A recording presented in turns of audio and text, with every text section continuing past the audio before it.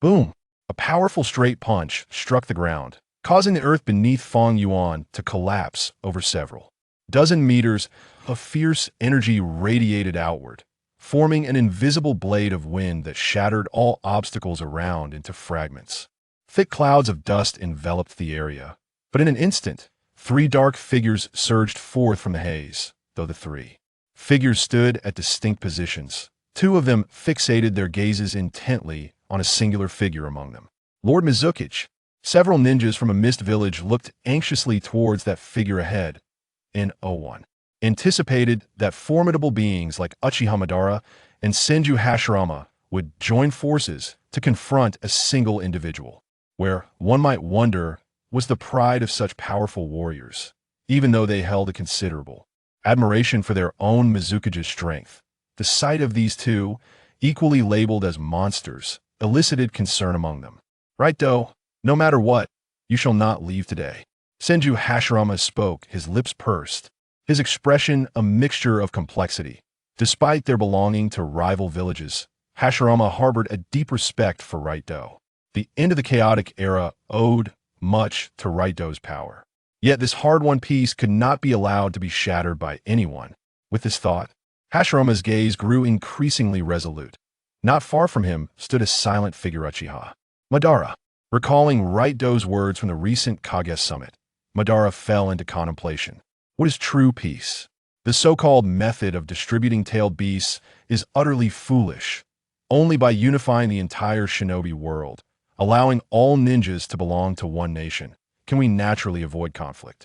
Even if the tailed beasts were divided, would the five great shinobi villages cease their battles over a mere beast? Madara's eyes narrowed. Right-Do's words indeed warranted reflection.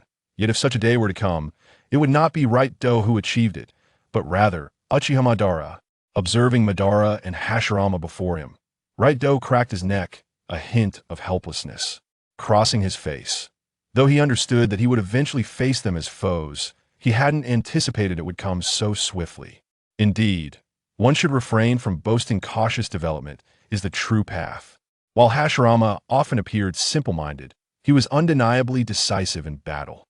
Little Hashirama, little Madara, are you truly intent on engaging me in combat? Be aware that you cannot kill me. Be careful lest you find yourselves defeated and your newly established Konoha becomes my domain. Right-Do shouted mockingly at the two ahead. Such arrogance. Uchiha Madara scoffed, dismissing the moniker of Little Madara. Right-Do, today, we will not let you escape. Should you leave, the entire shinobi world will surely plunge into chaos once more. Hashirama declared with unwavering conviction. Upon hearing Hashirama's words, Right-Do scoffed. Hashirama was simply obstinate, and moreover, they belonged to opposing factions. The peace Right-Do envisioned was bound to clash with Hashirama's notion of peace. Then let us resolve everything through battle, Right-Do stated coolly, as the inevitability of this confrontation loomed. If it were only Hashirama or Madara alone, Right-Do felt confident that neither could impede him. However, facing their combined strength left him with no choice but to resort to combat. System, display attributes. Right-Do intoned inwardly. Ding. Name, Right-Do. Faction, Mist Village. Main quest, unify the shinobi world.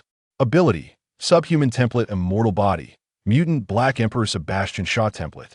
These attributes succinctly encapsulated Right-Do's essence, forming the foundation of his existence. In truth, Right-Do had yet to fully comprehend his system. Upon his arrival in the Naruto world, he had immediately acquired the subhuman template.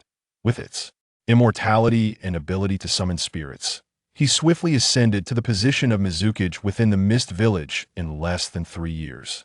After becoming Mizukage, the system, which had nearly slipped from his mind, suddenly reactivated, granting him the powers of the mutant Black Emperor. From that point onward, it was clear that physical techniques were ineffective against him, and ninjutsu similarly fell short, compounded by the indestructible nature of the subhuman. Right-Do could be deemed invincible, a reputation that overshadowed even Senju Hashirama. And Uchiha Madara, in the face of Hashirama and Madara, one could perhaps perceive the disparity between themselves and these two titans. Yet, before Right-Do, all that others felt was dread. No matter how fiercely they attacked, they could inflict no harm upon him. a testament to the psychological shadows looming over his adversaries. While others may not grasp this, Raito understood that he could not truly be labeled invincible.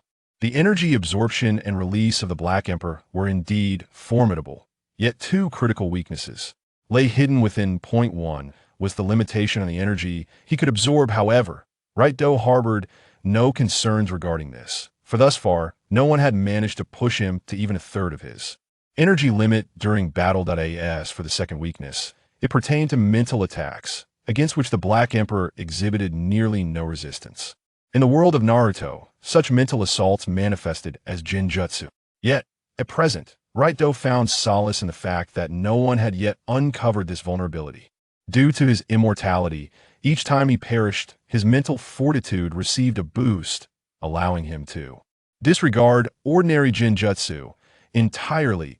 As for high-level Genjutsu practitioners, their physical prowess was generally lacking, making them easy prey for Raito, who could dispatch them with a single blow, leaving no opportunity to cast their illusions. This was the underlying reason why, until now, no one had identified Raito's true weaknesses. However, Raito lifted his gaze, casting a discreet glance toward Uchiha Madara. Should his opponent employ Genjutsu, he might indeed find himself in peril. Although in his previous life, Youto had a fondness for the impressive figure of Uchiha Madara, he couldn't help but feel a sense of dread when considering him as an adversary.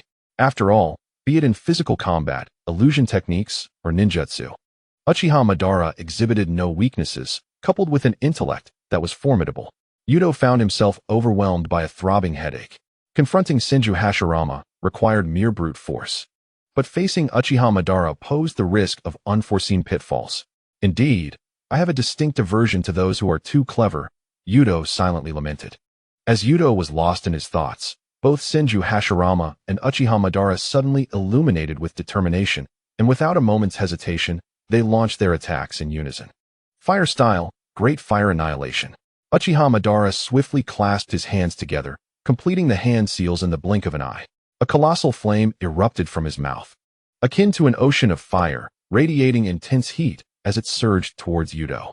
Simultaneously, as Uchiha Madara unleashed his great fire annihilation, Senju Hashirama propelled himself forward, his form becoming a blur, vanishing from sight. Witnessing the inferno before him, Youto felt a flicker of astonishment.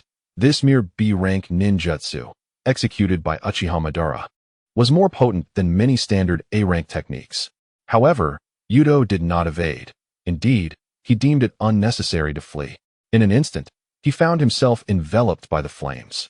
The scorching heat swept around him, threatening to melt the very earth, which began to crystallize under the intense temperature.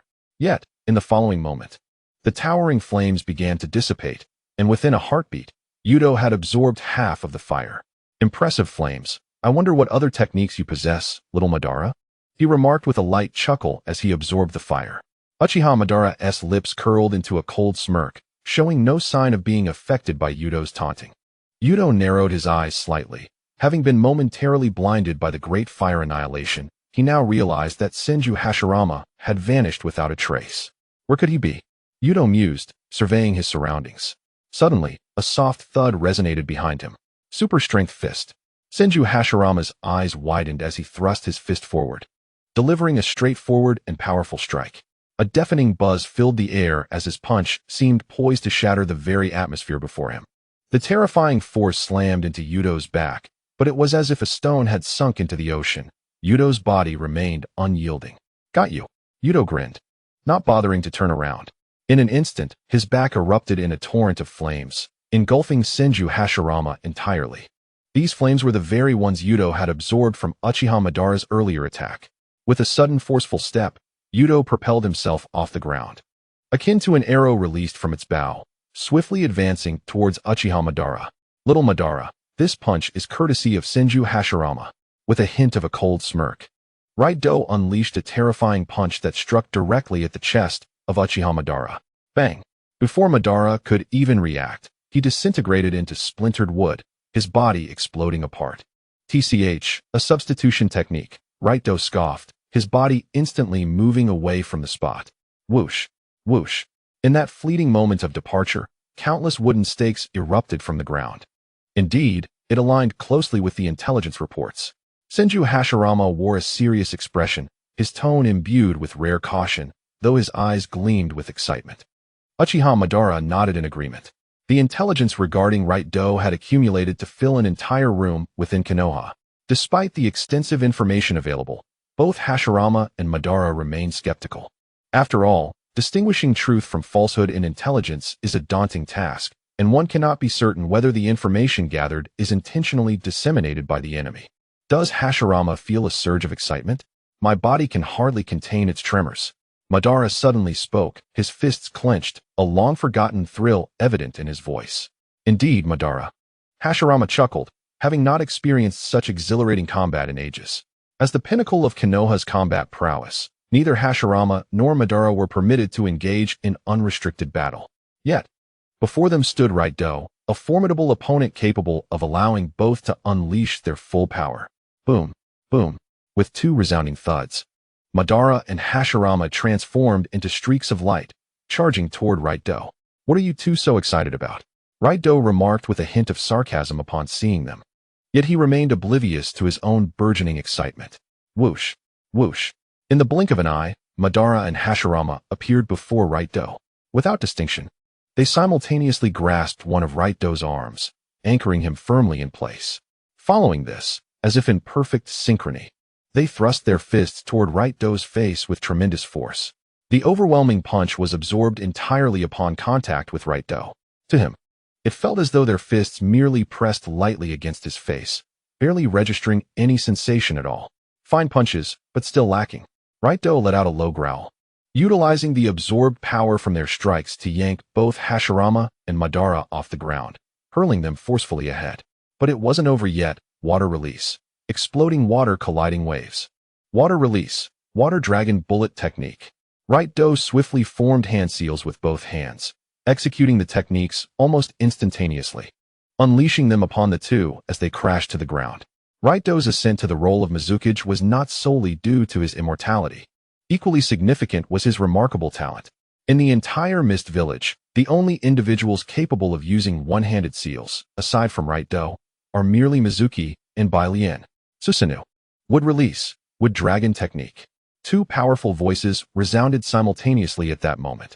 A dragon's roar emanated from the direction of Senju Hashirama. Boom. The ground erupted violently, as a massive wood dragon, spanning hundreds of meters, soared into the sky, with Senju Hashirama standing serenely atop its head. Meanwhile, Uchiha Madara was ensconced within a vibrant blue flame, and in the blink of an eye, a similarly colossal giant appeared before Right Do. So, have you two abandoned the use of ninjutsu? Right Do lifted his gaze, observing the two individuals stationed atop the wood dragon and Susanoo. One experiment with ninjutsu is sufficient. Indeed, your bloodline limit is remarkably formidable, but I do not believe you are entirely immune to physical combat. Uchiha Madara crossed his arms, speaking in a tone of chilling indifference. Senju Hashirama wore a serious expression.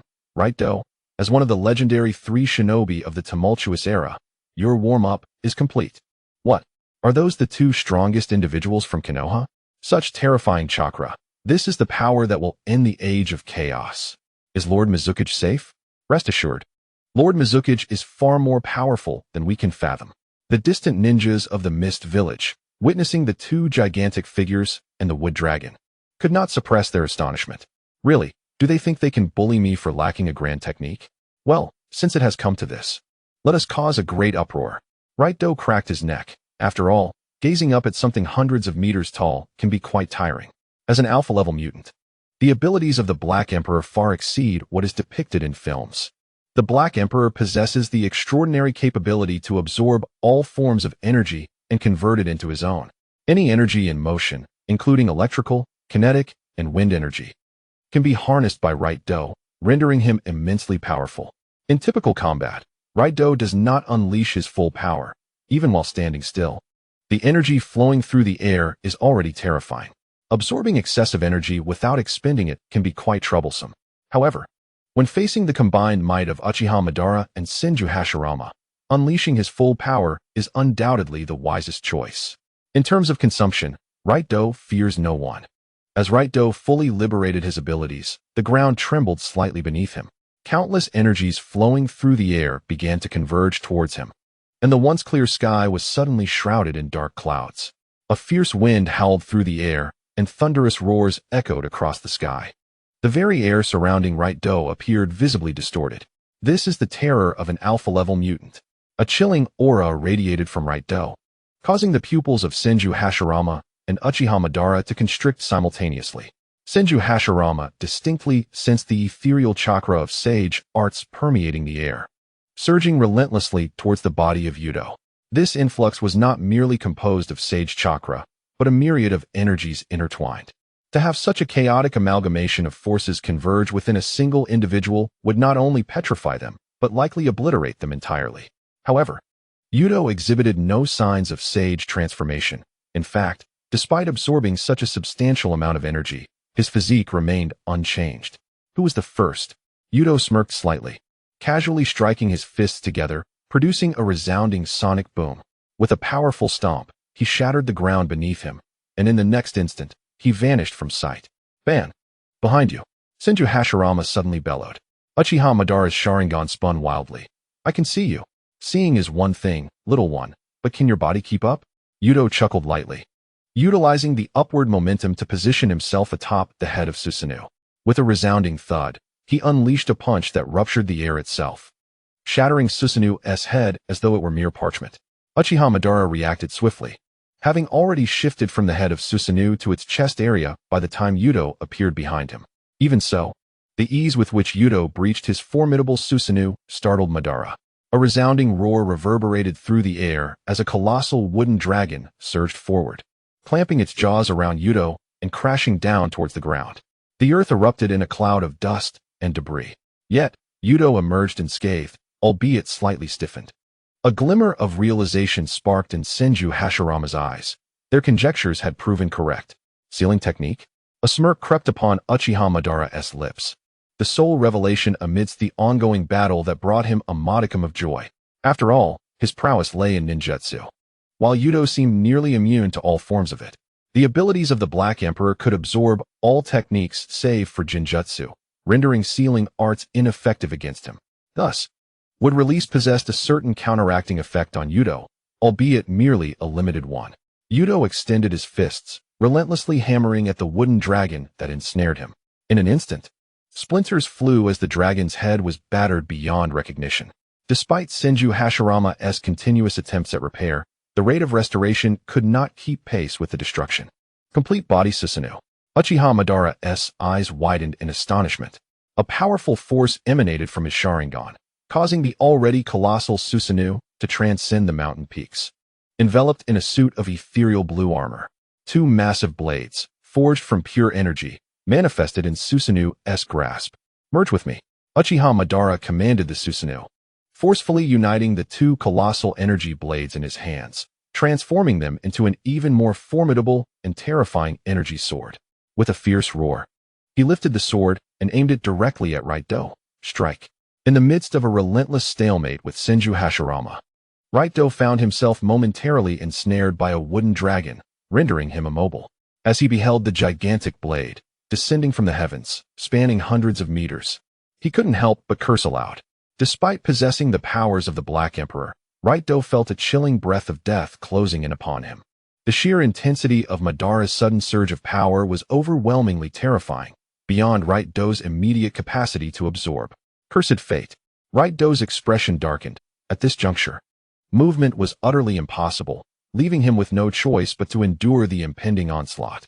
The towering sword sliced down from the sky, its terrifying aura cleaving a distant mountain in two.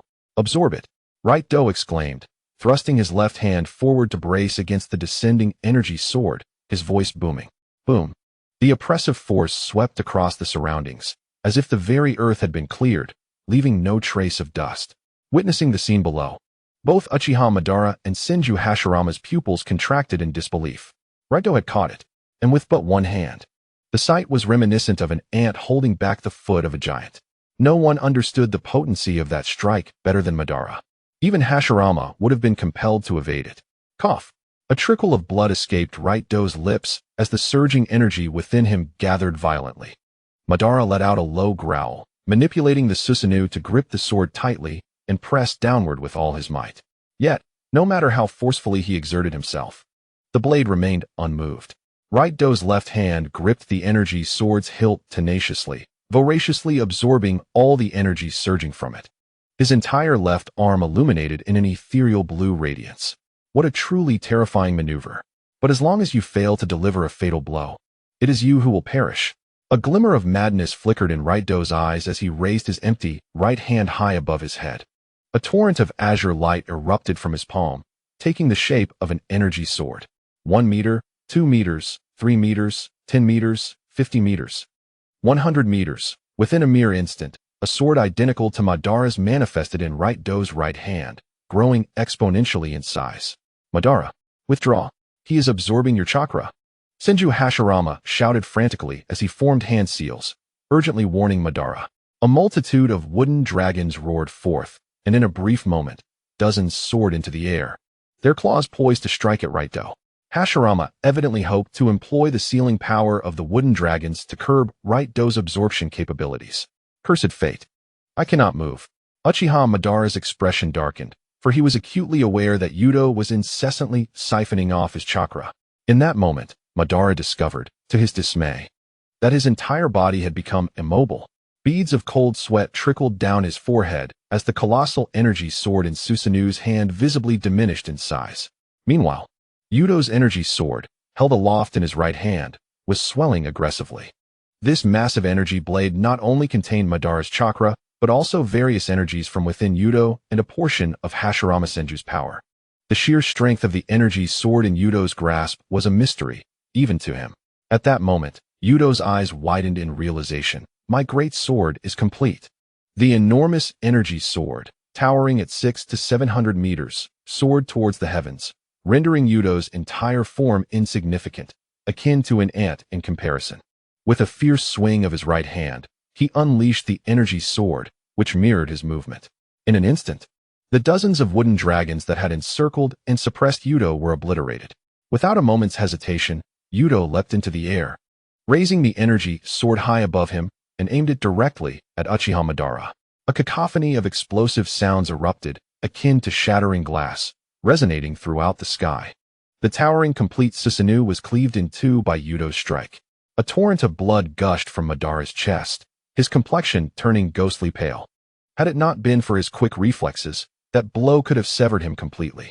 Seeing that his attack had not vanquished Uchiha Madara, Youto displayed no surprise. He once again raised the colossal energy sword, intent on delivering another strike. Regardless of the circumstances, Uchiha Madara's Genjutsu posed a significant threat, and Yuto's foremost thought was to neutralize him. Hashirama Senju's face paled at this sight. He quickly formed hand seals and let out a low growl.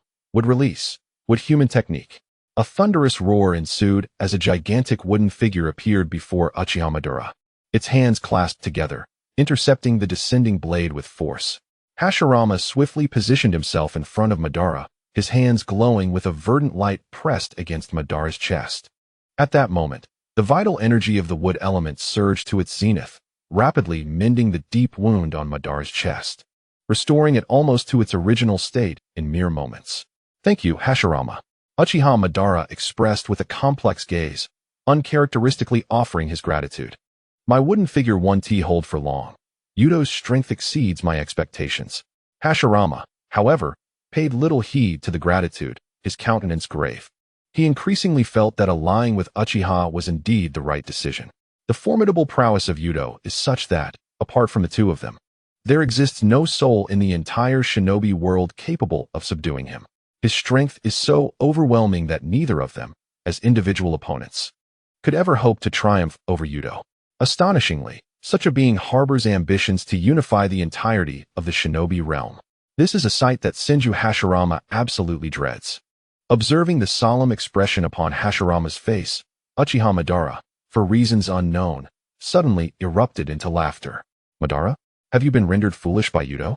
Hashirama inquired, a peculiar expression gracing his countenance as he cautiously posed the question. Madara's expression darkened, suppressing the impulse to deliver a punch to Hashirama. He slowly uttered a single word, scram. Hashirama, scratching his head in confusion, His eyes brightened as he gazed at Madara, evidently having grasped something significant. Hashirama, did you notice a particular issue during the recent battle? Madara spoke softly, his gaze flickering. Hashirama, his expression serious, nodded in affirmation. Indeed. I observed that Youto predominantly targeted you from the outset. I had thought there was enmity between you and Youto. Typically, in combat, one tends to eliminate threats first. In this case, your wood-release techniques pose a certain danger to Youto, yet he chose to engage me first. A hint of a sardonic smile appeared at the corner of Madara's mouth.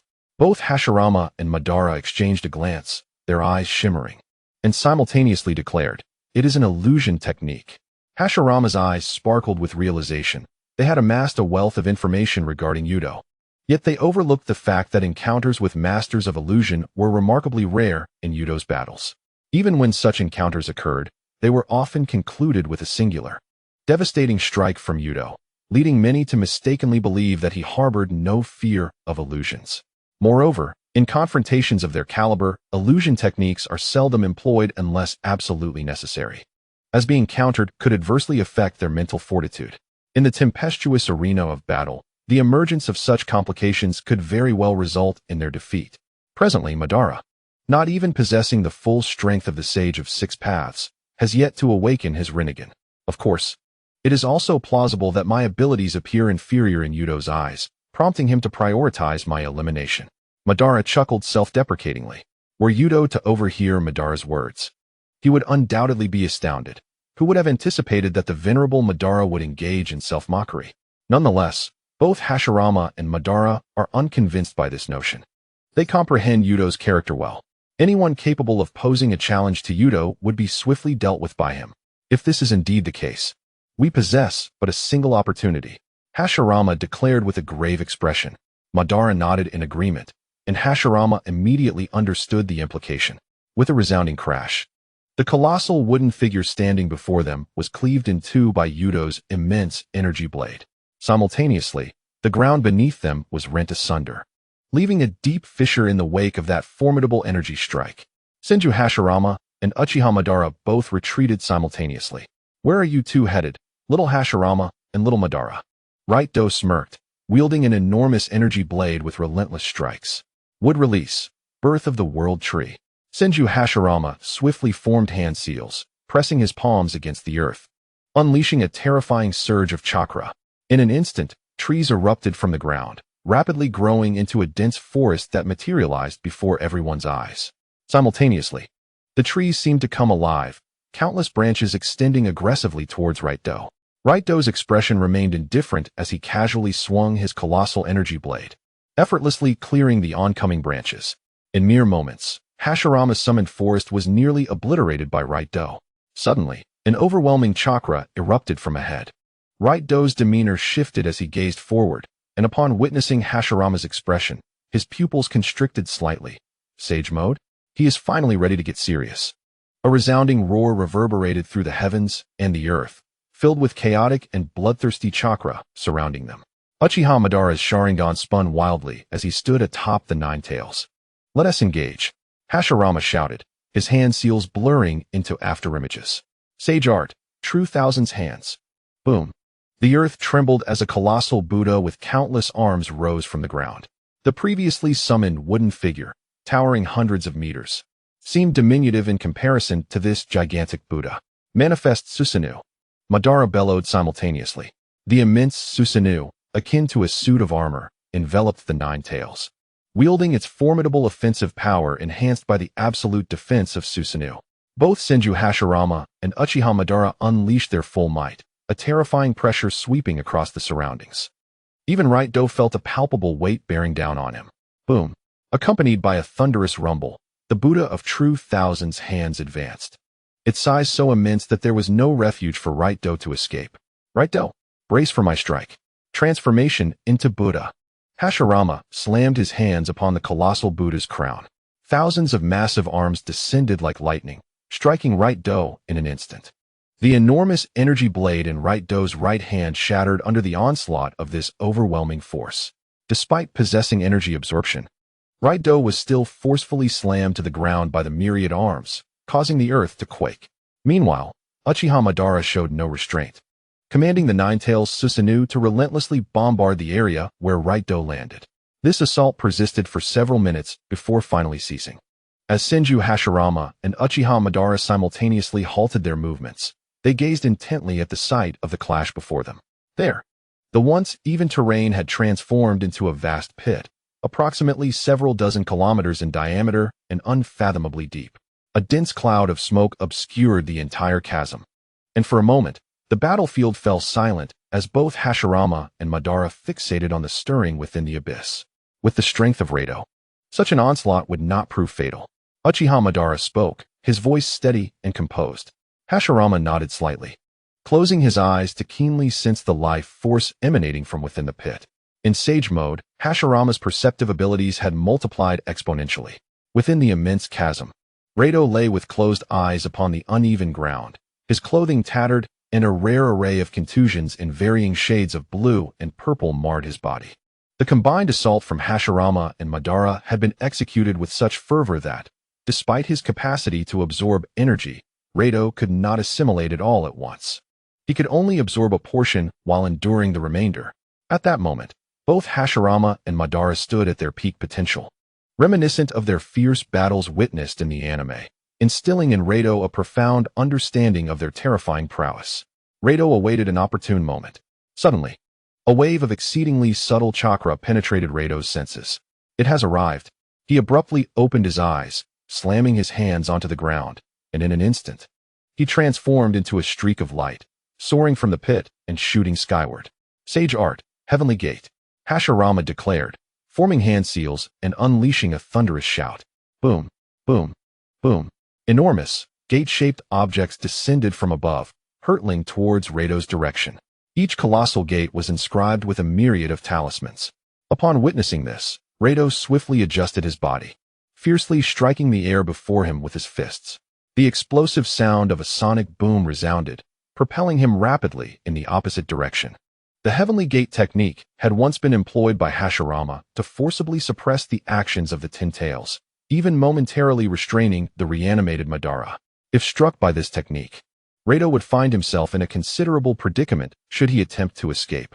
However, unbeknownst to him, his retreat directed him straight toward Uchiha Madara. Boom. Tailed Beast Bomb.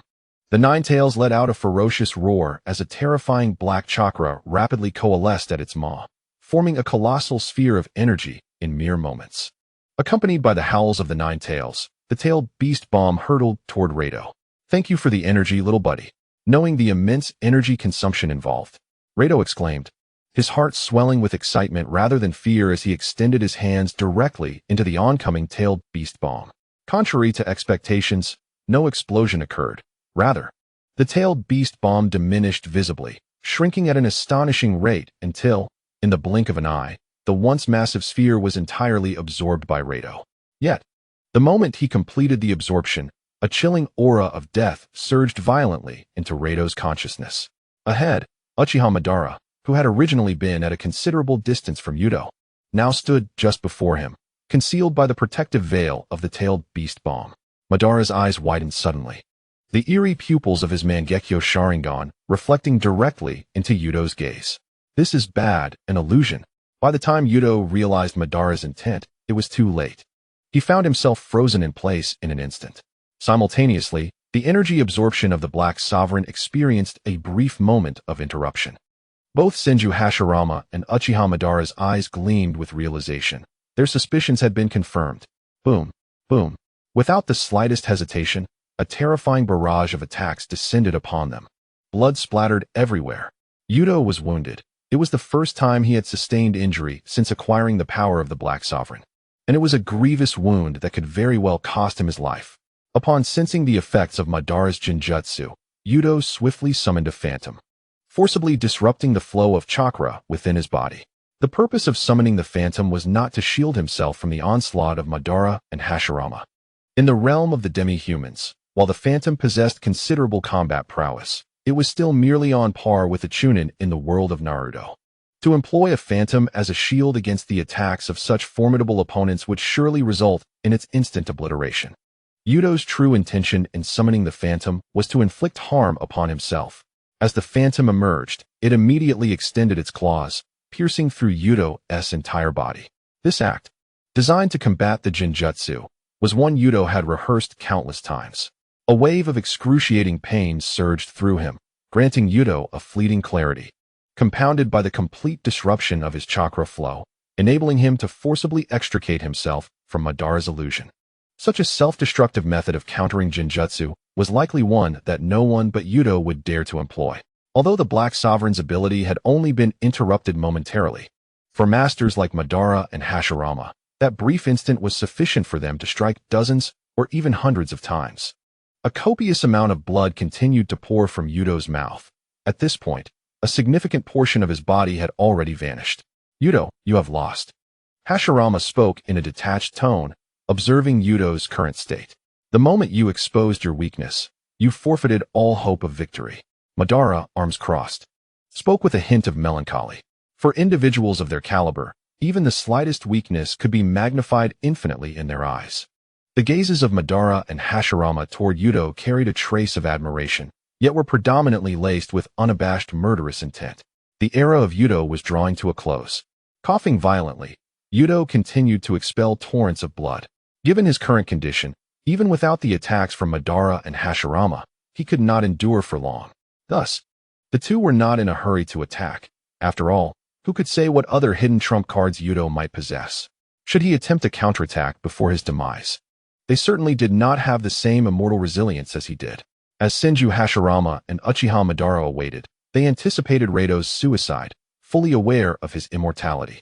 This ability was undeniably formidable, yet not as terrifying as many might presume. With the intelligence gathered from an entire room and the strategic minds of the Leaf Village, Hashirama and Madara could deduce numerous insights. For instance, while Reito's immortality appeared flawless, it harbored a peculiar flaw, not a defect per se. Upon his death, Reito required a span of 1 to 3 seconds to fully resurrect, a duration contingent upon the severity of his injuries. If Madara and Hashirama acted swiftly at the moment of Reito's demise, they could potentially seal him countless times, ensnaring him in an infinite cycle of death. Although they could not annihilate Reito entirely, the distinction between Reito and death would be negligible. While Hashirama and Madara waited, Reito too lingered in anticipation. "You two are so confident in your victory," he gasped, pain evident as he rolled his eyes. Upon hearing his words, both Hashirama and Madara furrowed their brows. Detecting a hint of confidence in Reito's tone, Hashirama called out. Madara nodded in agreement. Regardless of Reito's intentions, the dead could not strategize. The kaleidoscopic Sharingan began to whirl furiously once more. Madara intended to cast an illusion on Reito, seeking to eliminate this troublesome adversary once and for all. Suddenly, two thunderous sounds erupted from the distance. Ice release, frozen world, corpse bone dance. The shouts resonated from behind Reito simultaneously. The previously warm air transformed into an icy chill, as vast sheets of frost swiftly enveloped the ground, freezing everything in its path. Concurrently, numerous sharp bones erupted from beneath the ice, merging with it to form a forest of crystalline bones, each fragment as resilient as steel. Hashirama and Madara exchanged glances, their brows raised as they leapt into the air to evade the onslaught. "The Mizuki clan's Byakuren and the Takakurai clan's Yuru," Madara remarked, observing the two figures that had appeared beside Reito. Their presence did not surprise him. These individuals were staunch supporters of Reito. Reito smiled at the enormous jars they held. "Byakuren, Yuru, I entrust the upcoming battle to you two. Lord Reito, we shall accompany you in this fight," Byakuren declared resolutely. Despite the feminine connotation of her name, Byakuren was far from a woman. She was an elderly man.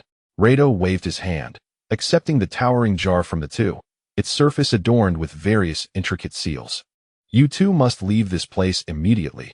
The ensuing battle is beyond your capacity to engage." Yuto spoke with utmost seriousness. However, both Balian and Juai simultaneously exhibited expressions of anxiety. "Depart at once, for it is my command as the Mizukage. Among the entire hidden mist, you two are the only ones with strength at the level of a Kage. Should any misfortune befall you, the hidden mist village would face unprecedented turmoil." Yuto interrupted their conversation, his tone imbued with an undeniable authority. Balian and Juai's bodies trembled in response. Within Yuto's words, they sensed a hint of farewell. They wished to voice their thoughts, Yet a mere glance from Youto silenced them once more. Balian gritted her teeth, grasped Juai's hand, and swiftly retreated into the distance. Why not stay? Perhaps we could still assist the Lord in creating some opportunities. Juai forcefully broke free from Balian's grasp, his voice laced with anger. Do not forget. The Lord possesses an immortal body, even in defeat. What of it? Lord Youto shall inevitably return. We may not witness that day, but the hidden mist village shall. Our current task is to protect the village and amass sufficient strength, awaiting Lord Yuto's return, so that we may aid in unifying the entire ninja world. This is not merely my sentiment.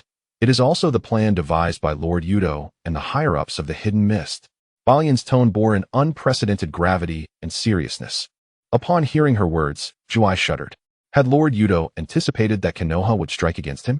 At the heart of the battlefield, a spark of unprecedented excitement flickered in Yuto's eyes as he unraveled all the seals on the jar.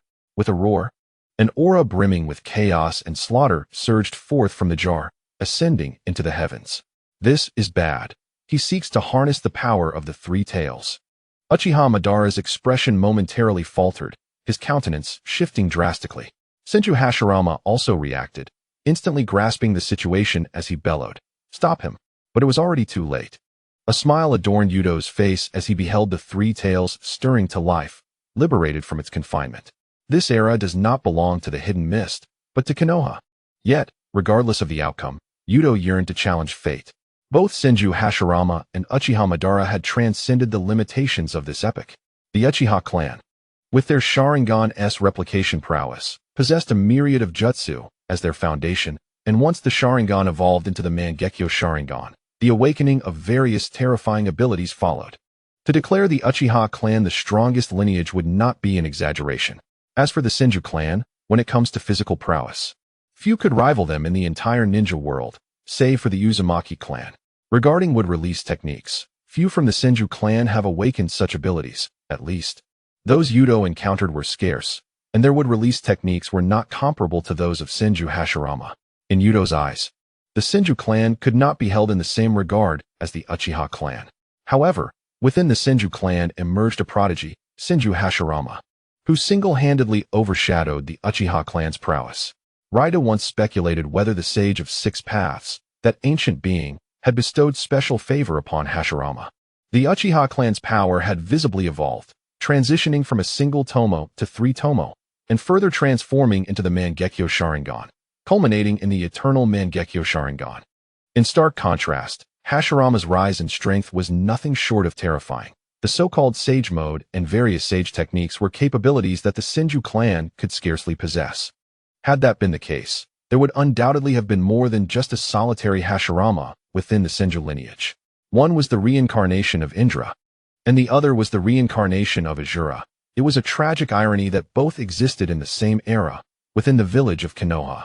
To coexist alongside these two figures was a lament for all the other ninja villages beyond Konoha. A glimmer of unprecedented intensity flickered in Raida's eyes as he plunged his sole hand into a jar towering over his height. A furious roar erupted from within the jar. Having just broken free from its seal, the Three Tails had yet to relish its newfound freedom. A terrifying gravitational force emanated from above, compelling the Three Tails chakra to uncontrollably surge toward the source of the pull. No matter how fiercely the Three Tails struggled, it could not escape the insatiable devouring force unleashed by Raito. The Black Emperor's ability to absorb any form of energy rendered the tailed beasts mere instruments in the eyes of Hashirama, Raito, and others, rather than the fearsome entities perceived by ordinary ninjas. As the chakra of the Three Tails was continuously siphoned away by Raito, its struggles grew increasingly feeble. An overwhelming sense of satisfaction flooded Raito's heart. Indeed, the Three Tails possessed an immense chakra reservoir. He estimated that upon completely absorbing its chakra, he could reach half of his body's maximum capacity. Raito meticulously reconstructed the half of himself that he had lost, utilizing the absorbed chakra. Aside from its somewhat unsightly appearance, the new limb exhibited no difference in agility compared to his original body. Raito ceased this at once. Senju Hashirama charged toward him from a distance, his voice ringing with fury. Meanwhile, Uchiha Madara's expression darkened ominously, knowing that once Raito fully consumed the tailed beast's chakra, any illusion techniques would become utterly ineffective against him. It is too late. Raida retorted with a cold smirk, extending another arm formed of chakra towards Hashirama and Madara. A violent surge of chakra began to coalesce, accompanied by tendrils of black lightning that enveloped the surroundings. Tailed Beast Bomb. Raida launched a tailed beast bomb with his chakra-formed arm. Yet, this was merely the beginning.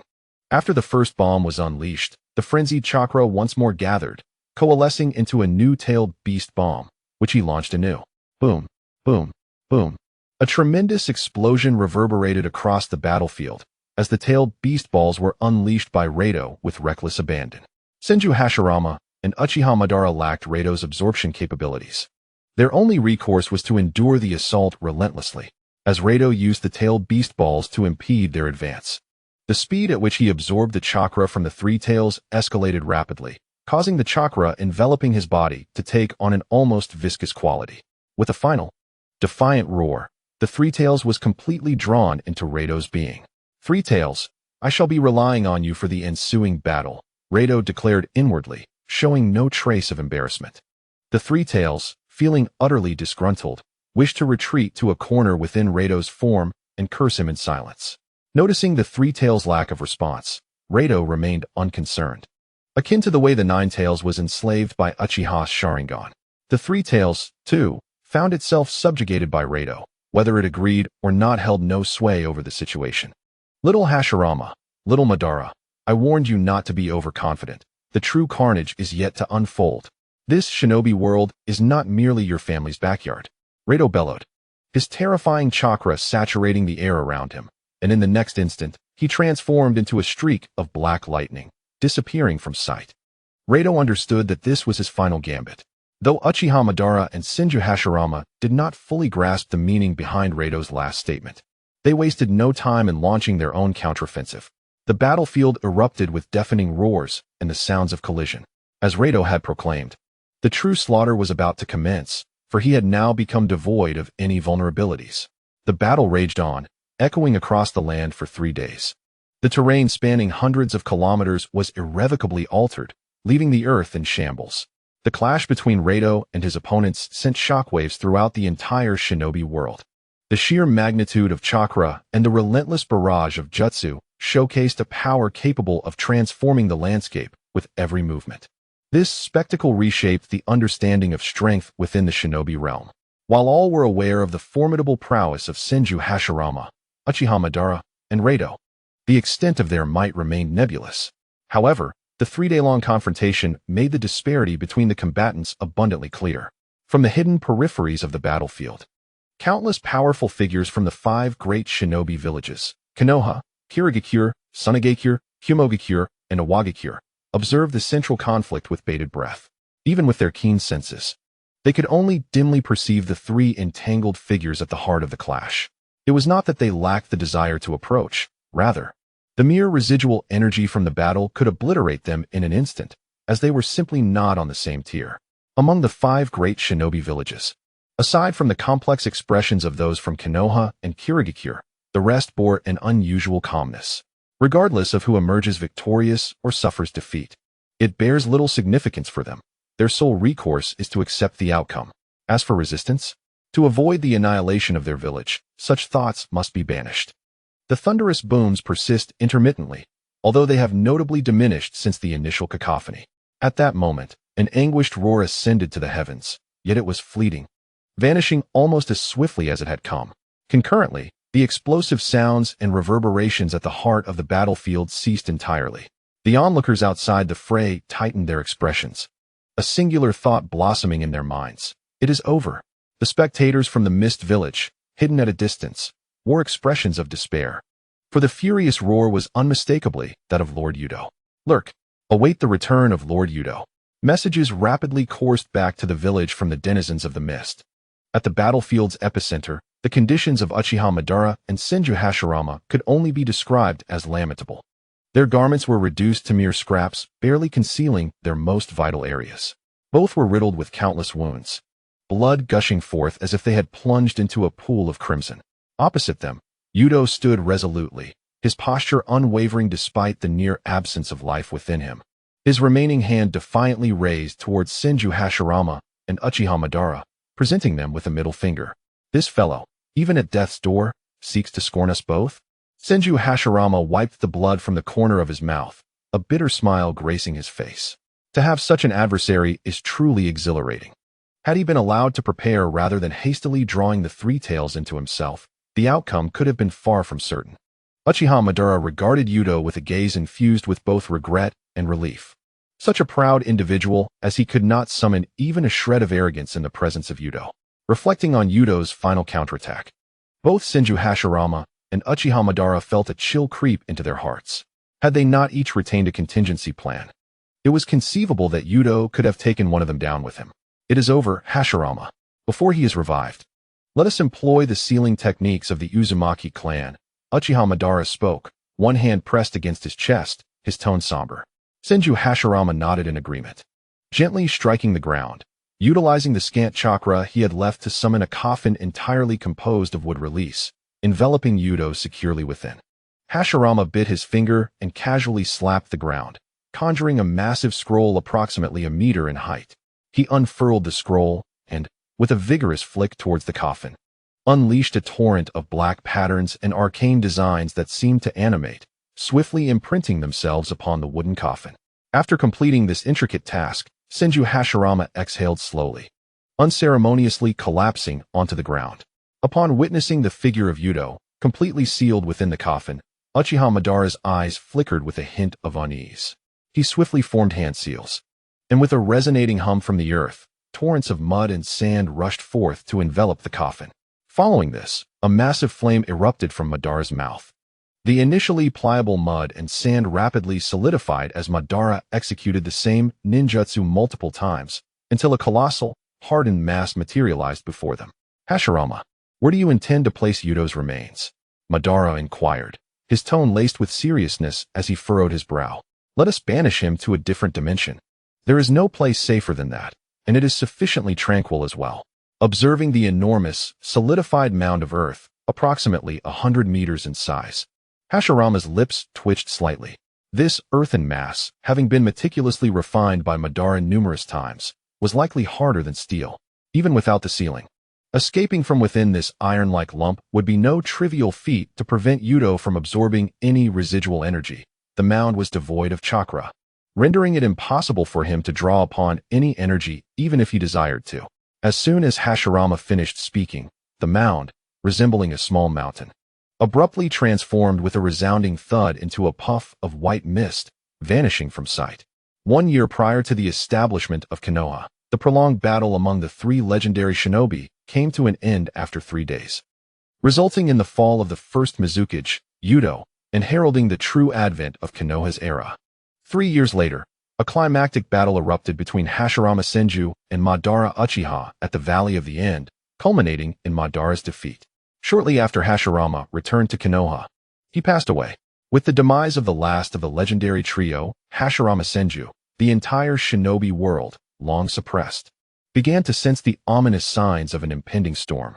However, the events that followed bore little relevance to Youto.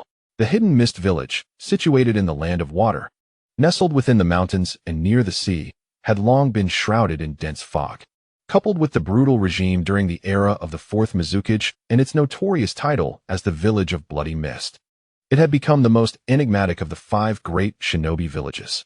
Bright sunlight cascaded from the heavens, accompanied by the gentle sea breeze, dissipating some of the mist that enveloped the hidden mist village. After days of haze, the villagers found their spirits lifted by the sun's rays. The Mizukage's office building, one of the most renowned structures in the village, housed a strikingly beautiful and mature woman with emerald green eyes and long, tousled brown hair that partially obscured her right eye. Sitting in her designated office, Terumi May squinted slightly, lazily stretching her back. Tap, tap. A soft knock echoed from outside the room. Shortly thereafter, a shy young man with short, slate blue hair and black-rimmed glasses entered, carrying a hefty stack of documents requiring attention. Upon witnessing this scene, Terumi May rolled her eyes and slumped onto the table, wearily uttering, "Chojiro, where on earth did you find so many tasks to undertake?" Chojiro gently placed a large stack of documents onto the desk, a hint of embarrassment crossing his face. "I apologize, Lord Mizukage. During the tenure of the previous Mizukage, there were numerous policies that require revision and alteration, all of which necessitate your decisive judgment. At the mention of the former Mizukage, Terumi Mei's frustration boiled over, and she gritted her teeth, exclaiming, "That scoundrel Yagura, a dignified Mizukage, completely under someone else's control. It's utterly disgraceful for the Hidden Mist Village." The title of the Blood Mist was, in Terumi Mei's eyes, nothing short of an affront to the entire village. Since Terumi Mei assumed leadership, the Hidden Mist Village had seen a remarkable transformation, with smiles now gracing the faces of its citizens, a testament to her efforts, as Chojiro seriously remarked. Terumi Mei remained silent, instead rising to the window to gaze outside at the bustling scene, her eyes shimmering with a hint of longing. "I truly wish to witness the splendor created during the reign of the first Mizukage, Lord Yagura." Chojiro's demeanor grew serious. The name Yagura held a status in the Hidden Mist Village that surpassed even that of Hashirama Senju in the Leaf Village. While the Leaf Village had gradually diminished Hashirama's influence over the years, the reputation of Yagura in the Hidden Mist Village had not waned, but rather flourished. Perhaps the ordinary populace was unaware, but the successive Mizukage and the higher echelons were privy to a crucial piece of information. Lord Yagura was merely sealed away. Contrary to the Leaf's narrative that he had perished at the hands of the combined might of Hashirama Senju and Madara Uchiha, during the lifetimes of Hashirama and Madara, the people of the Hidden Mist Village dared not act rashly, waiting until the demise of these two titans to muster the strength to seek the location of Yagura's seal. Regrettably, even as the First Shinobi World War erupted, the Hidden Mist Village remained without leads. From the ascension of the second Mizukage, Kagaya Hogetsu, all subsequent Mizukage endeavored to locate the site of Yagura's sealing. However, it seemed as though the Hidden Mist Village was being targeted by other shinobi villages. During the First Shinobi World War, the second Mizukage met his end in battle. Shortly after the conclusion of the Second Shinobi World War, the third Mizukage also succumbed to injuries sustained during the conflict. It was not until the fourth Mizukage, Yagura, took office that his extraordinary talent and perfect control over tailed beasts allowed him to avoid an untimely demise. However, shortly after assuming his position, he was ensnared, and the entire Hidden Mist Village was sealed off, plunging it into a state of blood mist. Had it not been for Terumi Mei's fortuitous discovery of Yagura's subjugation, the village could have been decimated without the need for external attacks, as the controlled Yagura could have led to the village's ruin. Although the previous generations of Mizukage have perished or been controlled, they were not entirely unproductive. At the very least, the third Mizukage accomplished one significant task, the revelation of a crucial piece of information. Lord Yuto's sealed location is not within the entire ninja world, but instead resides in an alternate dimension. This dimension can only be summoned through the use of summoning techniques by Senju Hashirama. While this may not be the most favorable news, it is certainly better than aimlessly searching throughout the ninja realm. Terumi Mei's eyes flickered as she recalled an important piece of intelligence relayed to her by Ao not long ago. If this information holds true, then what generations of Mizukage could not achieve will be realized in her hands. What manner of being is the legendary Lord Youto? Terumi Mei pondered silently. Suddenly, a sound pierced the air, followed by a figure abruptly appearing in the Mizukage's office. Upon seeing this figure, neither Terumi Mei nor Chojiro displayed any surprise. Instead, Terumi Mei's eyes sparkled with excitement. "Ao, have you found Orochimaru?" she inquired, her gaze intense as she focused on the man who had just materialized. Despite the effort it took, it was not in vain. "My subordinate has made contact," Ao replied, nodding emphatically, his voice imbued with a rare tone of excitement. Upon hearing Ao's affirmative words, Terumi Mei felt a profound sense of relief wash over her. Chojiro stared blankly at Terumi Mei and Ao, wondering if they were privy to some significant information that he was unaware of. Noticing the unabashed excitement on their faces, he blinked in confusion and asked, "By the way, isn't Orochimaru a rogue ninja from Konoha? What does this have to do with us?" Originally, it held no relevance, but now it does, Ao replied with a slight smile, his eyes shimmering with intensity. Observing Ao's expression and the approving demeanor of the Mizukage, Chojiro became convinced that these two were certainly concealing something from him. At that moment, Terumi Mei's voice reached Chojiro's ears. "All right, Chojiro, there is a task that requires your attention."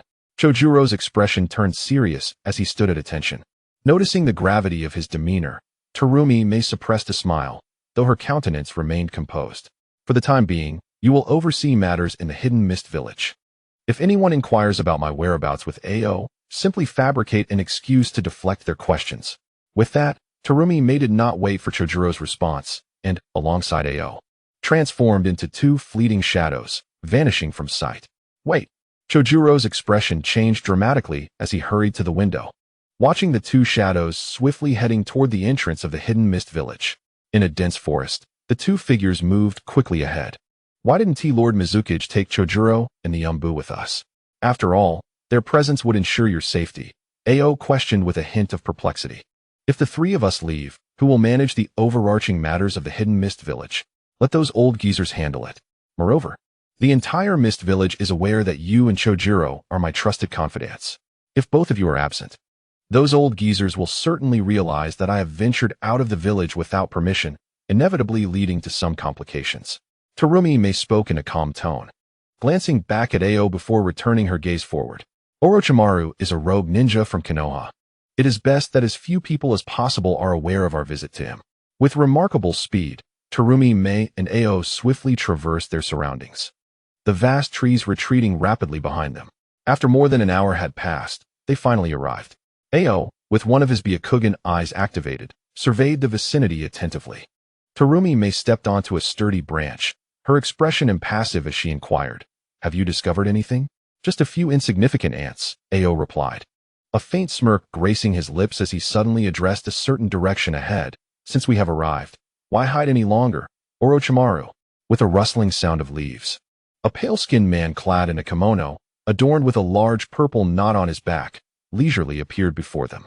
"I never anticipated that the Mizukage of the Mist Village and the Byakugan killer would personally come.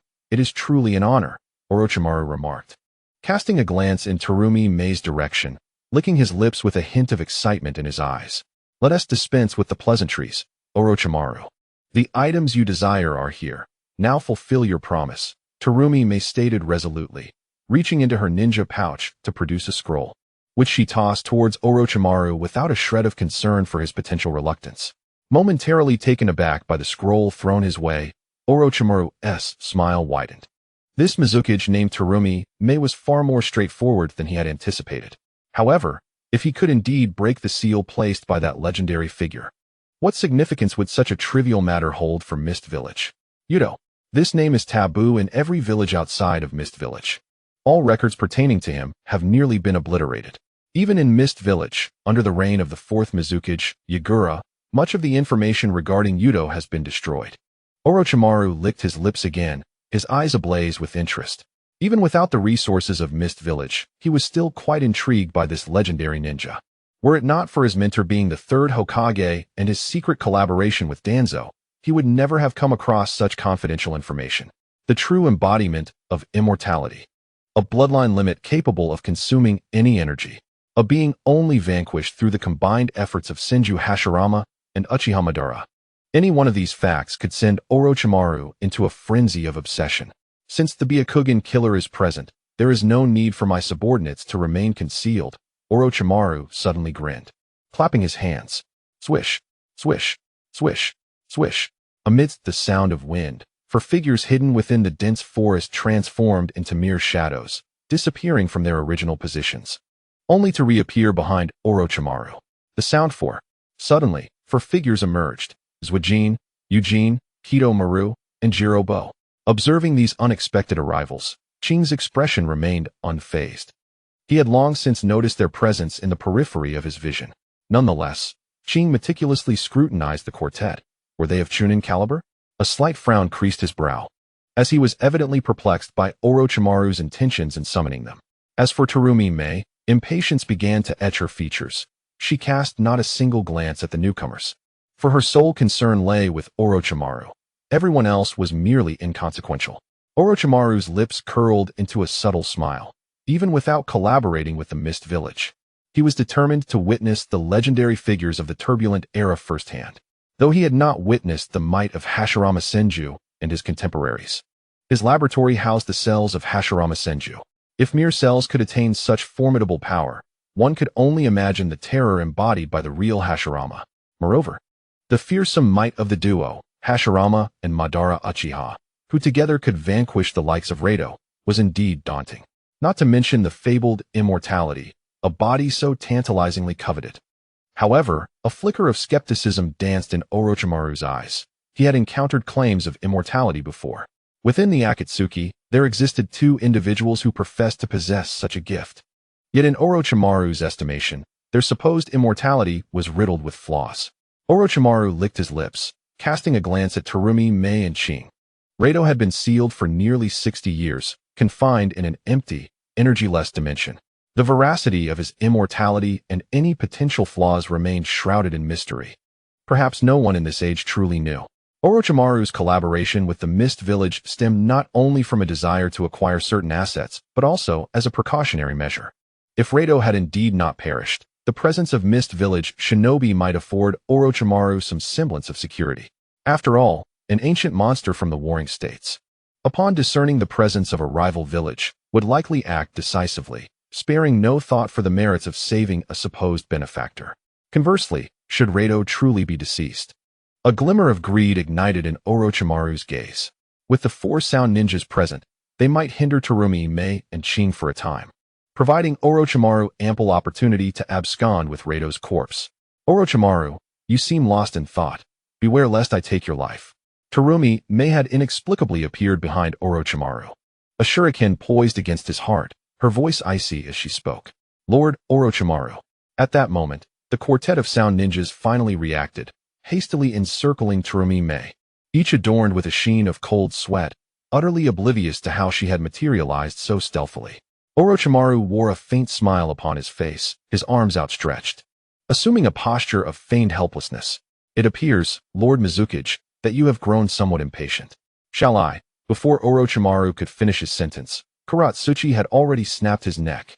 Kuratsuchi cast a cold glance at the four sound ninja surrounding her before turning her attention to a distant spot behind her. Orochimaru, do not attempt to play clever tricks before me. Suddenly, a mound of earth erupted from the flat ground, and Orochimaru emerged from the soil. TSK. Have I been discovered? Observing this scene, the four sound ninja quickly dispersed, only to regroup behind Orochimaru once more. Aoi, perched upon a branch, shifted slightly and utilized a body flicker technique to appear beside Kuratsuchi. Orochimaru, I hope your words bear truth. Otherwise, we would not hesitate to relay the information regarding the Sound Village to Konoha. By the way, I hear you've been getting rather close to the Sand Village. A chilling smile adorned Aoi's face, his tone laced with unmistakable menace. A fleeting glimmer of murderous intent flickered in Orochimaru's eyes, yet his expression remained adorned with an elusive smile. It is unlikely anyone wishes to know that the esteemed Mizukage is meeting with a rogue ninja such as myself. Upon hearing Orochimaru's words, both Kuratsuchi and Aoi's faces darkened slightly. Given that both parties had mutual interests, neither would allow matters to escalate too severely. At that moment, Aoi suddenly laughed, a hint of skepticism in his voice. You must understand, that dimension can only be accessed by Senju Hashirama, correct? With Aoi's utterance, the previously tense atmosphere momentarily eased. Although Aoi's words seemed to cast doubt upon Orochimaru's abilities, they also provided an avenue for both sides to retreat gracefully. Orochimaru maintained a calm demeanor, casting a glance at Jirobo, one of the four sound ninja. Jirobo immediately understood. Retrieving a massive scroll that he had been carrying on his back and slowly unfurling it before the assembly. With a resounding thud, Jirobo formed hand seals. And at the center of the scroll, a living person bound and gagged appeared. Witnessing this spectacle, all present maintained their composure. As ninjas, they were acutely aware of the impending events. After completing this act, Jirobo respectfully stepped back behind Orochimaru. Without a moment's hesitation, Orochimaru swiftly performed hand seals and uttered a low command. Forbidden technique. Impure world reincarnation. A torrent of dust enveloped the bound individual, beginning to reshape them into the likeness of another. In the blink of an eye, a brand new figure materialized before all present. Kuratsuchi and Aoi's pupils dilated sharply, their faces displaying incredulity as they beheld the scene before them. Senju Hashirama. Although they had never encountered the true Senju Hashirama, they were well acquainted with his likeness through various illustrations. Not to mention, the faces of every Hokage were inscribed upon the Hokage rock in Konoha. This technique could manipulate the deceased. Kuratsuchi and Aoi exchanged glances, both haunted by the same thought racing through their minds. Orochimaru was far too dangerous. Where's this place? I thought I was dead. Senju Hashirama slowly opened his eyes, revealing a look of confusion. The next moment, he seemed to sense his physical condition, his brow furrowing slightly. Tobarama, has he truly developed this technique? Greetings, Lord Senju Hashirama. I sincerely apologize for summoning you from the Pure Land to the realm of the living without forewarning. Orochimaru said, though his tone betrayed no hint of remorse, and the excitement on his face was unmistakable. As Senju Hashirama glanced at the forehead protector adorning Orochimaru's brow, he noticed an unfamiliar symbol. Is this from the Hidden Mist Village? However, when his gaze shifted to the forehead protectors of Terumi, Mei, and Ao, his expression shifted dramatically. Just by seeing the emblem of the Mist Village and understanding his current state, Hashirama comprehended the gravity of the situation. Lord Senju Hashirama, we now require your assistance.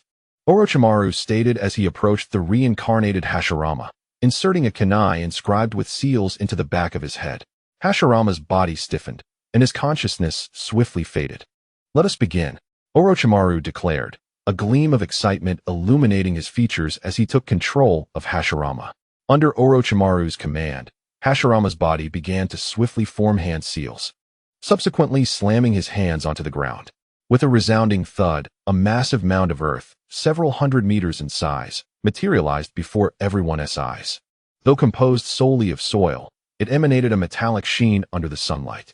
This earthen mass not only bore no trace of chakra, but also exceeded Orochimaru's expectations in hardness. Orochimaru approached and gently touched it, narrowing his eyes in astonishment. Is it merely composed of ordinary earth style and fire style? Truly remarkable. Ao. Terumi Mei's eyes sparkled with excitement, her voice tinged with barely contained enthusiasm. Ao nodded vigorously, activating his Byakugan to scrutinize the mound. After a moment, his body jolted. I found it. There seems to be some sort of sealing technique within. While I cannot discern the appearance of the person inside, I can confirm that the coffin is constructed from wood style. It appears to be simpler than we anticipated, Orochimaru mused, licking his lips, an enigmatic emotion lacing his tone. Water style, water surge. Ao swiftly formed hand seals and called out, unleashing a torrent of water that crashed forward like a waterfall, striking the earthen mound. However, to everyone's astonishment, Ao's ninjutsu failed to leave even a single crack on the surface of the mound. A flicker of intrigue crossed Orochimaru's face as he muttered to himself. Even harder than I imagined? But how will you resolve this? His gaze shifted toward Terumi Mei. Step back, Terumi Mei commanded, retreating a couple of steps as she glared at those surrounding her. Lava style, lava monster technique. A torrent of intensely adhesive and corrosive acid spewed forth from the mouth of Kuratsuchi Mei, enveloping the nearby earth mounds for hundreds of meters. The moment the potent corrosion manifested, it seemed as though even the air itself was subject to its destructive influence. The hissing sounds of corrosion echoed across the mounds. In mere moments, the formerly solid surface was riddled with numerous holes of varying sizes. The four sound ninjas standing behind Orochimaru narrowed their eyes in alarm. This woman was perilously dangerous. Observing the scene before her, Kuratsuchi Mei displayed no signs of satisfaction. Rather, her brow furrowed in concern. The earth mound before her was approximately 300 to 400 meters in size, and she was uncertain how long it would take to dissolve it completely. They could not afford to linger here. Lady Kuratsuchi, I can discern Lord Ryuto's position within. We can excavate a tunnel right above him, Ao's voice chimed in, offering a suggestion. Kuratsuchi Mei's eyes lit up. This method was far more efficient than her previous approach. Orochimaru, come over here and lend a hand, she commanded, turning her gaze towards Orochimaru without a hint of politeness. Orochimaru shrugged but complied, secretly pondering how this woman bore a resemblance to Tsunade, with Ao's Byakugan guiding her.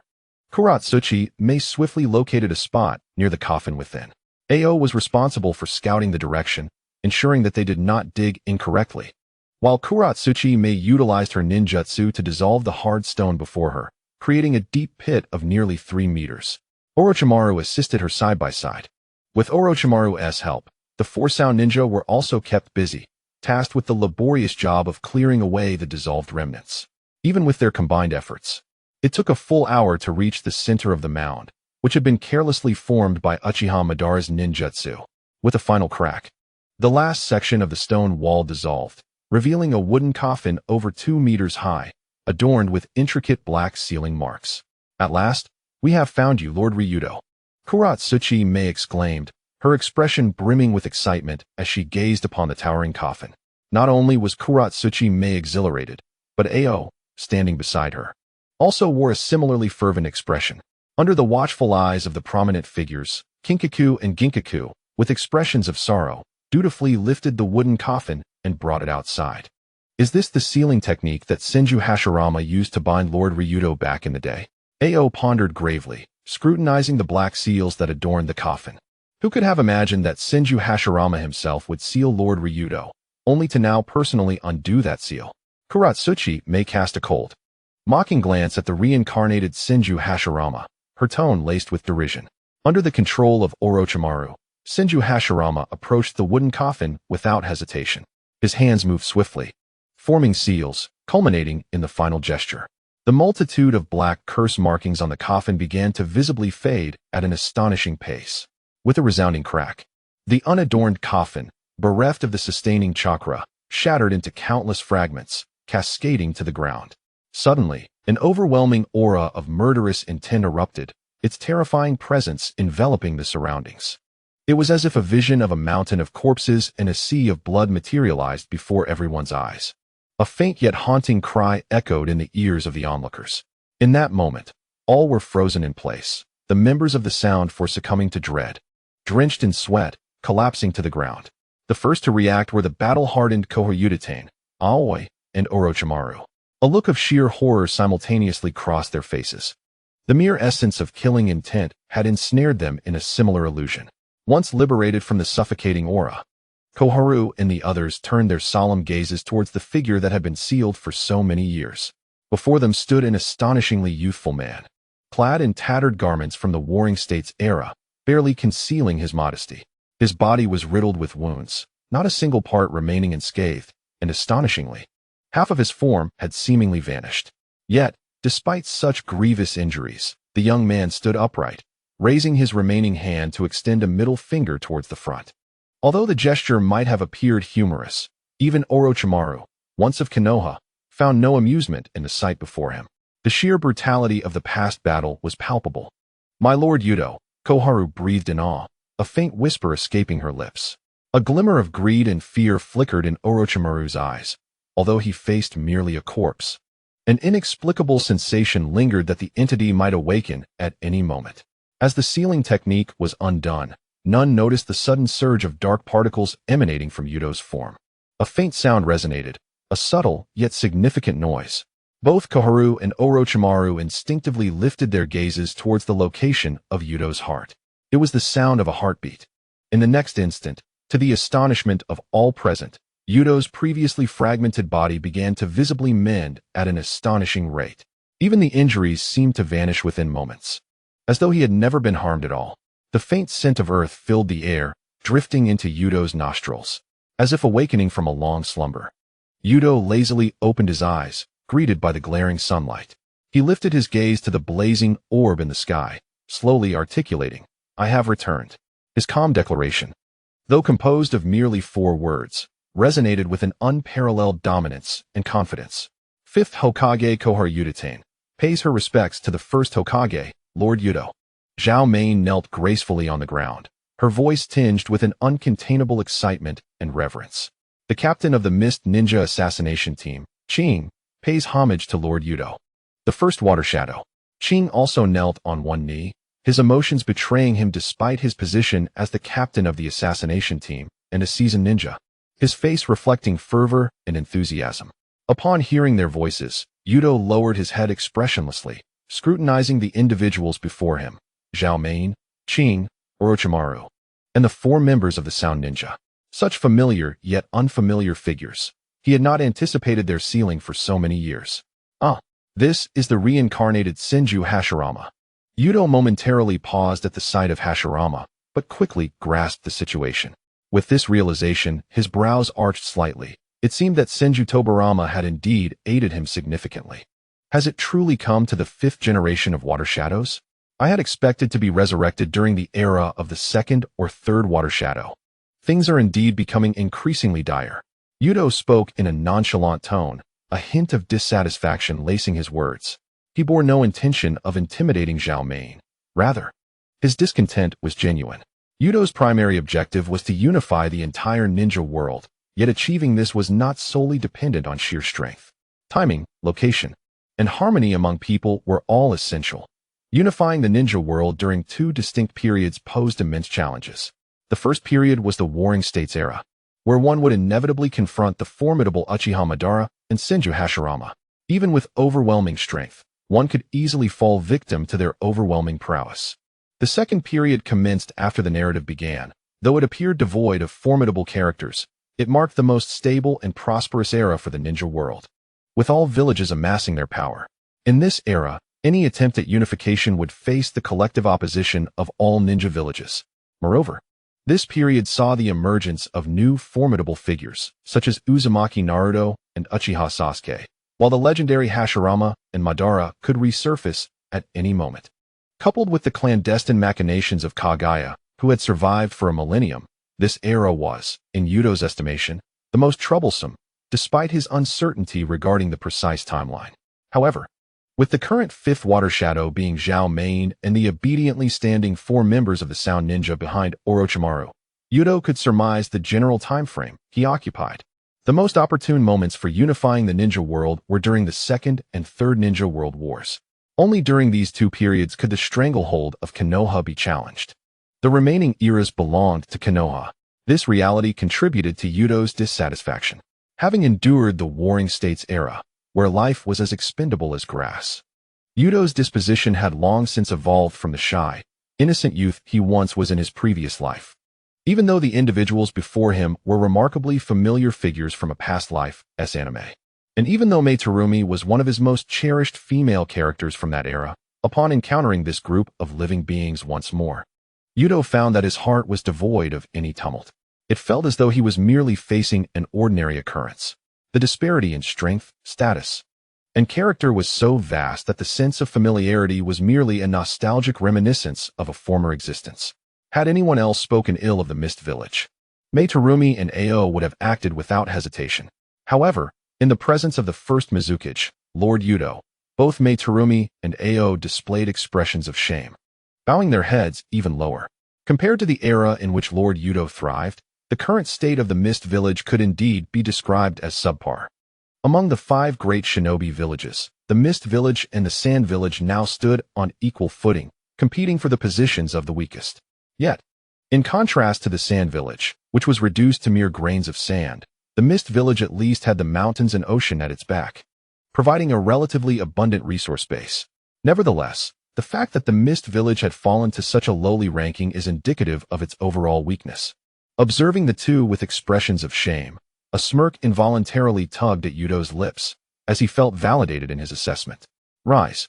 As the Mizukage, you may feel shame for the state of your village, but you need not kneel before anyone, Yuto said, his tone carrying an undeniable firmness as he regarded Mei Terumi. Her face flushed with embarrassment. She hastily stood upright, her posture stiff as if she were a child who had erred. Ao, kneeling beside her, found the sight somewhat amusing. It was the first time he had seen Mei Terumi display such a demure demeanor. As Mei Terumi rose, Youto scrutinized the 5th Mizukage before him. She was statuesque, only half a head shorter than him, and far more beautiful than her animated portrayal. Noticing Mei Terumi's evident nervousness, Yuto suddenly smiled, saying, "I appreciate your assistance." He then turned his gaze away from her expression and gestured for Ao, still kneeling, to rise. In an instant, Yuto stepped forward, his form vanishing from sight, only to reappear directly in front of Orochimaru. Such astonishing speed. Without any chakra fluctuations, was this pure taijutsu? Orochimaru, taken aback by Yuto's sudden appearance, felt his pupils constrict with surprise. Gazing at the serpent-like figure before him, Yuto flashed a charming smile and inquired, "What is your name?" The unexpected smile sent a chill down Orochimaru's spine, instilling within him a foreboding sense of dread. "Orochimaru, a rogue ninja of Konoha," he replied, his gaze flickering momentarily. Yet he answered honestly, emphasizing the term rogue with a hint of weight. Although he was uncertain of Yuto's character, he surmised that being sealed by Konoha would not endear him to its people. However, with the presence of Senju Hashirama, Orochimaru felt a flicker of reassurance within. Orochimaru had already taken control of the reanimated Senju Hashirama.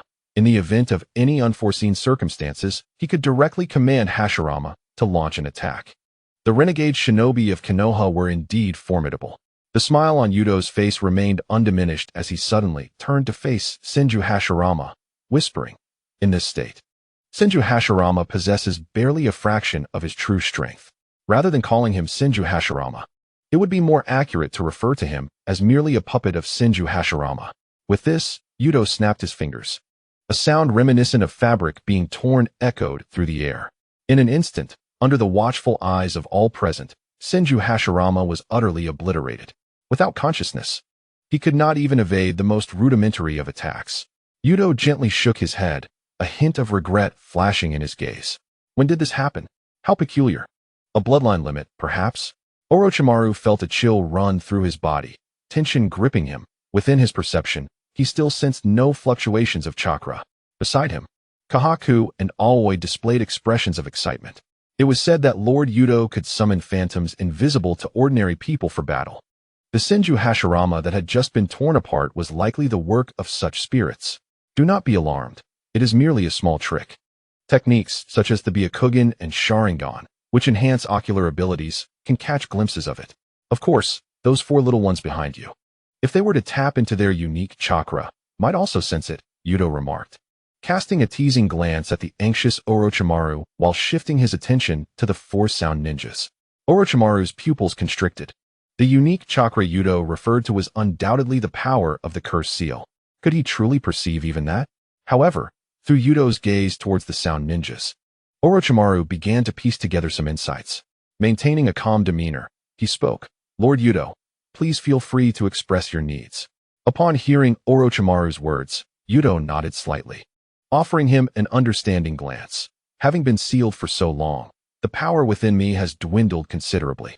Would you mind if I absorbed a bit of chakra?" A flicker of urgency sparked in Orochimaru's eyes. No one understood better than him the power and side effects that came with cursed seal transformation. As for the notion of being sealed for an extended period and having depleted his strength, Orochimaru remained skeptical. Since Yuto's resurrection, Orochimaru had meticulously observed whether this legendary immortal entity exhibited any side effects. Thus far, he had detected no signs of weakness. On the contrary, Yuto appeared vibrantly alive, as if he had merely awakened from slumber. Even now, despite Yuto not having made any aggressive moves, Orochimaru could profoundly sense the overwhelming and terrifying power coursing through him. This was the reason for Orochimaru's compliance. Recalling the information he had uncovered in Konoha's secret archives regarding Yuto, Orochimaru licked his lips. Did he also possess a bloodline limit capable of absorbing all forms of energy? Perhaps he would have the opportunity to witness it firsthand. As the gazes of the formidable figures, Yuto and Orochimaru, fell upon them, the eyelids of the four sound shinobi quivered in unison, a wave of desolation washing over their hearts. They began to question whether their decision to come here was indeed a grievous misstep. However, despite their internal misgivings, they obediently approached Yuto. "You four little ones, simply harness the powers within you," Yuto spoke calmly, regarding the sound shinobi.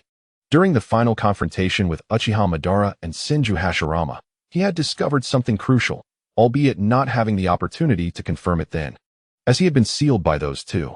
Now, the moment had come for verification. The four exchanged glances, directing their attention toward Orochimaru.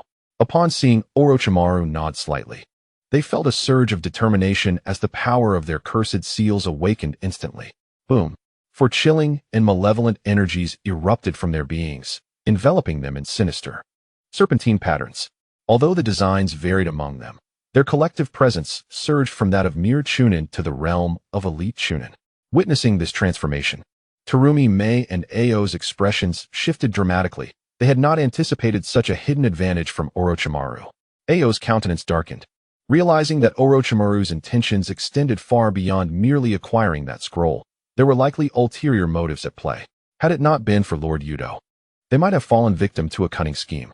Terumi Mei licked her crimson lips, a fleeting glimmer of murderous intent flickering in her eyes. Just as she and Ao believed the ordeal had reached its conclusion, the previously stabilizing aura of the sound shinobi erupted anew. Their strength surged yet again, propelling them into the ranks of Jonin. The atmosphere thickened with an even more chilling and sinister presence, and a glint of madness danced in their eyes, rendering their appearances almost inhuman. Terumi Mei and Ao's expressions shifted drastically, not due to the sudden enhancement of the sound shinobi's power, which, while impressive, posed little threat to them. Instead, their concern stemmed from the formidable abilities Orochimaru had displayed thus far. The capacity to manipulate the dead and the evident mass-producible cursed seals demanded their utmost attention. In their second form, the appearance of the sound shinobi transformed drastically. Though they had become less aesthetically pleasing, their power had undeniably intensified. It seemed that the influence of the cursed seals, combined with their sudden surge in strength, imbued the four with a savage aura as they gazed at Youto, a subtle murderous intent radiating from them. Sensing the lethal intent emanating from the quartet, Youto raised an eyebrow. With a gentle yet decisive step upon the ground, he appeared before the portly Jirobo in an instant, as if teleporting. In the fleeting moment before Jirobo could react, Ryudo's finger had already pressed against his forehead. It was as if Jirobo had endured an unimaginable blow, collapsing to the ground and forcibly creating a pit approximately half a meter deep beneath him. Simultaneously, the cursed seal upon Jirobo began to rapidly dissipate, and in the blink of an eye, he reverted to a state of an ordinary human, losing consciousness entirely. Ryudo's figure flickered, and the same method was demonstrated before the onlookers. There was no resistance. What was merely a single finger appeared to the four sound ninjas as an insurmountable chasm. By the time the ground had been struck to form four pits, Ryudo had already returned to his original position. I possess a heightened sensitivity to killing intent. In our era, any display of such intent signified a commitment to a life-or-death struggle. However, out of respect for you, I shall let it go, Ryudo said to Orochimaru with an unusually cheerful tone, akin to a senior expressing high hopes for a junior. Orochimaru's eyelids twitched violently, forcing a grim smile onto his face. Yet, in the next moment, his expression suddenly stiffened, and he could not help but murmur, "The sensing has vanished?" Orochimaru executed a body flicker technique, appearing before the now unconscious sound ninjas. He crouched down and turned Jirobo's head to examine his neck. When he observed that the cursed seal, which had been inscribed upon Jirobo's neck, had completely vanished, he was momentarily stunned. Swiftly, Orochimaru scanned the necks of the other three individuals, discovering that the cursed seals on them had also entirely disappeared. The cursed seal, there was disbelief etched in Orochimaru's gaze. Thus far, nothing had been able to nullify a cursed seal. At most, it could be sealed. Even when sealed, if the host's emotional fluctuations were too great, the power of the cursed seal could easily break free. The cursed seal, you say? I absorbed it. Compared to the term cursed seal, it bears another name, sage transformation. This power indeed constitutes a rather impressive chakra, Ryudo quietly remarked, having appeared behind Orochimaru without him noticing. Sage transformation and sage mode are distinctly different forms of power. Sage transformation leans more towards physical enhancement, like that of Roga. Orochimaru, somewhat stiffly, turned his head to regard Ryudo, still oblivious to when the latter had appeared behind him. A deep wariness flickered in Orochimaru's eyes. This individual had consumed the cursed seals of four people and appeared entirely unfazed. For an ordinary person, such a feat was utterly impossible. The cursed seal was indeed remarkable, yet it paled in comparison to sage mode. Ryudo muttered to himself from the side. In the next moment, an ominous and malevolent aura surged forth from Ryudo. This aura was identical to that which the four sound ninjas had suddenly unleashed moments ago. Beside him, the expression of Terumi Mei shifted dramatically, as she feared that Ryudo had encountered some unforeseen issue after absorbing that chakra. However, a flicker of delight crossed Orochimaru's eyes. Indeed, it was only natural that recklessly consuming the chakra of four individuals would yield complications. Yet, when Orochimaru turned his gaze towards Ryudo, he was astonished to find that Ryudo appeared completely unchanged. No, Orochimaru squinted slightly, noticing a diminutive black diamond-shaped symbol emerging at the center of Ryudo's forehead, reminiscent of the mark Tsunade bore when she had not yet lifted the seal. Ryudo clenched his fist. In comparison to other aspects, the cursed seal mode had indeed significantly enhanced his strength. But what about the sage mode? Ryudo's thoughts stirred, and the chakra from the cursed seal mode swiftly retreated. Amidst the astonished expressions of Terumi Mei, Ao, and Orochimaru, A serene yet overwhelmingly domineering chakra erupted from within Ryuto's being. The black diamond symbol on his forehead transformed into a circular emblem. While the Curse Seal mode primarily amplified strength, in Sage mode, Ryuto sensed a more holistic enhancement, albeit lacking the sheer potency of the Sage transformation. This chakra of Sage mode was that which Ryuto had absorbed during his battle with Hashirama Senju. It had remained dormant within him until his sealing. Ryuto's eyes sparkled with realization. This was the confirmation he sought. Within him resided 3 distinct types of chakra, one belonging to Ryuto himself, another newly acquired from the Curse Seal mode, and the third from Sage mode. Through his recent experiment, Ryuto had validated his hypothesis. The Black Emperor's ability not only allowed him to absorb an opponent's energy, but, more importantly, to convert that absorbed energy into a form he required, something Ryuto had previously overlooked. After all, prior to his battle with Hashirama, the chakra he had absorbed from other ninjas was merely ordinary chakra, thus conversion was unnecessary. Although the chakra of Sage mode and Curse Seal mode within him was scarce, and casting a few jutsu would deplete it, Ryuto could seamlessly transform his own chakra into these 2 forms. Once successful, it would effectively grant him mastery over both Sage mode and Curse Seal mode. In previous battles, Ryuto had typically relied on the energy absorption and release of the Black Emperor, but now, if he could command these 2 modes, his prowess would undoubtedly ascend to new heights. The ability to switch between energy forms at will, should it not be dubbed the Black Emperor mode? Ryuto stroked his chin, pondering aloud. With a gentle smile, he mused that if anyone were to possess the most chakra modes, it certainly wouldn't be him. One of the protagonists of Naruto, Uzumaki Naruto, possesses 4 distinct forms of chakra: Sage mode, Nine Tails chakra mode, Kurama mode, and 6 Paths Sage mode, and even wields a power that merges Sage mode with Kurama mode. What does it mean to have an advantage? Uzumaki Naruto exemplifies to everyone the principle of enjoying a fleeting thrill of power and the joy of sustained dominance. However, Naruto's ability to harmonize Sage mode with Kurama mode serves as a reminder to Youto. Consider the tailed beasts, from 1 tail to 9 tails. Each possesses a unique chakra characteristic. If Youto were to gather the 9 types of chakra from the tailed beasts within himself, could he not achieve a fusion of 6 paths chakra without becoming the 10 tails Jinchuriki? After all, in the original narrative, Naruto successfully entered 6 paths Sage mode by drawing upon the chakra of other tailed beasts, but that is merely one aspect. The crux of the matter lies in the gifts bestowed upon Naruto by the Sage of 6 Paths. Without such power, success would be highly uncertain.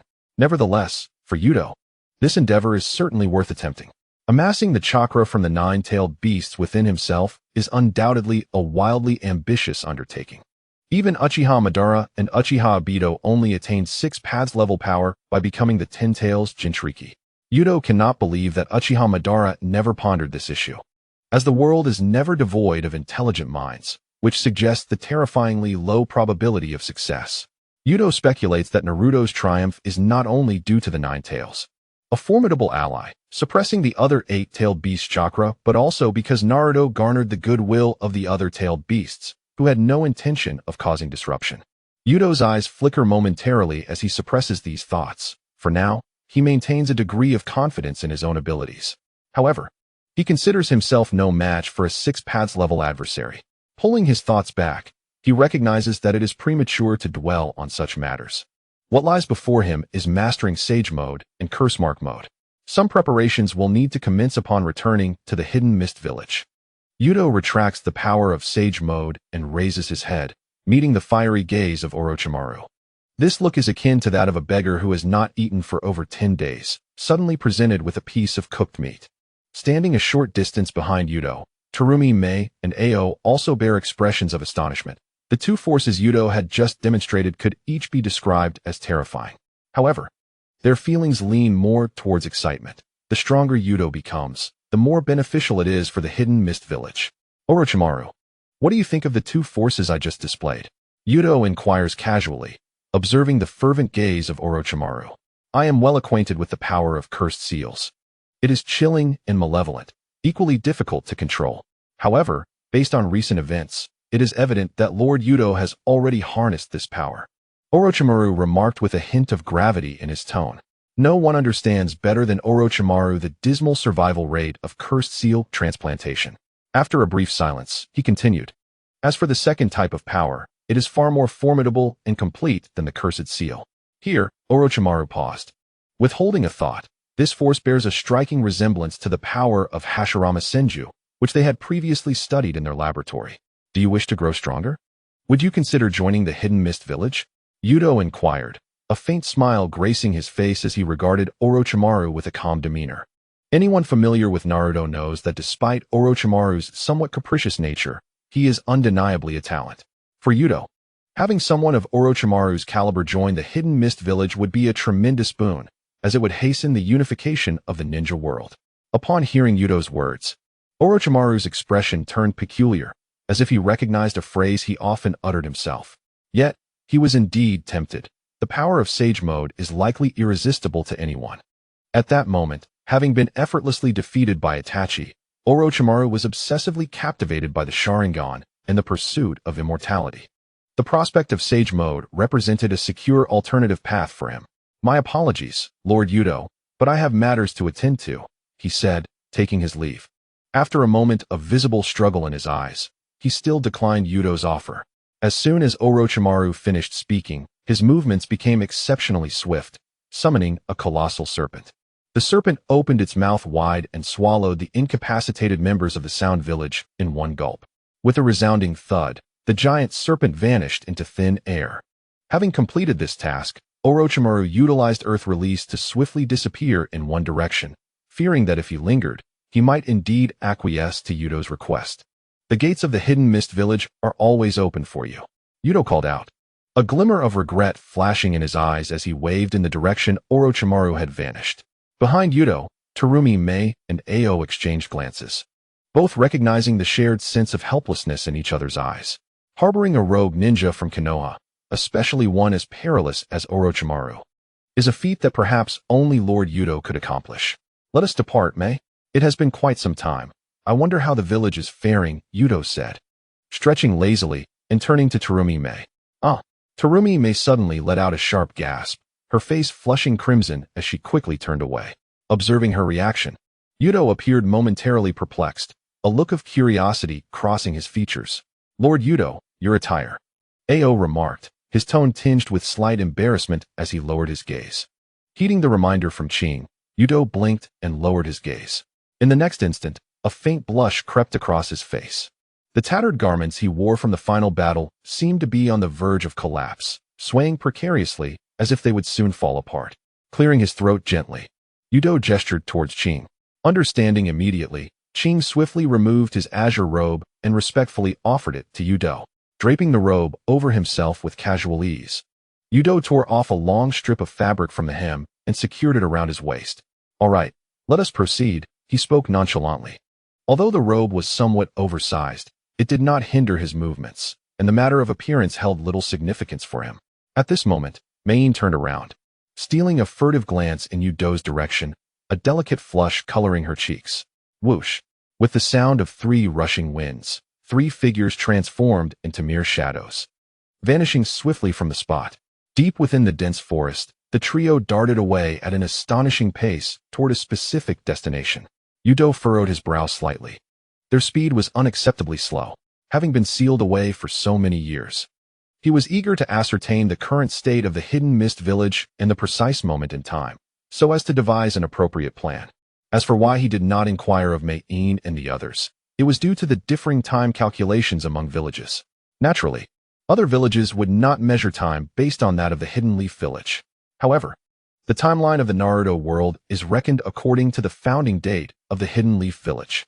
For instance, 60 years in the Hidden Leaf corresponds to the onset of the first part of the series, marking the graduation of its young ninjas.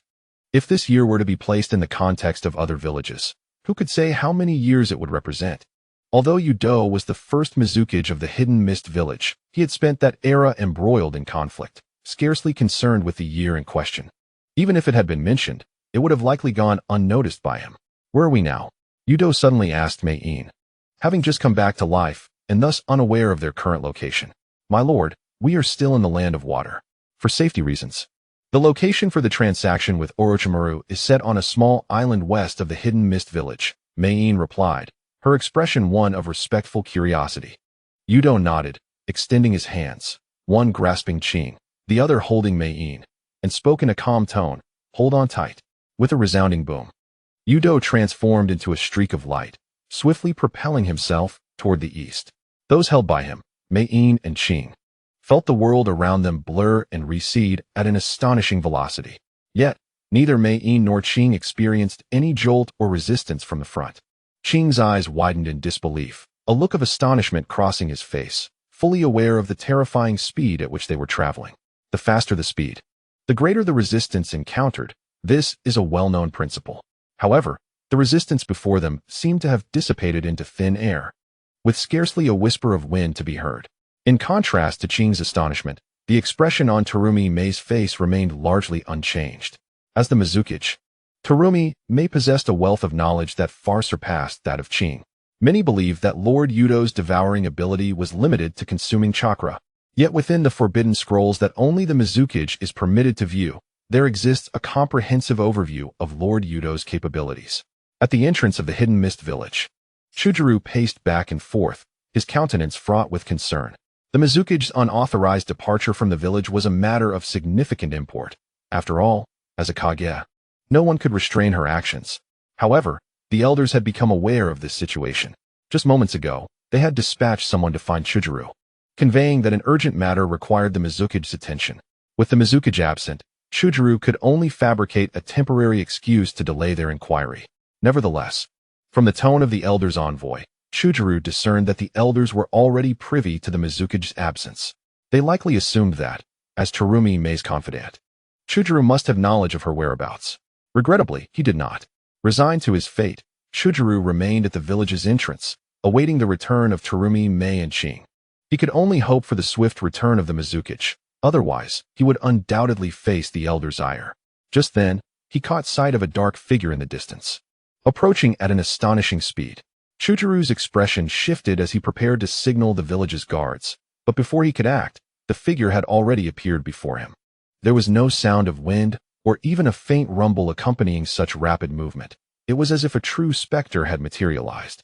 Were it not for Chujuru's keen observation of the figure's trajectory, he might have believed it had simply emerged from thin air. Qing, Terumi Mei, upon recognizing the sudden arrival, a look of surprise illuminated Chujuru's face. Releasing the hands of Terumi Mei and Qing, Youto lifted his gaze towards the familiar entrance of the hidden mist village. A glimmer of nostalgia flickering in his eyes. After all these years, it remains unchanged. Hearing Yuto's words, Chujuru noticed the figure standing between Qing and Terumi Mei. A wave of inexplicable familiarity washing over him, though he could not recall when he had encountered this individual before. Since he could not place the memory, Chujuru chose not to dwell on it, and promptly approached Terumi Mei, speaking softly, "Mizukage, the elders have sent someone to inquire." He paused, hesitating to continue. A flicker of concern crossed Terumi Mei's eyes as she anticipated the scene she would face upon confronting that old coot. Turning to Yuto, she spoke with a hint of respect. "If you have matters to attend to, you may go ahead. I would like to take a look around the hidden mist village." Right-Do waved his hand, interrupting Terumi Mei's words, and casually spoke. Beside him, Chojuro's eyes widened as he stared blankly at Right-Do.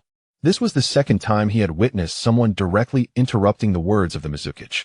It is worth noting that the first ninja to do so was still lying in bed at home, contemplating the events that were about to unfold.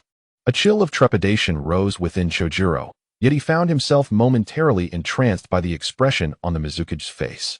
Even when conversing with the elders, Terumi Mei had never displayed such reverence. She often overturned tables in frustration.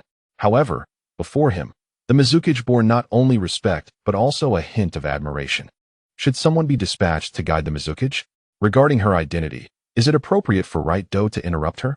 Terumi Mei, however, seemed unperturbed, gazing at Right-Do with a glimmer of respect. "No need. I intend to familiarize myself with the current hidden mist village. As for my identity, inform all the higher-ups in the village. They will have their hands full. However, this matter should not be disclosed to the commoners." Right-Do pondered for a moment before speaking calmly. It was not that he wished to conceal his resurrection from the common folk, but in the present ninja world, even in times of peace, each village likely had its own channels of information. The news of his revival would undoubtedly be extraordinarily sensitive throughout the ninja world. Given the current strength of the hidden mist village, Should they confront the other 4 great ninja villages, the outcome would be singular annihilation. As for Orochimaru, Right-Do felt quite at ease. Having witnessed Right-Do's prowess, Orochimaru would surely refrain from provoking him without cause. Unifying the ninja world requires not only formidable strength, but also sufficient manpower. Otherwise, what would it matter if Right-Do defeated every ninja in the world? Unifying the ninja world, indeed, is a vexing endeavor.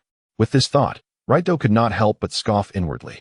Upon hearing Right-Do's words, a flicker of joy passed through Terumi Mei's eyes as she nodded emphatically.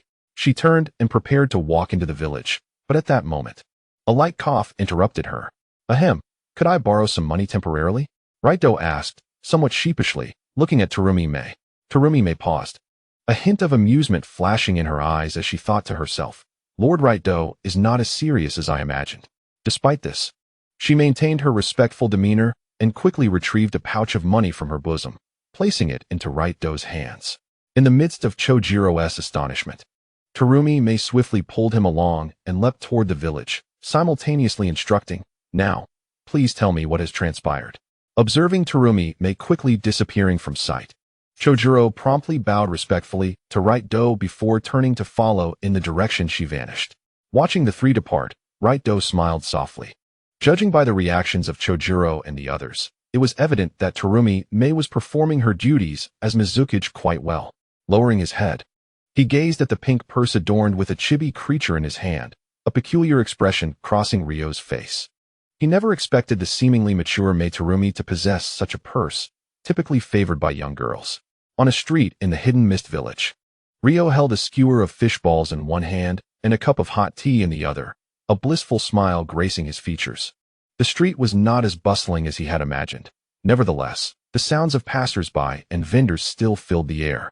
Ryo meandered through the crowd, surveying his surroundings while indulging in delectable treats at every opportunity. Compared to his own era, the hidden mist village had undergone significant transformations, with some high-rise buildings now dotting the landscape. However, through his observations, Ryo noted that the population had not increased markedly, likely due to the policies during the 4th Mizukage's reign and the blood mist incident. This thought ignited a flicker of deep-seated animosity in Ryo's eyes. He vowed to pay special attention to that Uchiha Obito should they meet again. Ryo held profound sentiments for the hidden mist village, cherishing the bonds formed with friends who fought alongside him and the selfless civilians who aided them during the war. These connections ran deep within his heart. Haruna, slow down a bit. Don't bump into anyone. A voice of exasperation rang out from the front of the street. Accompanying this voice was a little girl, around 5 or 6 years old, who was energetically bouncing towards Ryo while skillfully dodging the crowd. With each few steps, she turned back to stick her tongue out playfully. Suddenly, as she ran, she tripped over a protruding stone on the ground, sending her tumbling forward. Haruna, a panicked voice echoed from ahead. Among the crowd, a young girl, approximately 16 or 17, rushed towards them, her face etched with worry. Unfortunately, even though the distance between them was not great, the bustling street hindered her progress. And by the time she reached, the little girl would likely have already fallen. The little girl, frightened, squeezed her eyes shut, but after a moment, realized she hadn't hit the ground. Slowly, she opened her eyes to find herself cradled in the arms of a tall young man. Ryo, amused by the wide-eyed girl staring up at him, gently set her down on the ground and chuckled. Little one, you must be more careful while walking. Humph, I'm not little one. My name is Haruna, she huffed, attempting to mimic an adult's tone as she responded to Ryo. With a quick dash, the young girl soon caught up to Ryo, visibly relieved to see Haruna unharmed. Haruna, you mustn't run around recklessly, the older girl admonished sternly. Haruna pouted, displaying her displeasure, but refrained from retorting. I extend my heartfelt gratitude for your assistance with the earlier matter. The young girl deeply bowed to Youto, her voice imbued with sincere appreciation. It was nothing, merely a trivial matter, Youto replied casually, waving his hand dismissively. Ah, sister, I wish to have the fish balls in the hands of the big brother. Haruna exclaimed, her eyes sparkling with excitement upon seeing the skewers of fish balls Youto held. The young girl was momentarily taken aback and had yet to respond when she noticed Youto had already offered the fish balls to Haruna, who eagerly began to devour them without hesitation. A blush crept onto the young girl's cheeks as she quickly bowed again, apologizing, I am terribly sorry. Haruna is still quite young and doesn't understand. Not to worry, I have plenty of fish balls, Youto reassured her. By the way, if you both are not too occupied, might you accompany me for a stroll nearby? I would be delighted to treat you to some fish balls. A gentle smile graced Yuto's face as he affectionately ruffled Haruna's hair. Upon hearing Yuto's invitation, Haruna's eyes sparkled with delight, and she eagerly lifted her little head to look at her sister. In contrast to Haruna's enthusiasm, the young girl exhibited a flicker of caution in her gaze. From the outset, she had sensed an inexplicable familiarity about the young man before her, yet she was certain she had never encountered him in her village. Now, upon hearing Yuto's suggestion to show her around, she deduced that he was not a resident of Kirigakure. As for the sense of familiarity, perhaps she had merely seen someone with a similar appearance at some point. What truly piqued her concern was the faint aura of danger that seemed to envelop this young man. If you are worried about anything, rest assured. I am not a villain, Youto said lightly, interpreting her silence as concern. Do not let my sister's demeanor fool you. She is a genius and a remarkably skilled ninja. Haruna chimed in, a hint of admiration lacing her tone. My name is Ringo Yuyuri. I am quite familiar with this area, and if you do not mind, I would be happy to act as your guide. Ringo Yuyuri stepped forward, gently pulling Haruna behind her as she spoke softly. Observing the girl's actions, Youto raised an eyebrow, a trace of exasperation crossing his face. It appeared he was under suspicion. However, the name Ringo Yuyuri struck a familiar chord within him, though he could not quite recall why. Whether a ninja served as a guide was of little consequence to Youto, as he sought no vital intelligence. He merely wished to observe the living conditions of the common folk in Kirigakure. Having a guide was far preferable to wandering aimlessly. And though Ringo Yuyuri exhibited some caution towards him, the presence of the little girl Haruna maintained a pleasant atmosphere. The only vexation for Youto was Haruna's tendency to approach him as if she intended to devour him whole. In a dimly lit underground chamber, Orochimaru's face bore a rare expression of excitement as he casually glanced at the scroll that Tsunade had handed over to him in exchange. In a recent period, Orochimaru might have been keenly engrossed in the study of the contents of the scroll. However, at this moment, he found himself preoccupied with a matter of far greater significance. A small snake, approximately the thickness of a thumb, slithered slowly from the cuff of Orochimaru's sleeve along his arm. Upon reaching the palm of his hand, the snake suddenly opened its mouth and expelled a small morsel of flesh. Gazing at the morsel in his hand, Orochimaru licked his lips, his tone imbued with fervor. The secret of the First Mizukage's immortality is truly irresistible to behold. Orochimaru had not approached the resurrection of Yagura without preparation. Prior to the endeavor, he had positioned this small serpent beneath Yagura's location during the revival. At the moment the seal on Hashirama Senju was broken, Orochimaru commanded the serpent to emerge from the ground and bite a small piece of flesh from Yagura. This act was executed with utmost stealth, and coupled with the attention of Konin and Ao being primarily focused on Yagura, a small snake devoid of chakra fluctuations would naturally be overlooked by both. As for Yagura, the flesh bitten was taken from him before his revival, thus he remained unaware of any anomaly within his body post-resurrection. Knock, knock. A gentle sound echoed at the door. Come in. Orochimaru replied coldly without turning his head. The sound entered slowly, their faces betraying a faint semblance of fear. It seems you have awakened. How does it feel to be free from the cursed seal? A smile crept upon Orochimaru's lips as he turned his gaze upon the four. As soon as he finished speaking, the sound immediately knelt in unison, pleading, Please, Lord Orochimaru, grant us the power of the cursed seal once more. In the entirety of the Sound Village, power was the very foundation of existence. Even with the knowledge that the cursed seal bore severe side effects on the body, the Sound found themselves unable to relinquish this power. The next moment, anguished cries echoed from the underground chamber. Have Kimimaro come here shortly. It seems he won't be around for long. Orochimaru's voice resonated with an ominous undertone within the chamber. Elder Yuan, a figure of considerable authority in the Land of Water's Mist Village, held power equivalent to that of the Mizukage. He was responsible for the strategic decisions of the entire Mist Village, with all significant matters requiring his counsel. In contrast to the three elders of Konoha, the elders in the Mist Village were the true wielders of power. Although on the surface, Meitarumi, the Mizukage, appeared to possess control over the entire Mist Village. In reality, more than half of that authority resided in the hands of Elder Yuan. This explains why, despite her dissatisfaction with Elder Yuan, Mei felt compelled to seek his presence. Nonetheless, in her heart, she harbored a measure of respect for Elder Yuan, a sentiment shared by all villagers and shinobi of the Mist Village. He was a man genuinely devoted to the welfare of the entire village.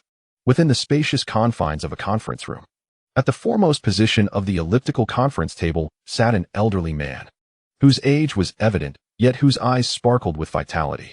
Konohame, are you aware of the significant repercussions your unauthorized departure from the village has on the entire community? A commanding yet sonorous voice resonated throughout the conference room. Konohame nonchalantly perched on the table, a smirk playing at the corners of her lips, wearing an expression of indifference. After all, this was not her first encounter with such reprimands. As long as she refrained from interjecting, perhaps the elder would conclude his admonishment more swiftly. The elder, observing this scene, felt a flicker of helplessness in his eyes. While he had no objections to Konohame's prowess, he believed her temperament left much to be desired.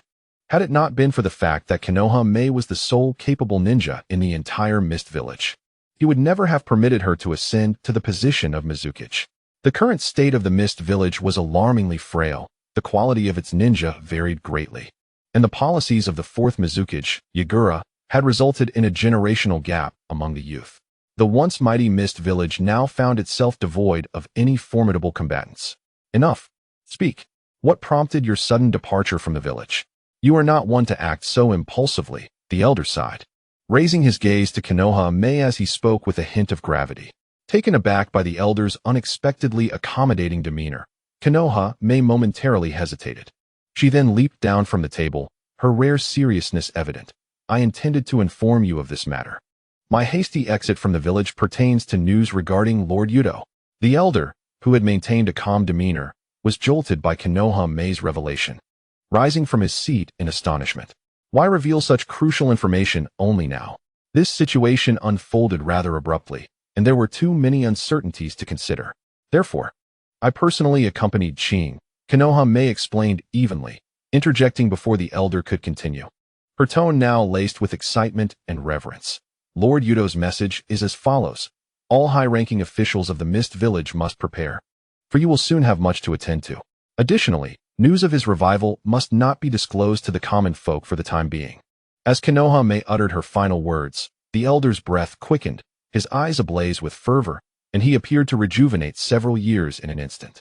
After a prolonged silence, he finally exhaled a single word, yes. The elder, still wearing an expression of disbelief, gazed at Konohame and inquired, where's Lord Youto now? I cannot specify his exact location. All I know is that he is within the Mist Village, and you need not inquire about his activities, for his intentions are beyond my comprehension. Konohame shrugged, maintaining her indifferent demeanor. The elder released a deep breath, his gaze fixed intently on Konohame. After a lengthy pause, during which Konohame grew increasingly uncomfortable, he suddenly erupted into laughter. Mei, you have done exceedingly well, splendidly. The hopes of several generations in the village of Mist have finally come to fruition in your era. I never anticipated that I would have the fortune to meet Lord Youto before my demise. My life has not been in vain. The elder Yuan was momentarily overcome with tears, for the village of Mist had languished for far too long. Now, with the return of Lord Youto, it is nothing short of a revitalizing tonic for the entire village. On a bustling street, Lord Youto wore a look of exasperation as he observed Haruna, the young girl, with food smeared all over her face. It seemed she truly regarded him as an easy mark. While Youto was not particularly concerned about spending a little money, he was aware that the funds in his possession were not his own, but belonged to Terumi Mei.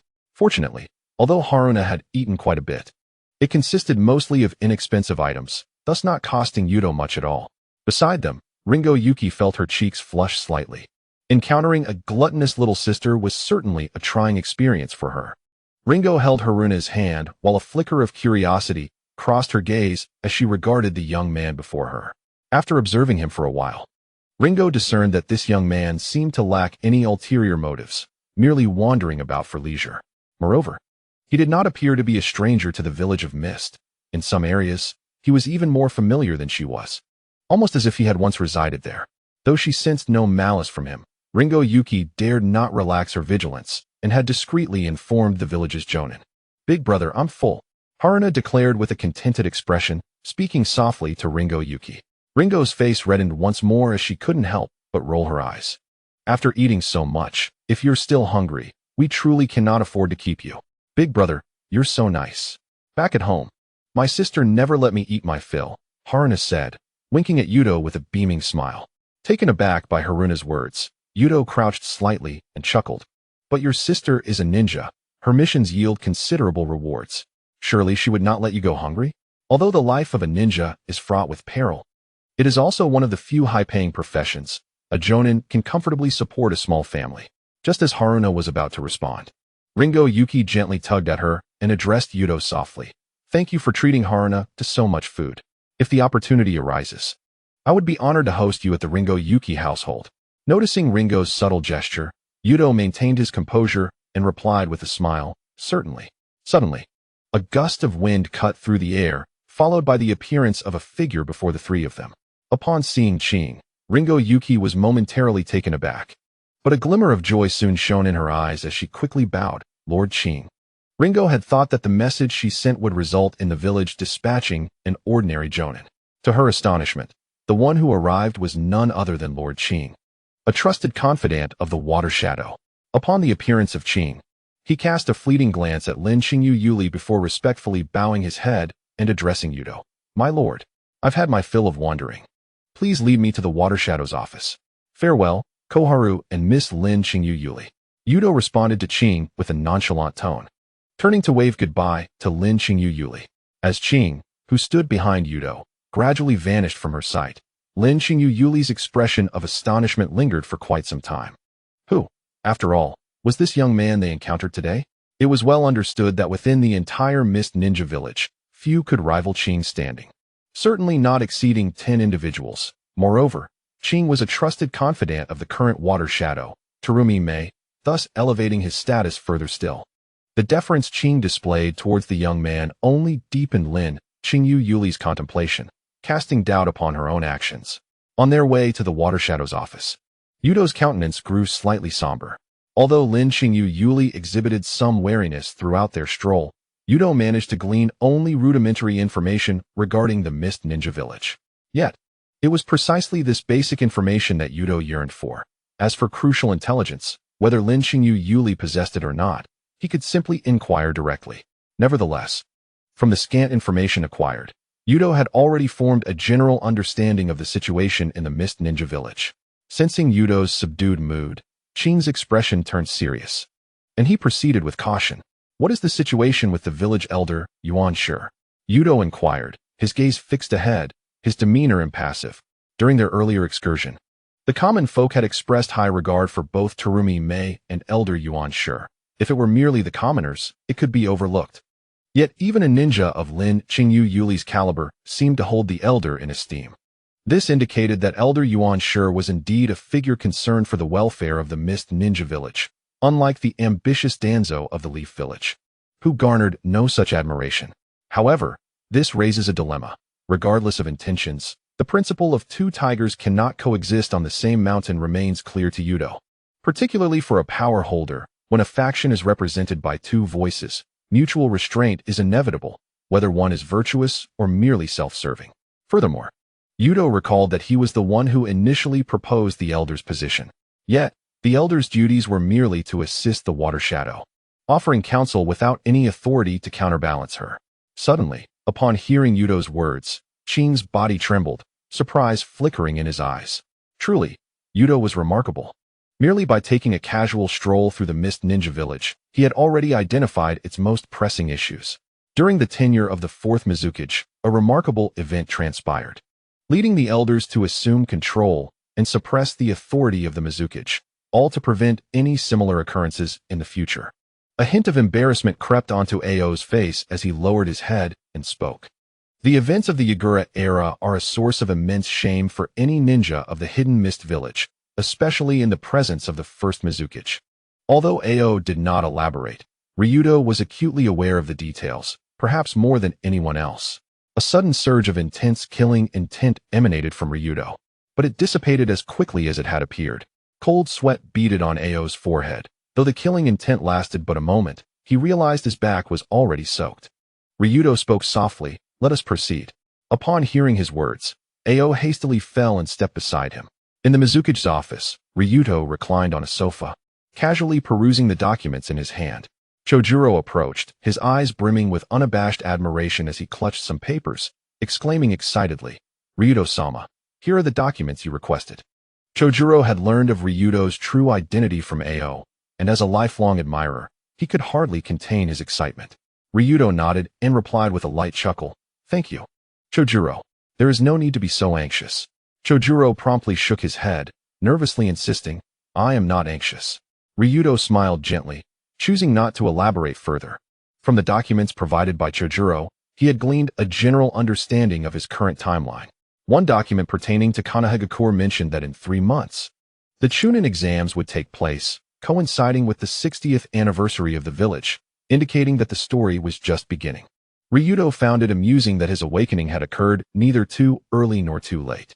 Suddenly, a series of hurried footsteps echoed, and the office door burst open. Terumi-Mei entered, slightly breathless. "Ryuto-sama, you have returned. Why did you not notify me?" With Ao and Chojuro present, it was unnecessary. Furthermore, as the Mizukage, you have many matters to attend to. I trust my affairs have been communicated to them. Ryuto replied with a gentle smile. Terumi-Mei nodded, her tone laced with a hint of menace as she remarked, "There are no issues with the elders, but some minor clans exhibit signs of resistance."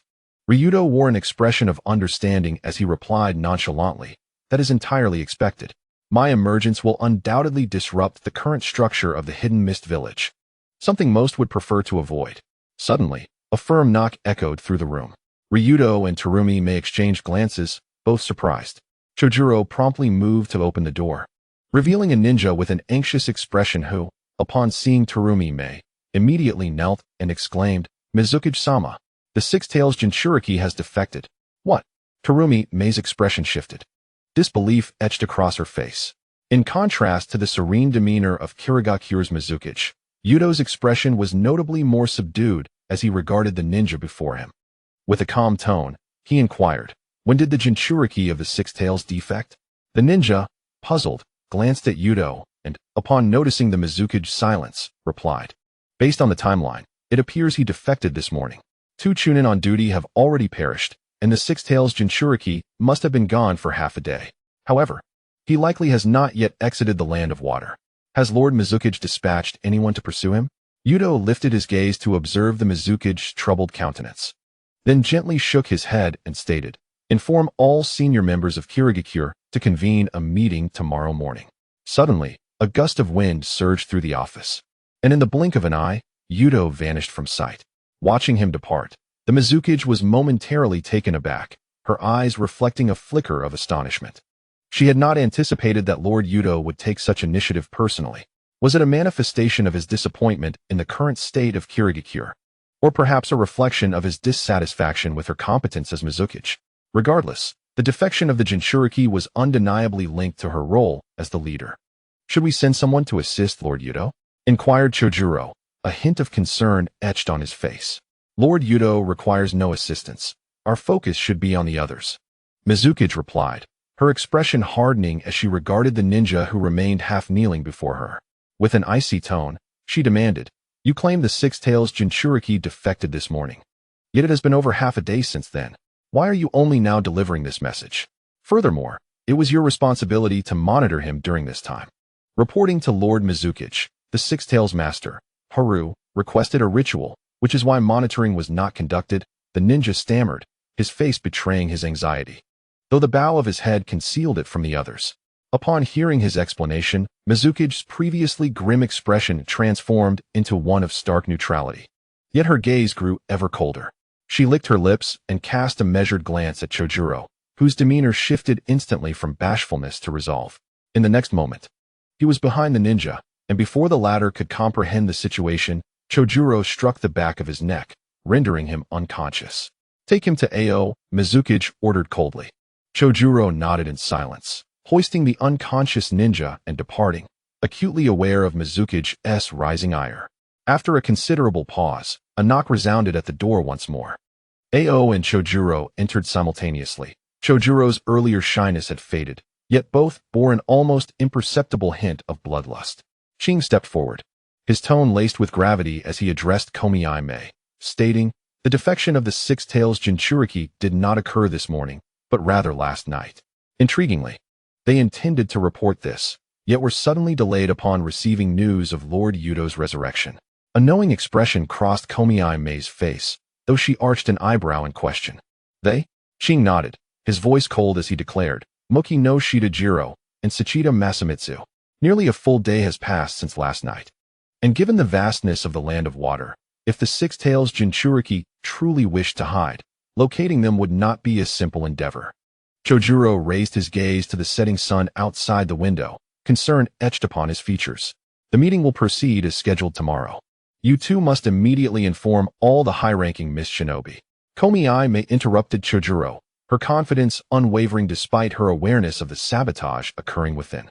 No one comprehended Lord Yuto's power better than Komi-Mei, the Mizukage herself. In a dense forest, Yuto stood atop a towering tree, a frown creasing his brow. He had scoured a considerable area nearby, but had yet to catch sight of the Six Tails Jinchuriki. Although he had not extracted the direction of their escape from the lips of the ninja, deducing it was not a formidable task for him. As a ninja, analyzing intelligence is fundamental.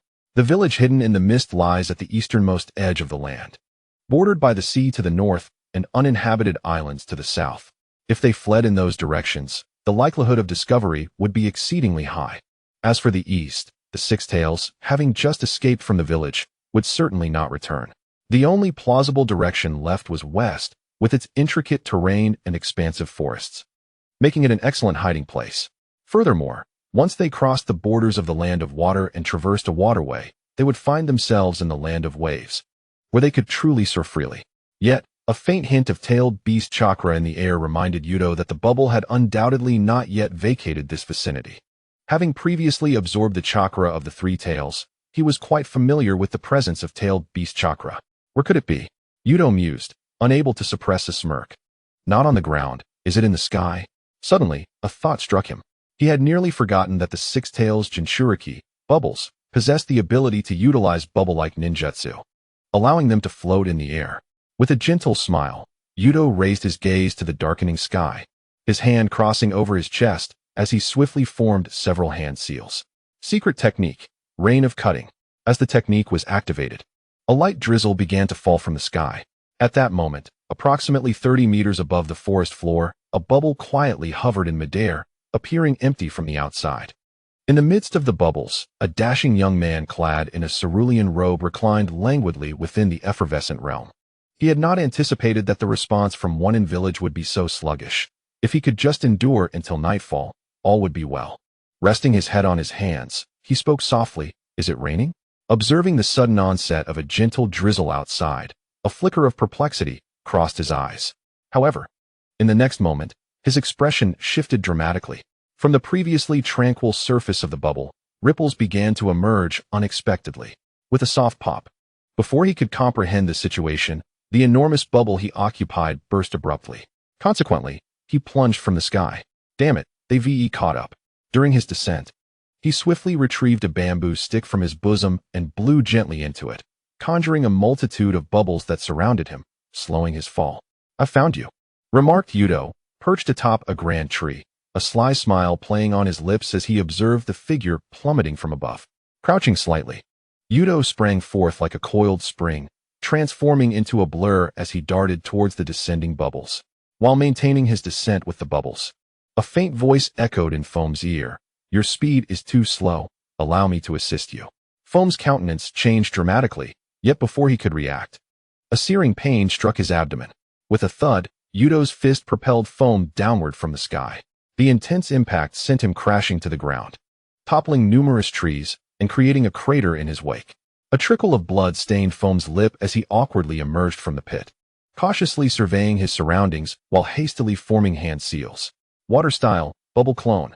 Instantly, a humanoid clone of Foam materialized, identical in appearance and capable of exploding upon defeat, inflicting secondary damage on adversaries. Water style, vanishing technique. Without hesitation, Foam performed another set of hand seals, his figure gradually becoming more translucent until he faded from view. Concealing himself while allowing the clone to draw enemy fire was a technique in which Foam excelled. A faint whisper of wind signaled an imminent threat, and in the next instant, the clone seemingly received an invisible blow, exploding without any prior action. Just as foam had vanished, he was thrust back into visibility by the sudden detonation of his clone. Where? Foam's expression darkened as he swiftly leaped backward to escape the area. With a resounding crash, Foam's eyes widened in horror as he coughed up blood, his body contorting midair like a shrimp boiled to perfection. At that moment, he grasped the reason behind the clone's unexpected explosion. An unseen force was assailing him. The ghost's kick landed squarely on the abdomen of the foam, sending it soaring through the air until it crashed against a mighty tree. Whoosh, whoosh, whoosh, whoosh. For piercing sounds echoed simultaneously. For branches, each as thick as a finger, shot forth from the forest, accompanied by splashes of crimson. Each branch impaled the foam's hands and feet, pinning its body in a cruciform manner against the tree. The foam hung limply, its head drooping, trickles of blood escaping from its mouth, disbelief etched across its eyes. Even without the enhancement of the tailed beast, the foam had possessed strength at the level of a seasoned ninja, yet it had succumbed in such a brief skirmish. It hadn't even caught a glimpse of its adversary. Soft footfalls broke the silence as the foam slowly lifted its head to behold a youthful figure emerging from behind the tree. After a casual glance at the pinned foam, the young man found a protruding root and lazily seated himself upon it. No need to search further. I am the only one here. Youto raised his head, gazing at the foam he had secured to the tree, and spoke nonchalantly. Although he was reluctant to engage, the foam had just betrayed its village, and it seemed unlikely that reason would penetrate its mind. Youto shrugged, a hint of exasperation crossing his features, and continued. The foam fixed its eyes on Youto, fury emanating from its gaze. Who are you? There should be no one of your caliber in the Mist Village. Who I am is of little consequence. What matters is that the time for games has come to an end, and you must return. Youto shook his head gently, his tone soft. Upon hearing Yuto's words, the foam's anger intensified as it bellowed. Return? Are you asking me to walk to my death? I would rather perish elsewhere than in that place. Youto fell into a momentary silence, pondering the illogical thought processes of the ninjas in this world. As a Jinchuriki of a tailed beast, one held not only the pinnacle of power within their village, but also served as a deterrent to other ninja villages. If Youto were in charge of such a person, he would ensure they were well cared for, infusing them daily with the ideals of love. While he couldn't guarantee that a Jinchuriki would become as steadfast as Naruto Uzumaki, aspiring to be Hokage would be an achievable goal. The ninja from the Cloud Village had managed this quite effectively. In contrast, other villages held a starkly opposite view, wishing for the Jinchuriki's swift demise, while simultaneously hoping the tailed beast would safeguard their own. Indeed, capturing or sealing a tailed beast might result in casualties. But such opportunities do not come without a price. One cannot hope to gain the protection of a Jinchuriki without incurring some cost. With me around, no one shall take your life. Youto rose from the root, addressing the foam with earnestness. Do you think I would believe you? The foam roared in defiance, a surge of violent chakra rising from within. In an instant, a crimson cloak of chakra enveloped the foam, and a tail composed entirely of chakra began to sway behind it. Once affixed to the tree, the foam, with the assistance of the tailed beast chakra, effortlessly extricated itself, casually discarding the branches entangled around its hands and feet. A roar, akin to that of a wild beast, erupted from the foam's mouth. With a thundering sound resonating from the earth, the foam charged swiftly towards Youto. Indeed, it seemed that the matter would be resolved through brute force. A trace of resignation flickered across Yuto's face as he spoke softly. Shrouded in a layer of chakra, the foam moved with remarkable speed, arriving before Youto in the blink of an eye, raising its fist to strike. Youto nonchalantly extended a hand in defense, effortlessly blocking the foam's explosive punch under its incredulous gaze. The force was commendable, yet it paled in comparison to that of another. With a deft twist of his wrist, Youto seized one of the foam's arms, and before it could react, he delivered a powerful blow to its head. With a resounding thud, a crater formed in the ground as the foam's torso was driven into the earth. I hope I haven't been too harsh, Youto remarked, a hint of concern creeping into his voice as he noted the foam's temporary silence. A furious roar emanated from the depths below, as the previously raging chakra erupted forth. One tail, two tails, three tails. Only when the chakra's outer layer revealed three tails did the explosion of energy gradually subside. Youto relaxed his grip, and the foam, half buried in the ground, erupted violently into view, its three tails thrashing wildly, fully transformed into a miniature-tailed beast, now standing approximately 3 meters tall. The foam had wholly shed its human form. Youto gazed up at the completely tailed beastified foam and softly remarked, "What a nuisance." He lightly pressed his foot against the ground, generating a wave of air that formed beneath him. In the next instant, Youto vanished from his position. The tailed beast foam let out a roar, its crimson eyes scanning the surroundings. Spotting Youto charging towards it, it raised a hand enveloped in chakra, imbued with a potent corrosive quality, to grasp at him. Simultaneously, its three tails lashed out like whips, creating sonic booms as they swept through the air. Observing this scene, Youto maintained an expression of calm. His previously rushing figure halted abruptly, effortlessly evading the foam's grasp. He glanced casually at the three chakra tails whipping towards him, allowing them to strike him. Such formidable power, upon contact with Youto, dissipated into nothingness, leaving not even a wrinkle on his attire. Emotionless, Youto allowed the tailed beast foam to continue its relentless assault as he steadily approached it. Do you understand? This is the chasm of power. As foam gazed in disbelief, Raito spoke softly. Despite foam's desire to resist, Raito lifted his foot and kicked foam away. The immense force sent foam crashing into numerous trees before finally coming to a halt. Coughing, foam spat out blood. Even with the formidable regenerative power bestowed by the tailed beast chakra, Raito's kick left him feeling as though his very organs had been displaced. Do you seek power? Let me out, and I shall defeat him. I can grant you strength. A faint voice echoed in foam's ears, while a violent chakra began to surge from him.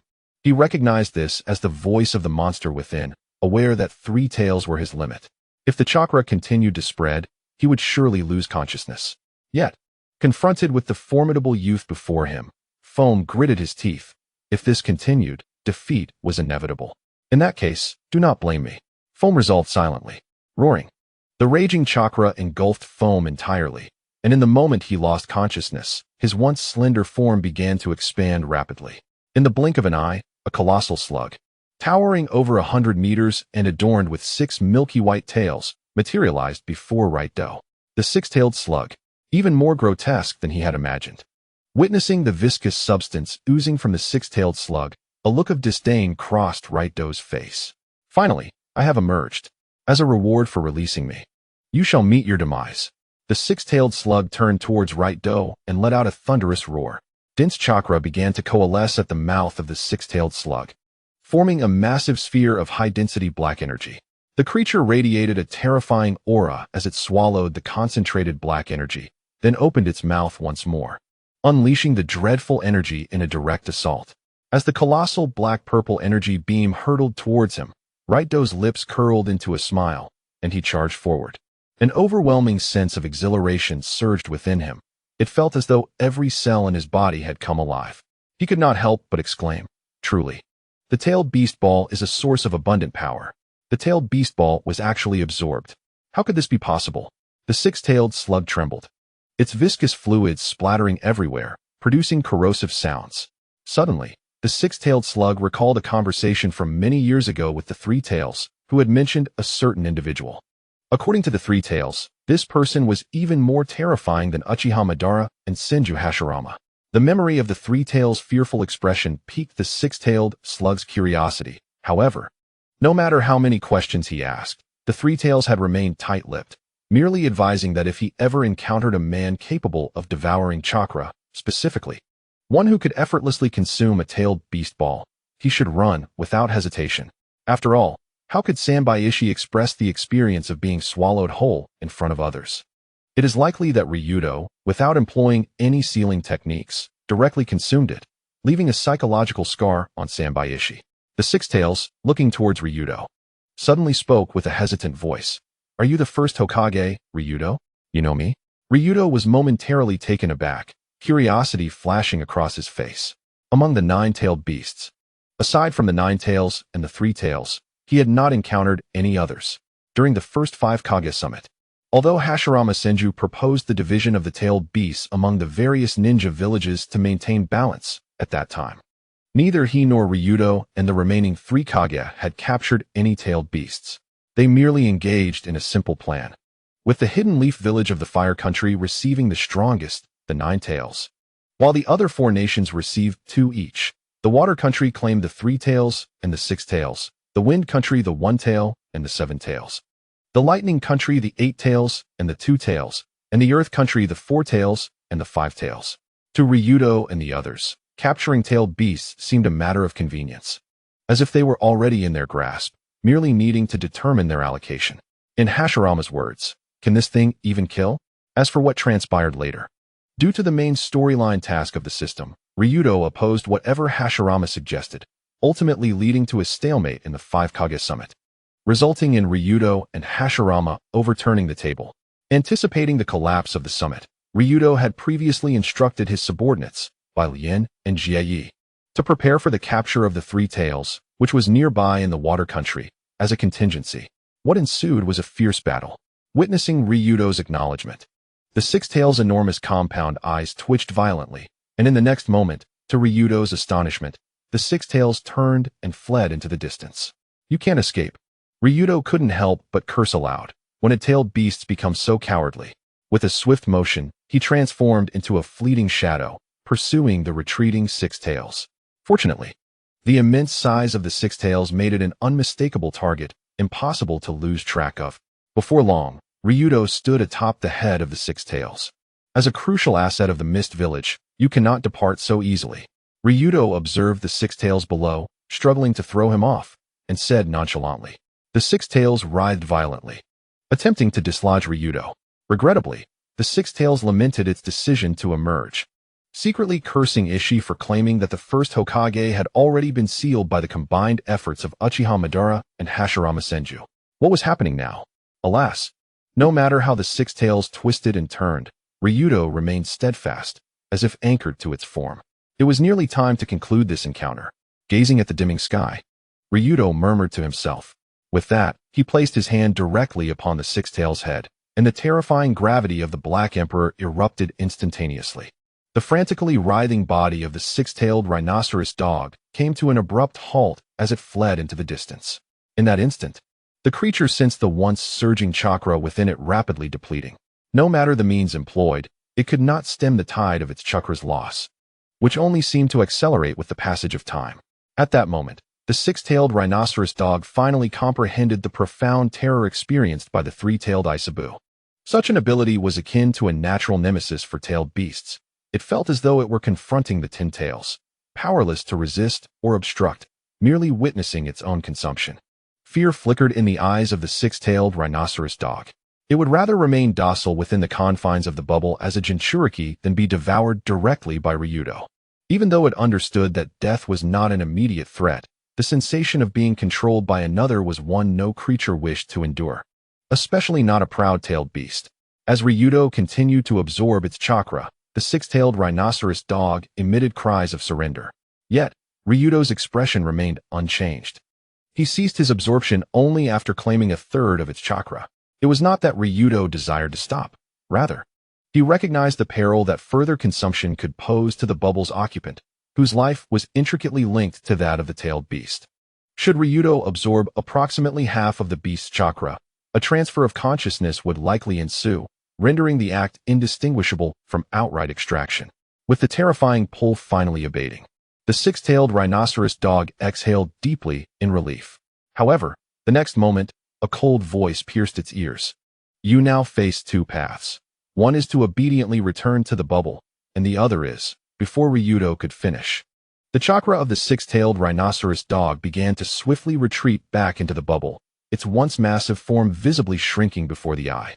In the blink of an eye, the wounded and unconscious bubble appeared before Ryuto. He raised an eyebrow, surprised by the rhinoceros dog's unexpected compliance.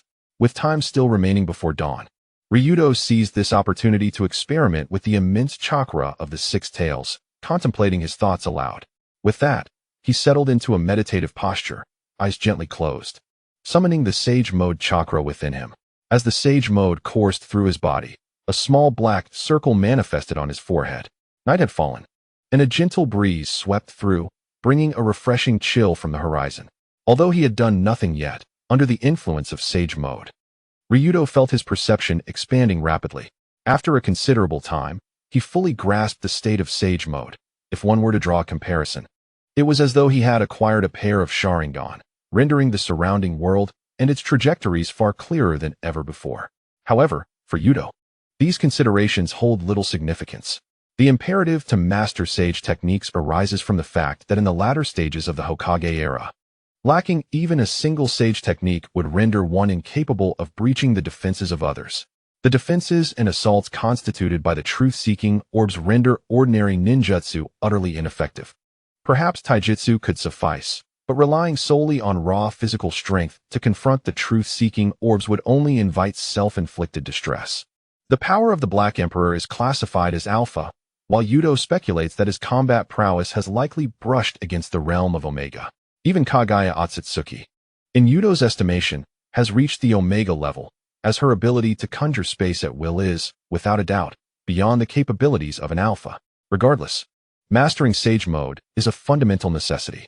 As for why not seek training in a place like Miyaboka Mountain, especially with the Black Emperor's power as an advantage, why squander time in such pursuits? With his eyes gently closed, Youto stirred his thoughts, summoning the tailed beast chakra he had recently absorbed, initiating its transformation into Sage Chakra. As time gradually passed, and the full moon hung high, Youto slowly opened his eyes. The quantity of Sage Chakra was ample, though the conversion rate was alarmingly low. Nonetheless, this could be considered a shortcut. For as long as he possessed sufficient chakra within, preparation was unnecessary to enter Sage Mode directly. Sensing the burgeoning power within him, Youto spoke softly to himself. Next, with a glint in his eye, Youto swiftly withdrew from Sage Mode, and a chilling aura began to emanate from him, an embodiment of cursed seal power. As this force manifested, the circular mark on Yuto's forehead began to vanish, transforming into a black diamond pattern. Closing his eyes once more, he commenced the conversion of tailed beast chakra, this time channeling the power of the cursed seal. The coolness of the night began to wane, and the once dark sky gradually brightened with the first light of dawn. Is it dawn? Youto opened his eyes, uttering softly. Extending his arm, he infused the power of the cursed seal into it, and his arm, previously of ordinary size, suddenly swelled, sprouting spikes upon its surface. With a thought, Yuto's arm swiftly reverted to its original form before gradually flattening, morphing into the shape of a curved blade, glimmering with a faint icy luster. A hint of intrigue crossed Yuto's face as he directed the cursed seal power to gather at his back. With a whoosh, a pair of wings sprouted from Yuto's back. Under his mental command, the wings transformed from bat-like to avian shapes, showcasing a variety of forms. At least 7 or 8 in total. Youto discovered he could alter the shape of his wings entirely according to his thoughts, even manifesting forms that defied conventional logic. The power of this cursed seal is indeed intriguing. However, its utility to me is rather limited. Nonetheless, it can be bestowed upon my subordinates, offering a far more reliable option than Orochimaru's perilously high failure rate seals. Thanks to the transformation capabilities of the Black Emperor, the failure rate of this seal has been significantly diminished, while its potency remains undiminished. This is truly a formidable tool for bolstering my forces. With a glimmer of excitement in his eyes, Youto felt a surge of unexpected fortune. He dismissed the seal's state, causing the wings on his back to vanish without a trace. Truly, the chakra of a tailed beast is abundant. Even with a terrifyingly low conversion rate, the remaining chakra of the 6 tails, the rhinoceros dog, is still approximately a third, ample enough for Youto to unleash 1 or 2 tailed beast bombs. A smile graced Youto's face. The cursed seal had indeed proven to be a delightful surprise. Lowering his gaze to the still unconscious foam, a flicker of astonishment crossed Youto's features. Given the recovery strength of a Jinchuriki, foam should have awakened by now. Could it be that he absorbed too much chakra from the 6 tails? Pondering this, Youto gently shook his head, though having an unconscious foam was far more convenient. As dawn approached, it was time to return. Youto lifted his gaze to the gradually brightening sky, swiftly hoisting foam onto his shoulder. In the next moment, his figure had vanished from the spot. In a grand hall of the Mist Village, situated directly across from the Mizukage's office, there was rarely any movement. The decor of the hall was predominantly black, accented with soft hues of aquamarine. Even those who usually frolicked and joked would find themselves adopting a solemn demeanor upon entering this chamber, which had not been utilized for some time. Typically, It would only be opened for matters of great significance concerning the entire village. The last time this meeting room was convened was during the tenure of the fourth Mizukage. At the very center of the hall stood an oval table approximately 5 meters in length, the sole piece of furniture amid the stark decor. At that moment, 10 figures sat around the table, each bearing an expression of gravity. Occasionally, someone would steal a glance at the vacant chair at the head of the table. Normally, this chair would be reserved for the Mizukage of the Mist Village, while the current most powerful figure, Mizukage Terumi Mei, an elder yuan shi, occupied the seats flanking the empty chair. However, there was no dissent among those present, for all knew that the esteemed individual had returned. Having escaped from the legendary seals of Senju Hashirama and Uchiha Madara, resurrected to the realm of the living. If there had been any skepticism among the higher echelons of the Mist Village regarding the long-circulated legends, there remained no trace of doubt now. The Mist Village was notoriously insular. Even under Terumi Mei's leadership, some changes had occurred, yet the deep-seated exclusivity was not easily altered. Among the 10 individuals present, each was either a clan leader or a steward of significant authority within the village, with every person possessing their own channels of information. Although they only received explicit news from Lord Youto last night, the moment that Terumi Mei and Ao brought him to the entrance of the hidden Mist Village, they had already commenced gathering intelligence. Even an ordinary ninja like Ringo Yuya, due to unfamiliarity, harbored suspicions regarding Lord Yuto's identity and discreetly informed the village's jonin. What is more, as prominent figures of the hidden Mist Village, they had much more to consider. After all, the village's leader had stealthily departed, only to return with an unfamiliar man, exhibiting a demeanor of utmost respect. It was only natural for anyone to be perplexed. Although no words were exchanged in the grand hall, the atmosphere was markedly oppressive. Observant individuals could easily discern the clear division among those present. Split into 2 factions, one led by the Mizukage Terumi Mei and the other by Elder Genji. If one were to assess the impact of Lord Yuto's return on each faction, it would undoubtedly be most significant for Elder Genji's group. Tsuchida Masakazu's expression was somewhat grim. As the vice-captain of the Mist Umbu, he naturally aligned with Elder Genji's faction. After all, the Umbu's captain, Ao, was a staunch supporter of Mizukage Terumi Mei. Since last night, Tsuchida Masakazu had been incessantly relaying information to Elder Genji, yet he had yet to receive any response. For a moment, Tsuchida Masakazu found himself perplexed by Elder Genji's intentions. Casting a subtle glance toward Elder Genji, who sat with eyes closed, seemingly on the verge of slumber, Tsuchida Masakazu felt an ominous premonition. Ahem, esteemed colleagues. I trust you are all aware of the news regarding the defection of the Six-Tails Jinchuriki. It is said that Lord Youto personally pursued him. Mukinoshita Jiro interjected with a gentle cough. Observing the indifferent expressions of those present, Mukinoshita Jiro continued unperturbed. While the Jinchuriki possesses formidable strength, I believe Lord Yuto's prowess should easily suffice. However, given the cunning nature of the Six-Tails Jinchuriki, coupled with his exceptional skills in stealth ninjutsu, it may not be an easy task for Lord Youto to locate him promptly. Rather than remaining idle in this meeting, it would be prudent to temporarily adjourn and dispatch personnel to assist Lord Youto. My Mukinoshita clan is prepared to depart at any moment. At this, a middle-aged man with sharp teeth and white hair, seated across the room, suddenly burst into laughter, his tone laced with mockery. Oh, the Six-Tails Jinchuriki is likely near your Mukinoshita clan's encampment. Yet I find it curious that it took nearly a day for you to relay the message after hearing of his defection. Upon hearing his words, Mukinoshita Jiro's face displayed a hint of embarrassment. This was indeed our oversight. However, at that time, the Jinchuriki's master, Haru, claimed to be performing a secret technique, making it inconvenient for our operatives to observe. Moreover, the vice-captain of the Umbu, Tsuchida Masakazu, can testify to our account. Sitting nearby, Tsuchida Masakazu nodded slightly and spoke in a calm, measured tone. Indeed, we have discovered traces of Chunyu employing secret techniques at the scene. As soon as Masakazu's words fell, the expressions of those present varied dramatically. A cold glimmer flickered across Terumi Mei's face. Shifting the blame onto a deceased individual was, indeed, impeccable. The elder, Yuan Shi, who sat opposite Terumi Mei, had his eyelids twitch slightly, yet he kept them closed, revealing a hint of disappointment on his countenance. Mukinoshita Jiro displayed a subtle smile, narrowing his eyes as he regarded the white-haired man across from him. He chuckled softly.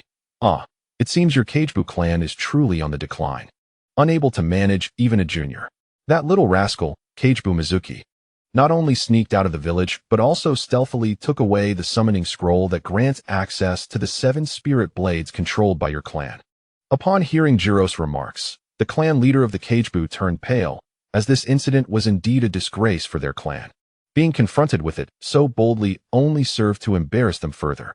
Had the circumstances been different, the two heads of households would undoubtedly be at each other's throats. The already oppressive atmosphere grew tenser with the exchange of words among the few present. At that moment, a steady yet unhurried sound of footsteps approached from outside the door. Though the footfalls were soft, they were distinctly heard by all, with some perceptive ninjas displaying shock on their faces. 2 surges of chakra were sensed. One was somewhat constricted, seemingly injured, while the other emanated an overwhelming aura, as if it could erupt at any moment, obliterating everything in its path. With a light creak of the door, Youto entered, one hand holding a large bag of fish balls, the other draped over the unconscious Fumo. Good morning, everyone. Would you care for some fish balls? I bought quite a few, he said with a cheerful grin, oblivious to the tense atmosphere around him. Lord Youto. Everyone immediately stood up, their faces reflecting a mix of respect and anxiety. The elder, who had appeared to be dozing off, reacted with surprising swiftness, his excitement unmistakable. Observing the scene, Youto scratched his head and replied, There's no need to be so tense, everyone. Please, sit down. Just treat me like an ordinary ninja. A glimmer of amusement flickered in Terumi Mei's eyes at Yuto's words. Should anyone dare to act as he suggested, they would surely meet a fiery end at the hands of the ninjas present, whether they liked it or not. All ninjas in the village of Kirigakure had grown up hearing tales of Lord Youto, whose stature in their hearts transcended all else.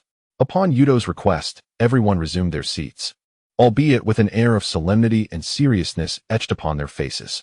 With a resigned smile, Youto casually discarded the foam from his shoulder onto the ground and took a seat at the forefront. The onlookers' pupils constricted slightly at this scene. It was indeed within everyone's expectations that Lord Youto could defeat the Six Tails Jinchuriki. However, upon noticing that not a single wrinkle adorned Yuto's attire, the crowd realized that, despite their elevated regard for Lord Yuto's prowess, they had still underestimated him.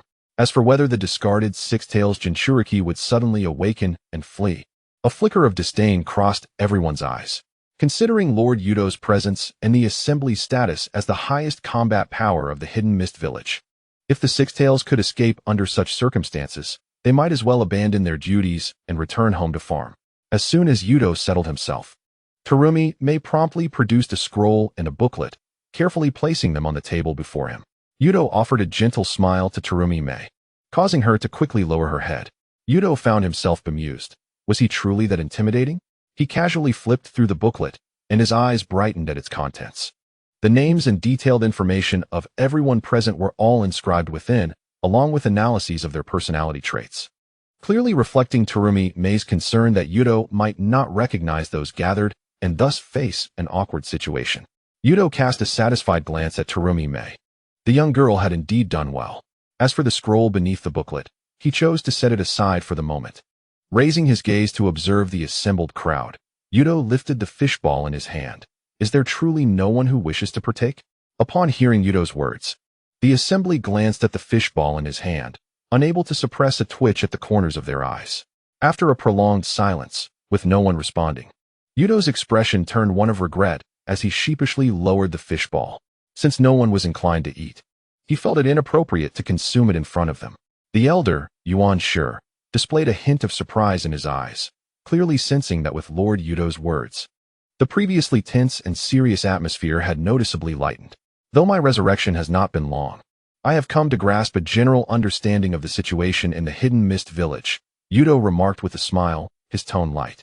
To speak candidly, the current state of the Hidden Mist Village is not particularly favorable, even worse than I had anticipated. Among the 5 great ninja villages, in terms of geographical location, the Hidden Mist Village should be second only to the Leaf Village. The other 3 ninja villages cannot compare in this regard when it comes to bloodline limits. Aside from the Leaf Village, the Hidden Mist Village possesses the most, including the Shikatsumiyaku, Ice Release, Lava Release, and Boil Release.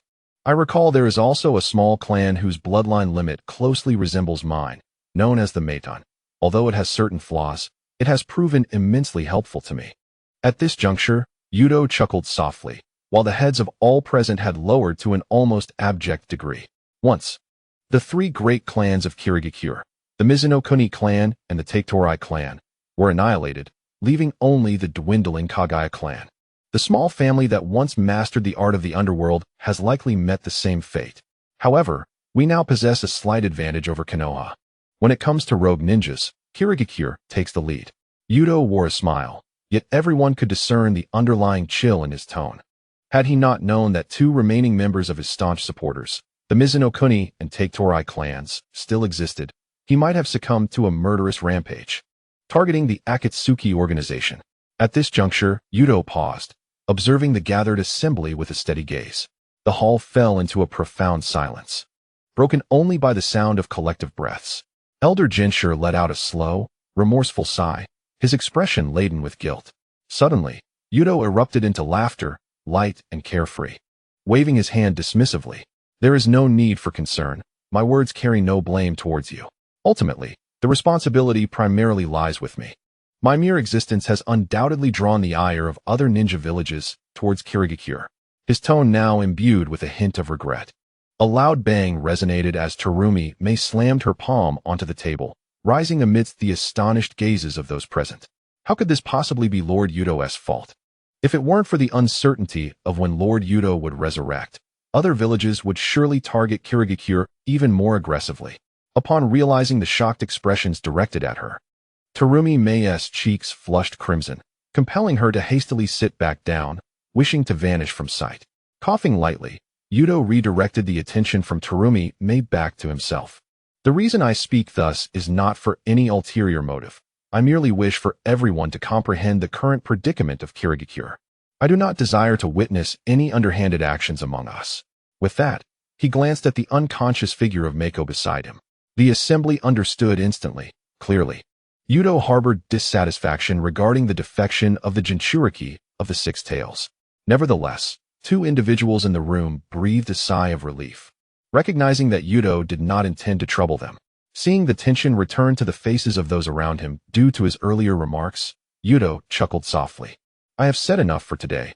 I shall leave the rest to Lord Mizukage, for this is indeed her domain." He then placed a scroll, previously set aside, back before Terumi Mei. Although he refrained from unveiling its contents, it was evident that the scroll contained orders of some sort. Terumi Mei, momentarily taken aback by Yuto's gesture, understood that he intended to preserve her reputation by doing so. With a subtle smirk at the corners of her mouth, Terumi Mei realized that Lord Youto had underestimated her. Her ascent to the position of Mizukage, coupled with her considerable reputation among the common folk, was not solely a testament to her strength. Furthermore, this situation was bolstered by the support of Elder Genji. With this thought, Terumi Mei cast a discreet glance in the direction of Elder Genji. A flicker of an enigmatic smile danced in her eyes. The actions she was about to undertake would likely astonish even Lord Youto. The anticipation of witnessing the surprise etched on his face ignited a spark of excitement within her. Just then, the half-asleep Elder Genji suddenly erupted into a fit of harsh coughing, drawing the attention of those present. Beside him sat a middle-aged man whose countenance shifted to one of profound sorrow, his voice laden with concern as he addressed Elder Genji. "Master, your health is deteriorating. This cannot continue. You must take care to rest more." As the words left his lips, those with keen senses among the audience immediately sensed an unusual undertone. Sitting nearby, Youto exhibited a look of confusion as he glanced at the speaking middle-aged man. In the dossier provided to him by Terumi Mei, this man appeared to be named Kunpei, seemingly a confidant of Elder Genji. Yuto's bewilderment stemmed from the impression that Kunpei's words were directed towards him. "Indeed, I am aging. My health is failing." Elder Genji nodded in agreement with Kunpei, wearing an expression of lamentation. With a soft thud, Kunpei abruptly stood, and aside from Terumi Mei, whose demeanor remained unperturbed, everyone else was momentarily taken aback. "Lord Mizukage, you are well aware of the Master's condition. I implore you to make a decision swiftly," he urged before resuming his seat, his face a portrait of worry, as if anticipating Elder Genji's imminent departure to join the previous generations of Mizukage. Observing Kunpei's exaggerated display of concern, Youto could not help but twitch the corner of his mouth. Such theatrics were excessive. While it was true that Elder Genji was aging, Youto could ascertain from his vigor that this old fellow could easily live for another 3 to 4 years. A soft sigh escaped Terumi Mei's lips as she regarded the assembly with a look of reluctance and concern. In truth, the master has submitted several requests previously, all of which I had declined. However, considering his health, I am compelled to make the following decision. As she spoke, even the slowest to react among the audience could sense that a significant upheaval was imminent in the hidden mist village. Effective immediately, Elder Genji would voluntarily retire from his position, and he had recommended Lord Youto as the new elder. This scroll bears the Master's letter of recommendation and my official signature as the Mizukage. With a gentle voice, Terumi Mei slowly opened the scroll, revealing it to the assembly, where the names of both Master Yuan and herself were inscribed at the bottom. Notably, the name of Youto was written in the section for the elder's appointment. As the contents of the scroll unfolded before them, expressions of astonishment spread across the faces of everyone present. Even Youto could not suppress a hint of disbelief. Who would have anticipated that Terumi Mei had quietly collaborated with Elder Yuan to orchestrate such a significant event? Moreover, as the appointee, Youto was entirely unaware of this development beforehand. In that moment, Youto felt a mix of amusement and confusion. Initially, he had worried that his arrival might tarnish Terumi Mei's standing as the Mizukage, but it now appeared that such concerns were utterly unfounded. This young girl had not only arranged everything without his knowledge, but, in a sense, he had become her subordinate starting today. Seated at the conference table, both Mukino Shitajiro and Sachida Masakazu were visibly taken aback. Such a pivotal matter had been decided without any consultation from Elder Yuan, who had not even disclosed a whisper of information to them. The thought that they had been sidelined crossed both their minds. Sachida Masakazu's expression darkened, a flicker of malice flashing in his eyes. As a member of the management, he could certainly voice his objections. However, before he could voice his dissent, Elder Yuan lightly cleared his throat and rose quietly. He nodded gently at Youto and Terumi Mei, then turned to the assembly with a calm gaze, stating, "The position of an elder is distinct from any other role. Those who hold such a position must be the pinnacle of identity, seniority, and loyalty to the village. Presently, only Lord Youto embodies all these qualities within the entirety of the Mist Ninja Village." As Elder Yuan spoke, even Sachida Masakazu, who had intended to object, found himself at a loss for justification. In terms of identity, Lord Youto was the first. There was no one in the Mist Ninja Village with a status surpassing his. Regarding seniority, it was undeniable that Yuto's lineage likely surpassed even that of Elder Yuan. When it came to loyalty, no one could rival Lord Youto, for in many ways, the Mist Ninja Village was established by him. With Elder Yuan's words, the previously noisy conference room fell silent once more. The assembled individuals exchanged complex glances at Elder Yuan and Terumi Mei. Through their observations of Lord Yuto's demeanor, it was evident that the two had not conferred with him prior to making such a monumental decision. If it had merely been Elder Yuan's unilateral choice, it might have been acceptable, but the fact that Terumi Mei exhibited such audacity heightened the respect the assembly held for her. "Lord Youto, do you have any concerns regarding the elder's appointment?" Terumi Mei inquired, her expression calm, yet betraying a hint of anxiety. Prior to this moment, she had felt no trepidation, but now a sudden nervousness enveloped her. Youto rolled his eyes, bemused that she had chosen to inquire about his concerns only after the announcement had been made. However, this matter poses no detriment to Youto. It not only ostensibly resolves the current awkwardness surrounding his identity, but also, in name, grants him the authority to wield the power of the Mist Village. Although Youto could still access the village's strength without this title, it would have seemed more as if he were usurping the village's power. Now, with the title of Elder, no matter how Youto chooses to exercise the Mist Village's strength, no one can utter a word against it, for it is an inherent right of the elders. Contemplating this, Youto cast a serious glance at the Elder Yuan. This situation was not only devoid of any adverse effects for him, but also posed no harm to Terumi Mei. Such a clever solution is befitting of one who has survived to this day. Noticing Terumi Mei's slight unease as she awaited his response, Youto could not help but smile. "No problem, Lord Mizukage." Upon hearing Yuto's address, a flicker of embarrassment crossed Terumi Mei's eyes, yet her expression remained solemn. Observing Yuto's agreement, The quietly standing elder Yuanshi visibly exhaled in relief. He was uncertain whether Youto would acquiesce. However, it appeared to be progressing far more smoothly than anticipated. Before Lord Youto takes office, allow this old bone of mine to issue one final command. The forthcoming matters require the assistance of Lord Mizukage. Elder Yuanshi addressed Terumi Mei with respect. Terumi Mei did not speak, but merely nodded in acknowledgement. From this moment, due to the negligence of the Umbu deputy captain Tsuchida Masakazu and the head of the Muki clan, Muki Yoshiro, which led to the escape of the Jinchuriki of the Six Tails and resulted in the deaths of 2 chunin, as well as causing significant losses and panic to the village. I hereby declare these 2 to be rogue ninjas, to be executed on sight. Elder Yuanshi's tone was cold as he spoke. What? How can this be? Tsuchida Masakazu was utterly stunned, disbelief etched across his face. In the next moment, he sprang from his seat and shouted at Yuanshi, Elder, you have a heart of stone. Declaring death so easily. Elder, I am a clan leader. How dare you label me a rogue ninja? Do you not fear a rebellion from the Muki clan? Muki Yoshiro also stood up, shouting in fury. Enough noise. Terumi Mei snorted coldly, her foot swiftly moving to the ground as she charged towards Tsuchida Masakazu. His face paled. He had not anticipated Terumi Mei would act without hesitation. He quickly drew a shuriken from his ninja pouch and hurled it toward her while simultaneously retreating. Almost instantly, Tsuchida Masakazu formed hand seals and shouted, Earth style, earth wall. In an instant, a massive earthen wall rose before him. His expression eased.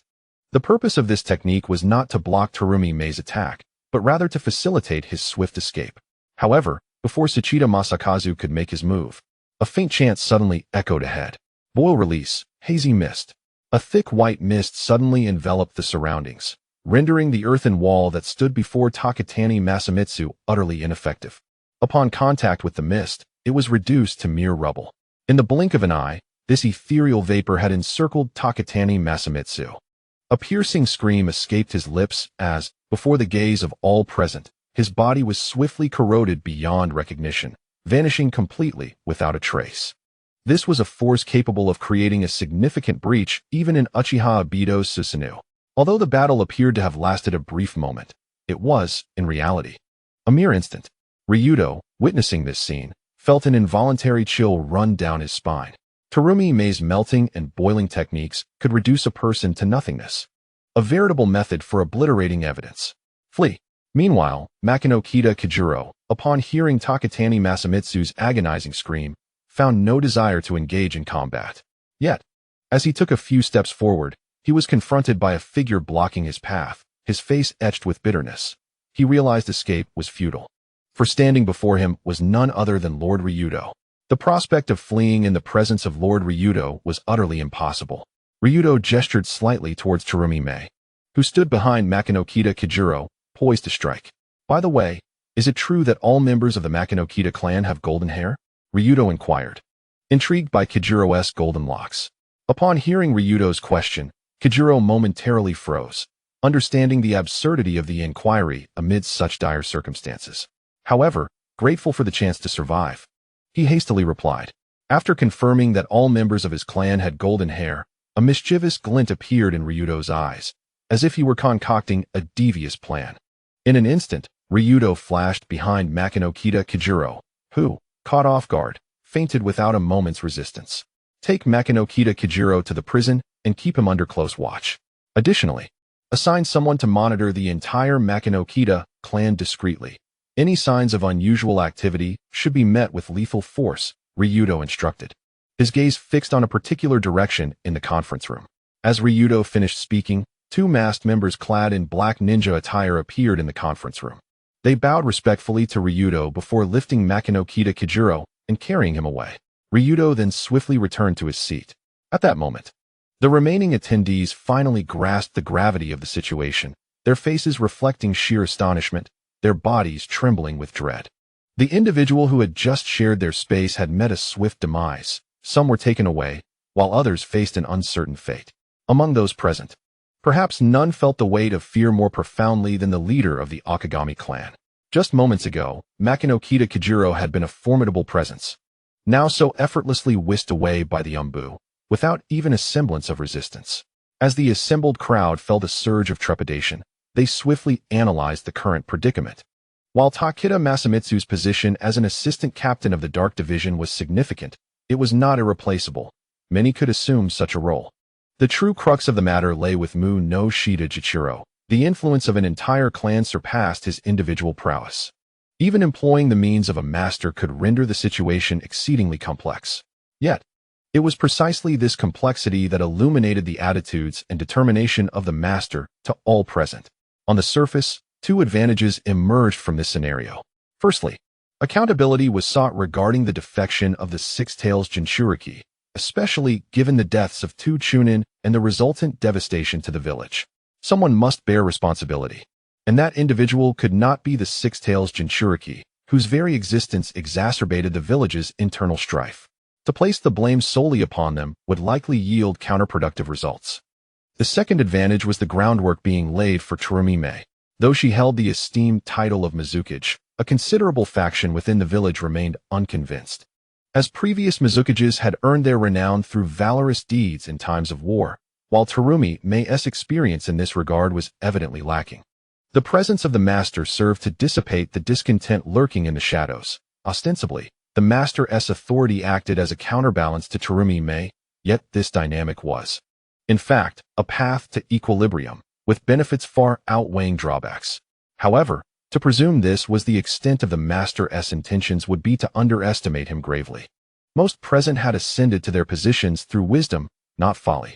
Upon reflection, it became clear to the assembly that the master's true objective centered upon Lord Youto. A chill of realization swept over them as they comprehended that the current Mist Village was no longer the same entity it once was. The ties that bound it to the era of Lord Youto had long since faded with the passage of time. Even the Mizukage clan, originally poised for continuity, had been extinguished due to the policies of the Fourth Mizukage. The surviving Kirigakure clan, the Kirigaya, had maintained a neutral stance, rendering themselves nearly invisible during the reigns of successive Mizukages. This neutrality was, undoubtedly, one of the key reasons for their survival. In this new era, there was no longer anyone or anything for Lord Youto to concern himself with. Coughing lightly, the master, feeling the weight of his years, gently cleared his throat and rubbed his shoulders. He then lifted his gaze towards Terumi Mei and Lord Youto, expressing a hint of regret. Mizukage, Lord Youto. If there are no further matters, I shall take my leave. Seated beside the master, Kanjuro was momentarily taken aback and promptly rose to support him. Observing Kanjuro's gesture, the master felt a flicker of exasperation. His remark was merely a courtesy, not an indication of incapacity. No need for that. Please remain seated, he replied dismissively, lifting his cane and making his way towards the exit. As Master Yuan's age grew, I felt uneasy leaving him alone, so I decided to escort him home. Suddenly, Youto chuckled lightly and, having spoken, strode forward with purpose. As Youto and Master Yuan exited the grand hall, the previously heavy atmosphere lightened considerably. Mei-in, maintaining her expression, regarded the flickering gazes of the crowd below and spoke with a calm demeanor. Let the meeting continue. Yes, Lord Shueying. The assembly responded in unison, their expressions turning solemn. Unbeknownst to most, a note of respect crept into their voices, absent in times past. By now, the sun had risen high in the sky. Yet for the village of Mist Ninja, the sunlight remained somewhat meager, as the surrounding mist had yet to dissipate completely. Breathing in the slightly fresher air, Youto and Master Yuan walked side by side along a street. Pedestrians occasionally passed by, yet none recognized the two. Youto required no introduction, and although Master Yuan held a distinguished status, he seldom appeared before the common folk, rendering him equally unrecognizable. It seems the fishballs in this village truly suit your excellency's palate, Master Yuan remarked, observing Youto devouring a bag of fishballs with delight. A glimmer of astonishment crossed his eyes as he chuckled softly. Now, Master Yuan began to suspect that Youto's sole reason for venturing out was merely to indulge in fishballs. Indeed, they remain excellent, after all these years. Their flavor has not changed, Youto asserted, nodding in satisfaction after swallowing a fishball. Master Yuan smiled, fell silent for a moment, and then suddenly stated, I apologize for the events of today. I hope it did not amuse your excellency. Amuse me? Elder Yuan's methods have indeed impressed me. You have rendered great assistance to that young girl. Mei-in, Youto replied, his speech muffled by the fishball he was chewing. The elder shook his head gently. I am not aiding her. I am merely assisting the Mist Ninja Village. However, at this point, Master Yuan chose not to elaborate further, a hint of gravity shadowing his expression. Rest assured, the concerns you harbor will never come to fruition, nor is there any necessity for them to do so. Youto stated calmly as they walked. Upon hearing his words, Master Yuan's body trembled slightly, a smile breaking across his face, his entire demeanor seeming to lighten considerably. I find myself rather hungry, he remarked, glancing at the fishballs in Yuto's hand with a playful smile.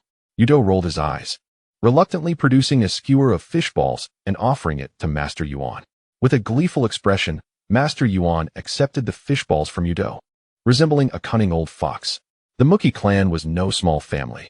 Master Yuan's sudden declaration that their leader was a rogue ninja could pose significant trouble if not handled properly. Youto turned to face Master Yuan, chuckling softly as he spoke. A family seeking rapid growth cannot rely on conventional means. The Mookie clan possesses far too many incriminating secrets in my hands.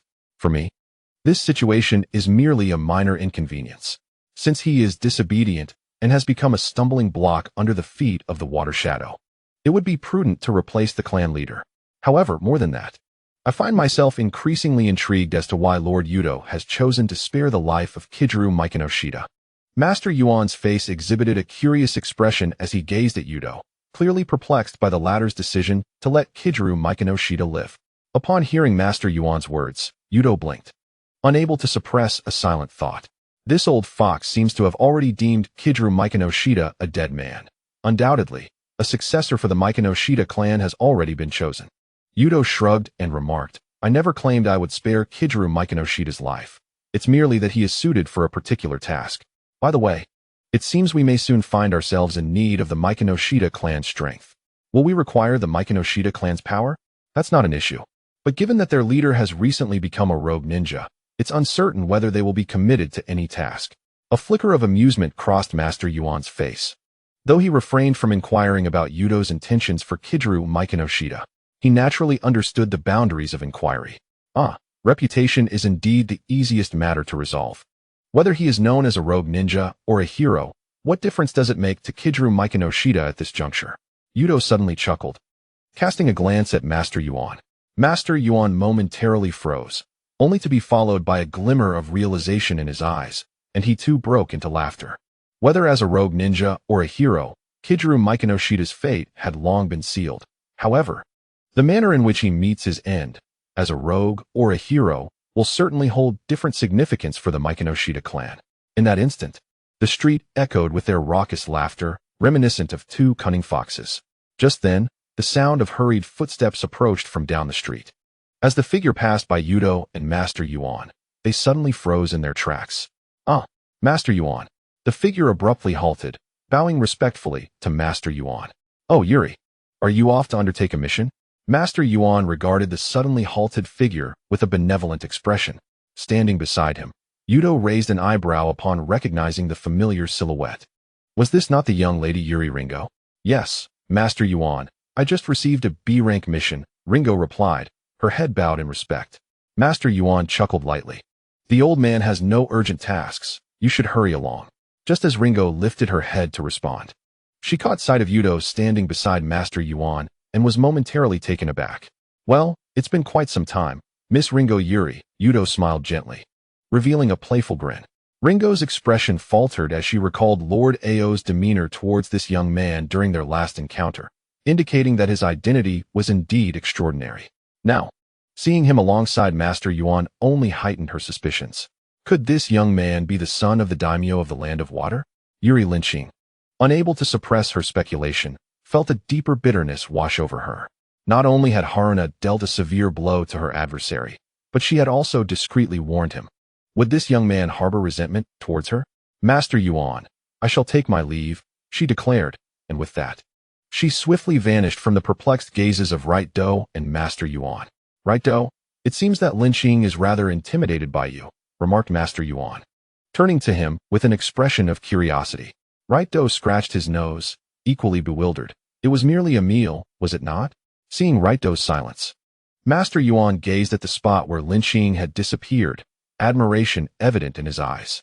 That young lady is indeed a promising talent in the current Mist Ninja Village, renowned as a genius ninja with the ability of lightning release. Alas, one of the 7 ninja swords, the lightning blade, has gone missing alongside the rogue ninja, Black Horaiga. Otherwise, Lin Qing would surely be the perfect heir to that blade. The lightning blade, the 7 swords of the mist. Lin Qing. Right Do's previously vague recollections suddenly crystallized. So it was her. In the conference room, the meeting had concluded. Aside from Terumi Mei, who remained seated in her original spot, everyone else had long departed. Terumi Mei scrutinized a scroll in her hand, her expression growing serious. Can Haruyuki truly develop such a technique? Although it was unsuccessful, the technique possesses potential, albeit with excessive risk. A faint groan escaped from the side, and foam, just awakening, was immediately engulfed by a wave of pain coursing through her body. Where am I? This is not the forest. Foam's eyes widened in shock. Disregarding the agony as she leapt from her position, her body rapidly inflating. She surveyed her surroundings, taking in her environment. After a moment, her gaze settled on a red-haired woman seated before her, quietly examining a scroll. Foam realized she was not alone in this place. Terumi Mei re-rolled the scroll and lifted her gaze towards the apprehensive Foam standing at a distance. There's no need for such anxiety. It's just me here. You are the Mizukage. Foam exclaimed, her pupils constricting in recognition. Since you are aware of my identity, refrain from any furtive actions. This is the heart of the Mist Ninja Village. Escape is futile, Terumi Mei said, licking her lips, her tone calm, yet commanding. Indeed, had she been defeated? Even summoning the 6 tails, she had failed to overcome her opponent? For a Jinchuriki, in my view, surveillance and isolation are the best strategies. Yet it appears that Lord Right Do does not share this perspective. Terumi Mei sighed, a hint of resignation on her face. From this day forth, Jinchuriki Foam, while you may not freely leave the Mist Ninja Village, you shall possess the same rights as an ordinary ninja, and the surveillance on you will be lifted. As for your place of residence, it is entirely up to you. You may return to your previous abode, or reside elsewhere in the village, provided you possess the means. Kimi spread her hands and, simultaneously, tossed the scroll she had just examined towards Foam, stating nonchalantly, the contents of this scroll pertain to the secret technique your master, Chunyu, has employed upon you. It contains a detailed explanation of the technique's specific effects. By the way, remember to either destroy this scroll after reading it or return it to the Water Shadow's office. After speaking, Kimi did not linger to observe Foam's expression. She reached for a seal, and with a resounding pop, she vanished from sight. Foam stood there, staring blankly in the direction where Kimi had disappeared, taking a considerable amount of time to digest her words. With trembling hands, Foam slowly unrolled the scroll, meticulously examining the introduction and effects of the secret technique. Drip, drip. Moments later, tears began to cascade down Foam's cheeks, falling to the ground. Master on a terrace some distance from the conference room, Kimi stood at the edge, gazing towards the distant meeting chamber, and spoke softly. What is the situation inside? Although Foam's emotions were somewhat unstable, her chakra remained calm, suggesting that she would not undergo tailed beast transformation. Aoi, with wide eyes, stared intently at the conference room, and after a moment, spoke respectfully. Kimi nodded. Her previous statements were not mere fabrications, though there was one thing she had not disclosed. If Foam were to see the scroll and still contemplate fleeing from the Mist Ninja Village, the only outcome would be the replacement of the 6-tailed Jinchuriki. And a Jinchuriki who loses their tailed beast faces certain death. In times past, Kimi would not have even considered such actions. Matters concerning tailed beasts often resulted in countless deaths. However, with Lord Youto present, even if both the 6-tailed and 3-tailed beasts encountered issues simultaneously, they would hardly stir a ripple in Lord Yudo's domain. Would the lifting of restrictions on the 6-tailed Jinchuriki, allowing him to roam freely within the village, pose a danger? Chujuru inquired quietly, a worried expression upon his face. There may indeed be risks. Yet it seems that both Lord Youto and the Water Shadow have already devised a solution to any potential problems, Aoi replied, pulling the black eye mask over his Byakugan. Kimi continued to gaze towards the meeting room, her expression contemplative and profound. After a moment, she lazily stretched, her alluring curves becoming apparent to Chujuru and Aoi.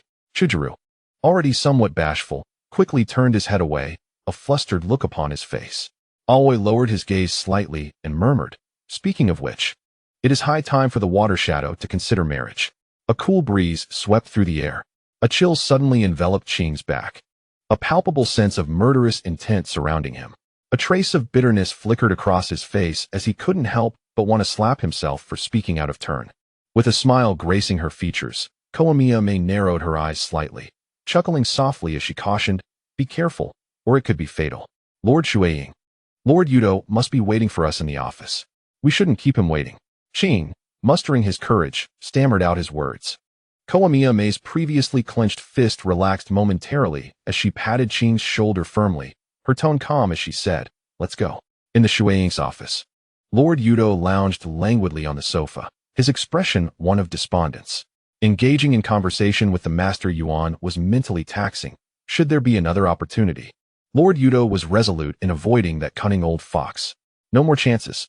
With a soft click, the office door swung open, and Koamiya entered. Arriving so early. It appears everything went smoothly on the bubble front, Youto remarked, his eyes brightening at the sight of her. As expected of Lord Youto, your predictions are spot on. Koamiya replied, her voice tinged with delight. The issue concerning the six-tailed Jinchuriki had been resolved, and matters with Master Yuan were nearly settled, culminating in the complete unification of the Mist Ninja Village. The transition of power is always perilous, Youto mused, recognizing that without his presence, the morning's meeting would not have been so tranquil. I vow to fulfill my duties as Shuing, Koamiya silently resolved. Taking advantage of a moment's respite, Youto, reclining on the sofa with his head resting on his arm, remarked lazily, "We should take a breather. In a few days, we will be quite busy." Koamiya paused, a glimmer of insight flashing in her eyes. Just as she was about to inquire, Yuto's voice cut in. "Before we delve into these matters, there is something more pressing." Rising from the sofa, he fixed his intense gaze upon Koamiya. Sensing the seriousness etched on Yuto's face, she mirrored his solemnity, bracing herself for his forthcoming words. "If I do not find a place to stay before sunset, I fear I shall have to sleep on the streets tonight," Youto stated with a grave expression. Koamiya, caught off guard, blinked in surprise. On a street in the Mist Ninja Village, Koamiya and Youto emerged from a house, both wearing expressions of helplessness. Is it true that, despite holding such a prestigious position as an elder, there is truly no money? Youto queried, a hint of reluctance in his tone. The position of elder differs from others. It does not require accountability to anyone, thus it operates within its own framework, Koamiya explained softly, continuing, but rest assured. Lord Youto, I will bear the financial burden.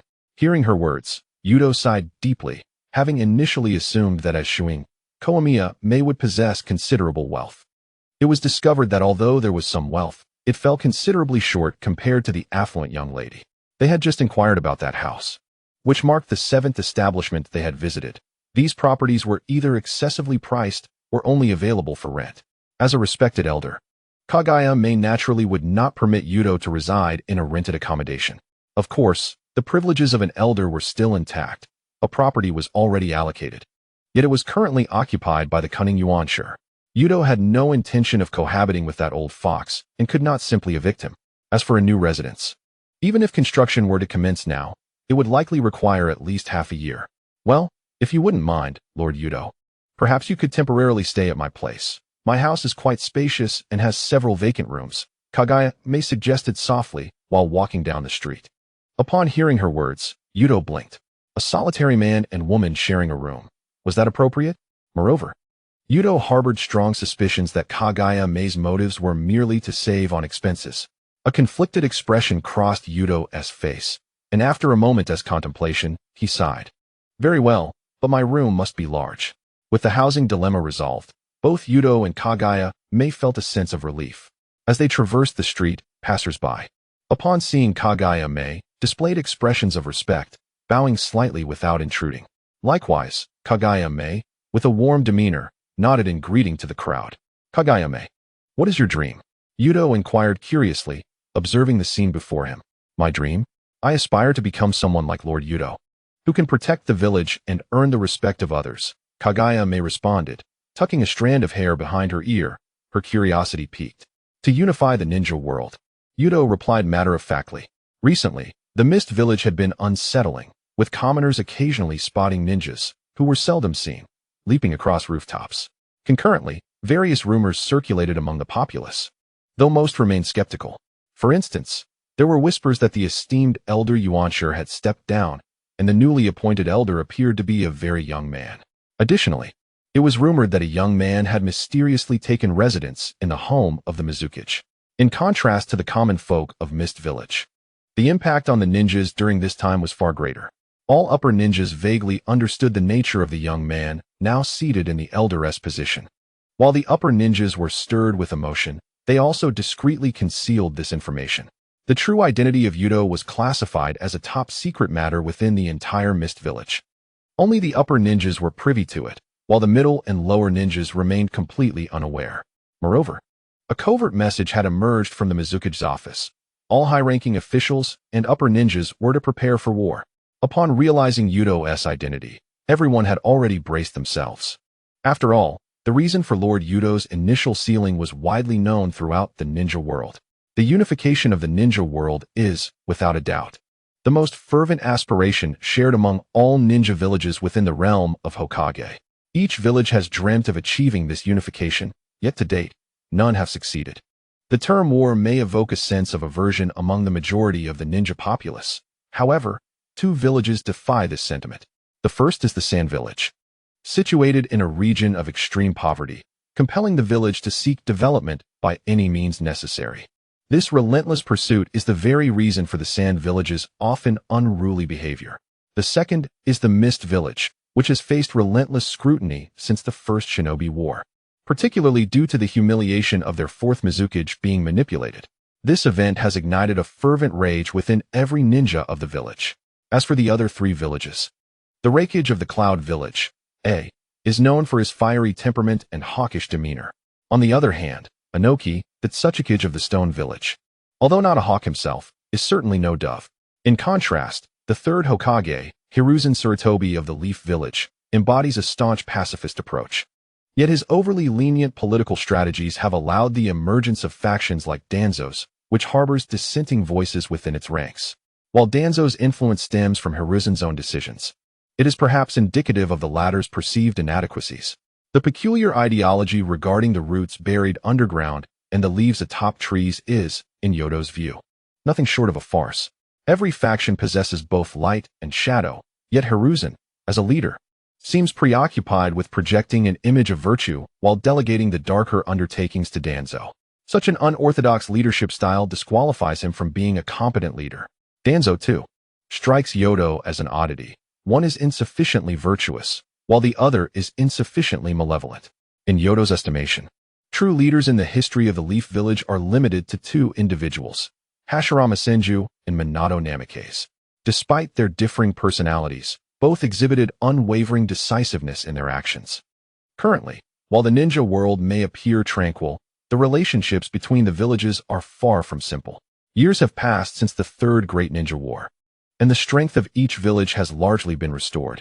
What remains is merely a spark, and in the original narrative, the Akatsuki served as this catalyst.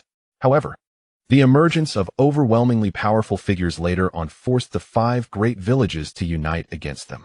Should they overcome the Akatsuki, they would soon find themselves embroiled in chaos among the five villages.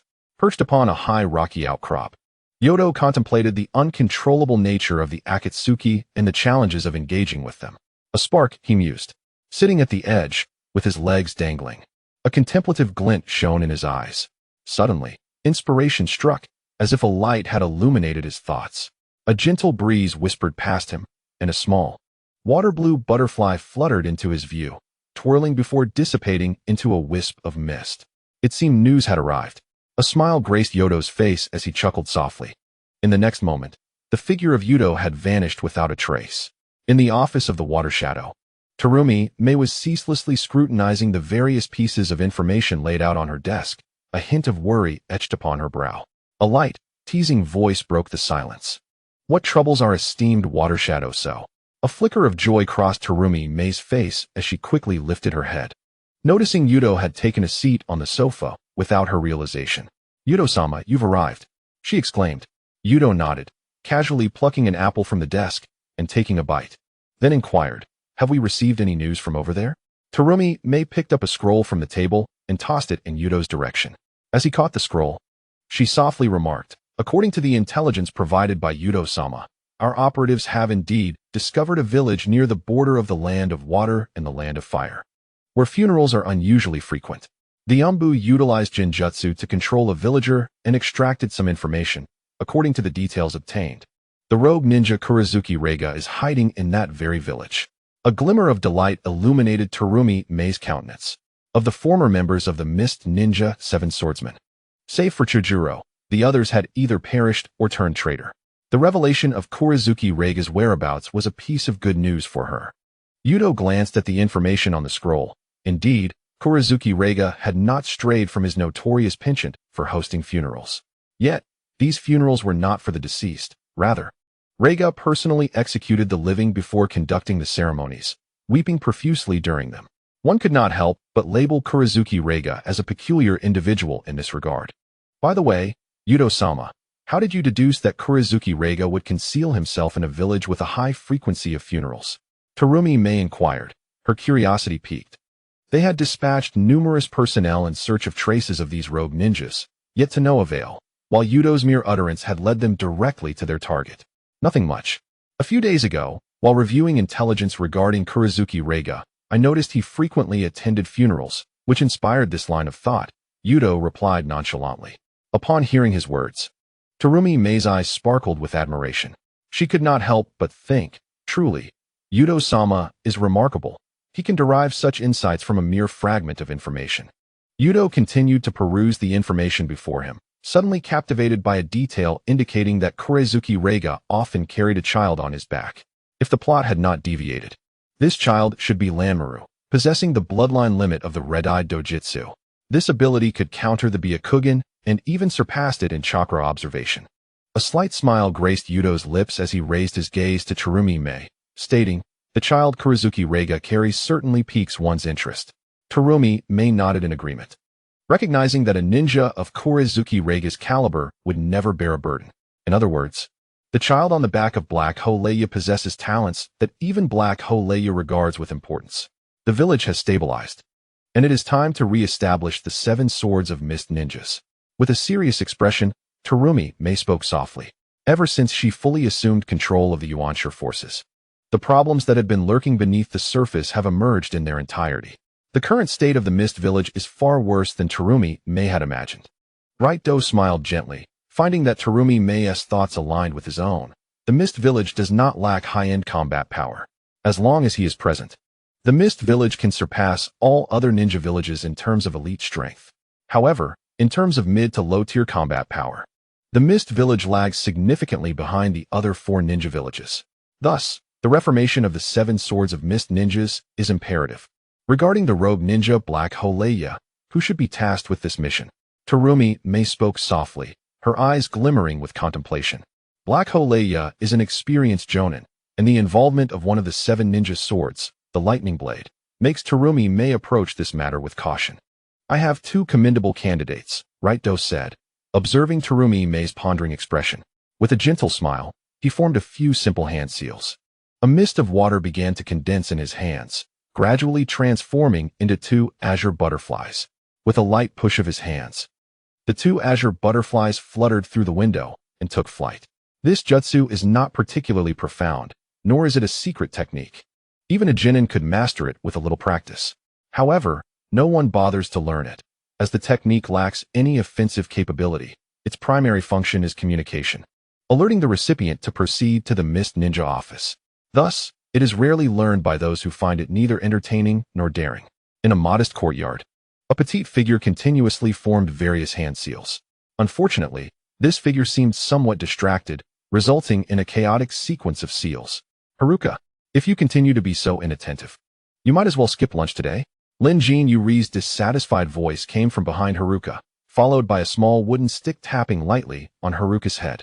"Oh, sister, I've been training for quite a while now. Can I take a break?" Haruka replied, touching her head with a feeling of grievance and a tone of negotiation.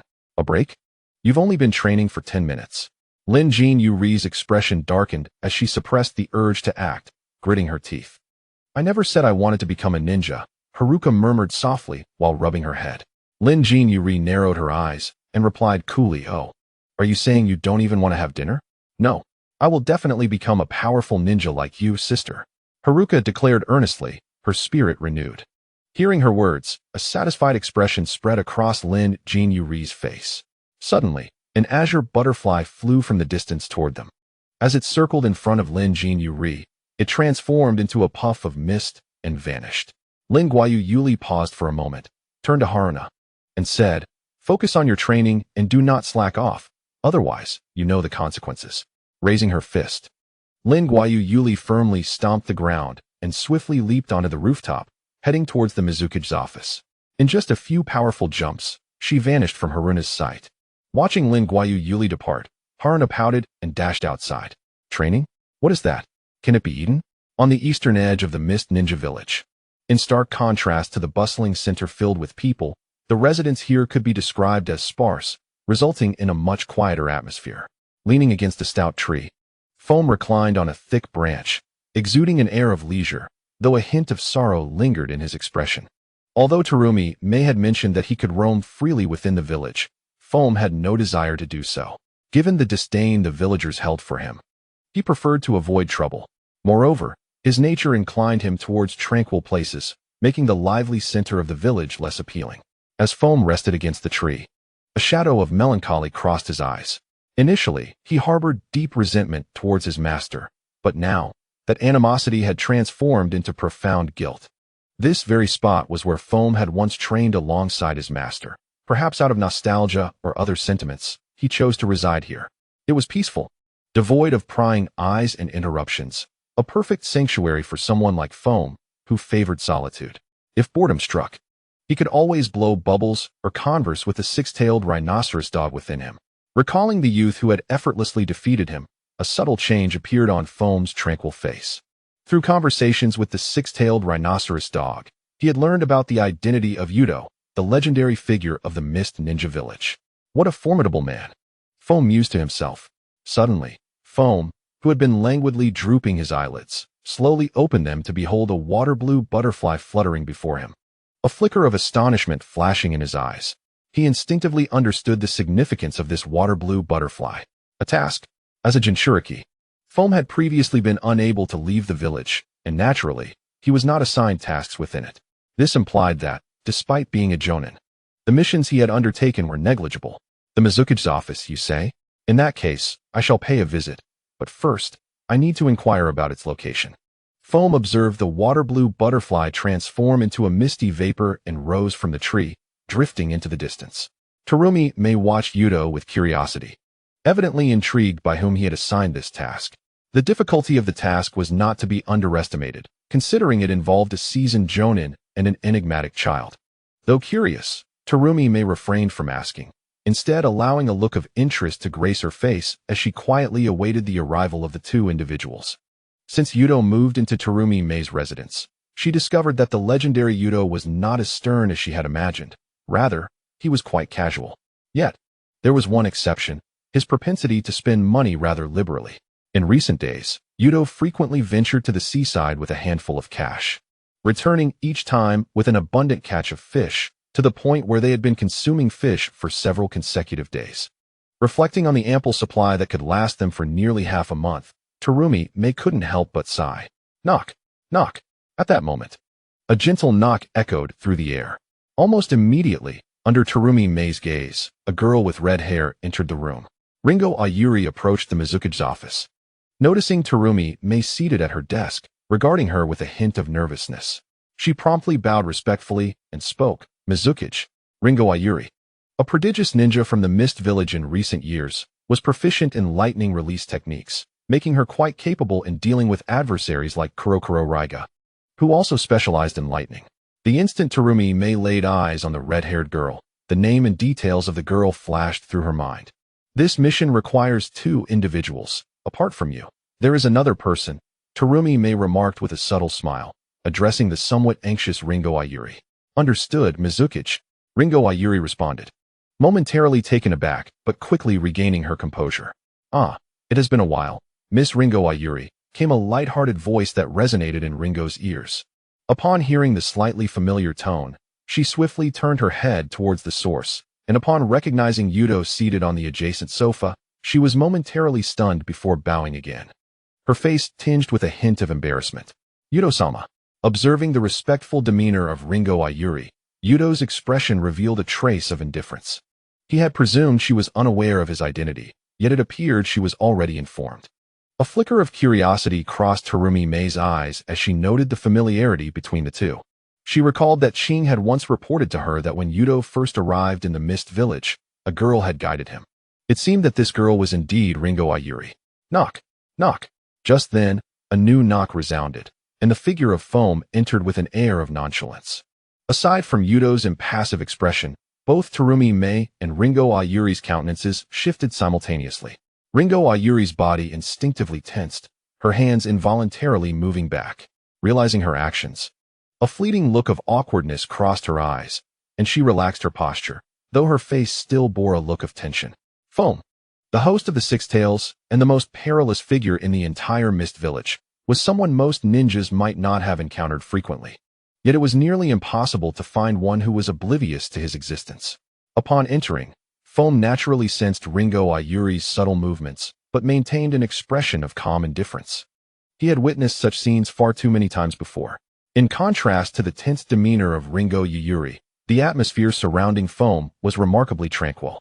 A fleeting glance swept across the assembly, and upon noticing Yuto seated nearby, Foam's pupils involuntarily constricted.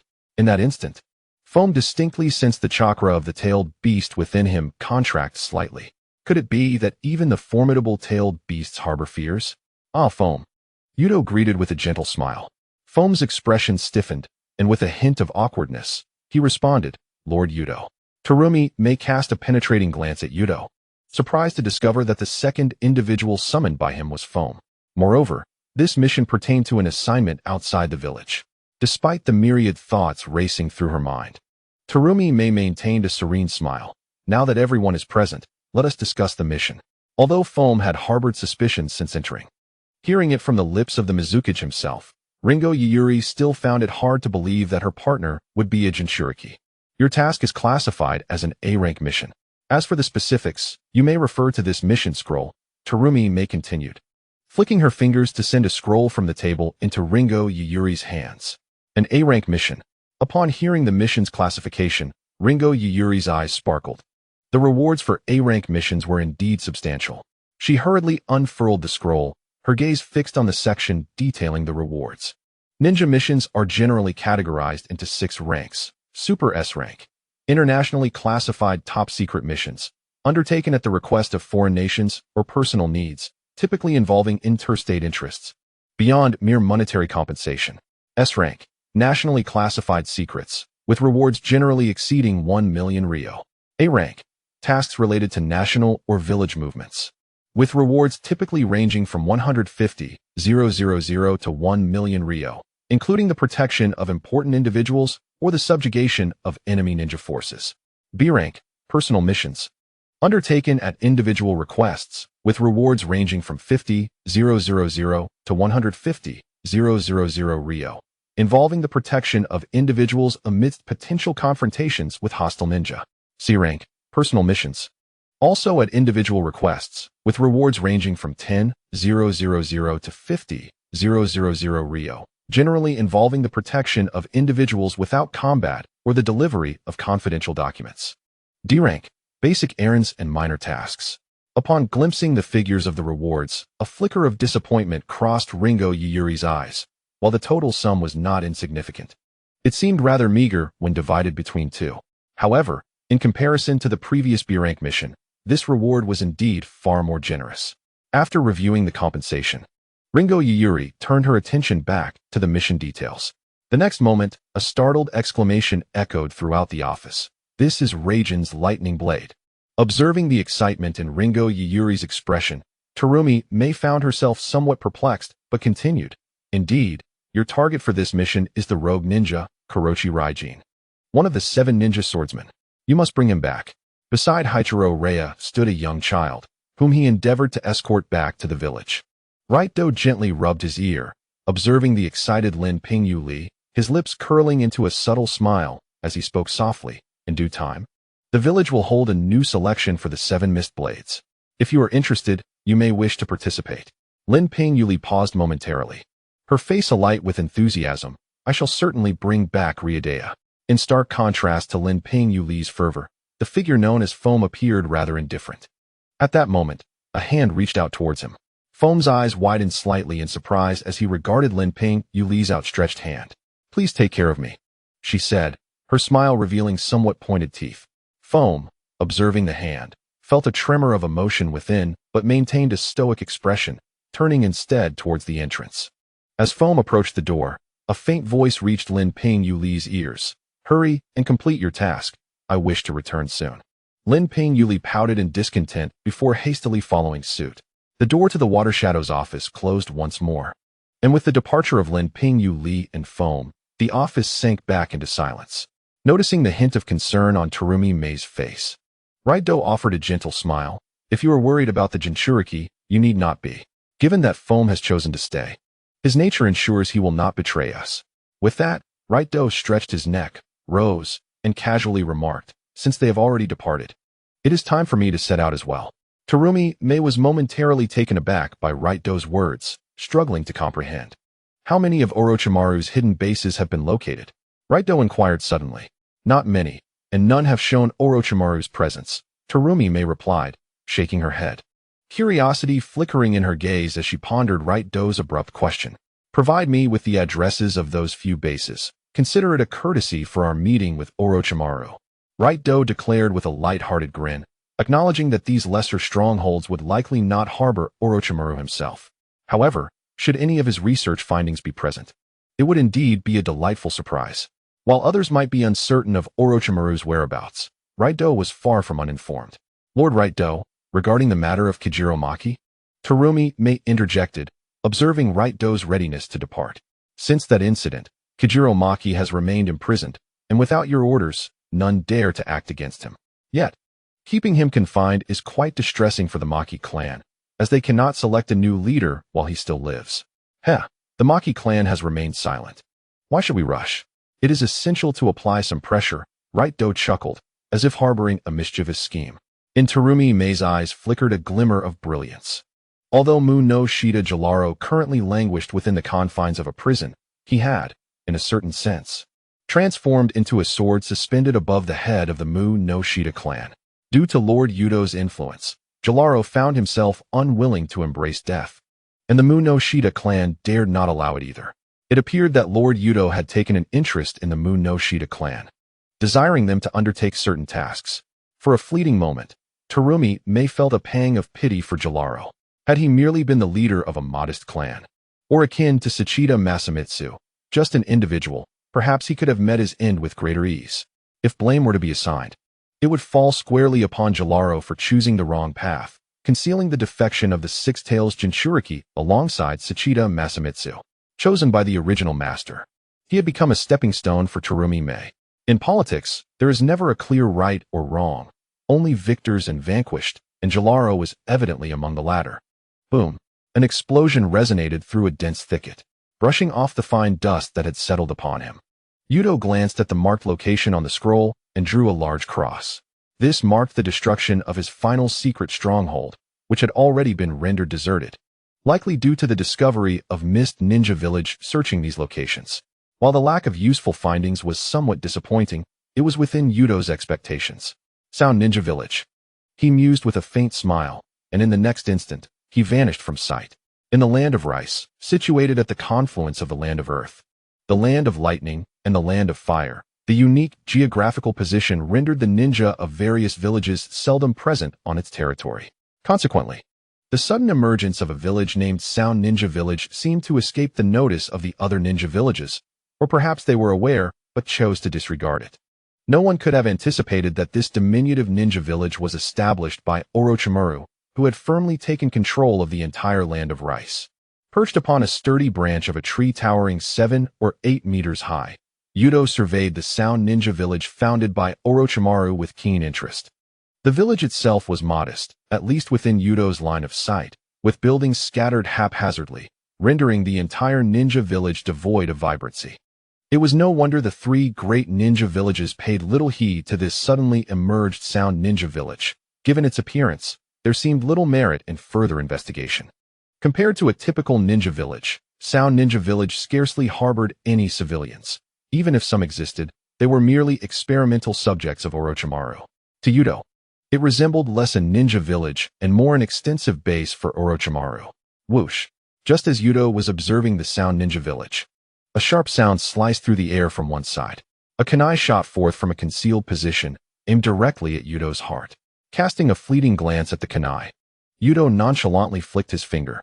The instant his fingertip met the kunai's razor-sharp blade, the weapon shattered midair into fragments. Concealed within a thicket, a man's expression shifted, his eyes flashing with disbelief. That was a kunai, yet it had been shattered. Who could this intruder in the Sound Ninja Village possibly be? The man's gaze flickered, realizing he was outmatched, and he shouted, "Do Susan, attack!" Boom! An invisible sound wave erupted from the front, enveloping the direction of Youto. Simultaneously, the man leaped from the underbrush, swiftly forming hand seals, and uttered a low incantation, Void Slash. An intangible assault, crafted from chakra, sliced towards Youto. With a faint smile upon his face, Youto regarded the two figures that had emerged from hiding. One bore a head of gray-black hair and donned a ochre tunic, emblazoned with 3 ominous characters. The other was even more peculiar, with a bandaged face revealing only a left eye, and his arms adorned with a porous, armor-like apparatus. While the first figure might have eluded Yuto's memory, the second's appearance made it abundantly clear who they were: Do Susan and Sakuru, 2 members of the trio from the original narrative representing the Sound Ninja Village in the Chunin exams. Though mere side characters, they were among the few capable of inflicting pain upon the Leaf's lower ninjas, making them unforgettable. As the 2 attacks surged towards him, Youto remained seated on the branch, not even flinching to evade. The unique sound wave attack from the Sound Ninja Village, combined with the Void Slash, collided with Youto amidst the astonished gazes of Sakuru and Do Susan. However, in the next moment, their expressions altered. Instead of the expected cries of agony or explosions, their assaults seemed to vanish upon contact with their adversary. Sensing the power he had absorbed, Youto smirked slightly. It was utterly feeble. Observing the dazed expressions of Do Susan and Sakuru, Youto casually waved his hand forward. Having just absorbed the Void Slash within him, he infused it with a touch of his own essence and released it anew. Boom! A colossal Void Slash, spanning dozens of meters, materialized as if from thin air. Rather than a mere slash, it resembled a gigantic cleaving force. Do Susan and Sakuru's eyes widened, their minds racing with a singular thought: flee. Without a moment's hesitation, they turned and retreated in haste. Accompanied by a thunderous roar, the immense slash cleaved the ground where they had just stood, creating a gash several meters deep. Upon witnessing the devastation behind them, Do Susan and Sakuru exchanged a brief glance, their hearts gripped by trepidation. Youto remained unfazed, lightly snapping his fingers. The sound wave attack he had similarly absorbed was released in turn. In contrast to the tangible Void Slash, the sound wave attack was nearly imperceptible, standing in place. Sakuru and Do Susan were suddenly overwhelmed by a wave of dizziness, followed by simultaneous eruptions of blood from their mouths. In the blink of an eye, they lost consciousness, collapsing into oblivion. Youto gracefully descended from the tree, strolling leisurely towards the interior of the hidden Sound Village. Observing the eerie tranquility of the village, a hint of derision graced his countenance. He found it hard to believe that such a commotion could have gone unnoticed. In a dimly lit underground chamber, Orochimaru's serpentine eyes fixated on a minuscule piece of flesh, no larger than a fingernail, submerged in a verdant liquid. This tiny morsel was the remnant Orochimaru had extracted from Youto before his resurrection, using a small serpent to sever a fragment from his being. Eternal life. These 2 words were an irresistible temptation for Orochimaru. Having witnessed Yuto's resurrection after decades of being sealed, even in a void-like realm devoid of anything, one could only imagine the profound shock and ecstasy that enveloped Orochimaru at that moment. What were the Sharingan and the cells of Senju Hashirama in the face of the bloodline limit of immortality? As for his so-called rebirth technique, it paled in comparison to Yuto's eternal bloodline limit. Upon returning to the hidden Sound Village, Orochimaru discarded all other pursuits and devoted himself entirely to the study of Yuto's cells. In the realm of cellular research, Orochimaru was supremely confident.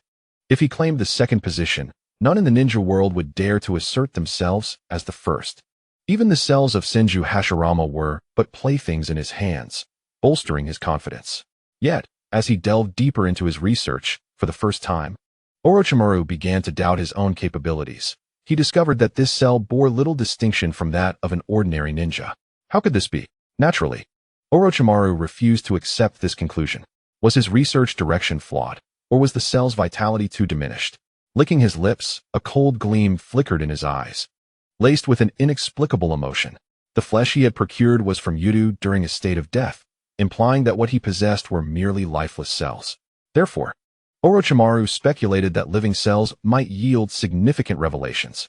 However, the thought of the legendary man's prowess sent a shiver down his spine. Orochimaru narrowed his eyes, their depth revealing his contemplation. That man had been resurrected for some time now. It was as if nothing had transpired. Not only in the ninja world, but even the hidden mist village seemed disturbingly tranquil. Such circumstances could arise under two scenarios. Either the man's strength had yet to be fully restored, or he harbored grander ambitions. Should it be the latter? Orochimaru found delight in the notion. The more serene the ninja world, the more confined the living space for someone like him. If it were the former, Orochimaru licked his lips, a cold smirk playing at the corners of his mouth. A cautious voice broke the silence from behind him. Lord Orochimaru. That individual has already entered the hidden sound village. Remembering Yuto's terrifying presence, the speaker trembled slightly, carefully voicing their concern. That man could overpower all four of them merely with his aura, leaving them unable to raise their heads. Is that so? You four may go ahead first. And while you're at it, summon Kimimaro, Orochimaru stated with a low chuckle, turning his cold gaze towards the four sound ninja who were half kneeling on the ground. A shiver ran through the hearts of the four, their eyes betraying a flicker of panic. What is the matter? Is there a problem? Orochimaru inquired with a sly smile, though his tone was laced with ice. Yes, Lord Orochimaru. The sound ninja felt a chill run down their spines and quickly responded. They were uncertain of the fate that awaited them should they fail to heed Orochimaru's commands, yet it was clear that defiance would lead them to imminent doom. In the next instant, the four transformed into fleeting shadows, vanishing from sight. Before long, a gentle sound of footsteps echoed behind Orochimaru. A boy with long, ebony and white hair, adorned with red dots on either side of his forehead, entered the room. Lord Orochimaru, Kimimaro exclaimed, his eyes gleaming with fervor as he regarded Orochimaru. You've arrived. How is your health? Orochimaru observed Kimimaro, the frostiness in his expression diminishing slightly. My body is in perfect condition, Lord Orochimaru, Kimimaro replied. Momentarily taken aback by Orochimaru's words, his loyalty unwavering. For Orochimaru, he would forsake everything. Let us proceed. I shall introduce you to someone, Orochimaru said, licking his lips with a subtle smile. Outside, Youto stepped into the sound village, surveying the surroundings with a slight grimace. Compared to the grand hidden mist village, he found the sound village lacking. Orochimaru's south research typically took place underground, and he wondered if his presence would provoke a response from Orochimaru. With a faint smile lingering on his lips, he mused, Oh, since I am already here, there is no need for stealth. Gazing at the flat ground ahead, he pressed his foot down with a bit of force. Boom! With a resounding explosion, the ground before him erupted. In the aftermath, four figures emerged from the underground, somewhat disheveled. Upon recognizing the familiar faces, Yuto's smile widened. Ah, it's you four again. The sound ninja trembled at his words, and among them, the one with a semblance of leadership, Sakan, gritted his teeth. Forgive us. As soon as Sakan's words fell, a chilling and malevolent chakra surged forth from the four, instantly transitioning them into their second state. The dark and terrifying chakra coursed through their bodies. Perhaps due to the influence of the cursed seal or the sudden surge of power, the initial fear that gripped the sound ninja began to wane. Attack! Sakan commanded, and the three figures beside him vanished in an instant. In the blink of an eye, the four positioned themselves at the corners, surrounding Youto, their hands swiftly forming seals. Youto observed the four sound ninjas silently, his expression impassive, allowing them to complete their seals without interference. Although the sound ninja quartet was unaware of why Youto did not impede their actions, they dared not exhibit even a hint of relaxation. As the final hand seal was completed, the four simultaneously uttered a low incantation, secret technique, for purple flame formation. A square purple barrier swiftly enveloped Youto within its confines. Witnessing this scene, The Sound Ninja Quartet felt a slight relief in their hearts. "Pray tell, who granted you the audacity to attack me?" Youto inquired. A curious expression painted across his face as he regarded the four, fully aware of the disparity in their strengths, yet still they dared to engage. It must be said that Orochimaru's brainwashing techniques had indeed reached their zenith. "You four possess commendable strength. Would you care to join the Hidden Mist Village?" Youto blinked, his eyes radiating hopeful anticipation as he gazed at the Sound Ninja Quartet. The quartet exchanged bewildered glances, momentarily taken aback, clearly unaccustomed to Yuto's somewhat eccentric proposition. After a brief silence, as it became apparent that they had no intention of joining the Hidden Mist Village, disappointment flickered across Yuto's face. "Since you wish to perish, allow me to assist you on your journey," he sighed softly, his tone suddenly turning frigid. Upon hearing Yuto's voice emanating from within the barrier, the others felt a jolt of anxiety, though their eyes betrayed a glimmer of skepticism. The four purple flame formation was a secret technique passed down directly from Lord Orochimaru, and they were acutely aware of the barrier's potency. Yuto extended his palm, and black-purple chakra swiftly coalesced in his hand, forming a tailed beast ball the size of a basketball in an instant. This was, of course, the chakra he had absorbed from the Six Tails. Gazing at the tailed beast ball in his hand, Yuto grinned at the Sound Ninja Quartet and softly warned, "Be cautious." In the next moment, he hurled the tailed beast ball directly at the barrier. Boom! A terrifying explosion erupted as the tailed beast ball made contact with the four purple flame formation, shattering it instantaneously. The Sound Ninja Quartet erupted in a spray of blood, completely overwhelmed by the force of the explosion. With soft, measured footsteps, Yuto emerged from the cloud of dust, not a speck of dirt clinging to him. "Oh, you're still alive," Yuto remarked, raising an eyebrow in surprise at the direction shrouded in smoke. "Earth release, Earth prison," Jirobo bellowed, encasing Yuto within a prison formed of earth walls. This was Jirobo's signature technique, capable of ensnaring enemies while absorbing their chakra to replenish his own. However, rather than displaying any joy, Jirobo's face was etched with deep fear as he shouted towards the rear, "Hurry up!" Doyu also leaped from the side, forming hand seals while expressing his frustration. "Shut your mouth, you fat fool." Summoning technique. 3 spirits. Boom. Accompanied by a cloud of smoke, 3 colossal figures materialized before everyone's eyes. Doyu swiftly retrieved a flute from his waist and began to play, magic flute, illusory dance melody. Countless strands of spider silk descended from all directions, swiftly transforming the surroundings into a web-like existence. At the very center of this intricate design sat the enigmatic Kido Maru, gripping a golden bow, fully drawn to its crescent form. "You know nothing of true power," came a voice tinged with arrogance from the earthen prison. Jirobo, the one controlling the confines, was drenched in sweat, his body suddenly trembling with fear. Boom! The entire earthen prison erupted in a violent explosion, sending debris flying in all directions. As Ryuto emerged from the chaos as if taking a leisurely stroll, he extended his hand toward 3 stones suspended in midair, flicking them with force. The stones whistled through the air, hurtling toward the 3 demons summoned by Moya. Bang! Bang! Bang! The 3 demons, under Moya's control, had no time to react before their heads were obliterated by the stones. Accompanied by a whisper of wind, Jirobo looked up in terror to find Ryuto standing before him. He opened his mouth to scream for help, but before he could utter a word, he was transformed into a mist of crimson. In a flash, Ryuto appeared before Moya, who instinctively recoiled, momentarily forgetting to resist. "Since you are a girl, I shall be gentle," Ryuto remarked with an indifferent tone as he seized Moya by the neck, lifting her effortlessly. At that moment, Kido Maru, ensconced within the web, suddenly brightened with intent. He released the drawn bowstring of the secret technique, the Spider War Bow. The golden arrow shot forth like a streak of light, accompanied by a fierce sound of slicing air, aimed directly at Ryuto. Sensing the piercing rush of wind beside him, Ryuto did not even entertain the thought of turning his head. He merely tightened his grip on Moya's neck. Moya's eyes widened in shock as she fell silent. Simultaneously, Ryuto raised his other hand and effortlessly caught the incoming arrow. The terrifying force that had surged through the arrow vanished upon contact with Ryuto's palm. He redirected the arrowhead toward Kido Maru, slowly loosening his grip on the arrow. Whoosh! The golden arrow shot forth from Ryuto's hand with even greater speed. becoming a mere golden blur. As the arrow flew toward him, Hitomaru attempted to evade, but the arrow's velocity was overwhelming.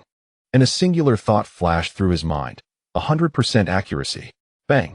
The deafening sound of the arrow's flight, entwined with an immense force, instantly pierced a gaping hole through Hitomaru's chest, causing him to plummet from the web. 1, 2, 3. Just one more to go, Ryuto chuckled, turning his gaze toward a concealed position behind him. Zoken, who had been lurking in the shadows, had frozen in place. Flee, or face death, Zoken thought, pivoting to escape toward the inner sanctum of the Sound Ninja Village. However, Ryuto had already positioned himself beside Zoken. "Ah, found you." With a faint utterance, Ryuto spoke. And immediately thereafter, a dull thud resonated as Zuejin's entire body was transformed into a grotesque mass of blood and viscera. In that moment, a severed head rolled out from the remains of Zuejin's body. Upon witnessing this still-living head, Ryuto suddenly recalled that Zuejin's body housed two heads, one named Zuejin and the other Right Jin. The head identified as Right Jin rolled frantically toward a distant direction, exclaiming, "Lord Orochimaru, save me." The battle between the Sound Four and Ryuto did not extend for long. Consequently, when Orochimaru and Kimimaro emerged, apart from the relatively intact body of Muyu, the other three had already been reduced to mere piles of flesh. Of course, there was also Right Jin's head, now rolling in terror at Orochimaru's feet. "Lord Orochimaru, save me," it cried in abject fear. Without another body to inhabit, even with the support of Curse Seal powers, Right Jin's head could not endure for long. Gazing down at Right Jin, Orochimaru's expression darkened, as if it could drip with malice. In such a brief span of time, the four individuals he had painstakingly nurtured had been obliterated. Even in a state of Cursed Seal Level 2, confronting them would pose a challenge, even for Orochimaru himself. This was precisely why he had confidently dispatched the Sound Four. Initially, Orochimaru had merely intended to gauge Ryuto's strength and ascertain whether he had regained his former prowess. But he had not anticipated that in the blink of an eye, the Sound Four would be completely annihilated. "Ryuto, you have slain my men on my territory. Do you not owe me an explanation?" Orochimaru's voice resonated with a chilling aura as he regarded the approaching Ryuto. Beside him, Kimimaro crouched slightly, clearly bracing for a confrontation. "An explanation? Do I truly need to provide you with one?" Ryuto replied with an almost imperceptible smile, stepping closer to Orochimaru. Although the Sound Four were merely side characters in the original narrative, they were not insignificant. In the plan to dismantle Konoha, Orochimaru had managed to eliminate the third Hokage with their assistance. Thus, their untimely demise would evidently impact the unfolding of events in Konoha. However, this held little concern for Ryuto. The one who ought to be worried was Orochimaru. To Ryuto, the concept of narrative could be interpreted as a prevailing force.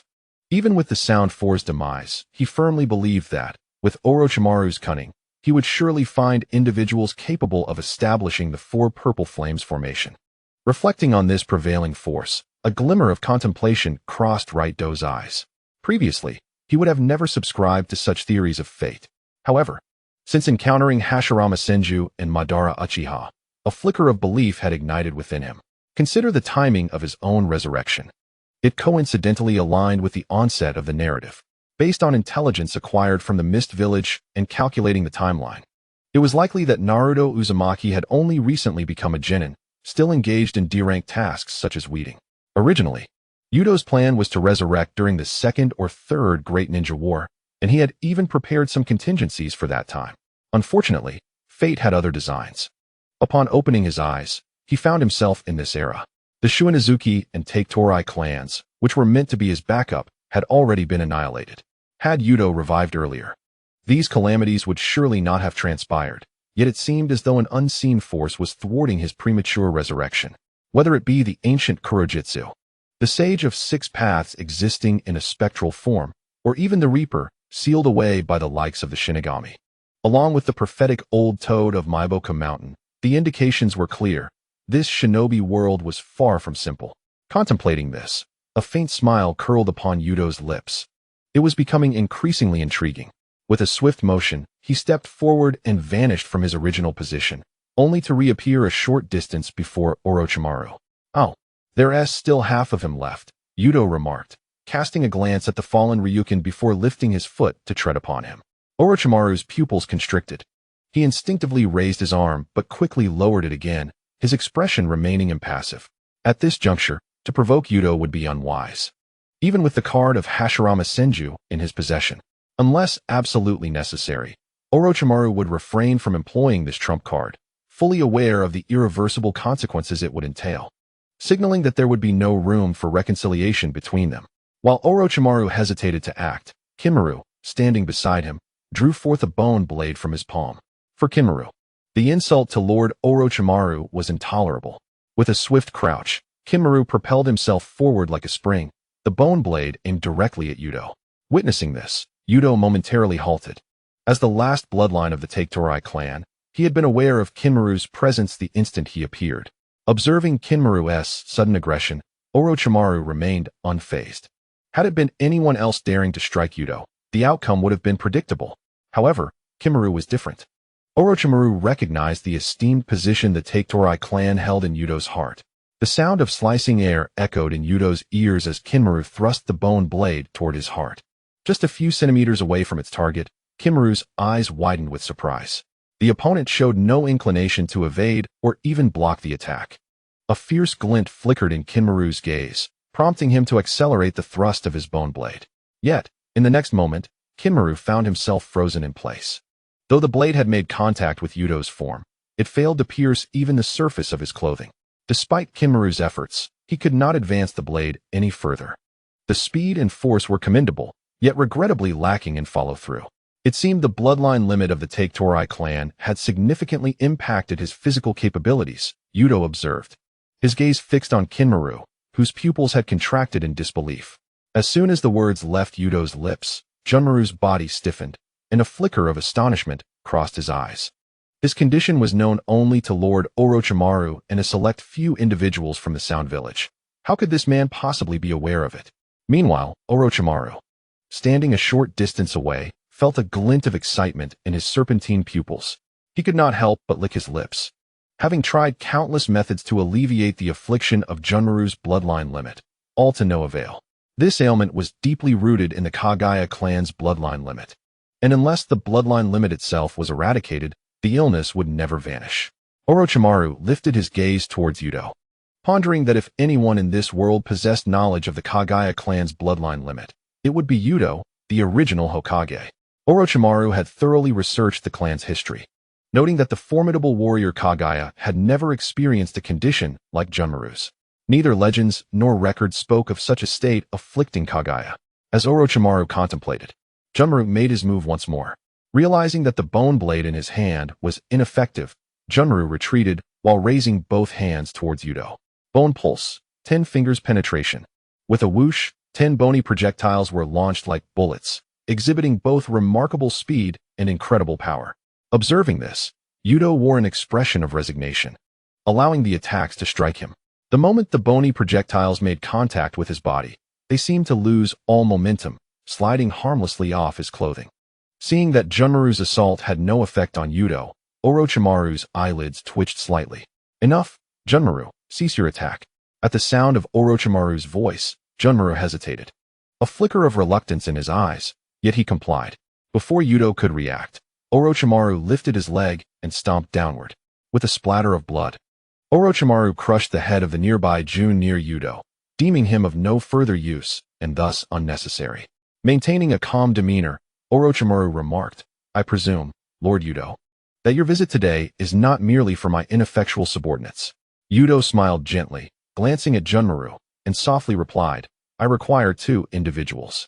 Orochimaru's eyelids twitched again, a mix of curiosity and expectation flickering across his face. Junmaru's identity was hardly a secret. If the Mist Village desired to investigate, they could easily uncover it. This was precisely why Orochimaru had brought Junmaru along, as he had clearly surmised that Yuto's visit was aimed at Junmaru. Yet now, Youto unexpectedly spoke of requiring 2 individuals, which piqued Orochimaru's curiosity regarding the identity of this second person. Who could it be? Orochimaru's pupils deepened as he licked his lips and inquired. Kamaru, and the enigmatic Suigetsu Hozuki. A light smile graced Yuto's face as he narrowed his eyes slightly at Orochimaru, adopting a tone tinged with inquiry. I must admit, I am quite curious about your intentions in capturing the inhabitants of our Mist Village. While Kamaru was somewhat understandable, being a consequence of Mist Village's own actions, it was indeed Orochimaru who had taken Suigetsu captive. Upon hearing Yudo's words, Orochimaru lowered his head slightly, emitting a soft chuckle. I happened to encounter someone from the Hozuki clan recently, and, out of curiosity, invited them to visit. The two individuals you desire, Lord Yudo, can accompany you at any time. With his head bowed, a fleeting glimmer of murderous intent flickered in Orochimaru's eyes. The Hozuki clan held considerable status within Mist Village. Naturally, Orochimaru's capture of Suigetsu had been conducted with utmost secrecy, likely unbeknownst to anyone outside the Sound Village. It seemed it was time to cleanse the internal affairs of the Sound Village. Orochimaru mused silently. As Orochimaru spun his web of deceit, Yudo rolled his eyes, uninterested in the charade.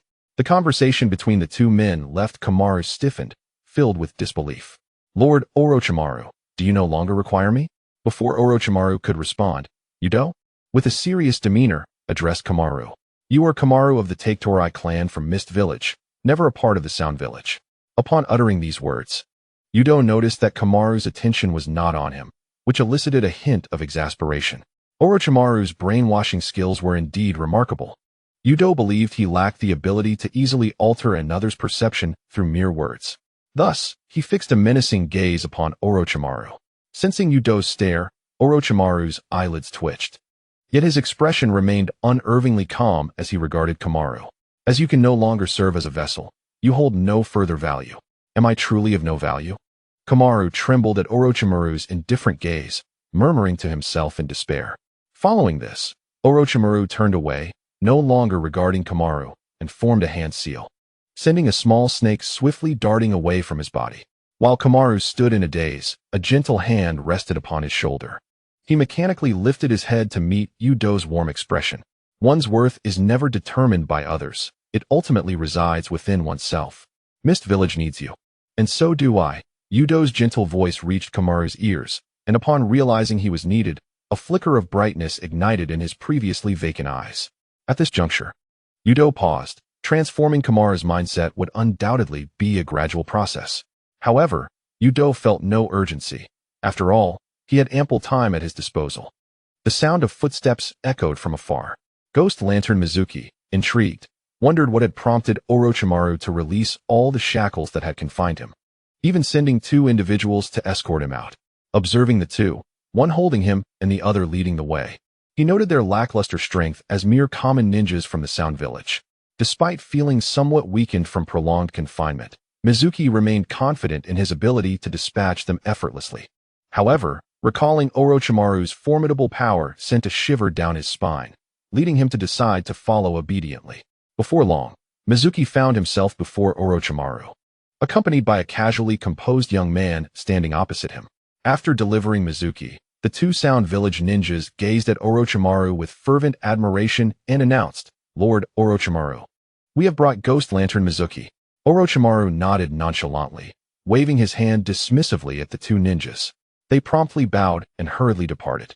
Well then, Ryudo, I have brought you the person you requested, Orochimaru stated, his demeanor tinged with a hint of respect. Mizuki's eyes widened in confusion as he struggled to grasp the current situation. Did Orochimaru just imply that he would be set free? The incredulity of the moment overshadowed Mizuki's recognition of Orochimaru's respectful tone. What are you daydreaming about, little brat from the Ghost Lantern clan? Ryudo remarked. Observing Mizuki with a nonchalant expression, Mizuki, momentarily taken aback, glanced at Ryudo, who seemed only slightly older than himself, and retorted with a pout. You don't seem much older than me, kid. Ryudo was momentarily stunned.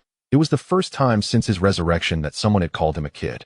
A peculiar smile crept onto his face as he thought to himself, interesting, I appreciate your spirited nature. Of course, I'm the man destined to revive the infamous Seven Ninja Swordsman, Mizuki declared proudly, giving a thumbs up to emphasize his ambition. However, after uttering this proclamation, he suddenly sensed the atmosphere turn chilly.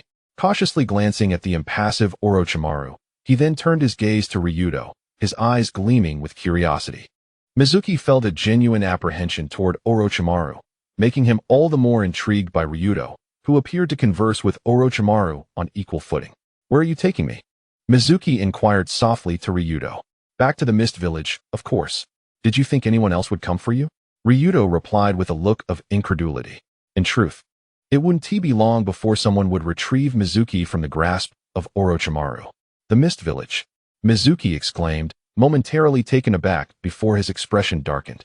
He found the prospect of being submerged again in Orochimaru's schemes far more palatable than returning to the Mist Village. He initially took the scroll from his clan and sneaked away. Now, returning could lead to him being killed by the other members of the Ghost Lantern clan. Just as Ghost Lantern Mizuki was about to speak, a faint voice emerged from Yuto's lips. You lack the qualification to refuse. Upon hearing Yuto's words, Ghost Lantern Mizuki curled his lip, choosing to remain silent. Although his temperament was somewhat impulsive, it did not imply foolishness. Anyone capable of conversing as an equal with Orochimaru must possess considerable strength, if not other compelling reasons. As for status, no matter how elevated, it likely held little significance in the eyes of a ninja like Orochimaru. I have already fulfilled Lord Yuto's request. I wonder if you would be interested in participating in one of my plans. Orochimaru licked his lips, his gaze flickering as he spoke suddenly. A plan? A glimmer of intrigue flashed in Yuto's eyes, though his expression remained calm. It concerns Konoha. Orochimaru's tone carried a hint of excitement. A smile graced Yuto's face. I am very interested. Yuto had come to Orochimaru not only to retrieve Kimimaro and Ghost Lantern Mizuki, but also to engage in the Konoha collapse plan from the original narrative. With such a prime opportunity to weaken Konoha, he would certainly not let it slip away. However, the original plan for Konoha's collapse was rather lackluster. Aside from the death of the third Hokage and the destruction of some buildings, it inflicted minimal harm on Konoha. Moreover, Orochimaru had even exploited Sunigakure, resulting in the loss of a Kazekage and heavy reparations, nearly leading to territorial concessions. Yet, even if Konoha were offered Sunigakure's territory, they would hardly accept it. The Konoha collapse plan? A cold smile crept across Yuto's mind. Without revealing his identity, even if he couldn't destroy Konoha, he would ensure it was left in a severely crippled state. As for when Yuto's identity would spread throughout the ninja world, it would signify the impending onset of war. Yuto and Orochimaru did not converse for long before Yuto departed with Kimimaro and Ghost Lantern Mizuki. Neither Yuto nor Orochimaru felt the need to divulge intricate details of the plan. In Yuto's view, there has never been a flawless plan in this world. Thus, they only needed to outline the general direction. He expressed satisfaction with his visit to the Sound Ninja Village, as it had gone far more smoothly than anticipated. Orochimaru possessed many valuable items, but they were merely of interest to ordinary ninjas. Aside from the reanimation jutsu, which held some significance for Yuto, he found little else of value in Orochimaru's possession. Unfortunately, for Orochimaru, the reanimation jutsu was akin to his lifeline. It was his bargaining chip and would never be divulged to Yuto. On a somewhat uneven path, Yuto walked ahead with an expression of boredom, followed closely by the expressionless Kimimaro and the ever-fidgeting Ghost Lantern Mizuki, who seemed to be concocting some mischievous scheme. Are we truly returning to the Mist Ninja Village? The ethereal presence of Kagaya Mizuki cautiously observed Yuto ahead, softly uttering a few words. Yuto did not bother to glance back, nor did he feel inclined to respond. For Kagaya Mizuki was an incessant chatterbox, having posed countless questions along their journey. Noticing Yuto's silence, Kagaya Mizuki paid it no mind, occasionally stealing glances at the sides of the path, seemingly searching for an easy escape route. I advise against harboring thoughts of fleeing. Otherwise, your legs may not endure. Yuto's calm voice echoed in Kagaya Mizuki's ears, sending a chill down his spine. In stark contrast to Kagaya Mizuki, Junmaru was notably quieter, having yet to utter a single word. Without a master, do you believe a weapon still holds any purpose, Junmaru? Yuto continued without breaking his stride, not bothering to look back. Does it still hold any purpose? Junmaru paused, a look of bewilderment filling his eyes. Since the moment he was taken by Orochimaru, he had lived solely for him, being the most formidable weapon in Orochimaru's grasp. Now that Orochimaru no longer required his services, what was left for him? As a weapon, do I still possess any significance? Junmaru murmured, lost in thought. Indeed, there are fools in this world who regard themselves as mere weapons. Do you not have a friend or a family? Kagaya Mizuki remarked quietly, glancing at Junmaru. Although it was not their first encounter, they were not well acquainted, as Kagaya Mizuki had often been confined by Orochimaru. Despite his hushed words, Both Yuto and Junmaru could easily hear him. Friend? Junmaru softly repeated the term, an image involuntarily surfacing in his mind. Toguro, Junmaru spoke softly. If one has friends, then they cannot be merely a weapon. A look of concern crossed Kagaya Mizuki's face as he spoke nonchalantly. Yuto cast a surprised glance at Kagaya Mizuki, realizing that this unexpected insight had surprisingly aided him. Suddenly halting, Yuto turned to face Junmaru. Amidst Junmaru's bewildered expression, Yuto smiled gently and said, "Who claims you have no family? After all, you are a junior of an old acquaintance of mine, hence you have never been merely a weapon." Junmaru hesitated, clearly processing Yuto's words. The notion of family felt both foreign and distant to him. Although Yuto's assertion seemed somewhat forced, Junmaru did not sense any deceit in his words. With a soft smile, Yuto reached out to pat Junmaru's head. Instinctively, Junmaru's body tensed, and he reflexively pulled out a bone blade, thrusting it forward. The blade struck Yuto directly in the chest. Yet, regrettably, much like in their previous battle, it failed to pierce even the fabric of his clothing. At that moment, Yuto's hand landed gently atop Junmaru's head. Ruffling Junmaru's ashen-white hair, Yuto chuckled softly, "I will take you home."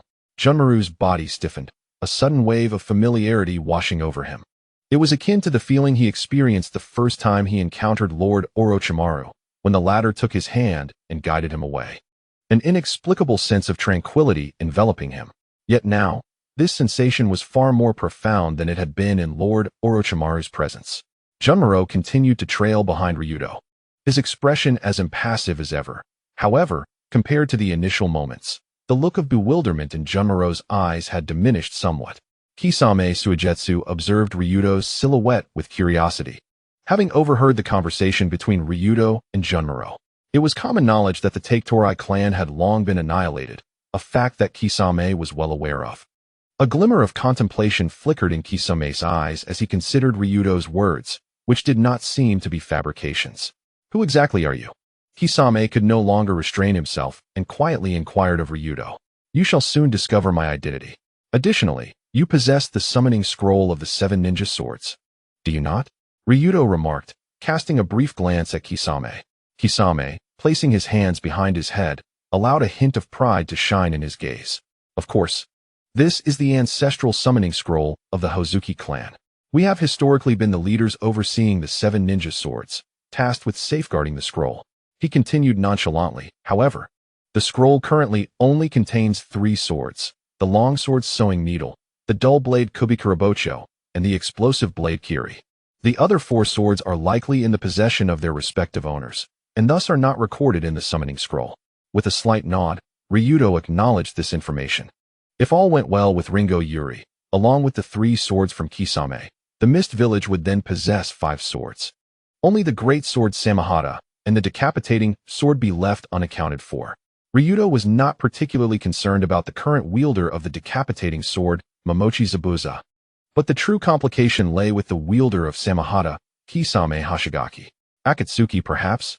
Ryuto pondered inwardly, his gaze flickering momentarily. Kisame studied Ryuto, a note of suspicion in his eyes. "Your purpose in seeking me is not solely for those 3 swords, is it?" "Not entirely. As you are also considered one of the candidates for the new 7 ninja swords." Ryuto replied calmly, not turning back as he spoke.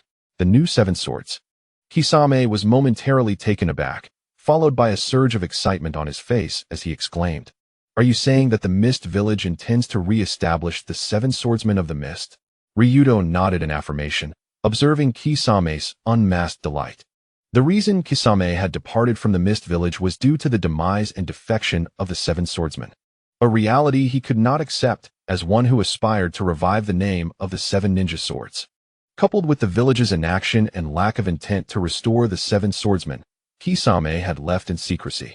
If it were not for the esteemed Hozuki clan, being a prominent family of the Mist Village, and given that Hozuki Suigetsu had not caused any losses to the village, he would have long been branded a rogue ninja due to his actions. It is time for me to showcase my prowess. I shall make the name of the 7 ninja swordsmen resonate throughout the ninja world."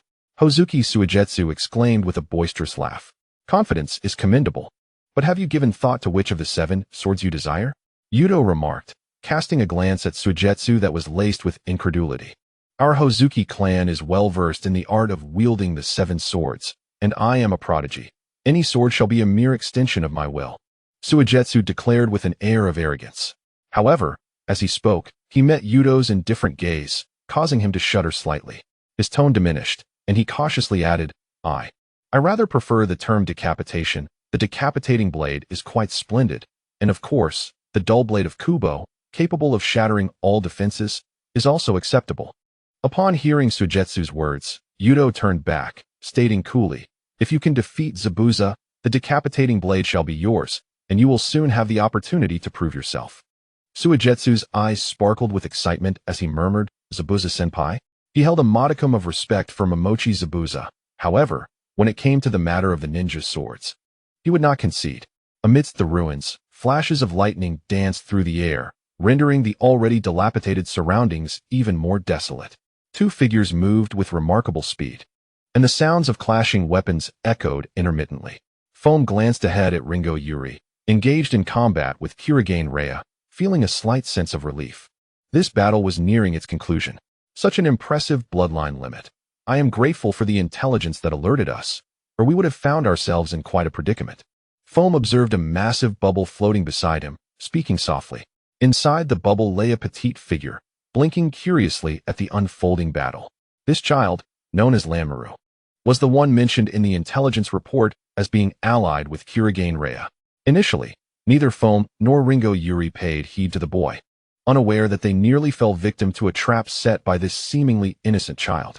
Lanmaru possessed the bloodline limit known as the Red Eye, granting him the ability to see through objects and sense impending danger.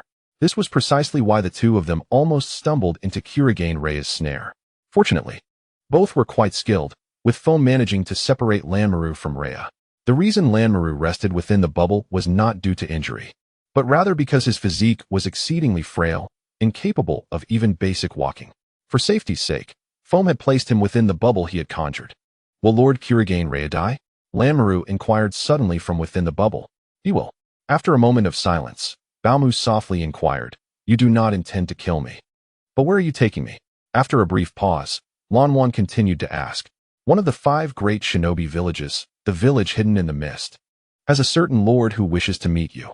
Baomu spoke gently, yet her gaze remained fixed on the battle unfolding ahead. Suddenly, a dull thud resounded from the front, followed by an abrupt cessation of the fighting. A faint cough broke the stillness. Linshin Yuli, despite bearing numerous wounds, wore an unmistakable expression of exhilaration as she approached. Wielding the Raikiri, I have triumphed, she exclaimed to Baomu, flashing a wide grin. Upon quickly assessing Linshin Yuli's injuries and finding nothing life-threatening, Baomu felt a slight relief wash over her. Had I intervened, it would have been resolved more swiftly, Baomu remarked, her expression impassive. Hearing this, Linshin Yuli merely smirked. Throughout their journey, the thought of facing Momochi Zabuza filled the air with excitement, and Youto refrained from dampening Suigetsu's enthusiasm, hoping that he would still be smiling by the end of it. Truth be told, Youto harbored a measure of curiosity regarding the clash between Zabuza and Suigetsu. Although Suigetsu was quite the chatterbox, he managed to keep Youto entertained, especially when compared to the reticent Jimaru, who would not speak unless prompted. The trio traversed swiftly, with Youto occasionally accelerating their pace. As a result, in just a few days, they found themselves standing before the gates of the village hidden in the mist. Oh, what a nostalgic feeling, Suigetsu sighed, gazing at the imposing gates. Beside him, Jinmaru lifted his head to survey the surroundings. His memories of the village were but a distant echo from his childhood. Suddenly, 2 gusts of wind whistled from the direction of the gate. 2 men clad in the uniforms of the Mist Village shinobi appeared before Youto. Elder, you have returned, they greeted him respectfully. Have Linshin Yuli and the others arrived? Youto inquired curiously, nodding slightly. Not yet. Elder, one of the ninjas replied hastily upon hearing his question. Youto nodded, sensing that Linshin Yuli and her companions had encountered some difficulties. Lanwan's bloodline limit was formidable in terms of support, yet Linshin Yuli and Baomu were both capable fighters, leaving Youto with little cause for concern. As the figures of Youto and his companions gradually faded from view, the 2 ninjas exhaled a sigh of relief. Who are those 2 accompanying the elder? One ninja asked curiously. I do not recognize the one in white, but the other seems to be from the Kirigakure clan. It's Suigetsu. He recalled. No wonder he seems familiar.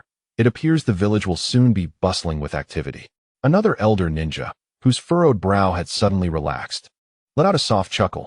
In the Water Shadow's office, Terumi Mei blinked her large eyes, gazing at the somewhat apprehensive Koizumi Sujetsu and the expressionless Kimimaro standing before her. After a brief moment, Terumi Mei finally lifted her gaze towards Youto, who was lounging lazily on the sofa. Are you saying that these two individuals, one being the long-lost Koizumi Sujetsu of the Koizumi clan, and the other, the last surviving descendant of the now-extinct Take-Torai clan, are here?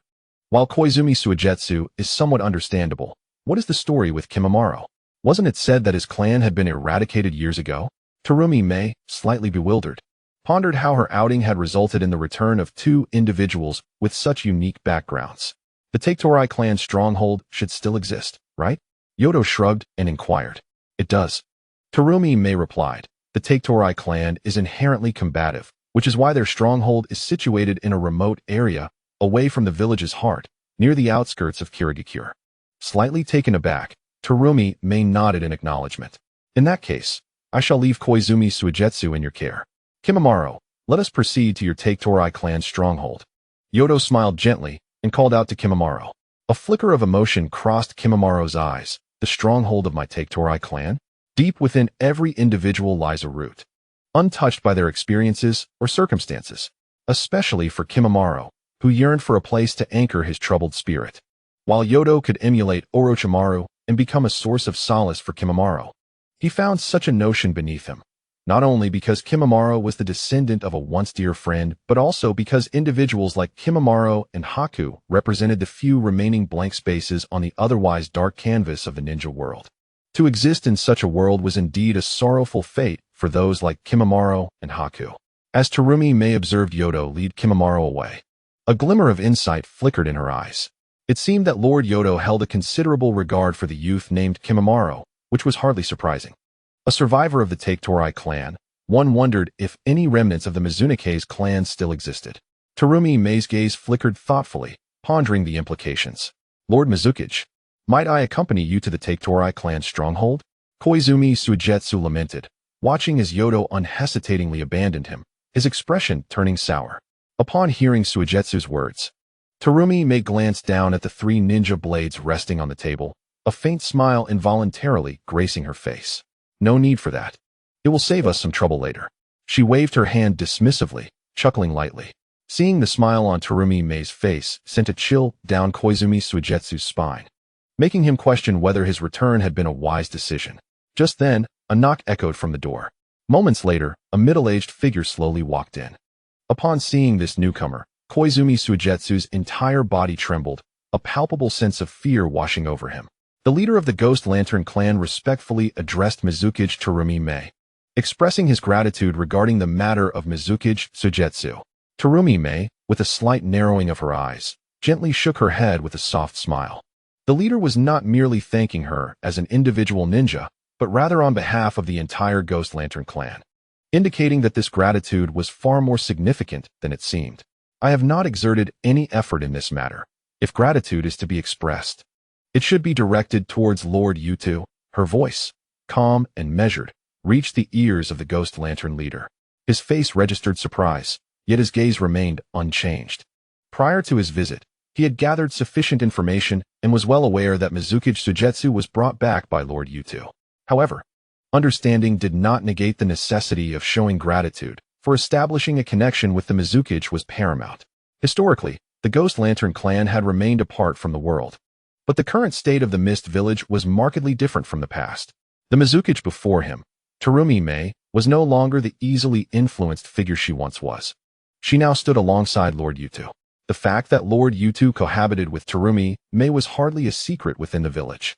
With his discerning eye, he could easily perceive the almost blind admiration Terumi Mei held for Lord Youto, though there might be an undercurrent of something more. Despite Lord Yuto's formidable lineage, his age was not as advanced as it appeared, given the intervening period of his sealing. Thus, it would be prudent to invest early, compared to Lord Youto. The Mizukage before him was far more approachable. Maintaining a respectful demeanor, the Ghost Lantern leader declared, no matter what, we must express our gratitude to both Lord Youto and Mizukage Terumi Mei. Should the Ghost Lantern clan be needed in the future, do not hesitate to call upon us. Terumi May smiled gently, her thoughts quickly surmising the leader's hidden intentions. Yet, this suited her purpose perfectly. In fact, there was a matter that required the assistance of the Ghost Lantern leader. A charming smile graced her face as she looked at him. The Ghost Lantern leader paused, though his expression remained unchanged, glancing at the 3 ninja blades resting on the table, a flicker of contemplation crossing his eyes. The village intended to reform the 7 ninja swordsmen of the mist, and after much deliberation, he concluded that the Ghost Lantern clan would be well suited to oversee this endeavor. After all, the clan had historically contributed to the ranks of the 7 ninja swordsmen, and no one in the village was likely to possess a deeper understanding of the 7 blades than they did. Terumi May spoke softly, maintaining her gaze on the Ghost Lantern leader. After finishing her thoughts, she did not wait for his response, but instead gently clapped her hands. In an instant, a shadowy figure appeared at her side. "Call for Chujiro," she said calmly. The shadowy figure nodded slightly before vanishing without a trace. The Ghost Lantern leader, feigning ignorance, allowed his eyelids to droop slightly, pretending not to notice the fleeting shadow. Just now, Mizuki seemed to be discussing matters with him, but in reality, it was merely a notification. Nonetheless, this situation does not pose any detriment to the Akatsuki clan. Rather, it subtly benefits them. After a moment of contemplation, the clan leader of the Akatsuki reached a conclusion. Beside him, Mizuki's eyes darted nervously as he stood in the presence of these 2 formidable figures, feeling quite pressured. The man who brought him here appeared to possess an extraordinary identity, as even the clan leader addressed him as Lord Youto. And he seemed to be an elder of the village. Aren't elders supposed to be master ninjas? It had only been a few years since his departure. Yet the entire Mist Ninja village had undergone such significant changes, including the replacement of elders. However, the name Youto struck a chord with Mizuki. It felt vaguely familiar, though he could not immediately recall where he had heard it. Wait, wasn't the first Mizukage also named Youto? Suddenly, memories of childhood stories surged back, causing Mizuki's eyes to widen in shock. Oh, unable to suppress his astonishment, Mizuki let out an exclamation, only to realize his blunder and hastily covered his mouth with both hands. Unfortunately, it was too late. The once quiet office was abruptly filled with his outcry, drawing attention. 2 pairs of eyes turned toward him, and Mizuki felt cold sweat bead upon his forehead. Mizuki raised an eyebrow, observing the flustered Mizuki with a glimmer of intrigue in his eyes, as if he could see another figure, a prodigy named Akatsuki Manzuki, a child prodigy adored by the Demon Blade, proficient in wielding 7 ninja blades. Regrettably, the ninja world is never short of prodigies, and the deceased ones hardly qualify as such. The Akatsuki clan leader glanced at Mizuki, his tone nonchalant as he spoke. "When we return to the clan, I have much to discuss with you." Upon hearing the clan leader's words, Mizuki gulped nervously, his expression one of despair. Knock, knock. Shortly after, a knock echoed, and Chojiro entered with a puzzled look. Upon seeing the clan leader and Mizuki in the room, he paused momentarily, his confusion deepening. "Lord Mizukage," Chojiro said respectfully as he approached the desk. "Since you are here, let us discuss the plan regarding the 7 ninja swordsmen of the mist in detail. After all, these individuals will be your future comrades, and the assessment of their abilities falls to you." Mizuki nodded, a gentle smile on his lips as he addressed Chojiro. "Is that truly acceptable?" Concern etched across Chojiro's face as he spoke softly. "Regardless, you are considered a veteran among the 7 swordsmen. Have confidence in your strength. Those deemed worthy of your recognition surely possess considerable prowess." Mizuki regarded Chojiro with a relaxed demeanor. With the approval of the Mizukage, Chojiro's worries gradually dissipated. As for the number of ninja blades, the Akatsuki clan leader began to speak, but before he could finish, Mizuki's voice interjected. "Regarding the matter of the ninja blade, the leader of the Kirigakure, there is no need for concern. I have already received advance notice from Ringo Yuya and the others. They should be returning shortly. With the Raiga in their possession, we now have a total of 5 blades in the Hidden Mist Village. This number should certainly suffice for the reformation of the 7 ninja swordsmen. Wouldn't you agree?" Kohei Mei leaned on her hand, gazing at the leader of the Hozuki clan as she spoke with a calm demeanor. The leader of the Hozuki stiffened slightly and quickly responded, "Naturally, there is no issue. Lord Mizukage, that's good to hear. I will leave the specifics to you all. Chojiro, please stay a moment." Kohei Mei glanced at the clan leader before addressing Chojiro. Upon hearing her words, The leader of the Hozuki understood that it was time for the others to depart. A hint of resignation flickered in his eyes as he gently bowed to Kohei Mei and turned to Hozuki Suigetsu, saying, "Let us go." Hozuki Suigetsu trembled slightly, resembling a defeated individual, his head hanging low as he followed the leader. At the residence of the Taketorai clan, the scene was far from the anticipated ruin. In fact, there were no structures remaining, only a landscape overrun with weeds. It was to be expected, as over the years, everything had likely been cleared away. "I expected there might be something left here, but it appears there is nothing at all," Youto remarked as he surveyed the surroundings with a sense of resignation. Junmaru stood silently in place, and after a moment, he suddenly raised his head to look at Youto, saying, "Thank you, Lord Youto. Oh, you know who I am?" A flicker of surprise crossed Yuto's eyes, as it seemed that Junmaru was aware of his identity. Junmaru nodded. "Lord Orochimaru has mentioned you to me." A realization dawned upon Youto. It was clear that Orochimaru, upon his resurrection, had anticipated that he would seek him out. "Lord Youto, my body is nearing its limits. I fear I cannot be of assistance to you." Junmaru spoke, his expression dim and his tone somber. "Who says you are on the brink of death? Just because others cannot save you does not mean I cannot," Youto replied confidently, a slight smirk playing on his lips. "However, before I can aid you, we must first remove the cursed seal left by Orochimaru on your body. Its corrosive effects are too severe." Youto stated matter-of-factly before placing his hand on the location of Junmaru's cursed seal. A chilling and malevolent chakra suddenly emanated from Junmaru's body. Yet, in the next instant, this chakra was swiftly absorbed by Youto. The power of the cursed seal was consumed rapidly, and Junmaru felt a sharp pain before everything went dark, causing him to faint. The reason Junmaru appeared relatively unscathed was due to the strength of the cursed seal. Losing it so abruptly was unfathomable. It is worth noting that the 4 members of the Sound Ninja were physically far stronger than Junmaru, yet even they succumbed to unconsciousness when Youto absorbed their cursed seals. Gently supporting Junmaru, Youto shook his head. The current state of Junmaru could be described as terminal, far more severe than the condition Ketsuya had once faced. To completely eradicate Junmaru's affliction, it would be necessary to eliminate the bloodline limit. Otherwise, this illness could never truly vanish. However, if it were merely a matter of suppression, Youto still held confidence in his ability to achieve that. As Youto pondered, a familiar voice resonated from the front. "Lord Youto, you are indeed here." Chojiro, slightly breathless, approached from ahead. "Chojiro, what brings you here?" Youto inquired, a look of surprise gracing his face at Chojiro's arrival. "Ringo, Yuri, and the child have returned. Fumo has brought back a child, and Lord Mizukage wishes to inquire how Lord Youto would like to handle this child," Chojiro stated respectfully, taking a deep breath. A thought flickered in Yuto's mind. If all went as expected, this child would be the same as the one from the original narrative, Lamoureux. Possessing the ability to restrain the Byakugan, such a talent must not be squandered. "Have Fumo take the child directly to his residence," Youto said with a light smile. And as if recalling something, he turned to Chojiro. "Do you know Fumo's residence?" Chojiro nodded blankly, and just as he did, Youto entrusted the unconscious Junmaru into Chojiro's hands. "Let us proceed. You shall lead the way," Youto said, his face bright with a smile.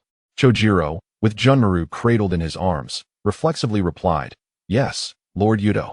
Afterward, Chojiro, while leading Youto, made his way toward Fumo's residence. However, not far along their path, Chojiro suddenly remembered the purpose of his visit. Lord Youto, I must return to inform Lord Mizukage of your earlier instructions." "No need. Simply find someone along the way to relay the message," Youto replied casually, waving his hand dismissively. With a sense of resignation, Chojiro continued to carry Junmaru toward Fumo's abode. It must be said that Fumo's residence was indeed quite remote. The further they ventured in that direction, the sparser the population became. Had it not been for Chojiro's guidance, Youto would have been unaware that such places existed within the Mist Village. Half an hour later, with his arms trembling slightly, Chojiro laid Junmaru down in Fumo's house. Rubbing his sore arms, he exhaled deeply with relief. Exiting the house, he spotted Youto leaning against a large tree and hurried over. "Thank you for your assistance, Chojiro." Youto spoke softly as Chojiro approached. Chojiro quickly shook his head, yet a hint of worry shadowed his expression. "What is it? Has something gone awry?" Youto asked curiously, observing Chojiro's demeanor.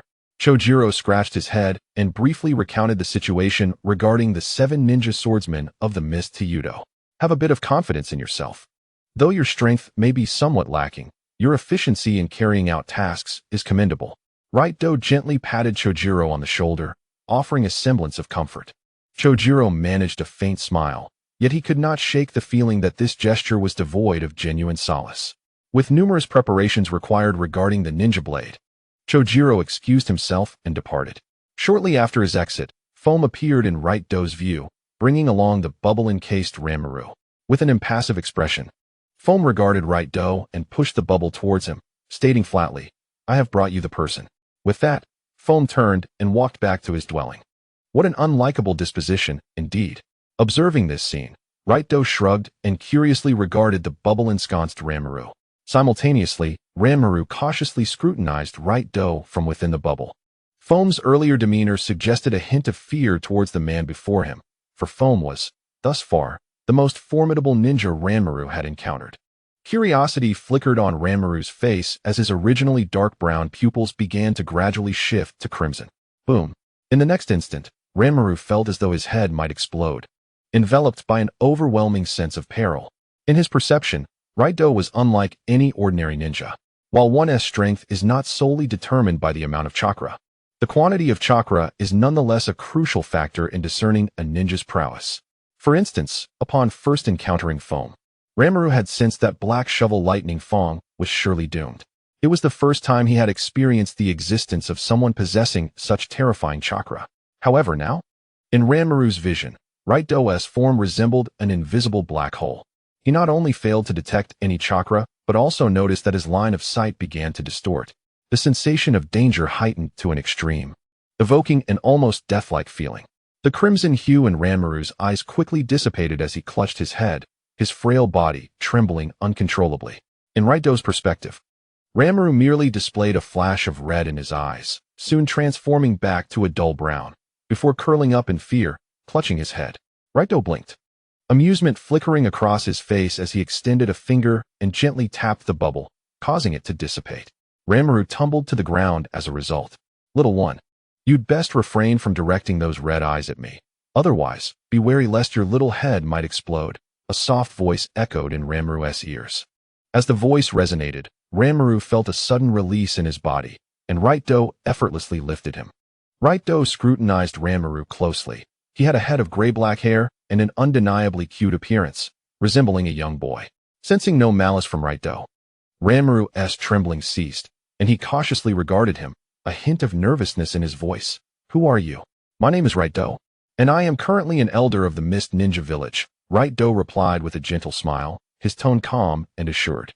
Upon discovering that Youto bore no malice, Ranmaru's previously tense demeanor softened slightly. However, he continued to regard Youto with caution, his eyes glimmering with a hint of hope. "Do you require eyes, Lord Youto? I can serve as your eyes." Ranmaru gazed at Youto with eager anticipation, for this was the very essence of his existence. Youto paused momentarily, then gently shook his head, replying nonchalantly, "Your strength is too feeble. You are not yet worthy to be my eyes." In Yuto's view, Ranmaru's frail constitution rendered him considerably weaker than even the members of the Amara clan within Konoha. "Too weak, am I?" Ranmaru's expression fell momentarily, only to be brightened the next instant. Lord Youto had not outright rejected him. He merely deemed him insufficiently strong. If he could grow stronger, might he not become Lord Yuto's eyes after all? "Lord Youto, I wish to grow stronger," Ranmaru exclaimed, his wide eyes filled with determination. "Grow stronger?" Youto was taken aback, having not anticipated such a response. However, upon reflection, it was not entirely surprising. In the original narrative, it was the presence of the loquacious Naruto Uzumaki that had influenced Ranmaru's thoughts. At this moment, Youto doubted that either Awaburi or Ringo Yuki would offer Ranmaru any guidance. Perhaps the death of Kirakara Rega had instigated a shift in Ranmaru's mindset. "Becoming stronger is a challenging endeavor," Youto remarked, his expression remaining placid as he regarded Ranmaru. The latter nodded vigorously, his gaze resolute. Witnessing this display, Youto felt a flicker of interest. Ranmaru's bloodline limit possessed formidable supportive capabilities that could prove advantageous in future battles. Yet, Ranmaru's frailty rendered him a likely target during combat, and it would be imprudent to divert attention to safeguard him. Thus, the first step must be to ameliorate Lamoureux's weakened constitution. A glimmer of contemplation crossed Yuto's eyes. Altering an individual's physique might pose a considerable challenge for many. But for Yuto, it was not an insurmountable task. He possessed the Sage Chakra of Senju Hashirama and the power of Cursed Seals. The Sage Chakra from Hashirama was renowned for its remarkable restorative properties. However, Lamoureux's frailty was innate rather than acquired. Without prolonged application of Sage Chakra to recalibrate Lamoureux's body, it would be impossible to effect change in a short span. As for the Cursed Seal, Yuto mused, it promised swift results and a significant enhancement in power. The so-called side effects had been largely mitigated through Yuto's transformation, provided that the Cursed Seal state was not maintained for an extended period. Its impact on the human body would be minimal. Just as Yuto pondered these matters, Awaburi emerged from the house, her expression grim. "Can you tell me who the person lying in my bed is?" she inquired, approaching Yuto with a stiff tone. "I thought you might not notice." Raito gazed at the bubbles and chuckled lightly, raising the Lamoureux in his hand. "The one lying on your bed is called Kimamaru, and alongside Lamoureux. I've noticed that the three of you share quite similar temperaments. In that case, those two shall reside with you from now on." Upon hearing Raito's words, Foam's expression darkened as he resolutely refused. "I do not agree." "Is that so? How unfortunate." Raito gently shook his head, a look of regret gracing his features. Suddenly, he flicked his wrist and looked at Foam with a playful smile, saying, "I've been feeling a bit restless lately. My body is nearly rusting." As his words lingered in the air, the six-tailed hellhound within Foam abruptly awakened. "Little brat, comply with his request." The anxious voice of the six-tailed hellhound echoed in Foam's mind. Foam's lips twitched as he glared at Raito, whose face was alight with mirth, before he violently swished his sleeve and turned to leave. Observing this scene, Raito shrugged and let out a soft sigh. Ah, the youth of today. Once Foam's matter was settled, Raito turned his attention to Lamoureux, speaking earnestly. "The first task at hand is to enable you to walk normally. There may be some discomfort." Lamoureux's eyes widened in disbelief. The notion of walking was an unattainable dream for him. Having been unable to walk since birth due to his frail constitution, one could only imagine the depth of his longing to move freely. Yet here stood Raito, proclaiming he could help him walk normally. Seeing the astonishment and joy on Lamoureux's face, Raito felt no surprise. For those who are physically constrained, there exists no greater desire than to be a normal person. Gently, Raito placed Lamoureux on the ground and felt a stirring within him, swiftly mobilizing his cursed chakra. A chilling aura began to rise from Raito. Although he could mitigate the side effects of the cursed seal, he could not alter the chakra's inherent nature. He extended his finger and pressed it against Lamoureux's forehead, the cursed chakra surging rapidly into Lamoureux's body. The quality and level of this cursed chakra far surpassed that which resided within Lamoureux, and as it flooded into him, it began to rapidly seize control of his body. "Humph!" Lamoureux let out a muffled grunt, biting his lip fiercely to stifle any sounds of anguish. As the cursed chakra continued to pour in, a small black diamond-shaped symbol began to manifest on Lamoureux's forehead. With the emergence of this symbol, Lamoureux's vision darkened, and he fainted. Witnessing this, Raito let out a gentle sigh of relief. This phase was nearly complete. Though it was his first time transferring cursed chakra to another, he discerned that the strength of the cursed seal varied from person to person, specifically reflecting the deepest desires harbored within their hearts. For instance, the four members of the Sound Ninja and Sasuke each exhibit unique transformations through their cursed seals, each possessing distinct characteristics. Once these transformations solidify, they become irrevocable. Even when modified by Ryudo, the cursed seals retain this intrinsic quality. However, Ryudo stands as an exception, perhaps due to the Black Emperor's ability to manipulate energy at will. The alterations in his cursed seal are entirely dictated by his inner desires. Whatever Ryudo wishes to transform, he does so without hesitation. Suddenly, Ryudo paused, noticing that Lamoureux was still absorbing his cursed chakra. Given Lamoureux's condition, the chakra he had absorbed should have suffused his body to its limit. A playful expression appeared on Ryudo's face as he observed the unconscious Lamoureux and mused aloud. Even in a state of unconsciousness, does such a powerful desire and will persist? If that is the case, let me see how much more you can absorb. With that, Ryudo summoned the cursed chakra within him, directing it to surge into Lamoureux's body. Recently, The Hidden Mist Village has been abuzz with activity. Within a single day, news of the selection for the 7 ninja swordsmen spread throughout the village. The 7 swordsmen of the mist have long been synonymous with strength in both the village and the annals of ninja history. Typically, candidates for the 7 swordsmen are predetermined. Yet this time, the selection is open to all, a fact confirmed by none other than Lord Mizukage Terumi May herself. Furthermore, it is co-hosted by Chojuro, the wielder of the twin swords, and the members of the Hozuki clan. This unprecedented opportunity has stirred excitement among the ninjas of the Hidden Mist Village, particularly for the common ninjas, as it presents a rare chance for fame. In a nearby location, Bao Mao wore a helpless expression as he watched Lanmaru bounce energetically before him. Despite the passage of 2 days, Lanmaru remained exuberant, jumping around on the ground. He had never imagined he could traverse the earth so freely. This was a power bestowed upon him by Lord Ryudo, and every time he thought of it, admiration sparkled in his eyes. Although Lord Ryudo had stated that he did not require vision, Lanmaru firmly believed he could become a valuable ally to him. Bao Mao observed Lanmaru's animated movements with a flicker of curiosity in his gaze. Being the one who had brought Lanmaru back, Bao Mao was acutely aware of his physical condition. It was precisely this awareness that left him puzzled about what kind of ninjutsu could restore Lanmaru to a state resembling that of an ordinary person. This thought led Bao Mao to glance at the black diamond-shaped symbol on Lanmaru's forehead, sensing an enigmatic connection between it and the transformation. Moreover, the 6 tails within Bao Mao indicated that there seemed to be a formidable chakra hidden within Lanmaru. With a final gaze at Lanmaru, Bao Mao shifted his attention back, lazily leaning against a large tree. Although he was somewhat curious, it was merely a fleeting curiosity, had it not been for Lanmaru's antics before him. Foam would have preferred to keep his eyes closed and slumber beneath the great tree. 2 soft footsteps echoed in the distance, and without even opening his eyes, Foam already knew who it was.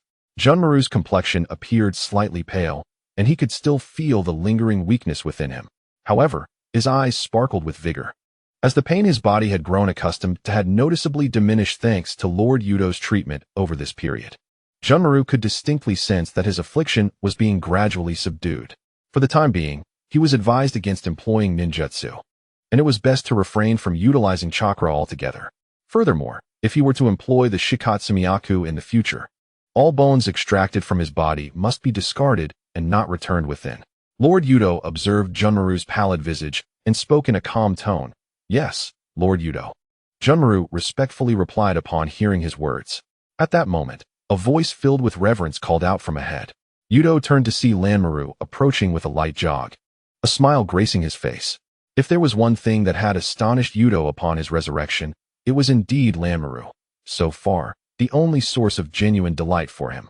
Considering Lanmaru's initial physical condition, Yuto had never anticipated that he would be capable of absorbing a chakra from the cursed seal far exceeding his physical limits by 5 or 6 times.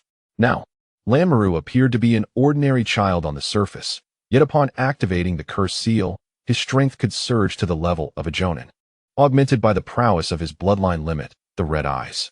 Ordinary jonin might not even stand a chance against him. This was, for Yuto, an unexpected boon.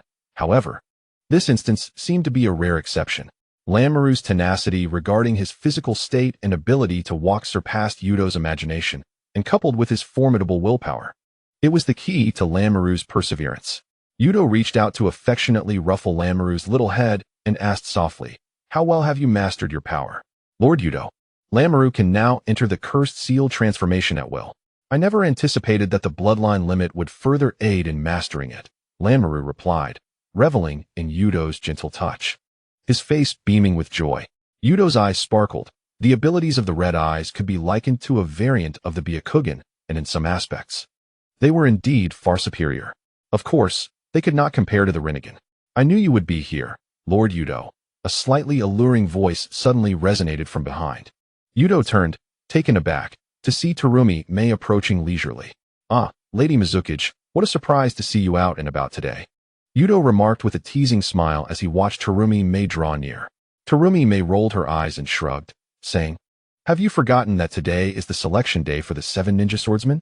Most of the shinobi in the village have gone, leaving me with some free time." She then glanced at Junmaru and Lanmaru, who stood beside Yuto. Upon encountering Lanmaru, Terumi May's eyes sparkled with delight as she approached, and gently ruffled his hair, a playful expression gracing her face. Turning to Rado, she remarked, "Is this the child you spoke of, the one who astonished even you?" Feeling the warmth of her touch, Lanmaru's cheeks flushed crimson as he instinctively stepped back, shyly positioning himself behind Rado. Rado smiled softly, nodding in acknowledgement, yet a flicker of seriousness flashed in his gaze. It appears the Konoha clan can no longer contain themselves. A playful smirk curled at the corners of Terumi Mae's lips. "You are correct, Lord Rado. They have expended considerable resources to request your presence personally. Haha, it seems you have quite cleverly taken advantage of them." Rado chuckled, replying to Terumi Mae, "Let us proceed. The grand spectacle is about to unfold." As they gradually walked away, Lanmaru blinked in curiosity, recalling the previous conversation that mentioned the selection for the 7 swordsmen. He dashed towards a large tree, where he found Foam, who appeared to be half asleep with his eyes closed against the trunk. Lanmaru hurried over and gently shook him. "Foam, do you know what the 7 swordsmen selection entails?" Foam, somewhat resigned, opened his eyes. He was well aware of Lanmaru's inquiry and, wishing to preserve his tranquility, replied directly, "If you can become one of the 7 swordsmen, you will undoubtedly be able to assist Lord Rado." As soon as Foam finished speaking, Lanmaru's eyes brightened, and he sprinted towards the center of the Mist Ninja village. Observing Lanmaru's departure, Foam closed his eyes once more, muttering to himself, "Such a troublesome little brat." At the heart of the Mist Ninja village, a spacious training ground was engulfed by a throng of spectators, a veritable sea of humanity. The majority of the village's shinobi had gathered, many with a mere desire to witness the event. After all, this marked the first unrestricted selection of the 7 swordsmen in the village's history. The 7 swordsmen of the Mist not only symbolize the elite combat prowess of the Mist Ninja village, but also embody a unique honor. Membership typically falls into 2 categories. The first involves lineage, where family members have previously served as 7 swordsmen, thus possessing knowledge of specific training methods for certain ninja swords. The most renowned of these clans is the Kirigakure's Hozuki clan, which holds the training techniques for all 7 swords. This lineage explains the persistent presence of the Hozuki in the ranks of the 7 swordsmen throughout history. The second category is pure talent. Certain individuals possess an innate affinity for particular swords. Each of the 7 blades is distinguished not only by its unique characteristics, but also by its distinctive combat style, making such individuals inherently suited to wield them. Although the selection for the 7 swordsmen is publicly open, the 2 criteria mentioned above have already eliminated a significant portion of the participants before the process even begins. The remaining shinobi are generally formidable, having already developed their own established combat techniques. To recklessly wield a ninja blade and alter one's combat style is, for them, a perilous endeavor. Hence, the 7 blades truly seek to select merely that small fraction of individuals. Positioned at the heart of the training ground, for ninja blades, explosive blade, blunt blade, long blade, and thunder blade rest upon a specialized stand reminiscent of a knife rack. Several ninjas from the Kirigakure clan stand beside this stand, entrusted with the initial selection process. Near the back, 5 chairs stand erect, with the central chair occupied by Chojuro, the wielder of dual blades. Feeling the weight of numerous gazes upon him, the inherently shy Chojuro grows somewhat uneasy, a faint blush gracing his cheeks. The stipulations previously articulated have surely been heard by all. Each individual may choose but one ninja blade for testing, and failure precludes further opportunity. With all matters duly explained, let the selection commence. A high-ranking ninja of the Kirigakure clan, with a stoic expression, intones. As soon as the high-ranking ninja's words resonate, 4 figures surge forth from the crowd. After exchanging glances, each individual retrieves a ninja blade from the stand. Observing their choices, the high-ranking ninja of the Kirigakure clan lightly applauds. In the next moment, the 4 ninjas are already confronting the chosen wielders. "Begin," the high-ranking ninja declares coldly. Bang, bang, bang, bang. The 4 figures clash instantaneously, the training ground reverberating with the sounds of fierce collisions. The Hidden Mist Village has always upheld strength as the standard. To claim a ninja blade, one must demonstrate commensurate prowess. The 4 ninjas from the Kirigakure clan may not be particularly formidable, merely reaching the rank of elite shunin. Yet each possesses a thorough understanding of the ninja blade's characteristics. Engaging with these 4 ninjas not only assesses the wielder's strength, but also reveals their suitability for the selected blade or their latent talent. The possibility of cheating is virtually non-existent. This battle unfolds under the watchful eyes of all present. Are the spectators merely passive observers? The skirmish does not endure for long, culminating in the sound of weapons clattering to the ground. 4 voices, indistinguishable in order, proclaim, unqualified. The high-ranking ninja of the Kirigakure clan exhibits no surprise, nodding slightly as he surveys the crowd, stating, continue. In the wake of the defeat of these initial participants, the previously vibrant atmosphere has dimmed, the surrounding throng notably quieter. Clearly, this selection process is not as straightforward as it appears. Engaging in combat immediately upon acquiring a ninja blade offers no opportunity for acclimatization. Most ninjas likely find themselves overwhelmed.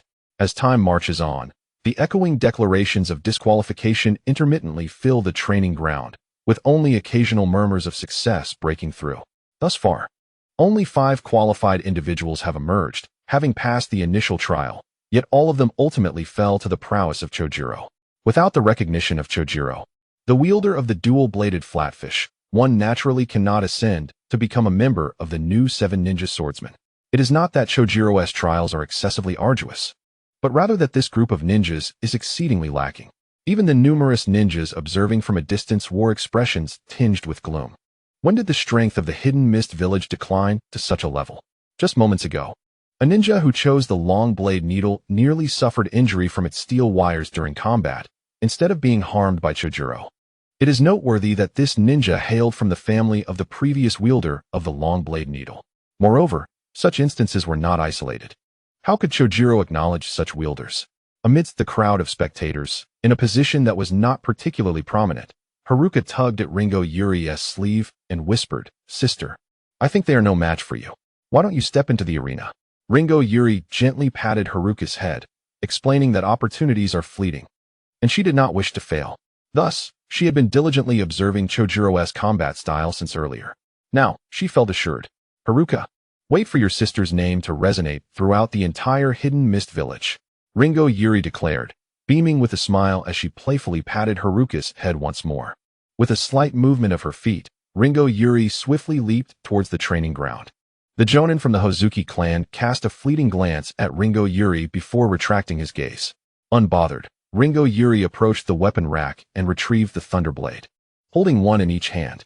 As the blades lightly clashed, wisps of lightning sparked forth. With her entrance, a ripple of excitement surged through the crowd. For Ringo Yuri was indeed a renowned genius of the Hidden Mist Village. Naturally, her appearance captured the attention of the majority present. A Chunin from the Hozuki clan approached and nodded towards Ringo Yuri, acknowledging her presence. "Excuse me." Ringo Yuri responded with a slight crouch before launching herself forward. The thunder blades clashed, enveloping themselves in a brilliant display of lightning. The Chunin's expression shifted as he recognized the movements, seemingly well acquainted with the Thunderblade, and he swiftly dodged while drawing a kunai to prepare for an attack. The injuries sustained from battling the Thunderblade were not in vain. Ringo Yuri had comprehended the fundamental attack patterns of the Thunderblade. With a firm grip, she channeled the electrical energy into her body, and in the blink of an eye, her speed surged, placing her directly before the Chunin. As the Thunderblade approached perilously close to his neck, beads of cold sweat formed on the Chunin's brow, and he stammered, "Qualified." The spectators' faces were filled with astonishment, for it was the first instance of such a swift resolution as achieved by Ringo Yuri. Impressive indeed. No wonder Lord Hachiro Rhea was defeated by this elder sister. A voice of astonishment emerged from beside Haruna. Turning her head, Haruna noticed a small boy, shorter than her by nearly half a head, had appeared at her side. Curiosity sparked in Haruna as she regarded the child, yet with an air of pride she declared, "My sister is indeed formidable. However, I am surprised that you are acquainted with her. Who might you be?" "I am Lanmaru," the boy replied, his voice barely above a whisper, tinged with nervousness. This was his first encounter with peers, having had no friends due to his physical condition, and later being taken away by Hachiro Rhea, further isolating him from others his age. "Lanmaru?" A flicker of contemplation crossed Haruna's youthful face, followed by a bright realization. She gently patted Lanmaru's shoulder, which was notably lower than hers, and exclaimed, "I remember now. My sister once mentioned bringing back a little spirit named Lanmaru during a mission. You must be that very spirit." Haruna's expression radiated excitement, oblivious to the fact that she too was a spirit. Lamru nervously fidgeted with the hem of his clothing and nodded woodenly. Meanwhile, on the training ground, Chujuru and Ringo Yuiri stood poised in confrontation.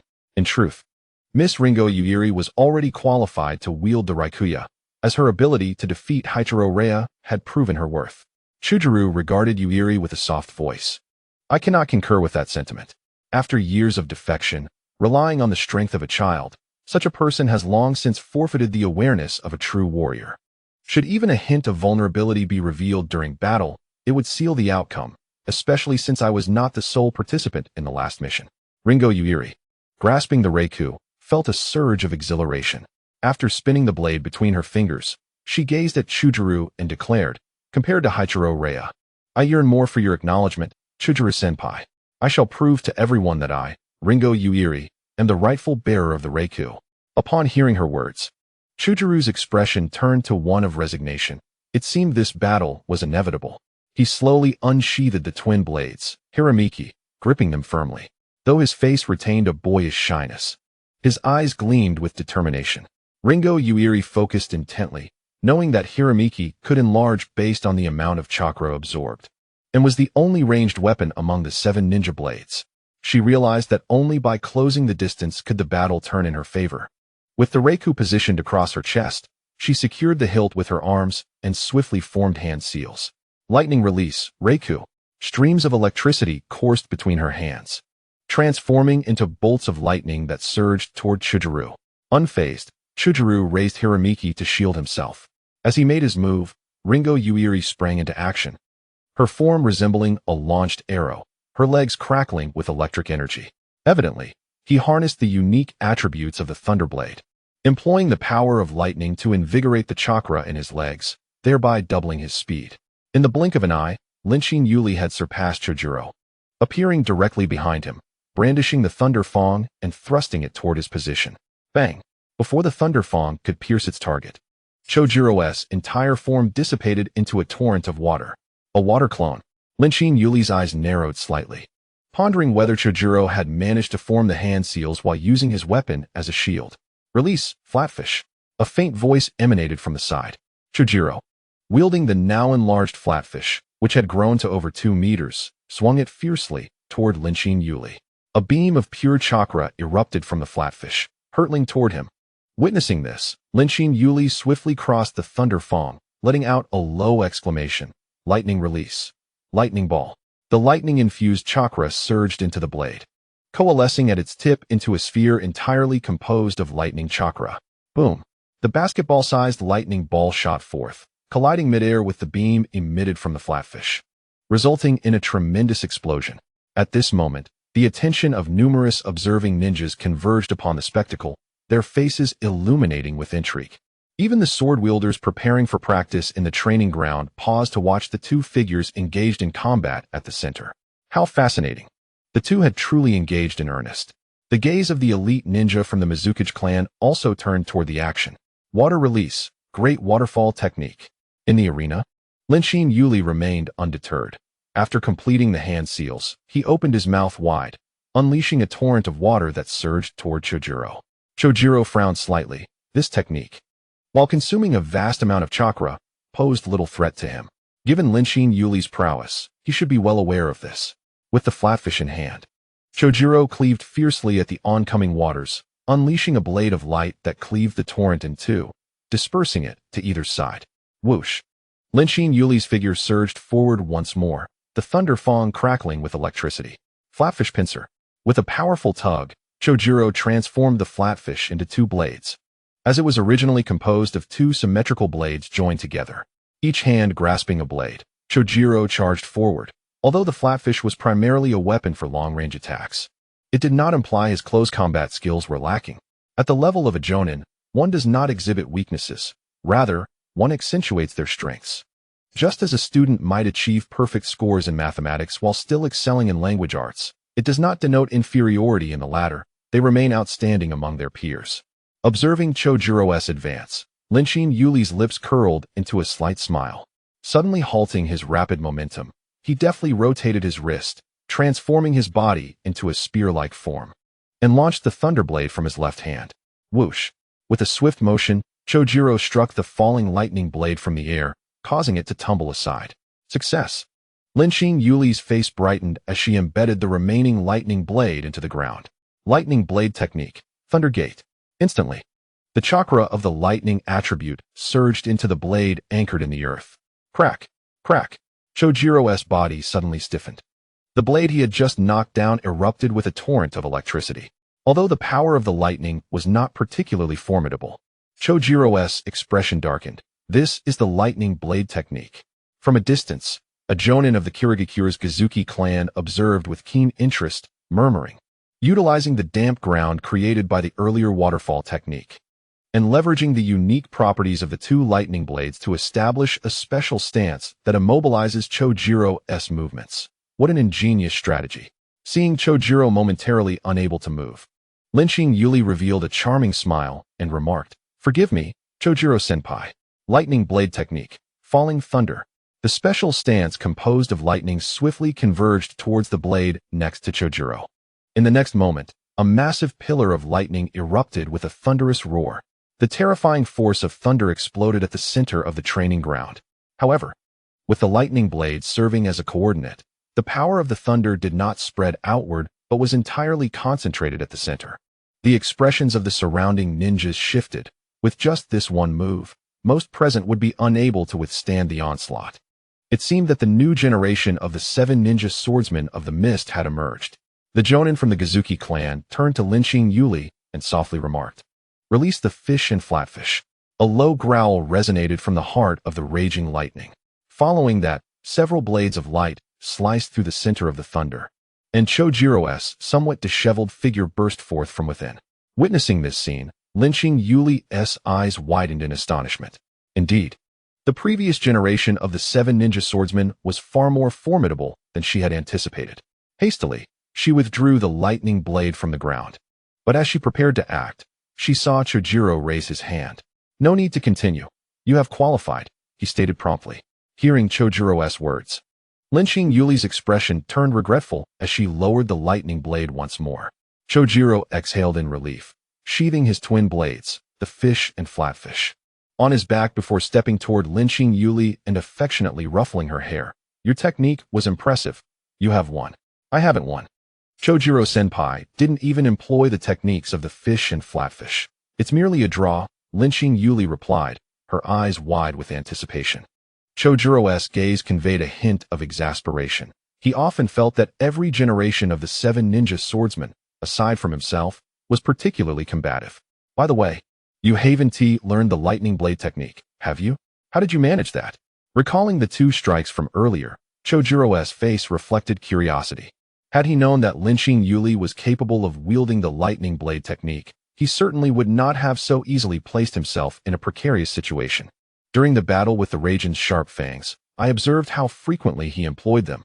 Thus I managed to master the technique." Lynching Yuli revealed her pointed teeth and chuckled lightly. Chojiro was taken aback, suddenly recalling the village's evaluation of Lynching Yuli as a genius ninja of lightning release. Indeed, she is a most fitting bearer of the Raijin blade. Chojiro nodded towards the nearby jonin of the Kirigakure's Hozuki clan and then turned to lead Lynching Yuli to the 5 chairs position not far ahead.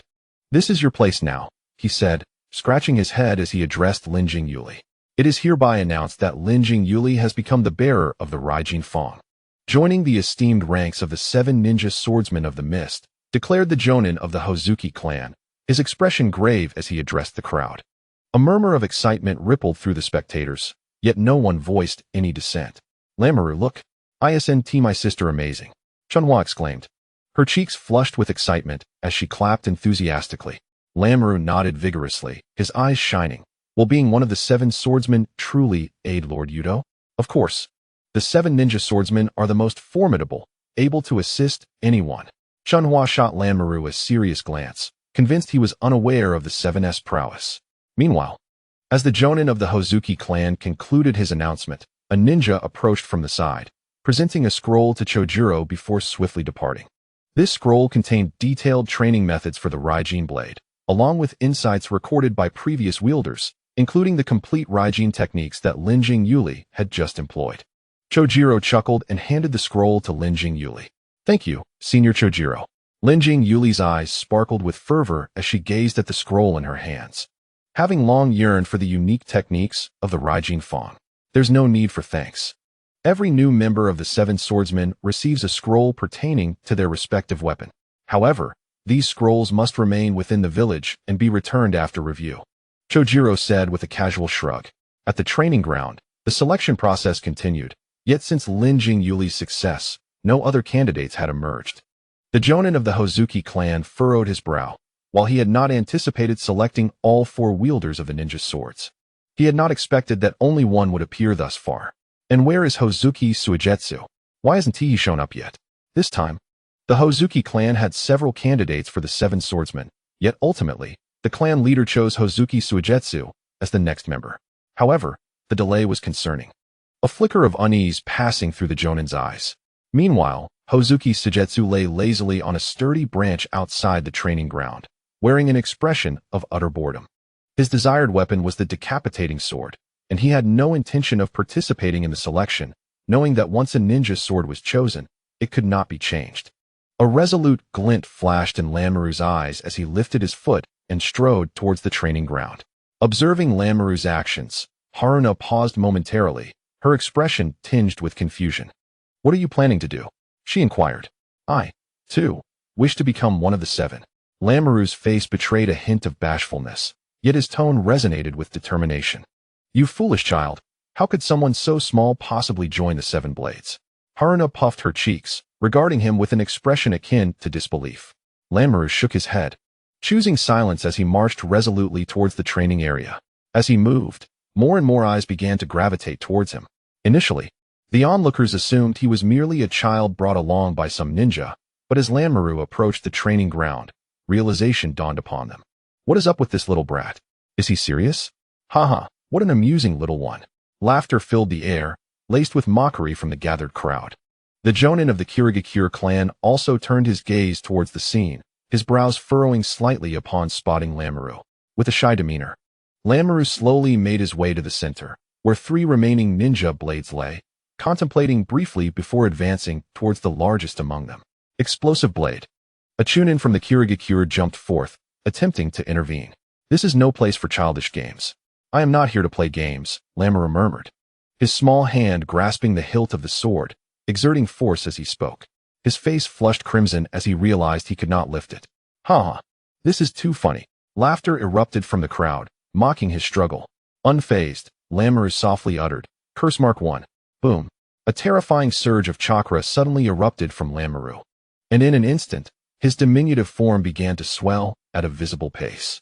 In the blink of an eye, a figure towering over 2 meters, with muscles rippling and a dark gray hue reminiscent of a fitness enthusiast, appeared before all. The only aspect that remained unchanged was Lamuru's small head atop this muscular physique. As he entered Curse Mark 1, the crowd stood in stunned silence, eyes wide in disbelief at the transformation. A body more than 2 meters tall, exaggerated muscle definition, skin as hard as stone in shades of gray. Furthermore, an aura as chilling as that of a ferocious beast emanated from Lamuru, spreading outwards. The training ground fell into a hushed stillness, devoid of sound. Was this truly the same little brat from moments ago? In this profound silence, a voice of incredulity broke through. Standing among the crowd, Haruna's mouth formed an O, unable to close as shock overwhelmed her. She could scarcely fathom that the child who had only moments ago been half a head shorter than her had transformed into such an extraordinary figure.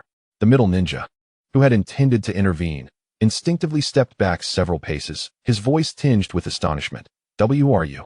"I am Lamuru," he replied, raising his robust arm to habitually touch his small head, a hint of bashfulness in his demeanor.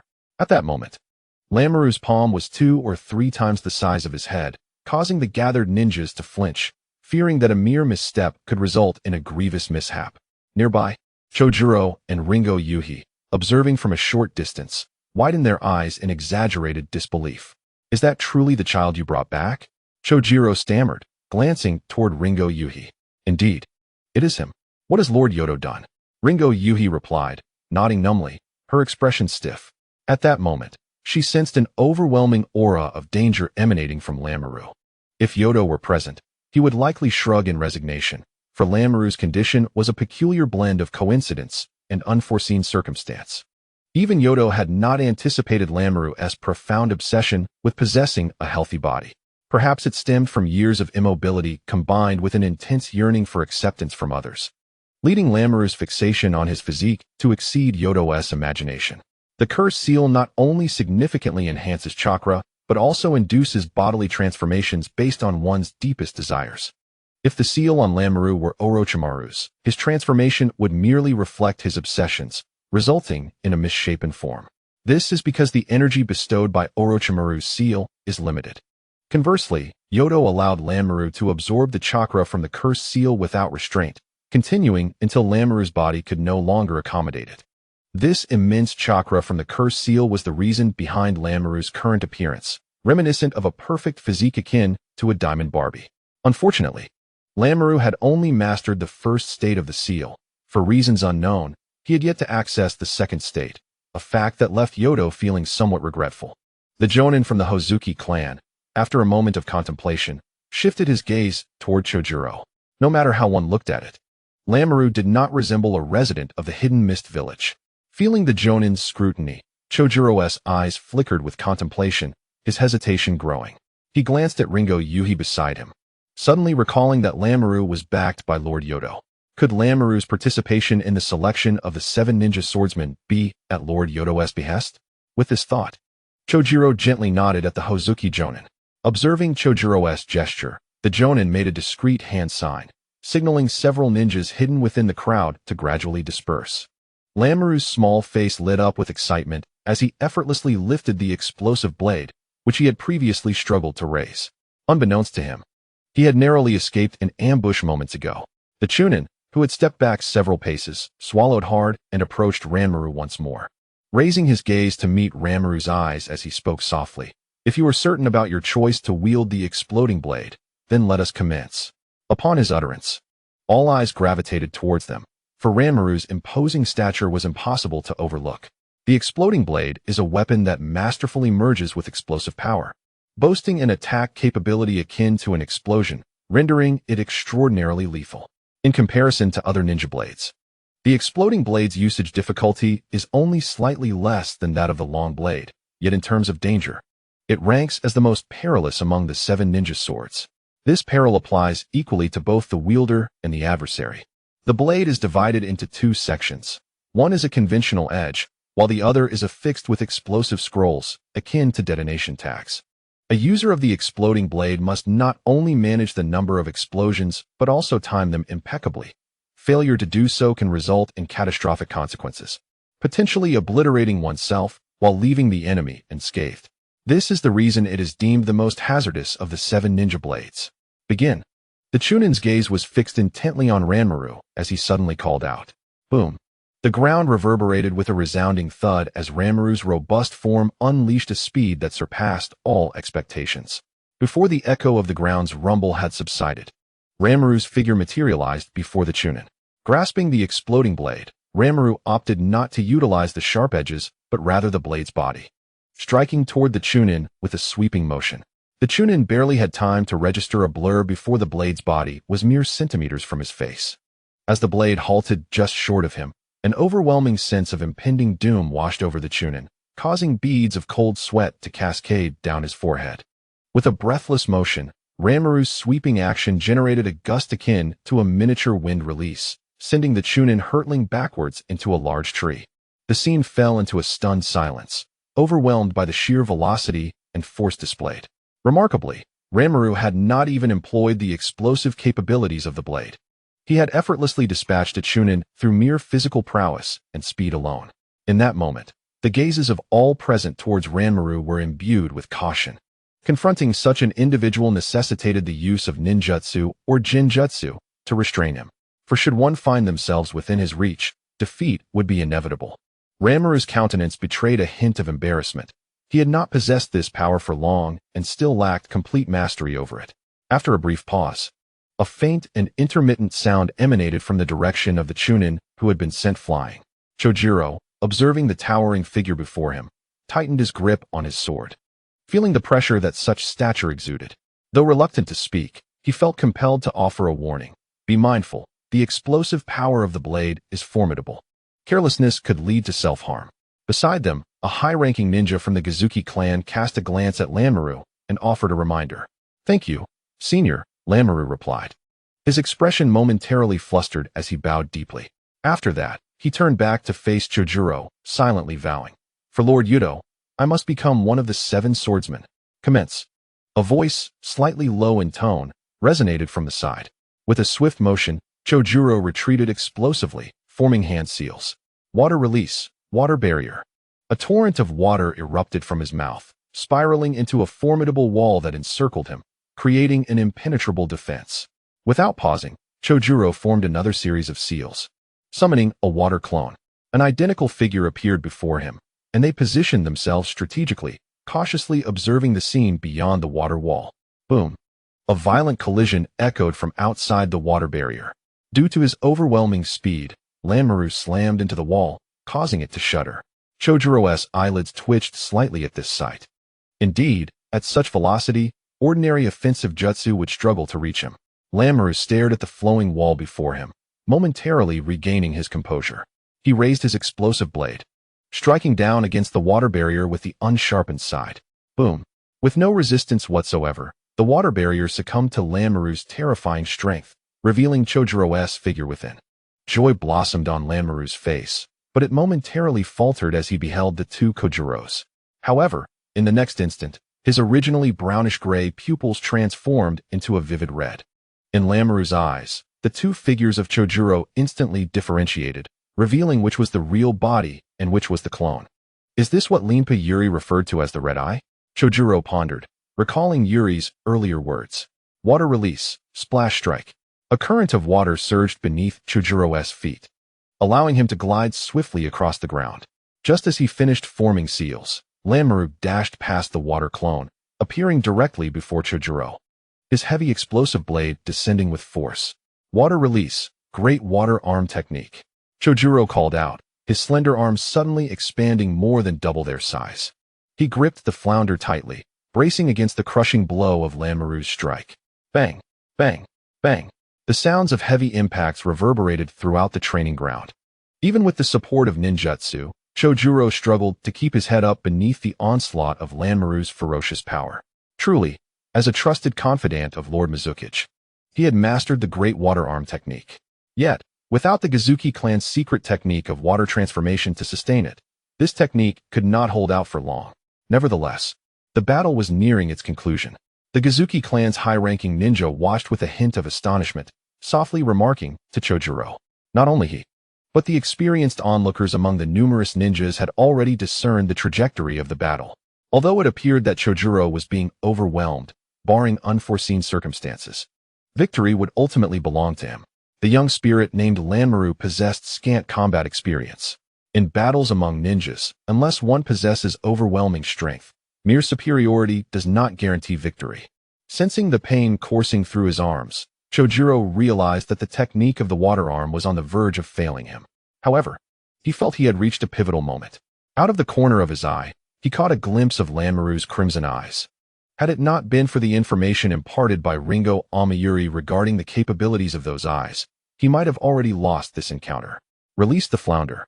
With renewed vigor, the 2 clashed once more, and Chojuro unleashed the power of the flounder, summoning a colossal beam of light that surged towards Lanmaru. Though the beam inflicted no harm upon Lanmaru, it forced him to retreat several steps.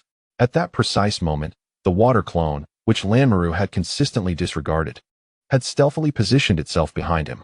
Water release, water prison technique. Before Lanmaru could react, a massive sphere of water enveloped his entire body. Within the confines of the water sphere, he felt the suffocating weight of the water and a sense of drowning, causing him to blink in surprise. What a formidable technique! Lanmaru exclaimed, astonished. However, before he could finish his sentence, a surge of water rushed into his mouth, choking him. Chojuro let out a soft sigh, attempting to break free from the water prison. Yet, sheer strength alone would not suffice. Observing from a distance, Ringo Amayuri's eyes sparkled with excitement. Had Chojuro, relying solely on a fragment of intelligence, devised a strategy before the battle even commenced? The red eyes had the ability to see through all deception. rendering tactics meant to distract the enemy utterly ineffective in Lamuru's view. Furthermore, Lamuru's lack of combat experience would lead him to bypass the water clone entirely, instead focusing his assault on Chojiro's true form. This straightforward strategy demonstrated a keen understanding of Lamuru's psychology and capabilities. Just as Chojiro believed the confrontation had reached its conclusion, a thunderous explosion shattered the water sphere along with the water clone. The onlookers gasped, their eyes widening in shock as they gazed towards the source of the blast. Could it be that the young spirit had caused the explosive blade to detonate? He was within the blast radius. As the smoke cleared, Lamuru emerged unscathed before the astonished crowd. Chojiro, Ringo Amayuri, the high-ranking members of the Akatsuki clan, and the surrounding ninjas all narrowed their eyes in disbelief. Such resilient skin. The explosive blade earned its reputation as the most perilous of weapons precisely because its destructive force spared no one. That was close. I nearly drowned, Lamuru remarked, one hand clutching the explosive blade while the other lightly patted his chest, a look of relief etched across his face. Chojiro, momentarily taken aback, quickly intervened as Lamuru prepared to strike again. It's over. No need to continue. Feeling the tremors of his sore and fatigued arms, Chojiro thought to himself, if this continues, someone might truly perish. Did I pass? Lamuru inquired eagerly, gazing at Chojiro with a pitiful expression. However, the imposing physique of the figure instilled an undeniable chill in the hearts of all present. You may not be a qualified user of the explosive blade, yet you are undoubtedly the most fitting wielder of it. Chojiro spoke softly, his gaze laden with gravity. Once Lamuru fully masters the art of the explosive blade, it is feared that his prowess could rival that of the legendary rogue ninja, Kisame Hashigaki, who once held the title of the most formidable among the 7 ninja swordsmen. Given Ramuru's physical resilience, he need not fear the destructive power of the blade. Engaging him in close combat would likely result in enemies being obliterated, while he remains unscathed. With Chojiro's proclamation, Ramuru, the bearer of the explosive blade, unequivocally ascended to the ranks of the new 7 ninja swordsmen. Instantly, he reverted to the innocent guise of a harmless child. A joyful smile graced Ramuru's face as he firmly grasped the hilt of the explosive blade, making an earnest effort to drag it towards the 5 chairs positioned nearby. Observing this amusing scene, the onlookers no longer exhibited the mocking smiles they had initially worn. A true warrior earns respect, regardless of the circumstances. Nearby, a chunin from the Hozuki clan approached with a respectful demeanor, addressing Ramuru. Lord Ramuru, here is the sealing scroll. You may temporarily store the explosive blade within it and retrieve it when the need for battle arises. Lord Ramuru. The chunin's words caused Ramuru's face to flush crimson, and he could not help but feel a surge of anxiety. It was the first time in his life that someone had addressed him as Lord. Sensing Ramuru's discomfort, the chunin refrained from further comment, for the title was not misplaced. At the moment Ramuru inherited the title of 7 ninja swordsman, his identity had irrevocably changed. The title signifies not only strength, but also status within the entire Hidden Mist village. The chunin performed 3 hand seals, seemingly concerned that Ramuru might forget, then completed 2 additional seals. Upon finishing, he placed the scroll into Ramuru's hands and slowly retreated. After accepting the scroll, Ramuru nodded, somewhat bewildered, and placed it on the explosive blade. Following the chunin's example, he formed 3 seals. With a soft pop, the explosive blade vanished, leaving a prominent character for blade at the center of the scroll. A look of delight illuminated Ramuru's face as he quickly tucked the scroll away, cradling it protectively, fearful that someone might snatch it from him. Chojiro, witnessing this scene, felt a bead of cold sweat trickle down his forehead. He could not help but think, it appears Ramuru is entirely unaware of some fundamental knowledge. I must find time to enlighten him. Little one, I never anticipated you possessed such strength.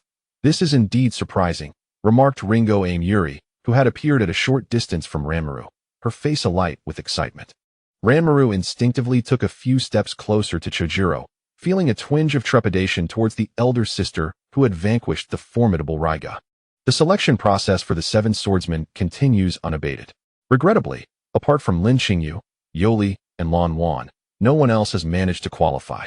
As for Hozuki Mizuki, he was naturally located by the Hozuki clan, yet he resolutely insists on beheading the Great Blade. Unless he is defeated by Zabuza, he will never opt for the dull blade of Kogai.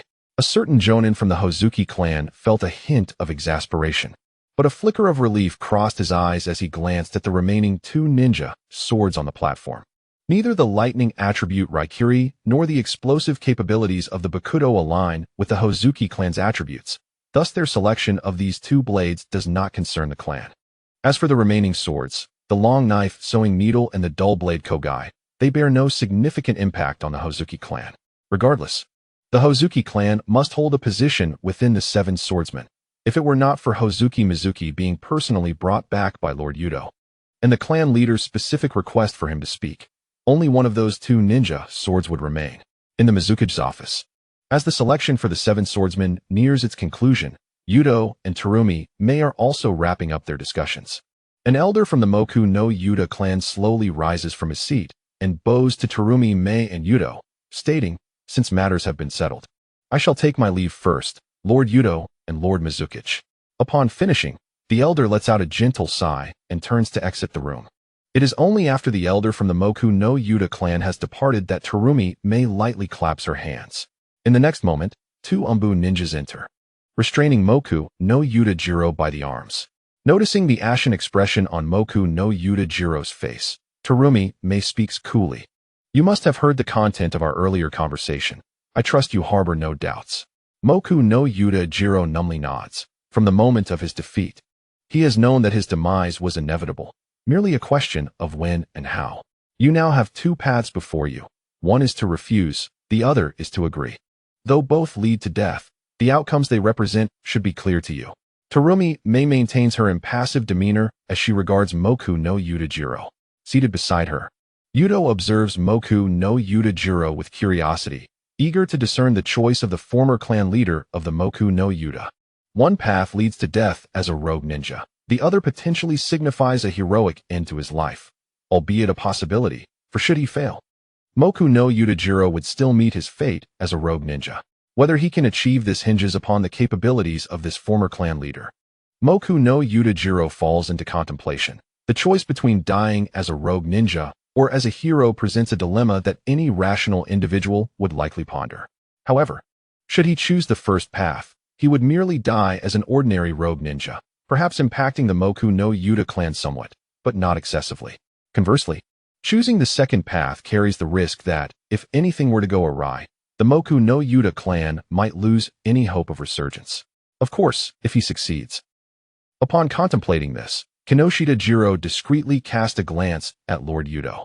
Should he succeed, the Kinoshita clan would ascend to become the foremost noble family of the Mist Village.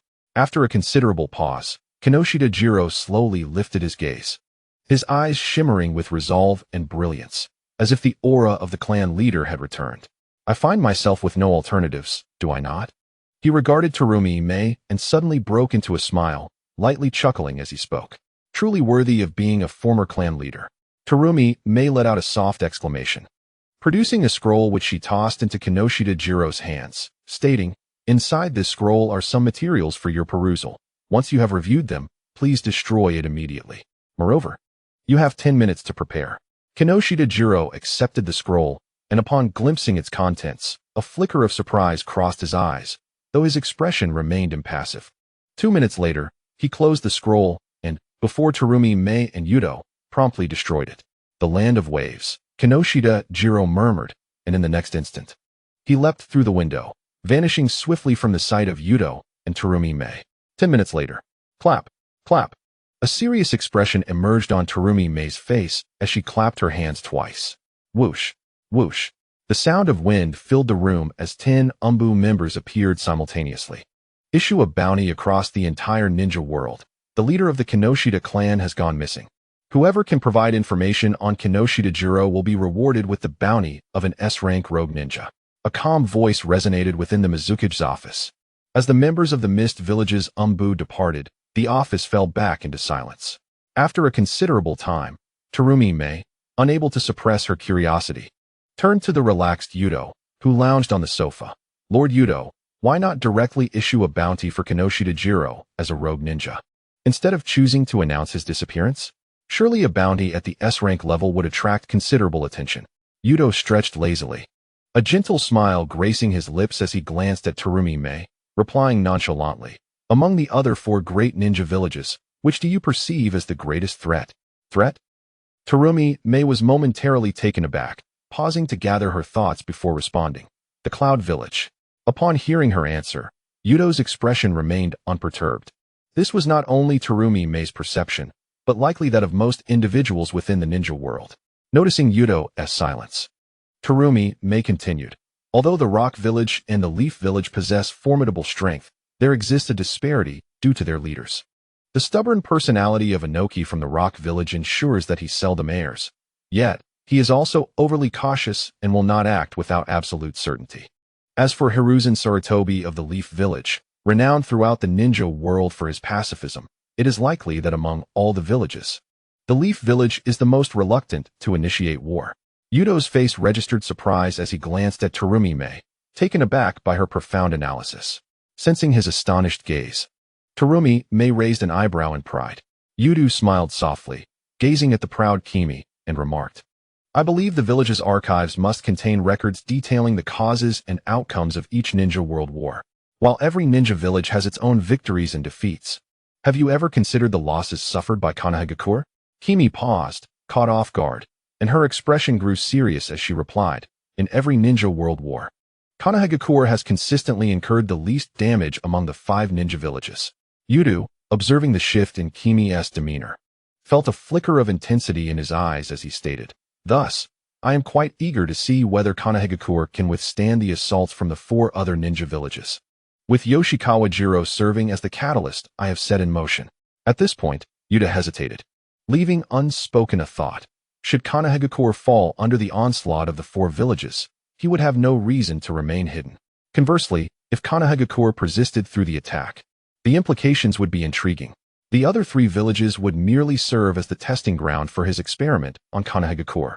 Knock, knock. A gentle rapping echoed from outside the office. Yuto exchanged a glance with Kimi, a light chuckle escaping his lips. It appears the selection for the Mist Ninja 7 Swordsman has concluded. I wonder who will emerge. Kimi smiled in agreement and called towards the door, Come in. Creak. As the office door swung open, Chijiro entered, accompanied by Ringo Yuri and Ramaru. Lord Yuto, Lord Mizukage. The trio greeted in unison. Yuto was not surprised to see Ringo Yuri, but his expression turned to one of astonishment upon noticing Ramaru. What is the matter with this Ramaru? Yuto inquired, curiosity piqued. While Kimi shared a similar expression of intrigue. Feeling the scrutiny of Yuto and Kimi, Ramaru grew anxious, stammering, that. Sensing his distress, Chijiro quickly interjected, providing a summary of the events that had transpired. A flicker of realization crossed Kimi's eyes as she carefully observed the small figure before her, then turned to face Yuto. If her intuition was correct, the power within Ramaru was likely connected to Lord Yuto. She recalled the 4 subordinates of Orochimaru. This power bore resemblance to theirs. Though its potency varied from person to person, Yuto shrugged nonchalantly and spoke softly. As his words settled, several intense gazes fell upon him. Such a curse that could directly enhance one's strength was undeniably tempting for most ninjas. However, this power bore side effects. Ramaru remained unharmed due to the inherent suppression of his bloodline limit. Furthermore, this power could alter one's physical form and appearance. If you have no reservations about it, I am indifferent, Yuto remarked, raising his hands in a gesture of openness. Upon hearing about the potential alteration of their bodies and shapes, Kimi and Ringo Yuri immediately averted their gazes. They had no desire to become hideous creatures. As for Chojiro, he seemed to lack enthusiasm. Ahem. Although the Mist Ninja 7 only selected 2 individuals, it must suffice for now. Chojiro, you are responsible for training Lin Guo's Yuri and Lanmaru in the art of ninjutsu during this period, Terumi Mei said, gently clearing her throat. Chojiro's expression soured. The abilities of these 2 were formidable. However, upon meeting Terumi Mei's gaze, he could only nod in resignation. In the midst of a dense forest, Kinoshita Jiro leaned against a towering tree, panting heavily. Since fleeing from the village of Mist, he had not taken a moment's rest, continuously escaping towards the periphery of the land of water. Kinoshita Jiro understood that apart from Mizukage Terumi Mei, Lord Yuto, and a select few within the Mist Village, no one else was privy to his intentions. Even the elder of the Kinoshita clan possessed only a scant understanding. With half a day's journey remaining to escape the confines of the land of water, Kinoshita Jiro took a few deep breaths and softly uttered an apology. Swish! A sound of slicing air echoed from a distance, as a kunai was launched at an acute angle towards Kinoshita Jiro. Boom! Accompanied by a cloud of white smoke. Kinoshita Jiro transformed into a block of wood. His actual form reappeared atop another large tree. Damn it! How could the mist ninja Ambu be so swift? They are usually not this efficient, Kinoshita Jiro muttered under his breath, rising to flee into the distance. Not long after Kinoshita Jiro departed, several masked figures from the mist ninja Ambu materialized at the spot he had just vacated. One Ambu member retrieved the kunai that had been thrown, silently observing the direction in which Kinoshita Jiro had escaped. Eagle, said the foremost Ambu member, speaking with a calm demeanor. A man adorned with an eagle-shaped mask stepped forward, his expression laced with curiosity, yet his hands swiftly formed seals. Water release. Water dragon bullet technique. Boom. A thunderous roar reverberated throughout the forest, as the ground was violently struck by the water dragon, creating a sizable crater. After completing the technique, the masked Ambu member retreated. They had already created several similar combat scenarios during their pursuit. Though many Ambu members present were perplexed, none dared to question. Obedience to orders was the Ambu's guiding principle. The captain of the mist ninja Ambu nodded slightly as he observed the large crater formed by the water technique. Chase!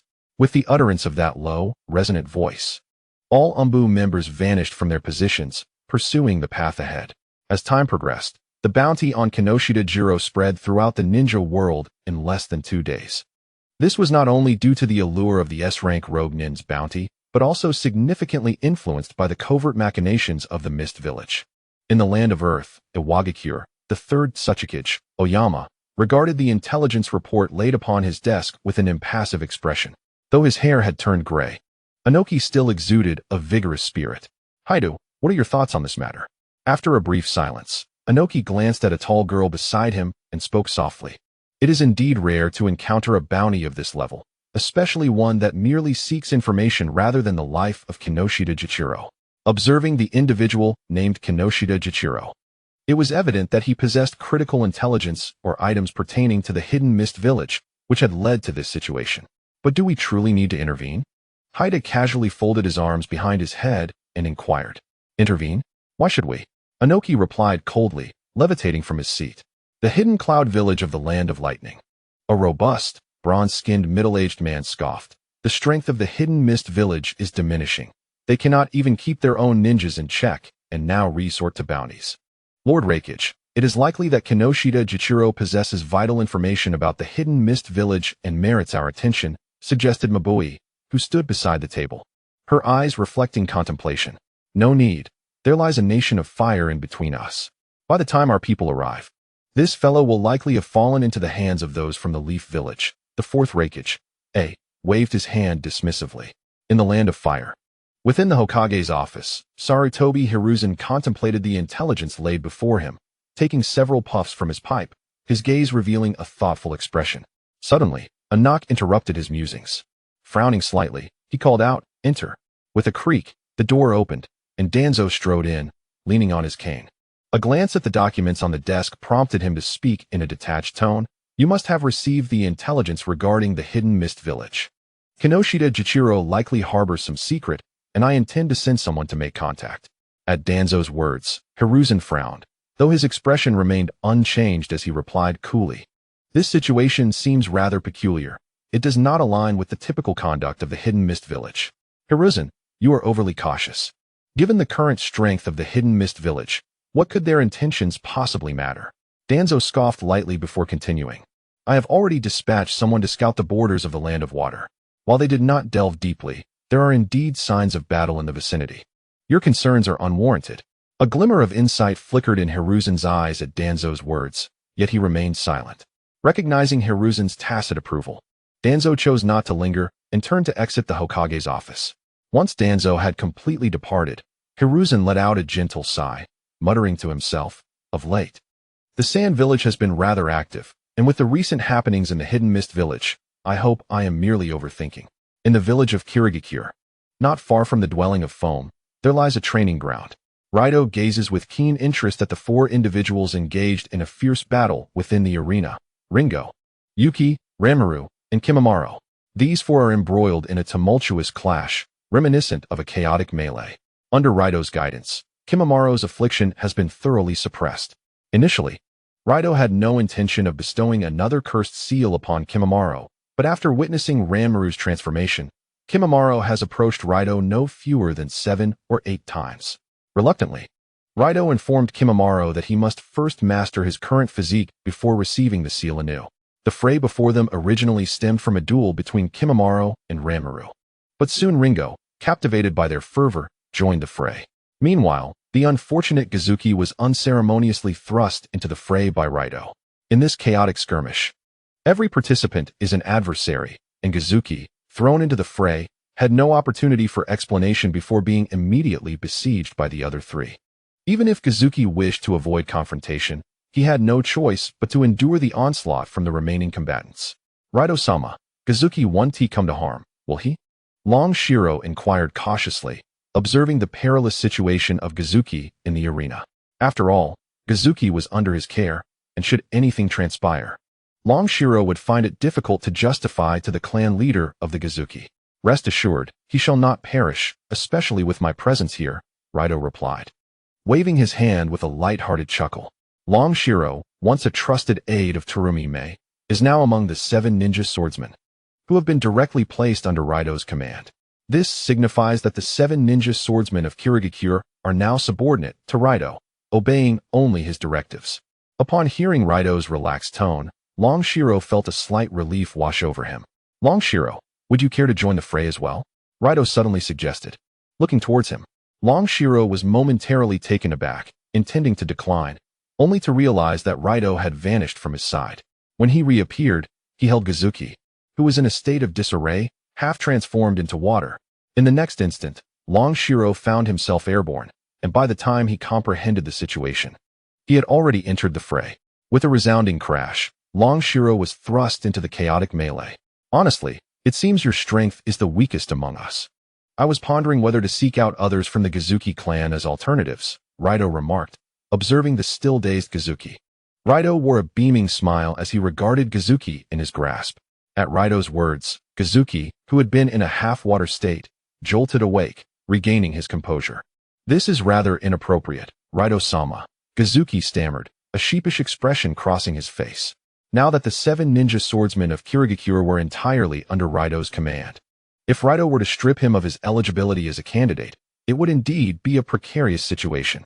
After contemplating the consequences, Kirigakure's Mizuki felt a chill run down his spine, realizing that he might never escape the confines of the Kirigakure clan. Moreover, his aspiration was to revive the illustrious 7 ninja swordsmen. What do you think? Youto raised an eyebrow, gazing at Kirigakure Mizuki. Immediately, a serious expression adorned Mizuki's face as he earnestly declared, I was taken aback earlier, but now I shall demonstrate my prowess. With that, amidst Yuto's indifferent demeanor, Kirigakure Mizuki plunged back into the fray. The clamor of metal clashing and the resounding explosions of ninjutsu echoed continuously across the training grounds. The individuals embroiled in this melee were formidable, each with a distinct combat style. Such intense skirmishes not only enhanced their combat capabilities, but also sharpened their battle awareness, particularly for Ranmaru and Kirigakure Mizuki. As for Ringo and Kimimaro, their fighting styles had largely solidified. Their focus lay in honing their techniques and adapting to various adversaries. Regarding Chojuro, while his strength may have been somewhat lacking, none matched his combat intelligence amidst the chaos. His rise to the position of Mizukage could very well be attributed to this quality. Much like the confrontation between Jiraiya and Pain, it can be said that, although Jiraiya ultimately perished, he had analyzed Pain's abilities with remarkable insight. Of course, the value of combat intelligence is contingent upon the context. If the opponent is overwhelmingly powerful, what use is it to gather intelligence? Youto stretched lazily, aside from Kimimaro. The true purpose of the melee was to ensure that the members of the 7 ninja swordsmen could establish a foundational understanding of themselves. They needed to familiarize themselves with each other's combat styles, knowing when to assist and when to take the lead, so as to avoid being overwhelmed in a single, decisive strike. Days passed quietly, the ninja world remaining as tranquil as ever. Youto devoted his time to training the new Mist Ninja 7 swordsmen and engaging in discussions about combat techniques with the Six Tails, more accurately referred to as the Six Tails Shichibi. In Kanahagakure, within a hall designated for issuing missions to ninjas, a somewhat raucous voice echoed, "No, I refuse this task. I desire to undertake something more formidable." The voice belonged to Naruto Uzumaki, his face adorned with a few whisker-like marks, his golden hair tousled, exclaiming in dissatisfaction, "Fool, you are merely a novice. Everyone begins with simpler tasks to accumulate experience." Hearing Naruto's outburst, Irika, seated beside Sarutobi Hiruzen, promptly stood up. "Naruto, it seems I must clarify something for you. Different ranks of missions require ninjas of corresponding ranks to execute them, and as a genin, you are only permitted to undertake D-rank missions." Sarutobi Hiruzen exhaled a puff of smoke, speaking in a nonchalant manner. "Old man, you always preach this. I am no longer a mere child. Stop treating me like that mischievous little brat I once was." Naruto puffed out his cheeks, casting a disgruntled glance at Sarutobi Hiruzen. Sarutobi Hizashi momentarily lost himself in thought, a faint smile gracing his lips as he glanced at a mission scroll resting upon the table. Suddenly he spoke. "Since you have expressed such interest, I shall grant you a C-rank mission." With a creak, the door swung open, revealing a tipsy old man who staggered into the room. In the Mist Village, Lord Youto, Kakashi Hatake from Konoha, has departed the village accompanied by 3 chunin, followed by a client. The specifics of the mission remain unknown at this time.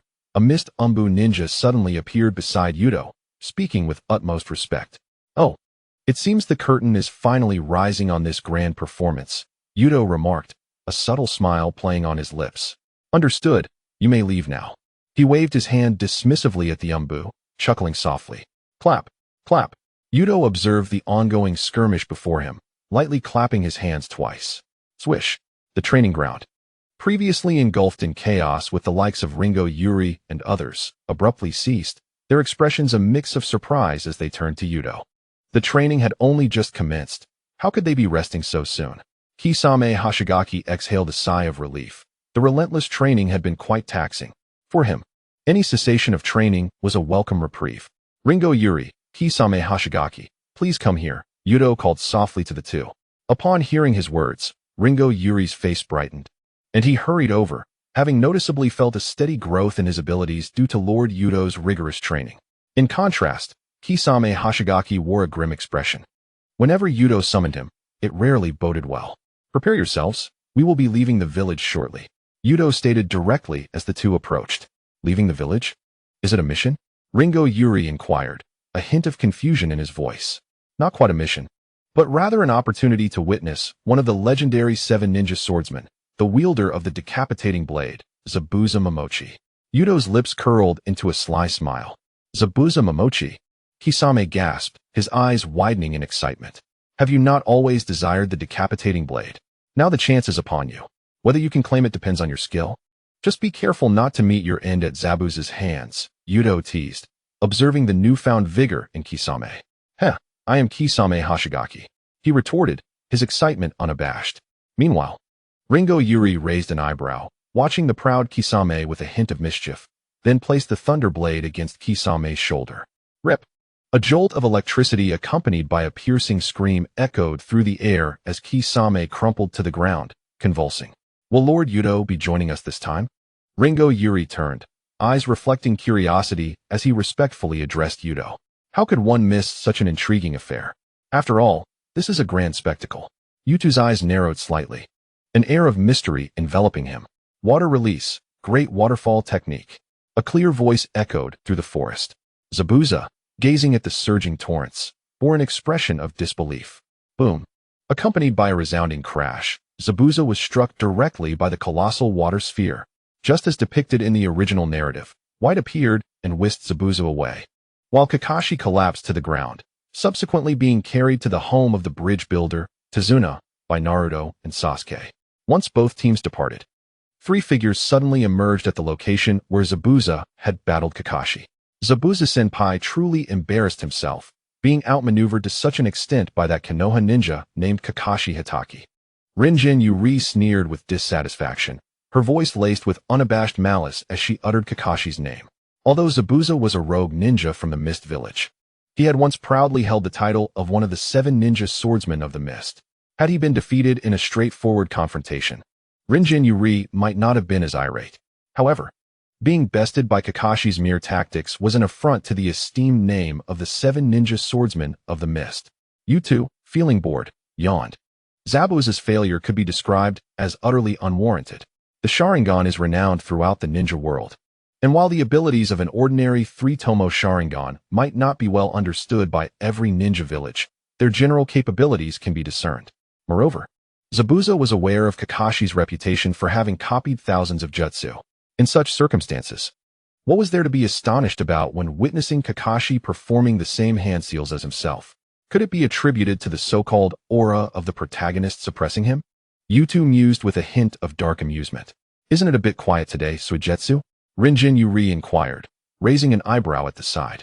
However, she found the dark-haired boy rather bothersome, along with the ANBU ninja who had taken Zabuza away, raising some concerns. Suigetsu curled his lip, quietly retorting, "A brat? Aren't you just as much of a brat yourself?" Rinjin Yuri scrutinized Suigetsu with a mocking glance, rapidly recalling the events that had just transpired. Suddenly, she smirked. "It appears you are allied with Zabuza." Youto observed the expressions of Rinjin Yuri and Suigetsu, a curious smile creeping onto his face. In comparison to Zabuza's predicament, I am more intrigued as to whether either of you felt any impulse to eliminate Kakashi Hitaki while he lay unconscious. Kill Kakashi Hitaki? Suigetsu was taken aback, having never considered such a notion.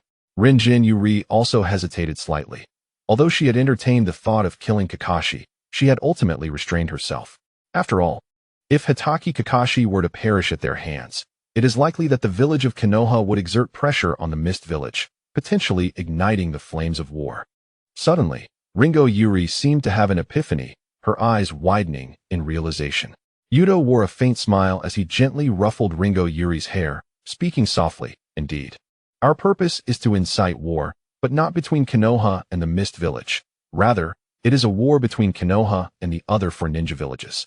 His gentle voice resonated in the ears of Ringo Yuri and Kaigetsu Suigetsu. Feeling Yuto's gesture, Ringo Yuri's cheeks flushed slightly. Yet her eyes sparkled with excitement as she boldly declared, "War, you say? That sounds rather intriguing. I have yet to visit Konoha, but it seems I may have the opportunity now." Kaigetsu Suigetsu suddenly broke into a grin. Observing the enthusiasm of the two, Youto found himself somewhat taken aback. Speaking with a hint of surprise, "You both do not seem concerned at all? Hee, if it were the Mist Village of old, we would never dare to confront a village like Konoha, but now that Lord Youto is with us, what do we have to fear?" Kaigetsu Suigetsu chuckled in a manner that suggested it was a given. Ringo Yuri nodded in agreement, and it seemed that not just the two of them, but the entire Mist Village possessed unwavering confidence in Lord Youto.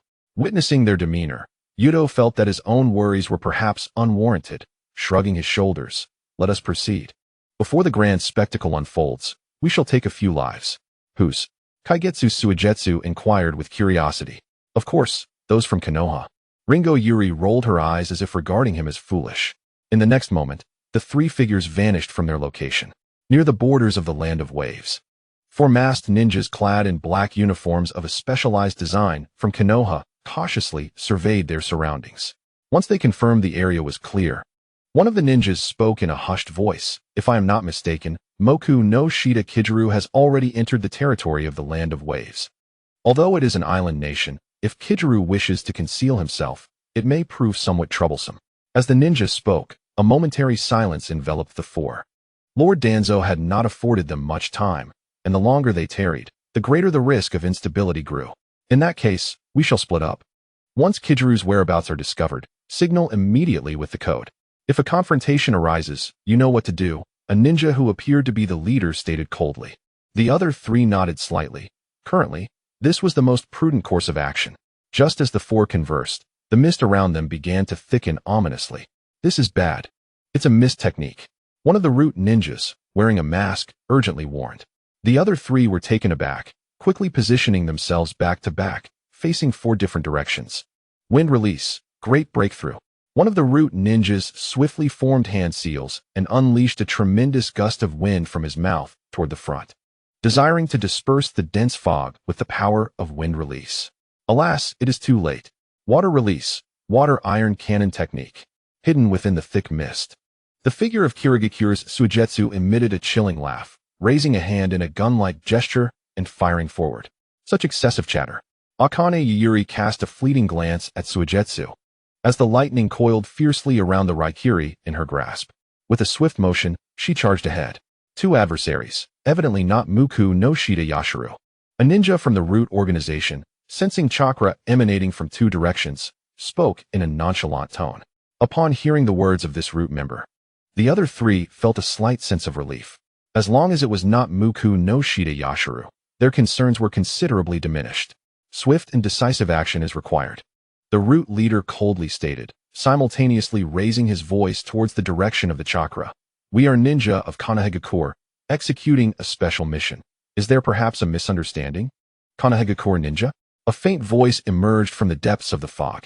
Upon hearing this, the four Root ninjas exchanged subtle smiles. While one of them whispered, "We have located their position."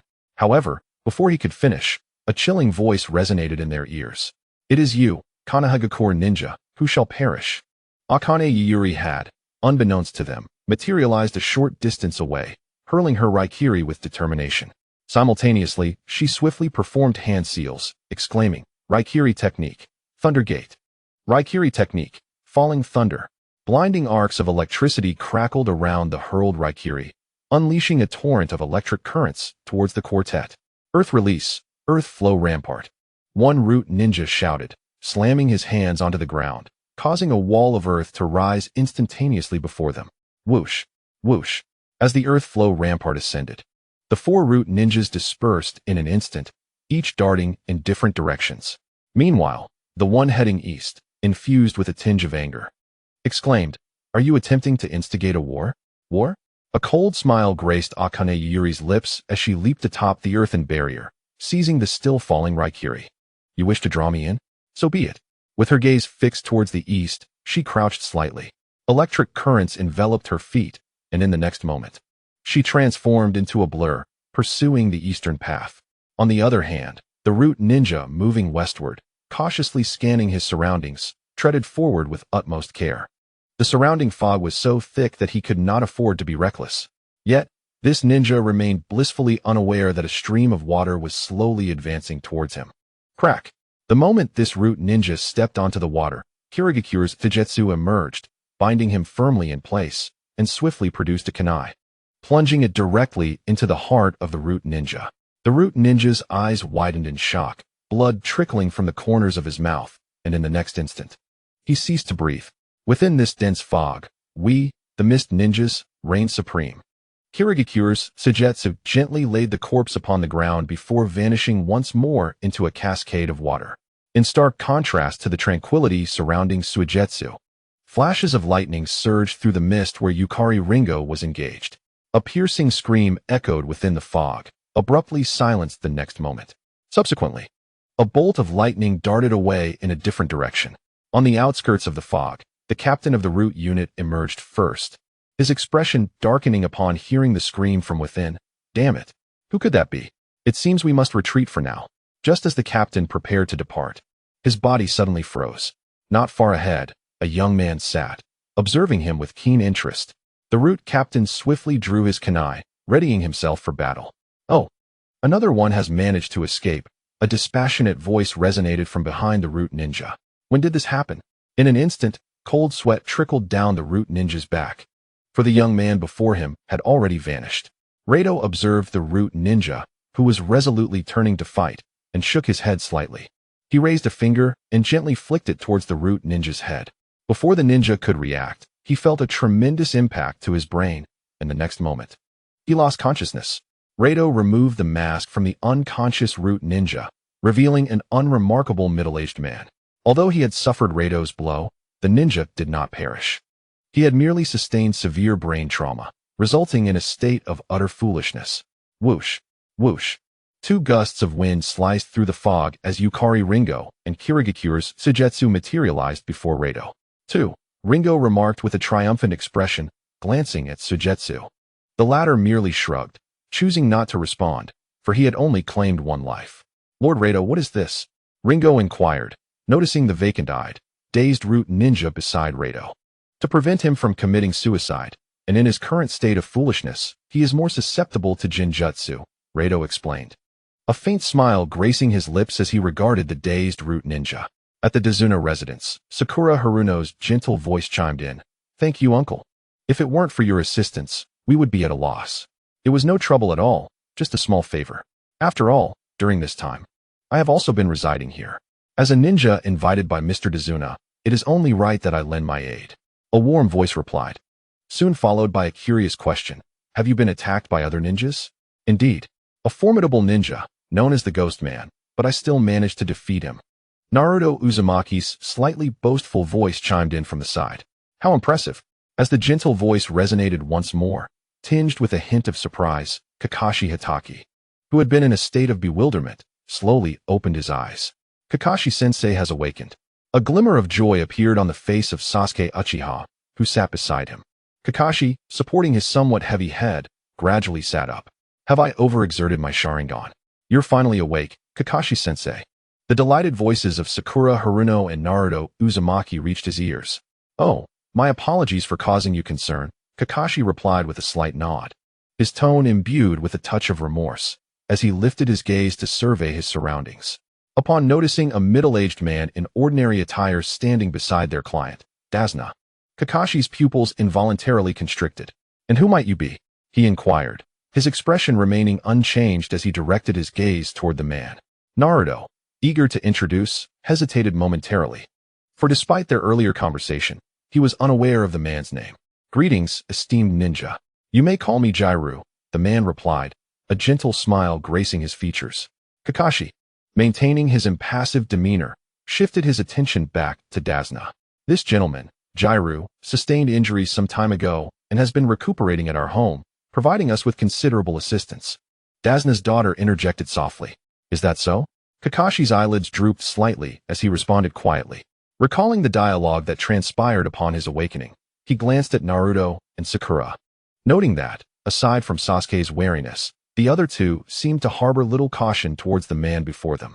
You must be a ninja, Kakashi's voice resonated once again, and an air of silence enveloped the room. Sasuke Uchiha, standing beside Kakashi, was taken aback, quickly retrieving a kunai from his pocket, his expression shifting to one of vigilance as he regarded Jairu. Naruto and Sakura, witnessing Sasuke's action, paused momentarily but nonetheless assumed a combative stance. They were acutely aware that with Kakashi incapacitated, any hostile ninja would pose a significant threat. There's no need for alarm, esteemed ninja of Konoha. If I harbored ill intentions, I would have acted upon them earlier. Jairu gently shook his head, speaking with a soothing tone. Kakashi nodded slightly, understanding this point. Otherwise, he would not have so readily discerned the stranger's identity. Jairu maintained his warm smile. Yet he understood that earning the complete trust of this Konoha ninja was a formidable challenge. However, he believed he could manage to convince the three young ones before him. With that thought, Jairu parted his clothing, revealing a body marred with numerous injuries. What is this? Sasuke's pupils dilated in shock, his face reflecting a profound astonishment. Naruto Uzumaki's face bore an expression of astonishment, while Sakura hastily covered her mouth, fearful of exclaiming aloud. Before them lay Yoshiro Mokinokita, his body marred by numerous wounds, both large and small. His skin bore the marks of burns inflicted by flames, alongside injuries sustained from various ninjutsu attacks. The severity of his condition rendered his survival nothing short of miraculous. Had it not been for Miss Tsunami's timely intervention, he would surely have perished. Yoshiro Mokinokita adjusted his clothing and turned to face Dazna's daughter, his voice imbued with profound gratitude. There is no need for thanks. I merely revived you just as I was preparing to bury you, and your injuries remain unhealed. Should you move recklessly and fall again, I shall not intervene, she replied with a stoic expression. Mokinokita scratched his head, an apologetic look crossing his face. Mr. Yoshiro, were you also attacked by other ninjas? Naruto inquired, curiosity evident in his gaze. Naruto, some questions are not appropriate to ask, Sakura quickly admonished, tugging at his sleeve. Mokinokita merely smiled, refraining from answering. While he sought to win the favor of these youngsters, he was mindful not to divulge too much, lest he diminish the air of mystery surrounding him. May I inquire? Mr. Yoshiro, which ninja village do you hail from? Sasuke Uchiha asked, his expression tinged with curiosity. As Sasuke spoke, The others turned their attention to Mokinokita. I suppose I could be considered a wandering ninja, he replied with a gentle smile, though an undercurrent of sorrow flickered across his features. What is a wandering ninja? Naruto asked, his eyes wide with confusion. Fool. Sasuke shot Naruto a withering glance. You imbecile, who are you calling a fool? Naruto retorted, leaping to his feet. Indignation etched on his face. Enough of this commotion, Kakashi interjected, covering his face with his hand, exasperated. It is due to your lack of attentiveness in ninja school that you remain uninformed. A wandering ninja is one who has lost their village for various reasons or has no fixed village, hence they roam. Sakura seized Naruto's arm, exasperation evident in her tone. While silently chastising him, you dolt. Mokinokita chuckled lightly, ruffling his hair. Though I recognize that you are here on a mission, I would still like to inquire if there are any other motives for your presence. The corners of Sasuke's mouth twitched. Had they been suspected of harboring ulterior motives? And to be questioned so directly, it was unlikely anyone would confess to any real intentions.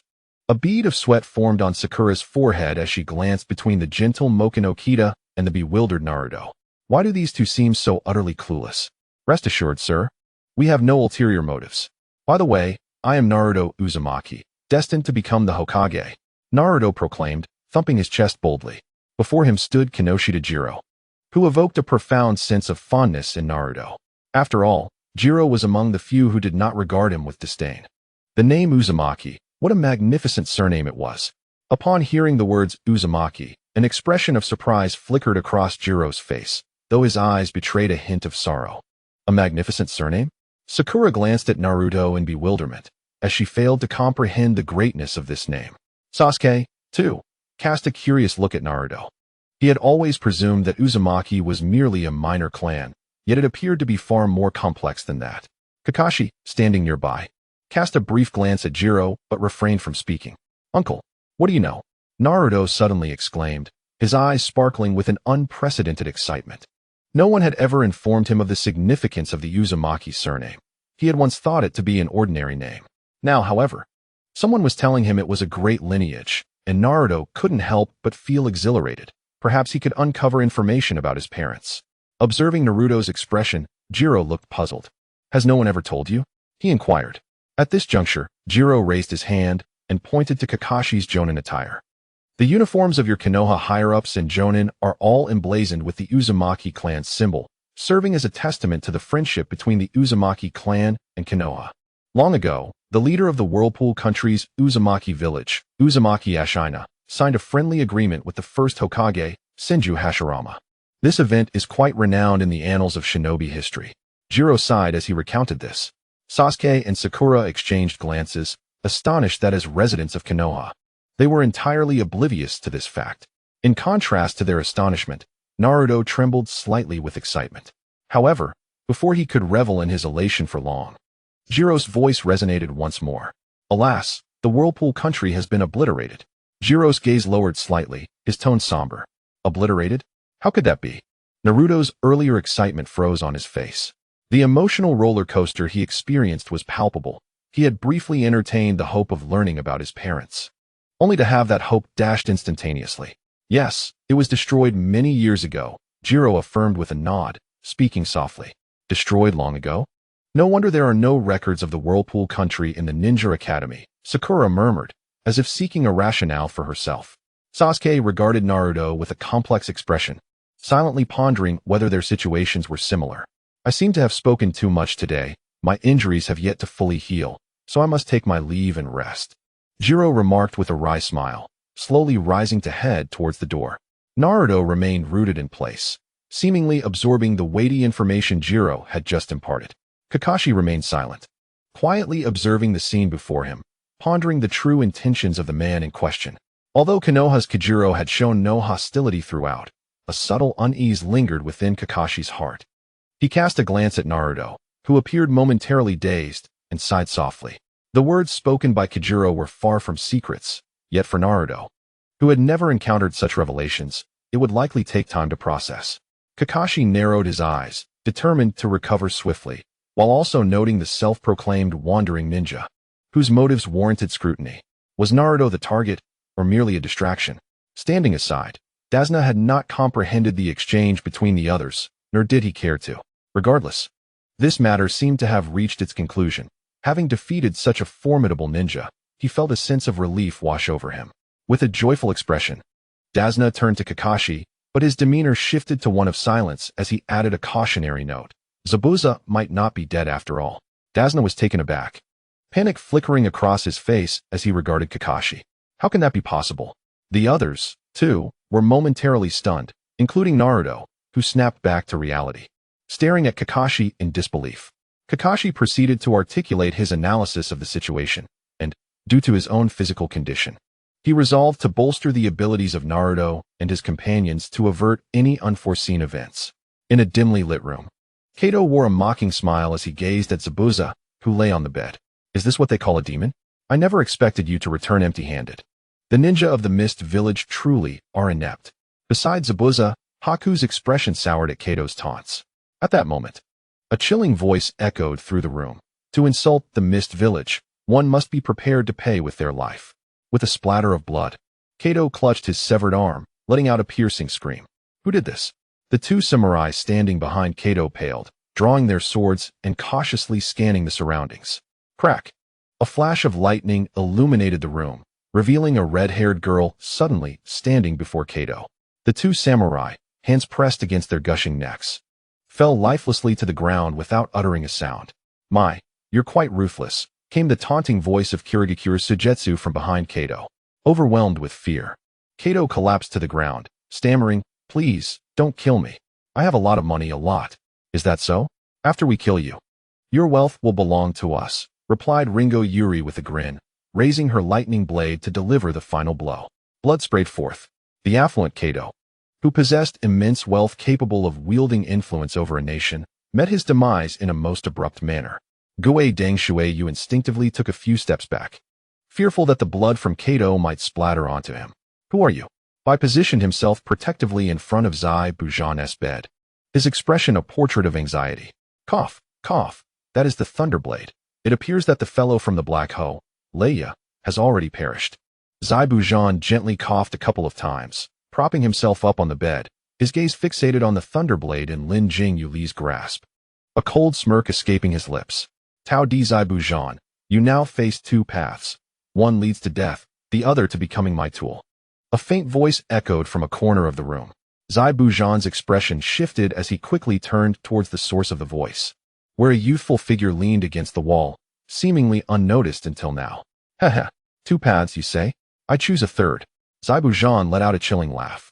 Despite his body not yet fully recovered, he could still manage basic movements. With that declaration, he leapt off the bed, reaching for the beheading sword beside him, and swung it towards Youto. Simultaneously, Bai moved, rushing toward Lin Jingyu Li, intent on obstructing her and Gue Dangshueyu to create an opportunity for Zai Bujan. Crack! In the next moment, a sharp sound of shattering resonated through the room. As he beheld the beheading sword severed into two pieces, Zai Bujan stood frozen, momentarily at a loss. He had acted too slowly. Youto, positioned behind Zai Bujan, casually struck him, sending him crashing through the wall with a tremendous force. Lord Zai Bujan. Bai's face betrayed his alarm as he prepared to pursue the direction in which Zai Bujan had been flung. Yet, Youto gently pressed Bai back into place, rendering him unable to escape despite his struggles. Your name is Bai, correct? Yuto's lips curled into a subtle smile. Confronted by the formidable youth, Bai gritted his teeth, his tone grave. Who are you? What do you intend to do? My name is Youto, he replied, still wearing that faint smile while gazing at Bai. Release Bai. A furious shout accompanied by a shadow surged from the gaping hole created by Zai Bujan's impact. Armed with the remaining half of the beheading sword, Zai Bujan charged towards Youto, striking down with all his might. Observing this, Youto casually raised a finger and lightly tapped the descending blade. There were no cries of agony, nor any spray of blood. Youto remained unfazed, a single finger effortlessly halting Zai Bujan's full-force strike. Regardless of Zai Bujan's exertion, the beheading sword remained immobile, unable to descend an inch. With a flick of his finger, Zai Bujan's body jolted violently, a mouthful of blood erupting forth as he staggered back several steps before collapsing onto the ground. Lord Zai Bujan, Bai anxiously called out as he witnessed yet another injury to Zabuza. Raito pressed a hand on Bai's shoulder, gently urging him to hold back. But Bai dashed forward, appearing beside Zabuza, his face etched with concern. "You damn bastard, I am a demon." Zabuza rasped with a furious roar, his feeble chakra surging in response. With a flash of lightning, Ringo Yuri appeared before Zabuza in an instant. "Dare to show disrespect to Lord Raito? Have you considered how you wish to meet your demise?" Ringo revealed her sharp teeth, pressing a lightning blade firmly against Zabuza's throat, while another blade was positioned over his heart. Any movement on Zabuza's part would likely prove fatal. By witnessing this scene, was about to act when Kirigakura's Suigetsu emerged behind him, a kunai poised at Bai's neck. "Do refrain from moving, my dear lady," he whispered. "I'm a man." Bai gritted his teeth, speaking in a low tone. Suigetsu blinked, his body, which had been closely aligned with Bai's, shifting back slightly. "Have you made your choice?" Raito inquired, gazing at Zabuza with indifference. Blood trickled from the corner of Zabuza's mouth as he regarded Raito with a deep, penetrating stare. Having realized through their brief encounter that he was no match for the young man before him, this was not a matter of sheer will or cunning. It was a disparity of essence and magnitude. The new wielder of the lightning blade and the young one from the Kirigakure clan. "You are not members of the Umbu. Who exactly are you?" Zabuza questioned, a smirk playing upon his lips. "I have once assassinated the fourth Mizukage. Do you think you are prepared to become my weapon and face the wrath of the Mist Shinobi? Do you presume to know who that esteemed individual is? Speak to me in such a disrespectful manner, and I shall take your life." Ringo's fingers twitched slightly, and the lightning blade effortlessly drew a thin line of blood across Zabuza's neck. "If you must know, my name is Raito. Is that sufficient?" Raito stroked his chin, speaking softly. Zabuza paused, momentarily taken aback, feeling an inexplicable familiarity with the name. "You are the first Mizukage, Raito?" His eyes widened in disbelief as he stared at Raito. "If there is no one else in this world bearing that name, then it is indeed I." Raito shrugged nonchalantly. Zabuza fell silent for a moment before bursting into laughter, a tone of unprecedented relief in his voice. "I knew it. The legends of the Mist Shinobi are true. If it is Lord Raito, then what harm is there in becoming your tool?" In the original narrative, Zabuza, in an effort to halt the chaos within the blood mist, assassinated the fourth Mizukage, fleeing the ninja village after his failure, and becoming a rogue ninja without abandoning his ambitions. As he evaded the Umbu's pursuit, he plotted his next coup, accepting contracts from anyone willing to pay a handsome price, until he encountered Kakashi and met his end in the Land of Waves. Observing the expression on Zabuza Momochi's face, Youto recalled Kakashi's appraisal of Zabuza at the moment of his impending demise. He was merely a man fighting desperately to survive. It would indeed be a pity if such a man were to perish. Naturally, if Zabuza could be subdued, the issue with Haku would be effortlessly resolved. As Zabuza began to speak, Yuki Ringo emitted a soft hum, gradually retracting her twin blades. Similarly, Suigetsu Hozuki removed his kunai from Haku's neck. Haku hastily went to Zabuza's side, extending a hand to assist him. With one matter resolved, "Haku, from this day forth, you shall be a ninja of the mist." A smile graced Yuto's face as he glanced at Haku, who stood beside Zabuza. Haku appeared taken aback. Although she did not fully comprehend why this young man had shown her such particular kindness from the outset, she nodded nonetheless. "It seems Lord Yuto holds a considerable concern for one named Haku," whispered Suigetsu to Ringo. "What? Suigetsu, do you wish to challenge Zabuza and reclaim the decapitating sword from his grasp?" Ringo seemed to disregard Suigetsu's words, addressing Zabuza with a raised voice. "Desire the decapitating sword? Young one of the Hozuki clan, do you intend to forsake your own life?" A faint murderous intent emanated from Zabuza, enveloping Suigetsu. "Huh. I have no desire to engage with someone who has sustained grave injuries," Suigetsu replied, his expression stiffening and his tone becoming rigid. "Is that so? Weren't you always fervently declaring your intent to reclaim the decapitating sword? When Zabuza has fully recovered, I am quite eager to witness how you intend to do so." "Zabuza, if by chance you were to inadvertently kill Suigetsu, you would not be held accountable, you know." Yuto squinted at Suigetsu, a light chuckle escaping his lips. Currently, while Suigetsu's strength was commendable, it still paled in comparison to Zabuza's prowess. In Yuto's eyes, Suigetsu was a genius, one not inferior to Sasuke Uchiha. It is noteworthy that in the original narrative, Suigetsu was largely confined within a vessel by Orochimaru, affording him little time for training. In contrast, Sasuke was nurtured directly by Orochimaru. Thus, although Suigetsu seemed weaker than Sasuke, During the battle against the Eight Tails, Suigetsu's displayed strength was by no means lacking, as enduring a tailed beast bomb is not something an ordinary ninja can accomplish. Sasuke's strength is largely attributed to his bloodline advantage, as, in terms of innate talent, any member of the Akatsuki, save for Haiden, could easily best him. Had the circumstances been reversed, Suigetsu's abilities would likely have exceeded those depicted in the original tale. Casting a glance at Ringo's mischievous smile, and then at Zabuza, who was watching him intently, Suigetsu forced a stiff smile. Lord Youto, I presume you are already aware of the situation in Konoha regarding Kakashi Hatake and the others. Is there any further action required? In the eyes of Zaibujan, a flicker of bloodthirsty intent passed through, as he harbored a vivid recollection of how Hatake Kakashi had plotted against him. Upon hearing Zaibujan's words, Youto casually waved his hand, dismissing the matter. You need not concern yourself with the affairs of Konoha for the time being. Furthermore, Kato was a renowned merchant. Although he has perished, his wealth will not vanish. You are tasked with dismantling Kato's influence. After speaking, Youto shifted his gaze from Zaibujan to Haku, softly instructing, Haku, you shall assist Zaibujan for now. Haku was momentarily taken aback, but joyfully responded, yes, Lord Youto. At that moment, Haku was oblivious to the fact that, irrespective of Yuto's directive, he would have followed Zaibujan regardless. Youto stretched languidly, chuckling to himself. The matters here have been resolved. I wonder how Makashi Jairu is faring. Meanwhile, Kakashi and the others remained blissfully unaware that Zaibujan would no longer launch an attack, engaging in tree-climbing training as per the original narrative.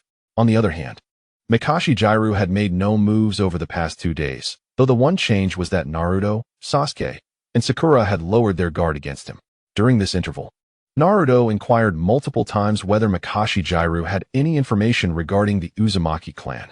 However, Makashi Jairu skillfully concocted excuses to deflect Naruto's inquiries. Consequently, although Kakashi still harbored a hint of caution, his initial wariness had considerably diminished.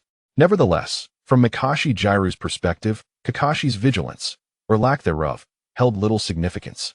He merely needed to earn the trust of the young ones. As the head of a clan, while one may lack certain skills, 2 attributes are imperative: acting prowess and an understanding of human nature. After 2 days of observation, Makashi Jairu had thoroughly discerned the personalities of Kakashi and his companions. Mr. Jairu, Kakashi and the others are finishing their training and will return shortly. Please assist in serving the dishes on the table. Came the voice of Dazuna's daughter from the kitchen.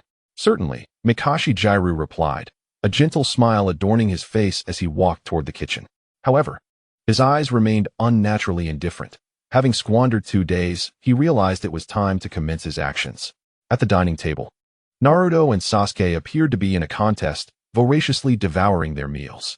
Observing this scene, the others at the table wore expressions of exasperation, clearly indicating this was not their first encounter with such behavior. You too, if you cannot finish, then stop eating, Sakura could not help but critique. No, I want to eat. Both Naruto and Sasuke chimed in simultaneously, exchanging a glance before returning to their competitive eating. Seeing you all train so hard makes me feel a bit guilty. After all, I have been here, essentially freeloading. If there are any issues with your training, I can lend a hand. I am, after all, a jonin. With a tinge of guilt in his tone, Yoshiro Mukinashida chuckled softly as he spoke. Upon hearing his words, Naruto and Sasuke's eyes lit up with interest. Is that true? Kakashi-sensei has been teaching us chakra control, but it has hardly contributed to our combat skills. Naruto exclaimed with palpable excitement, casting a glance at Mukinashida while murmuring under his breath. Although Sasuke remained silent, the way he slowed his eating revealed his dissatisfaction with Kakashi's focus on such fundamental techniques as tree climbing. Compared to that man, his own progress felt painfully slow, and he clenched his fist slightly. Sakura, seated nearby, perked up, clearly intrigued by Mukinashida's proposition.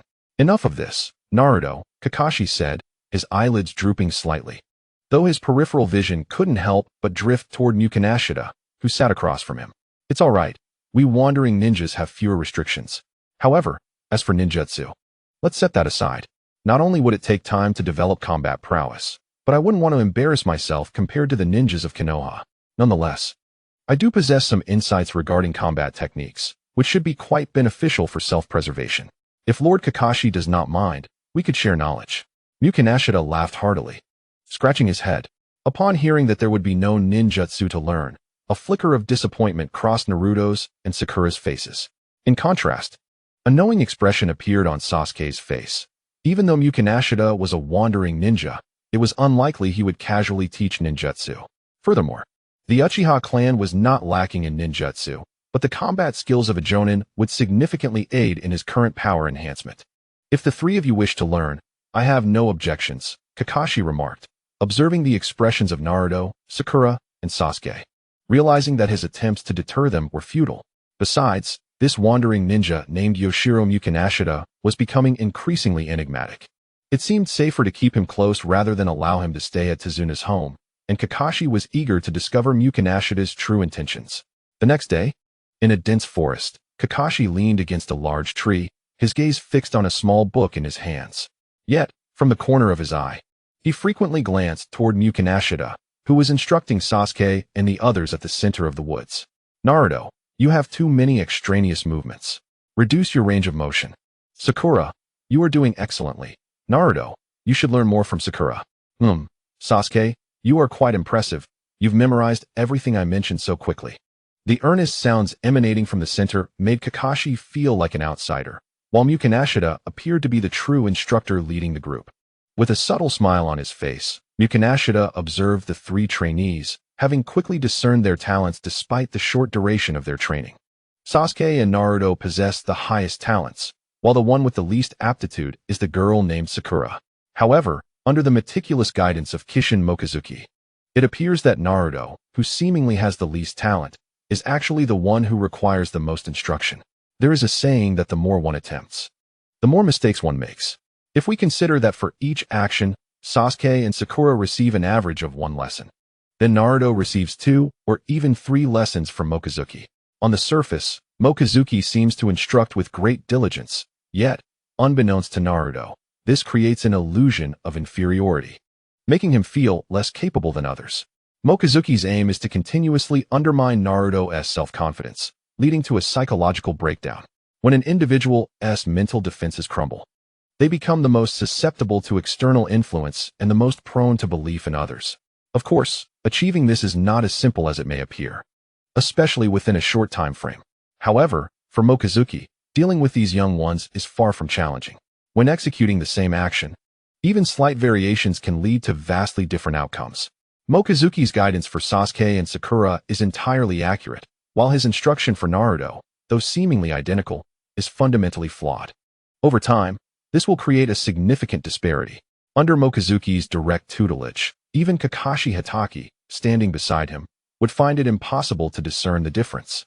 The day slipped away in an instant, and before anyone realized, they had trained for an entire day. Leaning against a great tree, Kakashi closed the small book in his hands and glanced towards the center of the training area. Indeed, the abilities of Sasuke and his companions had improved, particularly Sasuke, whose enhancement was most pronounced. Kakashi's gaze shifted to the clumsy Naruto in the middle, his face displaying a look of exasperation.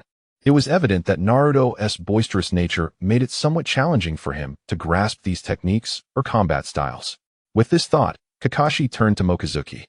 This man bore no apparent hostility, yet he certainly harbored some underlying issues.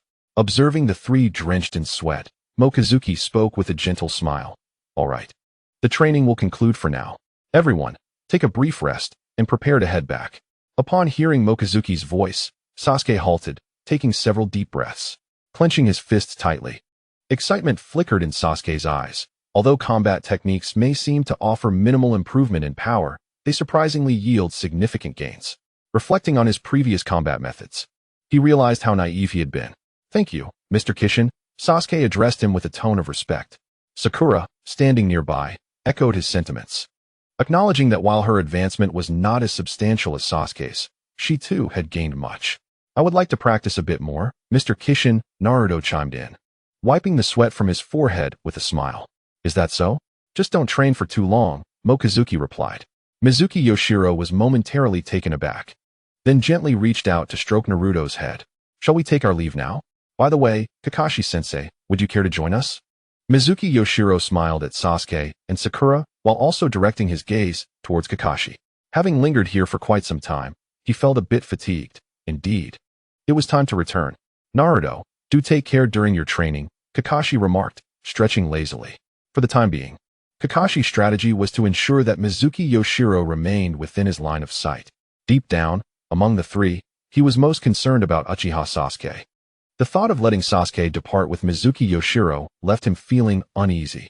Of course, the distance to Dazna's home was not too far, and should any unusual circumstances arise, he could swiftly offer assistance.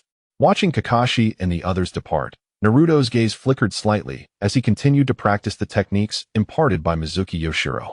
Before long, he found himself breathless, sprawled on the ground. Is the gap between me and Sasuke really that vast?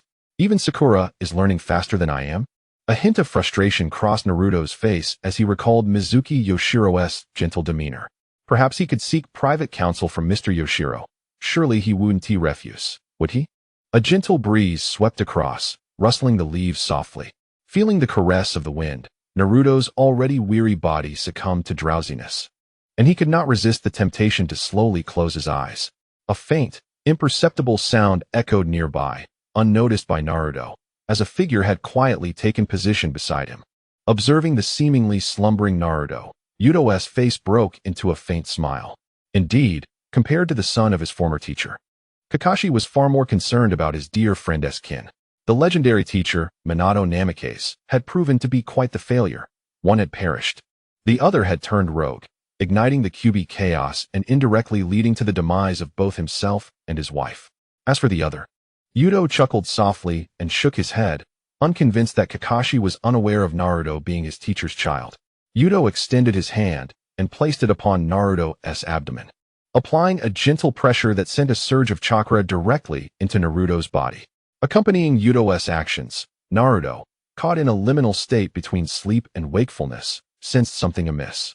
Just as he intended to open his eyes, an overwhelming wave of drowsiness washed over him, preventing him from even lifting his eyelids as he fell into a deep slumber.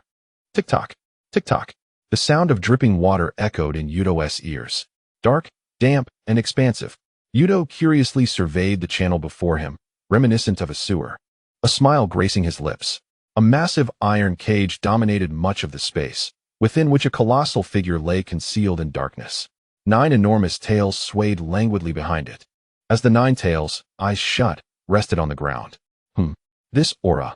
The 9 tails, originally meditating, slowly opened its eyes and gazed beyond the iron bars. As the 9 tails beheld the diminutive figure standing beneath the iron cage, its colossal eyes narrowed in surprise. It has been a long time, 9 tails, spoke Youto with a smile. Recognizing the creature. Indeed, it is you. The words of Uchiha Madara proved accurate. No matter how far you are cast into another realm, you shall inevitably return. Seemingly confirming Yuto's identity, the 9 tails resumed its position on the ground, its tone cool, yet its eyes brimming with caution. First Hokage Youto. As one who had previously battled Youto, the 9 tails was acutely aware of the terrifying power contained within this young man. After all, they were old acquaintances. Such coldness was unwarranted. Observing the indifference of the 9 tails, Youto shrugged, a look of resignation crossing his face. However, recalling the 9 tails' earlier words, a glimmer of contemplation crossed Yuto's eyes. While others may be oblivious, he understood that Uchiha Madara's confrontation with Senju Hashirama was merely a ruse for his death. This individual had managed to survive for quite some time through the outer path. Given such an extensive span of time, and considering Madara's cautious nature coupled with Kage's schemes, it was improbable that he had not left behind some contingency plan. After a moment of reflection, Youto regained his focus. Madara's potential schemes were of little concern to him at present. Come what may, I shall confront any challenges that arise. Madara was never my equal in life. What could his remnants possibly achieve in death? What brings you here? The 9 tails fixed its gaze upon Youto, its voice low and foreboding. Oh, I merely intend to borrow some of your chakra, Youto replied, lifting his gaze to meet the immense eyes of the 9 tails with a light chuckle. Boom. A surge of ferocious chakra erupted from the 9 tails, causing its entire body to tense, its massive tail thrashing wildly behind it. Now that you are confined, do refrain from such intimidating gestures, Youto remarked mockingly as he approached the enormous iron cage, observing the 9 tails, poised to strike. Unperturbed by the creature's fury, Youto turned his attention to the ceiling symbol affixed to the center of the cage. Before I can borrow your chakra, there are a couple of nuisances to address. In an instant, Youto appeared before the ceiling symbol, raising his hand, prepared to tear it down. As his hand neared the symbol, an explosive surge of lightning erupted from it. Crackle! The fierce current enveloped Yuto's hand, producing a cacophony of sounds. Yet, Yuto's expression remained placid, as if the electrical assault were non-existent, and he continued to reach for the ceiling symbol. Upon contact, a violent flame materialized, igniting the entire seal. These defenses are clearly intended for outsiders, Youto remarked, unable to suppress a scoff at the dual onslaught of lightning and fire. He recalled that when Naruto had torn the ceiling symbol, no such attacks had emerged. Undeterred by the symbol's fierce defenses, Yuto's hand remained unyielding, as he grasped the edge of the seal and began to pull downward. Within the confines of an immense cage, the Ninetales gazed intently at the unfolding scene, a flicker of perplexity crossing its otherwise menacing visage. Was this diminutive creature truly intent on slaying that Jinchuriki? The thought crossed the Ninetales' mind, but was swiftly dismissed. Given Yuto's prowess, eliminating that Jinchuriki would be no more challenging than crushing an ant. As for the notion of being released, the Ninetales found that preposterous. Setting it free would hardly benefit Youto, and fundamentally, it stood in opposition to the entity before it. To be precise, Uchiha Madara, Senju Hashirama, and the present Youto were all individuals the Ninetales yearned to obliterate. At that moment, a radiant golden light suddenly pierced through the somber atmosphere. The Ninetales squinted, directing its gaze towards the source of the illumination. In the next instant, it erupted in fury, roaring, "Minato Namikaze, it is you." Observing the partially torn ceiling symbol, Youto chuckled. "Oh dear, you've only just begun to tear it, and yet here you are?" With a beaming smile, Youto turned to face a sun-kissed, golden-haired figure standing a short distance behind him. The fourth Hokage, Minato Namikaze. "Who are you?" Minato inquired, his expression grave as he scrutinized the ceiling symbol, now halfway torn. The attack of the ceiling symbol seemed utterly ineffective against this individual. When had such an extraordinary figure emerged in the ninja world? "Who I am is of little consequence," Youto replied softly, but before he could finish his thought, a golden light surged towards him, attacking without so much as a greeting. "Now that is quite discourteous," Youto remarked, as he deftly evaded the assault. Minato continued his relentless onslaught, aware that he was merely operating on residual chakra. He had no time to waste against this enigmatic youth. Casting a quick glance around, Minato noted the absence of Naruto, a mixture of relief and disappointment flickering in his eyes. He had hoped to encounter that boy. In the next heartbeat, Minato's aura intensified, his already swift movements accelerating further. In an instant, it seemed as though countless golden flashes illuminated Naruto's consciousness space. Utilizing the Flying Thunder God technique in the form of chakra required no so-called medium, Youto mused, remaining motionless as he allowed Minato to strike, muttering to himself. Minato's expression grew increasingly grim as he realized that no matter how he attacked, he could not inflict even a scratch on the youth before him. This sensation was reminiscent of facing that masked figure who had once assaulted Konoha. However, while that masked man had merely evaded his strikes using ninjutsu, the youth before him rendered his attacks entirely ineffective. In a sudden shift, Minato reappeared behind Youto, launching a Rasengan at the youth's head, yet alas, it bore no fruit. Suddenly, Yuto's eyes sparkled with determination as he unleashed a punch towards a specific angle before him, accompanied by a heavy thud. An array of golden light vanished in an instant, as Right Do delivered a powerful punch that sent Wave Wind Watergate flying. The once solid form of Wave Wind Watergate became ethereal under the force of Right Do's strike, lacking any sensation of pain. How could a body composed of chakra experience such a feeling? Glancing at his own fading form, Wave Wind Watergate realized that he could not endure much longer, his eyes flashing with profound reluctance. "Humph, do not even consider your current state. Even at your peak, you would not stand a chance against him. After all, even Senju Hashirama and Uchiha Madara struggled to contend with him." The icy voice of the Ninetales echoed from the side, laced with mockery. Upon hearing the Ninetales' words, Wave Wind Watergate shuddered. The bitterness on his face transformed into one of deep sorrow. The first water shadow, Right Do. Although the Ninetales did not explicitly mention Right Do's name, there was only one individual in the entire ninja world capable of thwarting both Senju Hashirama and Uchiha Madara. As a former Hokage, Wave Wind Watergate was acutely aware that the first water shadow, right Do, was not dead but merely sealed away. One has emerged, and the other is yet to follow. Right Do swiftly appeared before the Nine Tails, grinning as he spoke. Hey, Nine Tails. Does it anger you to see Wave Wind Watergate in this state? If it doesn't, perhaps think back to how it felt to be manipulated by that scoundrel Uchiha Madara. You wretched bastard. Upon hearing Right Do's taunts, particularly the mention of Uchiha Madara, the Nine Tails erupted with fury. A surge of violent, loathing negativity burst forth, flooding the space around them. Just as this overwhelming negativity threatened to engulf Naruto, a brilliant orange light suddenly illuminated the surroundings. A woman with fiery red hair appeared before everyone. Kushina Uzumaki. Upon witnessing the sudden arrival of the red-haired woman, the Nine Tails' previously menacing expression twisted into something even more fearsome, gritting his teeth as he uttered, Kushina Uzumaki. First Wave Wind Watergate, and now Kushina Uzumaki. The Nine Tails now realized that these two had indeed prepared contingencies. Were it not for Right Do, he might still have been oblivious. Looking at the emerging Kushina Uzumaki, a smile broke across Right Do's face. His predictions had proven correct.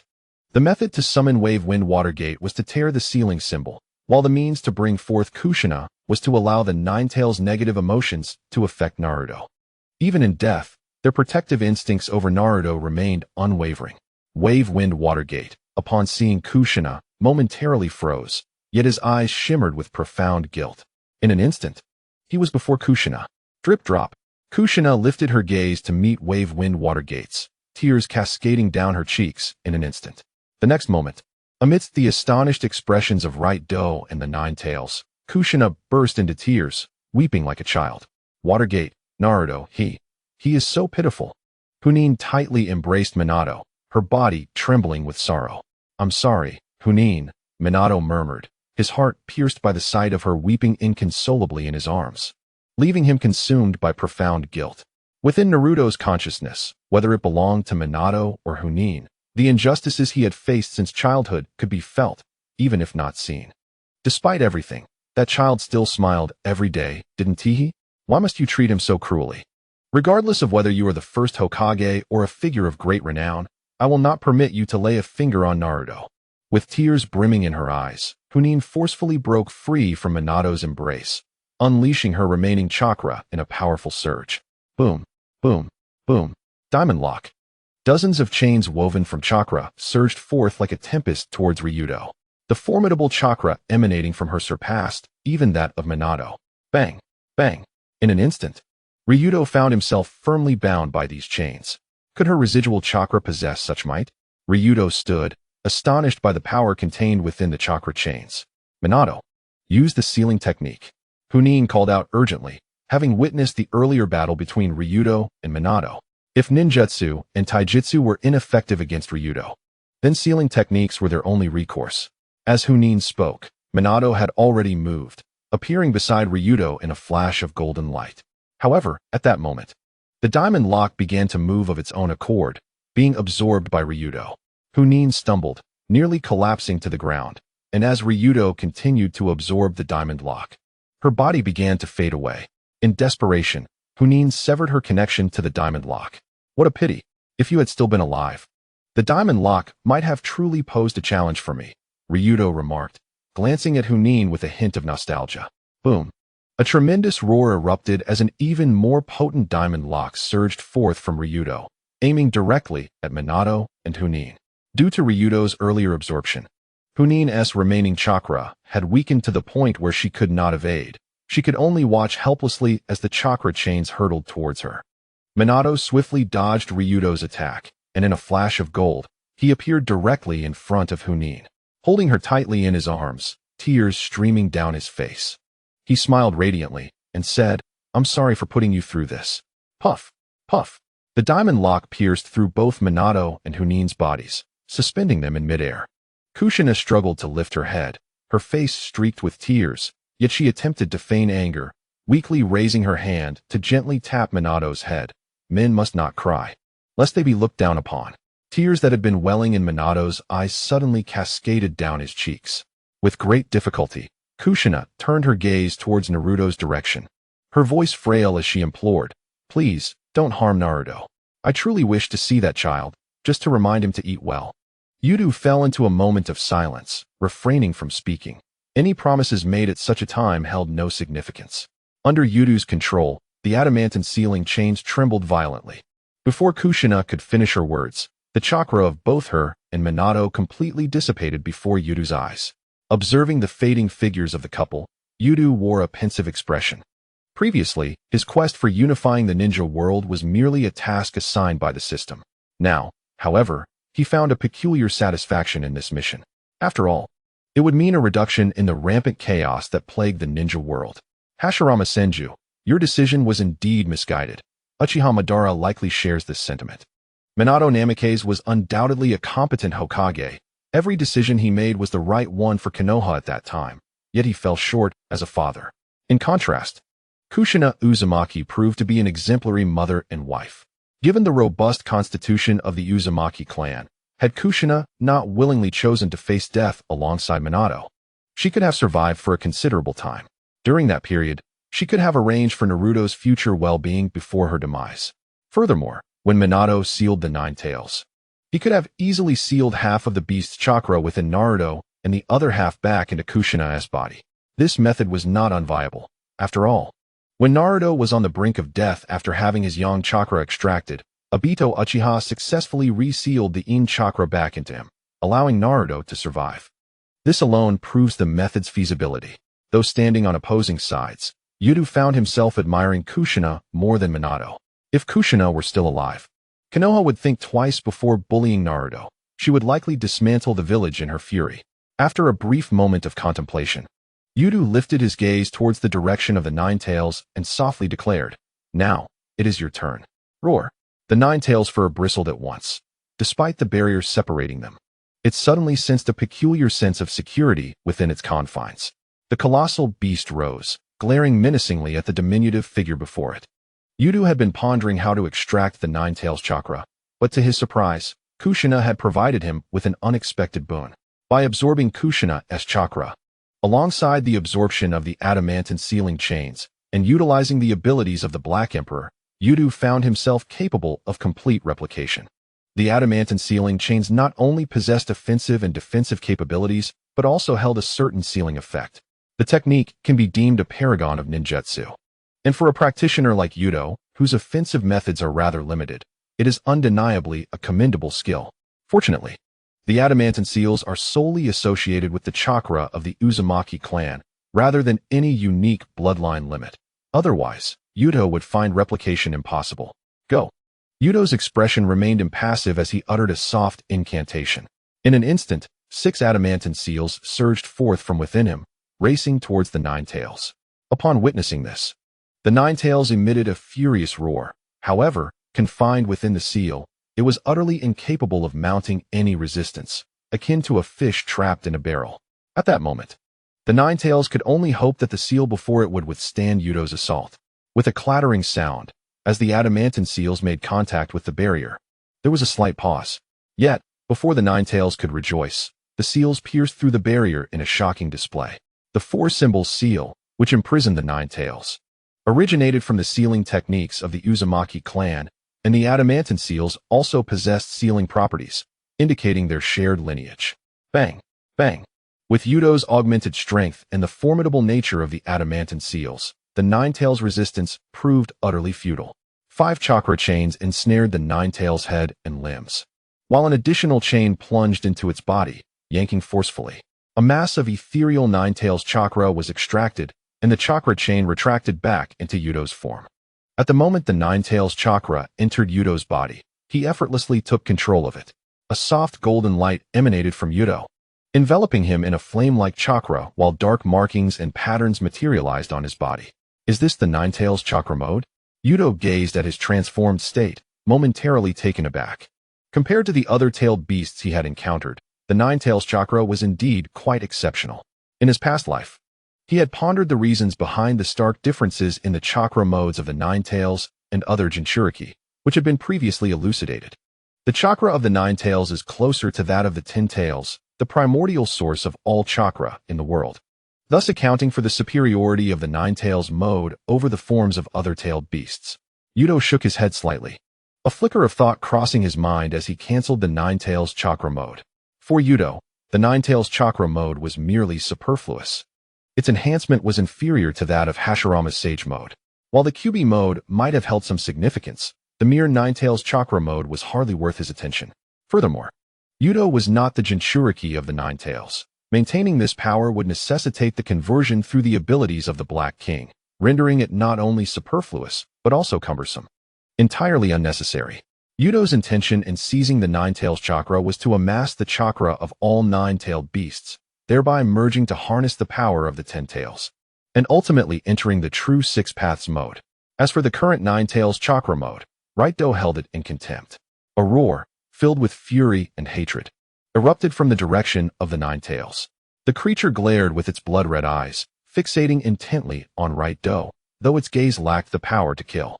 Observing those immense crimson orbs, Right-Do rolled his eyes, pondering the futility of such a loud outburst, especially when it dared not even utter a harsh word. Foolish Odo-Do, or rather, foolish Ninetales, harbor your hatred for me. The sealing talisman had already been torn halfway. Perhaps the Ninetales' negative emotions and chakra could begin to influence Naruto's judgment. Right-Do mused with a sense of delight. Although the matter concerning Kushina had stirred some emotions within him, such sentiments did not hinder Right-Do from pursuing his objectives. Having grown up in such an environment, the reason for Naruto Uzumaki's enduring naivety, Right-Do speculated, could be attributed to 3 factors. First, the influence of Ashura's chakra. Second, the third Hokage's deliberate importation of the so-called will of fire to Naruto, which could also be construed as a form of brainwashing. Third, the subconscious effect of the chakra left behind by Minato Namikaze and Kushina on Naruto. Among these, the third factor held the utmost significance. As mentioned in the anime, the love of one's parents had already filled Naruto long before the Ninetales was sealed away.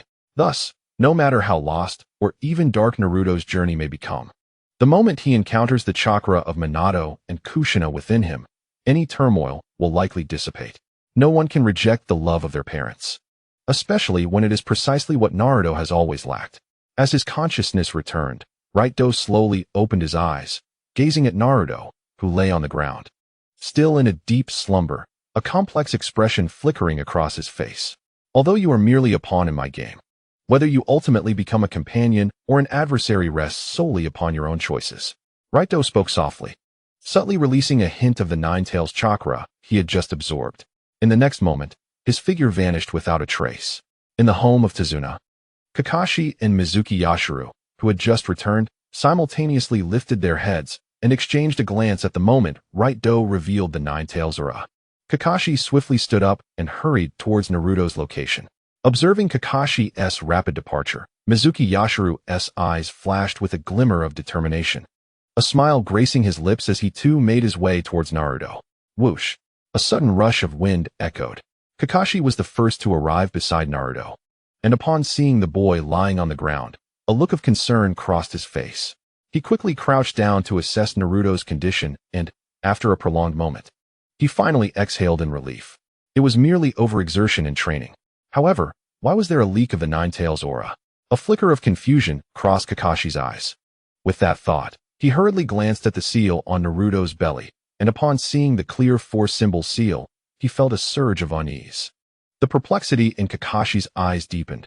Could it be that excessive training had afforded the Ninetales a momentary opportunity? Kakashi pondered thoughtfully. Shortly after Kakashi finished examining Naruto's condition, Kirigakure's Jiraiya arrived, his expression laced with concern. Gazing at Naruto, who lay on the ground, Jiraiya inquired, "Lord Kakashi, what has happened to Naruto?" "Nothing serious. He merely overexerted himself," Kakashi replied, his demeanor unchanged as he spoke with a calm assurance. "By the way, Jiraiya, did you sense that chakra earlier?" Kakashi suddenly recalled something and turned to Jiraiya, his tone imbued with a hint of certainty despite the question. Jiraiya, momentarily taken aback, nodded slowly, a look of confusion crossing his face. "I did indeed sense a peculiar chakra. Could this be related to Naruto?" At that moment, Jiraiya halted, a wry smile forming as he scratched his head. "The matters of your great ninja village are too intricate. As a wandering ninja, I would prefer not to get involved." Upon hearing Jiraiya's words, Kakashi nodded slightly, poised to respond when suddenly his expression shifted to one of gravity. "Jiraiya, would you kindly take Naruto back?" Without waiting for a reply, Kakashi executed his body flicker technique with remarkable speed. Truly, the Lord of the Right Hand seems to have anticipated everything, Jiraiya thought, narrowing his eyes as he observed Kakashi's departure. He gently nudged Naruto, and as Jiraiya did so, Naruto slowly opened his eyes. Jiraiya, what has happened to me? Naruto's voice carried a hint of fatigue. For reasons unknown, he felt an unsettling sense of having lost something profoundly significant. You must not neglect your health during training. Look at you, you've exhausted yourself to the point of sleep. Jiraiya spoke softly, his expression warm, realizing that he had merely intended to rest on the ground. Naruto felt a flush of embarrassment wash over him as he hastily attempted to rise. However, before he could fully stand, a wave of weakness overwhelmed him, causing him to plop back down onto the ground. It seems I may have overdone it, Naruto chuckled, scratching his head with a sheepish grin. Come, I shall carry you, Jiraiya said, crouching down and turning his back to Naruto with a gentle smile. Taken aback momentarily by Jiraiya's offer, Naruto gazed at Jiraiya's back, suddenly feeling a swell of emotion in his chest. The bright moonlight cascaded down from the heavens, accompanied by twinkling stars that cast delicate shadows of the surrounding trees. Jiraiya, bearing Naruto upon his back, walked slowly towards the home of Tazuna. Thank you, Jiraiya, Naruto said, his voice tinged with uncertainty despite being carried. Think nothing of it. Jiraiya replied with a light-hearted smile, unperturbed. Jiraiya, you seem quite knowledgeable about the Uzumaki clan. Could you share more with me? Naruto asked softly. After a considerable pause, it became evident that Yoshiro Mukanoshita remained silent. A flicker of disappointment crossed Naruto's eyes, though it was not entirely unexpected, for it was not his first inquiry, nor his first rejection. Since you are so eager to listen, allow me to share a story, Mukanoshita began, his voice tinged with a subtle melancholy. I have come to know the Uzumaki clan because my wife is a member of that lineage. Meanwhile, Kakashi dashed in a particular direction. He only halted after covering several hundred meters, fixing his gaze upon a masked figure in the distance. Upon discerning the animal motif on the mask and the distinctive attire worn by this individual, Kakashi felt a slight jolt of surprise. An operative from the Umbu? He pondered, yet quickly recognized that, despite the similarities, there were slight differences that set them apart. Hatake Kakashi, to what do I owe the pleasure? Came a stiff and emotionless voice from the masked man. Hearing such a devoid tone sent a shiver through Kakashi. The resemblance to the Umbu was striking. And apart from the rigid voice, the characteristics were unmistakably akin to those of the Root organization. It appeared that Naruto's earlier display of the Nine-Tails chakra had attracted their attention. What brings you, agents of Root, to this place? Kakashi inquired, maintaining his composure while narrowing his eyes slightly. The Root ninja remained silent, seemingly regarding Kakashi with cold eyes from beneath the mask. After a brief moment, the Root operative raised his hand and performed 2 hand signs before turning to depart. Only when the Root ninja had completely vanished from Kakashi's sight did he exhale softly, muttering to himself, it seems they are indeed from Root. As a former member of the Umbu, Kakashi was well aware of the implications of those hand gestures. In essence, they signified to mind one's own business. Why would agents from Root be present in the Land of Waves? A flicker of contemplation crossed Kakashi's mind, yet he quickly dismissed it, reasoning that the nature of Root's missions likely bore little relevance to him. Resolving this, he pivoted toward the direction of the Tazuna household and, with a few agile leaps, vanished from view. Ah, Yoshiro Mukanoshita, I have given you an opportunity. The rest is up to your own prowess, Youto remarked with a chuckle. Having appeared at the very spot where Kakashi had stood moments before, watching the direction of Kakashi's departure, not far from the Tazuna residence, on the road. Numerous tales circulated regarding the demise of the Uzumaki clan. Some suggested it was due to their mastery of formidable sealing techniques, perceived as a threat by other villages. Others claimed that the Uzumaki possessed a unique constitution, capable of sealing certain monstrous entities, leading to their relentless persecution by other ninja villages. My wife was among those who fled during that tumultuous time. It was then that I encountered her, Mukanoshita recounted. A blissful smile graced his features as he mentioned his wife, yet the sorrow in his tone deepened. Carried upon the back of Kinoshita Jiro, Naruto felt a shiver run through his body at the mention of sealing monsters. In that fleeting moment, memories of being labeled a monster flooded his mind, along with the words of his defeated teacher, Mizuki. Accompanied by these recollections, it seemed that the sealing talisman, which had been partially torn away by Rado, had lost its former efficacy, allowing the negative emotions of the Nine Tails to begin to surge forth. Yet, at that very instant, scenes within Naruto's mind began to shift. Irika's warm smile, the third Hokage's concern, and moments of camaraderie with his friends emerged vividly. With the appearance of these memories, the negativity that once clouded his thoughts dissipated entirely. Meanwhile, Kinoshita-jiro gently ran his hand through Naruto's hair, reassuring him, "Do not worry. Members of the Uzumaki clan typically have red hair, while yours is golden. Perhaps you are merely a fortunate bearer of the Uzumaki name." With a smile, he squatted down to set Naruto on his feet and softly added, "We are nearing the home of the Dazna. You should regain some strength now, shouldn't you?" A flicker of melancholy passed through Naruto's eyes, yet he nodded vigorously, a radiant smile breaking across his face as he declared, "I am destined to become Hokage. This fatigue is nothing." Observing Naruto's spirited demeanor, Kinoshita-jiro raised an eyebrow, reflecting on the peculiarities of this young ninja named Uzumaki Naruto. "Mr. Jiro, where is your wife?" Naruto inquired, noticing the sorrow that shadowed Jiro's face whenever he spoke of her. "She is missing, along with our newborn child," Jiro replied, his tone flat, though the anguish etched on his face was unmistakable. With a soft sigh, he turned to Naruto, bitterness lacing his voice. "If that child were alive, he would likely be around your age now." As they continued walking, Naruto felt a tremor run through him, his gaze drawn to Jiro's radiant golden hair. His lips quivered slightly, poised to speak, but before he could, Jiro's voice resonated again. "I am in the land of waves because I received word regarding my wife and son. I await their arrival for a transaction," he cautioned. "This matter must remain between us, Naruto."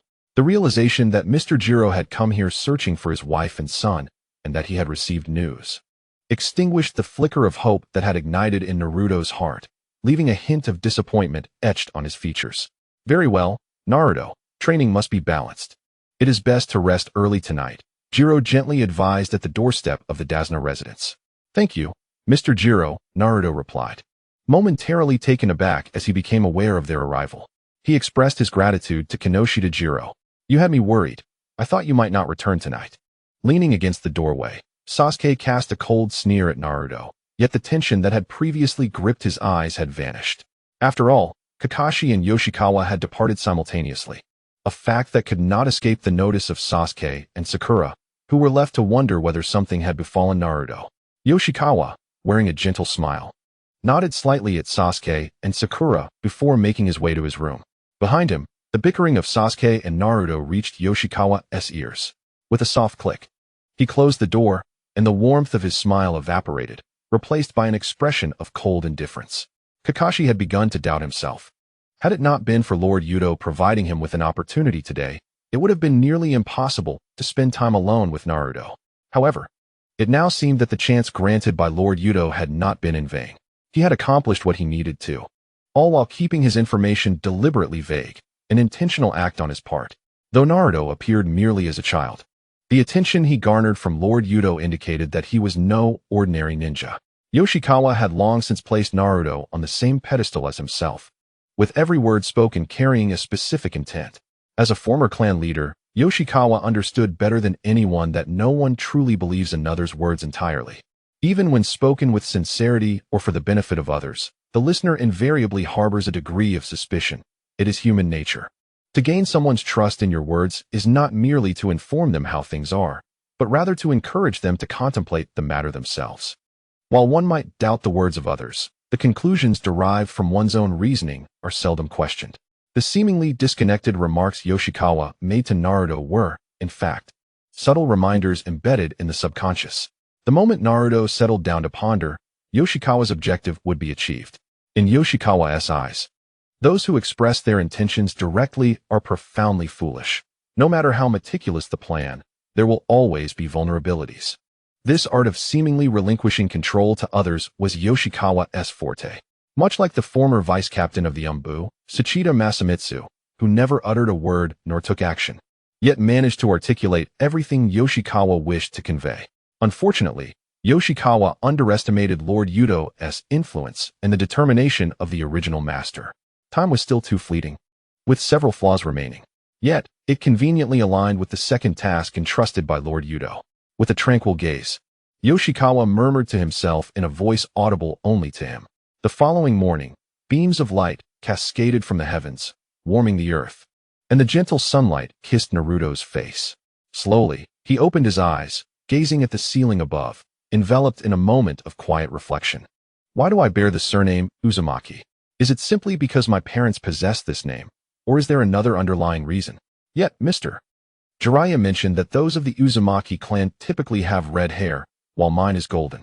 Could it be that one of my parents has golden hair? Then, who are my father and mother? Moreover, why does everyone in the village regard me as a monster?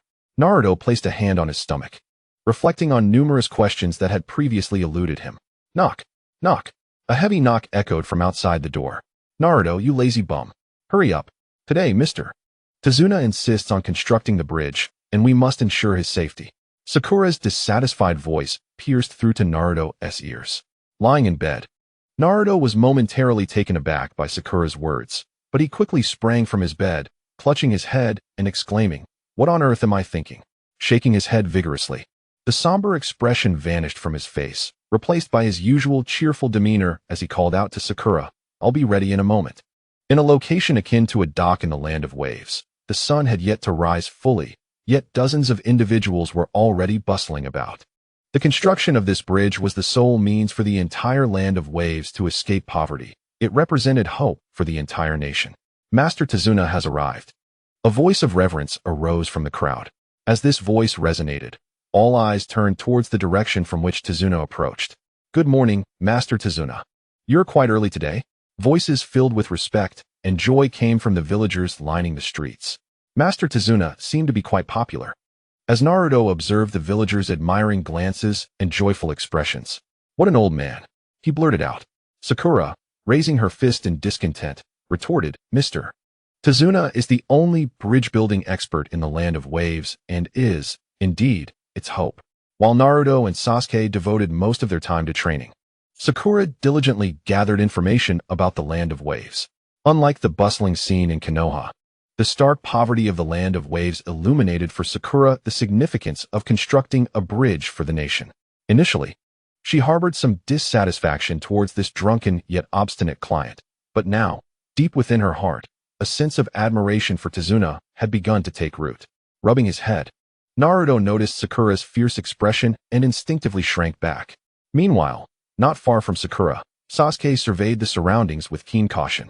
The lingering mist in the air suggested that if Zabuza were to launch a surprise attack, this would be the optimal moment. Following Naruto, Sakura, and Tazuna were Kakashi and Mr. Jiraiya. "Mr. Jiraiya, why have you chosen to accompany us?" Kakashi inquired, casting a casual glance at Jiraiya beside him.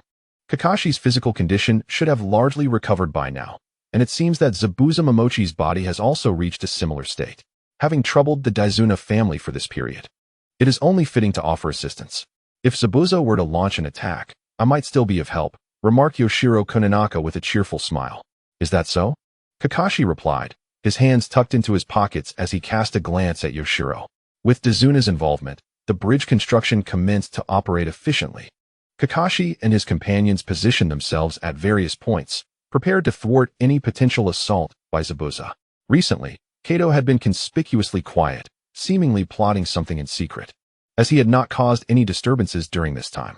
"I hadn't noticed until you mentioned it. Kato indeed hasn't been around to stir trouble for several days," murmured the townsfolk engaged in their tasks.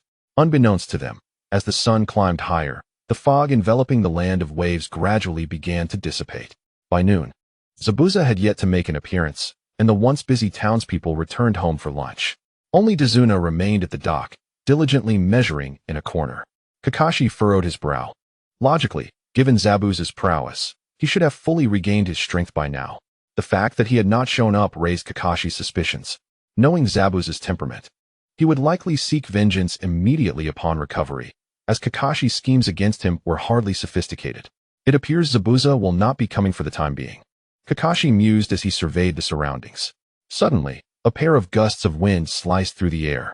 Upon hearing the sound, Kakashi swiftly turned towards its source, readying himself for combat. The previously bored expressions on Naruto and his companions vanished, and they too focused on the direction of the noise. However, the next moment, Kakashi was taken aback, for the two figures that emerged were clad in the attire of the Root faction. One of them was the very root ninja Kakashi had encountered the previous night.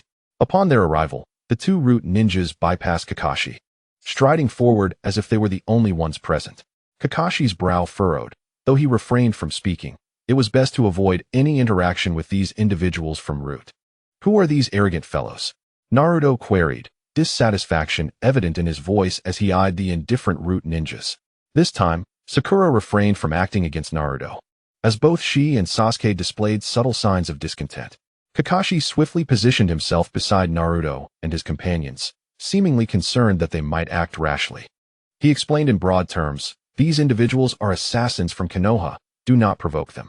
At this point, Kakashi shot a glance at Naruto, clearly apprehensive of any potential actions he might take. "But Kakashi-sensei, it looks like those two are heading to find Mr. Yoshiro," Naruto protested. Naruto gazed toward the direction indicated by the root ninja, unable to restrain himself from speaking. Kakashi, momentarily taken aback, lifted his head and hurriedly glanced over. Indeed, the root ninja was heading towards the location of Yoshihara Kijiro. What could possibly be the matter? How could Kijiro be associated with the root? Kakashi's eyes flickered, revealing a hint of surprise on his face. At that moment, a voice from Kijiro's vicinity reached them. "You are late. I have been waiting for you for quite some time." Kijiro regarded the two individuals standing before him, a fleeting look of realization crossing his features as if he comprehended something. Then his expression turned cold as he inquired, "Do you have the items?" A somewhat stiff and emotionless voice emerged from one of the root ninjas. Without hesitation, Kijiro retrieved a scroll from within his robes, gripping it tightly while stepping back a few paces, his tone betraying his anxiety. "I have brought the items, but you must inform me about my wife and son, otherwise I will not proceed with the transaction." Kakashi and the others, not far off, gleaned the essence of the unfolding events from their dialogue. No wonder Mr. Kijiro had remained here. It was indeed a transaction with the village. Sakura's eyes momentarily widened in realization as she spoke. However, what did Mr. Kijiro mean when he mentioned my wife and son? Is it possible they are? Sasuke began, but before he could finish, Kakashi interjected. Village matters are not to be discussed lightly. Besides, it could merely be related information. Despite his words, Kakashi's expression darkened. If it were the root, they might resort to such actions to achieve their ends. In contrast to Sasuke and Sakura's speculations, Naruto, though still wearing a bright smile, exhibited a rare silence, a departure from his usual boisterous demeanor. It seemed Mr. Kijiro's words had indeed held truth. Such a gentle person as Mr. Kijiro would surely be overjoyed if he could locate his wife and son. "If you three do not wish to return to the Ninja Academy, then forget everything you have witnessed today," Kakashi warned the trio, his tone laced with caution. Typically, even if the root's operations were not classified missions, they remained of considerable significance and required confidentiality. Among those present, the other civilians from the Land of Waves had already departed for lunch, leaving only Tazuna, who was not affiliated with Konoha. However, Tazuna was still beneath the half-constructed bridge, measuring various data, likely oblivious to the events above. "Lord Kijiro, you lack the qualifications to negotiate with us," came the low and icy voice from another root ninja. As the root ninja spoke, the atmosphere fell into an eerie silence. Under the gaze of the onlookers, Yoshiro Muki's face became somewhat pallid, his grip on the scroll tightening, as though he were making a momentous decision. Yoshiro Muki? No wonder. Upon hearing this name, Kakashi's expression shifted, as if he recalled something significant, and certain previously puzzling questions became clear to him. "Kakashi-sensei, what is the matter?"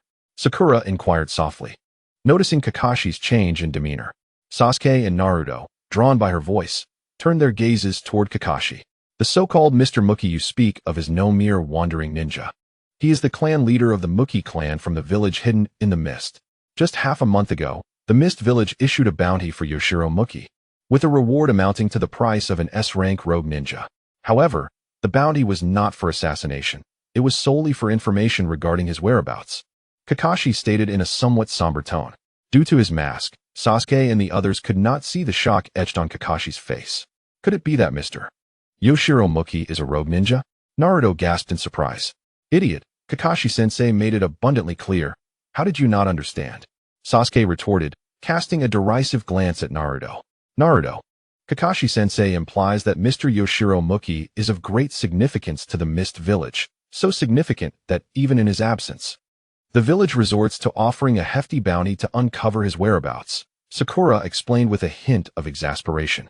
Moreover, such a substantial bounty signals to other ninja villages that Yoshiro Muki remains a member of the Mist Village, and they must refrain from taking action against him, Sasuke added, maintaining a serious tone despite the mockery in his gaze directed at Naruto. Naruto blinked, staring blankly at Sasuke and Sakura, bewildered by how they could grasp so much from the same information. Although he was still somewhat perplexed, he at least understood that Mr. Yoshiro Muki was not a rogue ninja.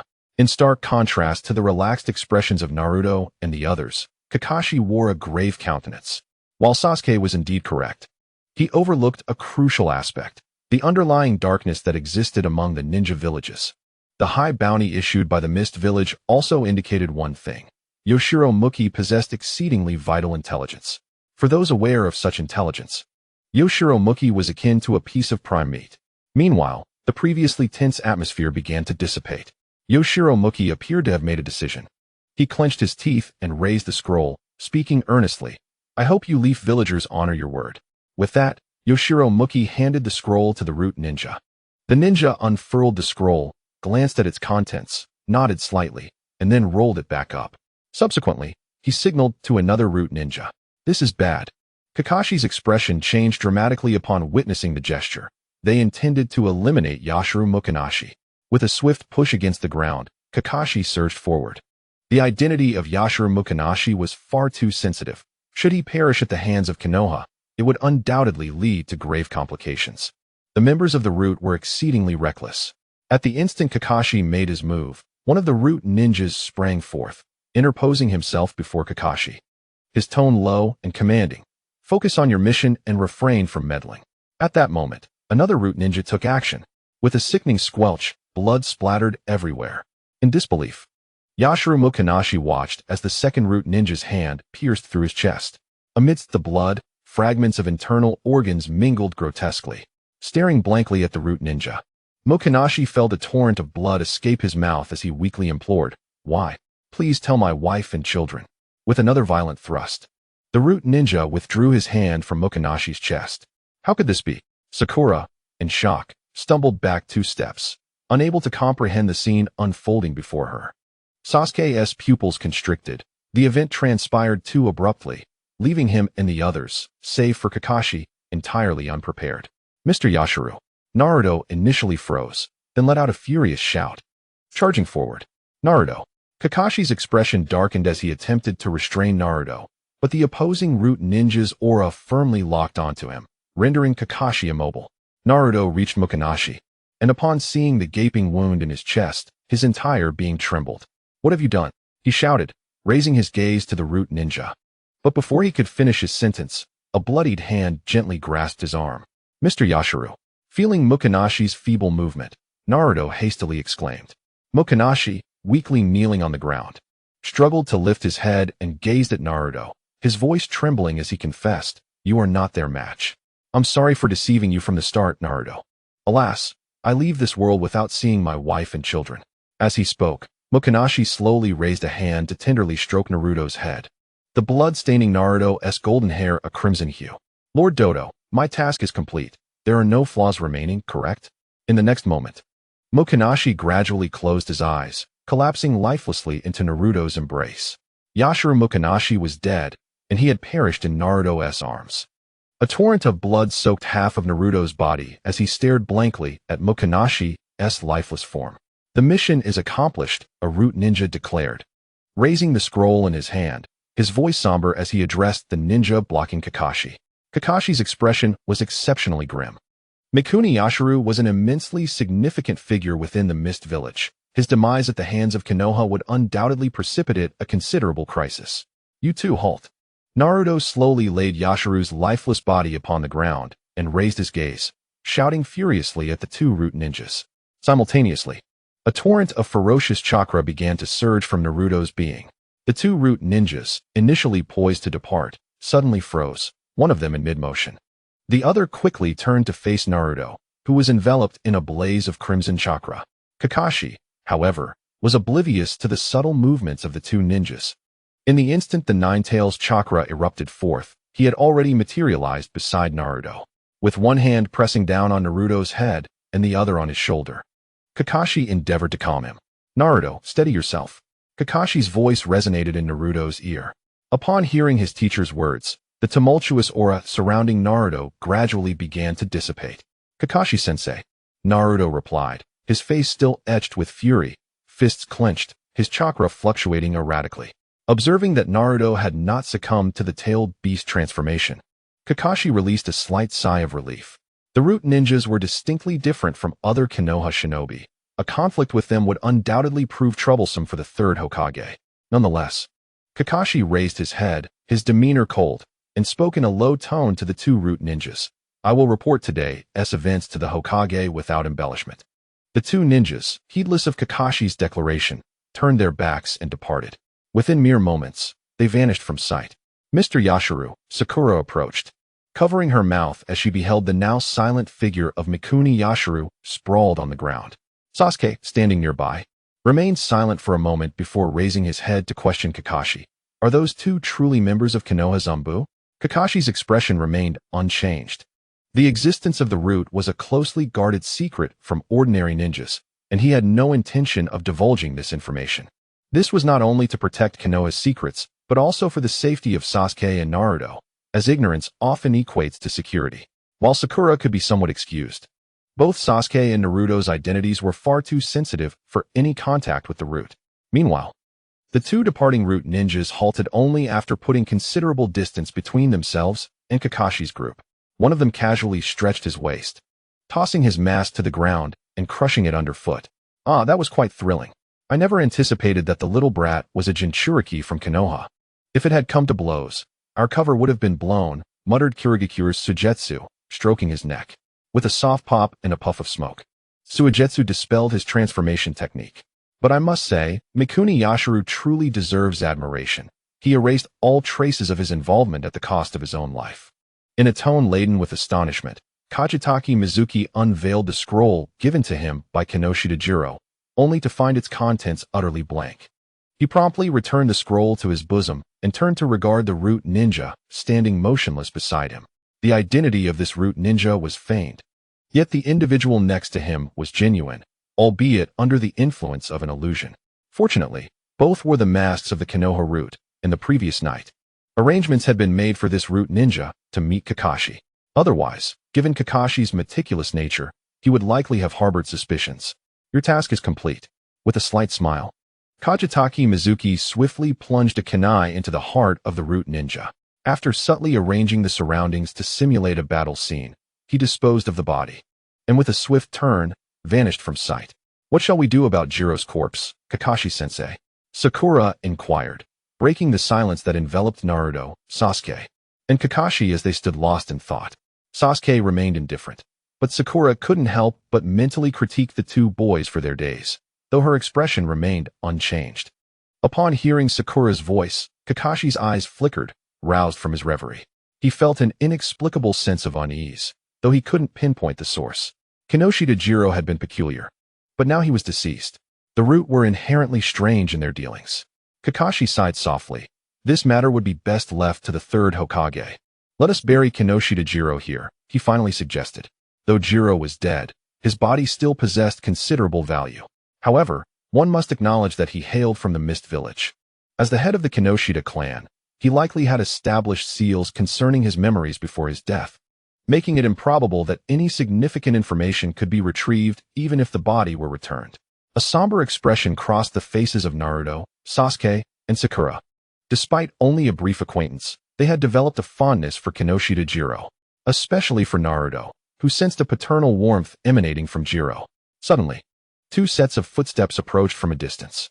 Kakashi and the others promptly lifted their gazes toward the source of the sound. Before them appeared two remarkably young figures. One was a girl of about 17 or 18, with auburn hair and twin blades slung across her back, her expression cold. The other was a figure clad in dark blue attire, with long black hair and a gentle smile. These two were none other than Ringo Yuri and Haku. Ringo Yuri glanced at Kakashi, her eyes shimmering with a hint of excitement. Linmu Yuri harbored a considerable interest in Hatake Kakashi, who was capable of defeating Zabuza Momochi. Meanwhile, upon noticing the forehead protectors adorning the two individuals before him, Kakashi's eyes narrowed slightly. Ninjas from the hidden mist village. The appearance of these two mist ninjas caused Kakashi a palpable headache. What should have been a mere C-rank mission had inexplicably escalated into a B-rank task, with unfolding events far beyond Kakashi's expectations. The death of Yoshiro Mukino-kata, though orchestrated by the Umbu, was of no concern to them. Nonetheless, they were all from Konoha, and given their presence, it weighed heavily on Kakashi. Were it not for the knowledge that this mission had been issued personally by the third Hokage and the bounty for Yoshiro had been circulating for a fortnight, Kakashi might have suspected a conspiracy, as the coincidences were simply too numerous. With the arrival of Linmu Yuri and Haku, Naruto and Sasuke's gazes momentarily lingered on Haku, who was surprisingly more beautiful than Sakura. Naruto whispered under his breath, "She's even prettier than Sakura." Sakura's forehead twitched with indignation. Had there not been onlookers, her fist would have undoubtedly found its mark on Naruto's face. The ninjas of Konoha, led by a Jonin. I must inform you that we have been apprised of your situation by Kato. Both the issues regarding Kato and Zabuza have been resolved by us of the Hidden Mist. Linmu Yuri stated, her tone unremarkable as she addressed Kakashi and the others. Zabuza has been dealt with. Sakura exclaimed in astonishment. Kakashi, too, was momentarily taken aback, recalling the whispers among the common folk of the Land of Waves, which explained Kato and Zabuza's recent absence. After Linmu Yuri finished speaking, she disregarded Kakashi's reaction and turned to leave. Sister Linmu, doesn't that person resemble the one who was recently wanted by the village? Haku, standing beside Linmu Yuri, suddenly whispered. Linmu Yuri feigned a look of confusion and turned back to gaze in the direction of Yoshiro Mukino-kata. It is indeed the clan leader of the Mukino-kata. Linmu Yuri's expression shifted dramatically, her body tensed as she assumed an aggressive stance, glaring furiously at Kakashi and the others. Haku also prepared to attack, though his movements were noticeably less fluid compared to Linmu Yuri's. Observing the actions of the two mist ninjas, Kakashi let out a subtle sigh, anticipating such a response. I believe this situation warrants an explanation. Kakashi stepped forward, his demeanor serious. An explanation? Linmu Yuri scoffed, lowering her stance. She had no intention of listening to Kakashi's justification. Just as she prepared to act, a languid voice suddenly echoed in the ears of Linmu Yuri and Haku. A young man appeared between them. I, too, wish to hear your explanation regarding the death of Yoshiro Mukino-kata, he stated, one hand resting on Linmu Yuri's head and the other on Haku's, gently ruffling their hair. Originally, Youto had no intention of appearing so early, but he forgot that Lin Guayu Yuli was somewhat combative, and coupled with Bai's character, he feared that Kakashi might discern a flaw. Thus, he had no choice but to make an early appearance. Who are you? Kakashi inquired, his body instinctively tensing, a chill creeping up his spine. The countless battles he had fought warned him that the man before him was exceedingly dangerous. I am their guiding Jonin, Youto replied casually, though his gaze flickered momentarily towards the corpse of Moku no Shida Kichiro. Well done, Moku no Shida Kichiro. Kakashi's expression turned grave. If this matter was not handled properly, it could escalate to the level of war. Although Konoha was not currently concerned about the strength of the Mist Village, a conflict between the two would certainly attract the attention of the other three ninja villages. Unfortunately, just as Kakashi began to speak, Youto abruptly interrupted. You need only tell me whether it was your Konoha that did this. His voice resonated with an unusual authority, darkening Kakashi's expression. When had Mist ninjas acquired the audacity to speak thus to a Konoha ninja? No, Kakashi replied coldly. Without evidence, he would not concede. Standing beside Kakashi, Naruto paused, about to speak, but Sakura quickly tugged at his sleeve, pulling him back sharply. Naruto's expression turned complex as he swallowed his words. On the other side, Sasuke's face remained impassive, yet a flicker of disappointment crossed his eyes. Youto raised an eyebrow, a hint of amusement sparkling in his gaze. Kakashi's denial was entirely expected. Some matters could only be addressed through negation. Isn't that right, little Lin Guayu? Youto lowered his head to glance at Lin Guayu Yuli. With a determined push off the ground, Lin Guayu Yuli brandished her Raikiri and charged towards Kakashi. In that instant, a shadow leapt from behind Kakashi. Sasuke, wielding a kunai, met her advance. Observing the unfolding scene, Kakashi sighed inwardly. It seemed unavoidable that a confrontation would ensue. Such displays of strength were a shared understanding within the ninja world. Kid, you are no match for me. Lin Guayou scoffed at the advancing Sasuke. You may be only a few years older than me, but despite your gender, I shall show no mercy. Sasuke returned her sneer, gripping a kunai in each hand and thrusting them forward with force. Whoosh, whoosh. The two kunai shot towards Lin Guayou at sharp angles, aimed at her neck and heart. Simultaneously, Sasuke quickened his pace, leaping forward to close the distance between them in mere strides. Witnessing Sasuke's movement, Lin Guayou revealed her sharp teeth, her left hand crackling with lightning as she carelessly waved it towards him. Under the influence of the current, the two shurikens originally aimed at the heart and neck seemed to be irresistibly drawn by Raiga, abruptly altering their trajectory and curving back through the air towards Sasuke. His expression shifted, and he hastily retreated, simultaneously forming hand seals with remarkable speed. Bang! With a resounding thud against the ground, Yuri Ringo appeared before Sasuke, lifting her leg to deliver a forceful kick to his chest, forcibly interrupting his seals. As she twisted her body, she seized Sasuke's head, forcefully pressing it down against the ground while placing a foot upon him, casting a light laugh towards Kakashi. Is this truly the caliber of ninja from Konoha? What? Naruto and Sakura's faces paled. They were acutely aware of Sasuke's strength, yet he was defeated so swiftly, without even a semblance of resistance. Upon hearing Yuri's disdainful tone, an unwilling roar escaped Sasuke, his eyes transforming into the single Tomo Sharingan. Regrettably, as the currents of Raiga's lightning surged, Sasuke trembled and instantly withered away. Sasuke! Naruto shouted, charging forward. Observing Naruto's movement, Haku, standing beside Rato, swiftly advanced, forming a single-handed seal. Water release, secret technique, 1000-kill water flight. Whoosh. The water in the air crystallized into thousands of shards, emitting piercing sounds as they struck the ground before Naruto, halting his advance. I prefer not to engage in combat, so do not approach any further. Also, I am male, Haku stated with an air of indifference as he regarded Naruto. At that moment, Naruto paid no heed to Haku's gender. He raised his fist and charged towards him, bellowing, "Get out of my way." With a gentle sigh, Haku shifted his foot and vanished from his position, reappearing beside Naruto in the blink of an eye. With a dull thud, Naruto did not even have time to react before he was sent flying backward by a single kick. These two are formidable. Sakura trembled as she witnessed the downfall of both Naruto and Sasuke. Glancing at Sasuke, who was pinned beneath Yuri's foot, she gritted her teeth and retrieved a shuriken from her ninja pouch, preparing to rush forward. A voice filled with indignation echoed from the side. "There's no way I'll let a girl go first." Shadow clone jutsu. Naruto rose from the ground, directing another shout towards Haku. Boom, boom. A cloud of white smoke billowed as over 20 Naruto clones emerged from the ground, charging towards Haku. "I told you, do not advance any further," Haku sighed softly, his figure flickering as he appeared among the throng of Narutos. Haku's speed was extraordinary. Even without utilizing ninjutsu, Naruto could not withstand it. In mere moments, all of Naruto's shadow clones dissipated into nothingness.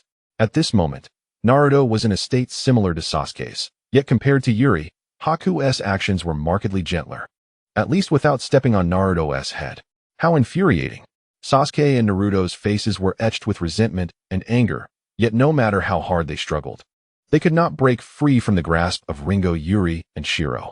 Observing their plight, Sakura, armed with kunai, instinctively prepared to charge forward, only to find a hand barring her path. "What do you mean, sir? Are the Mist Ninja Village seeking enmity with Konoha?" Kakashi stepped forward, his gaze fixed on the indifferent Rato not far across from him, his tone laced with ire. The Mist Ninja Village prided itself on its pursuit of peace, and Moku no Shida Kichiru was a significant figure within it. Yet now, the head of the Moku no Shida clan had met an untimely and mysterious demise. The Mist Ninja Village demanded an explanation. Upon hearing Kakashi's words, Rato responded with a tone of righteous indignation. "What, pray tell, does your esteemed explanation entail?" Kakashi narrowed his eyes slightly, his body taut, clearly prepared for combat. Rato offered a faint smile, a charming demeanor gracing his features. "Certain matters require clarification. Thus we intend to invite one of your esteemed Konoha members to visit the Mist Ninja Village. We leave the selection of this individual to you, Kakashi Hitaki." "What?" As Rato's words echoed, astonishment washed over Sasuke and the others. Kakashi's pupils constricted sharply, his mind racing. Could this be the true aim of the Mist Ninja? No. It was illogical to trade a clan leader's life for a mere hostage. Or perhaps this was merely a tactic employed by this Mist Ninja to quell the turmoil caused by Kichiru's death. Countless thoughts whirled through Kakashi's mind, stirring an unrest within him, though his exterior remained composed. Entrust it to me? I must decline. Kakashi's resolute voice resonated throughout the clearing. In the next moment, he lowered his forehead protector, his Sharingan whirling furiously, and charged towards Rado. Boom. A terrifying pressure suddenly erupted from Rado. It has been a while since I properly performed hand seals, he mused, a hint of nostalgia in his tone.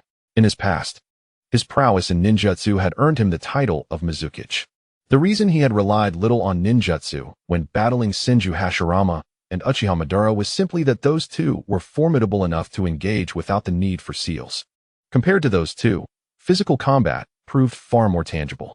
Rado extended his hands, astonishing Kakashi as he executed different seals with each hand simultaneously. Water release, 5 dragons technique. Roar, roar, roar, roar, roar. 5 immense torrents of water coalesced in midair, transforming into 5 colossal water dragons, each about 10 meters long, bearing their fangs and claws behind Rado. How can he perform hand seals with one hand?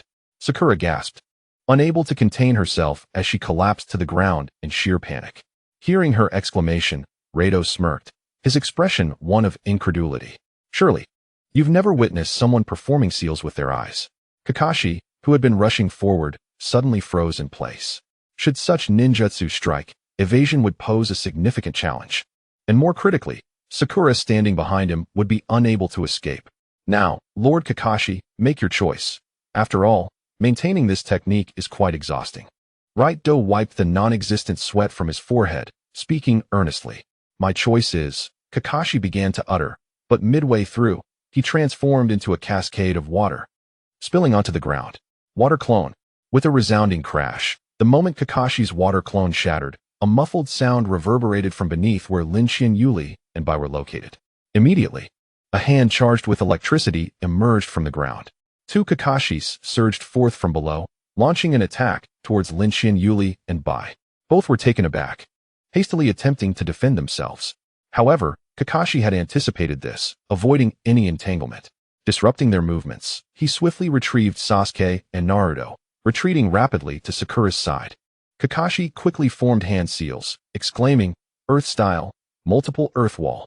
Several earthen walls, each nearly half a meter thick, erupted from the ground, encasing Kakashi and the others securely within, creating a formidable quadruple-layered defense. To Raito's surprise, several canine heads adorned each earth wall, causing him to raise an eyebrow. Boom. As Kakashi rescued Sasuke and Naruto, Raito had no intention of halting his assault. 5 colossal water dragons descended. The faint roar of dragon cries intertwined with their thunderous descent, easily shattering the first layer of earth walls. A tremendous cacophony and a cloud of dust erupted at Kakashi's location. Raito observed the scene before him with a calm expression. Meanwhile, Linxian Yuli and Bai had also appeared beside him.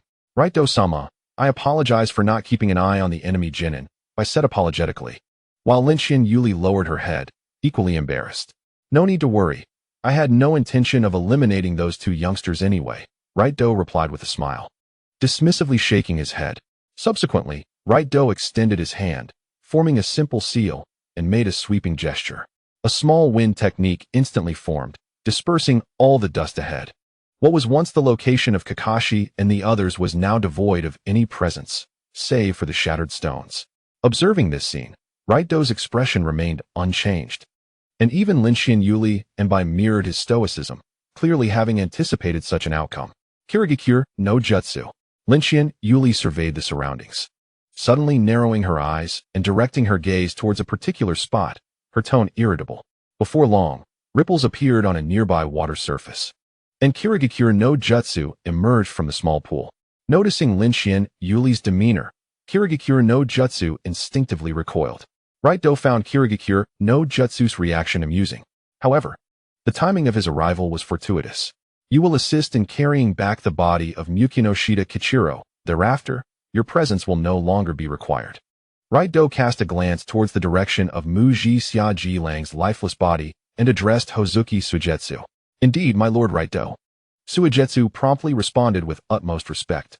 He was eager to distance himself from Ringo Yuyuri, the wielder of the Thunderblade, whose temperament, attributes, and strength overwhelmed him completely. What shall we do next, my Lord Raito? Compared to the imposing demeanor he displayed towards Suigetsu, Ringo Yuyuri gazed at Raito with an expression of deep reverence. Naturally, we must pursue them. The murder of our missed shinobi village members cannot go unpunished. A radiant smile blossomed on Raito's face as he observed Kakashi's fleeing figure. Meanwhile, not far from the borders of the Land of Waves, four disheveled figures rested against a large tree, breathing heavily. Kakashi-sensei, are you all right? Sakura inquired, supporting Kakashi with a worried expression. Kakashi glanced at the bloodstains on his chest and gently shook his head. Although he had managed to block Raito's jutsu, the residual force had still injured his internal organs. Reflecting on the renowned ninjas of Mist Shinobi Village and comparing them to the young man he had just encountered, he found no resemblance. Kakashi frowned. When did Mist Shinobi Village produce such a formidable character? However, it was not surprising, as Mist Shinobi Village had always been the most enigmatic among the 5 great shinobi villages. It was expected that they would harbor powerful hidden ninjas. Kakashi-sensei, why are we retreating? Mr. Jilang's body is still there. Naruto clenched his fists, expressing his frustration. Damn it, how could that woman be so powerful? Remembering Ringo Yuyuri's disdainful gaze, Sasuke, standing nearby, also bore an expression of discontent. Renowned as a genius throughout the Ninja Academy and a descendant of the Uchiha clan, Sasuke's heart brimmed with pride. Yet, this mission had dealt him a significant blow. First, Zabuza's formidable strength had starkly highlighted the gap between a genin and a jonin. Next, the effects of Kakashi's chakra training and Muji Xia Jilang's combat skills suddenly illuminated Sasuke's understanding. If he continued down this path, he would stand no chance against the man he sought to avenge. The task entrusted to Dasna has been completed. My current duty is to ensure your safety, Kakashi stated calmly, observing the expressions of Sasuke and his companions. We cannot linger here. We must swiftly reach the borders of the Land of Fire to ensure our safety.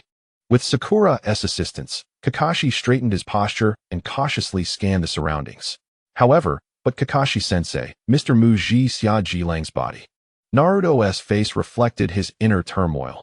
Despite their brief acquaintance, Jilang had left an indelible impression on Naruto's heart, particularly when he recalled the 2 root ninjas.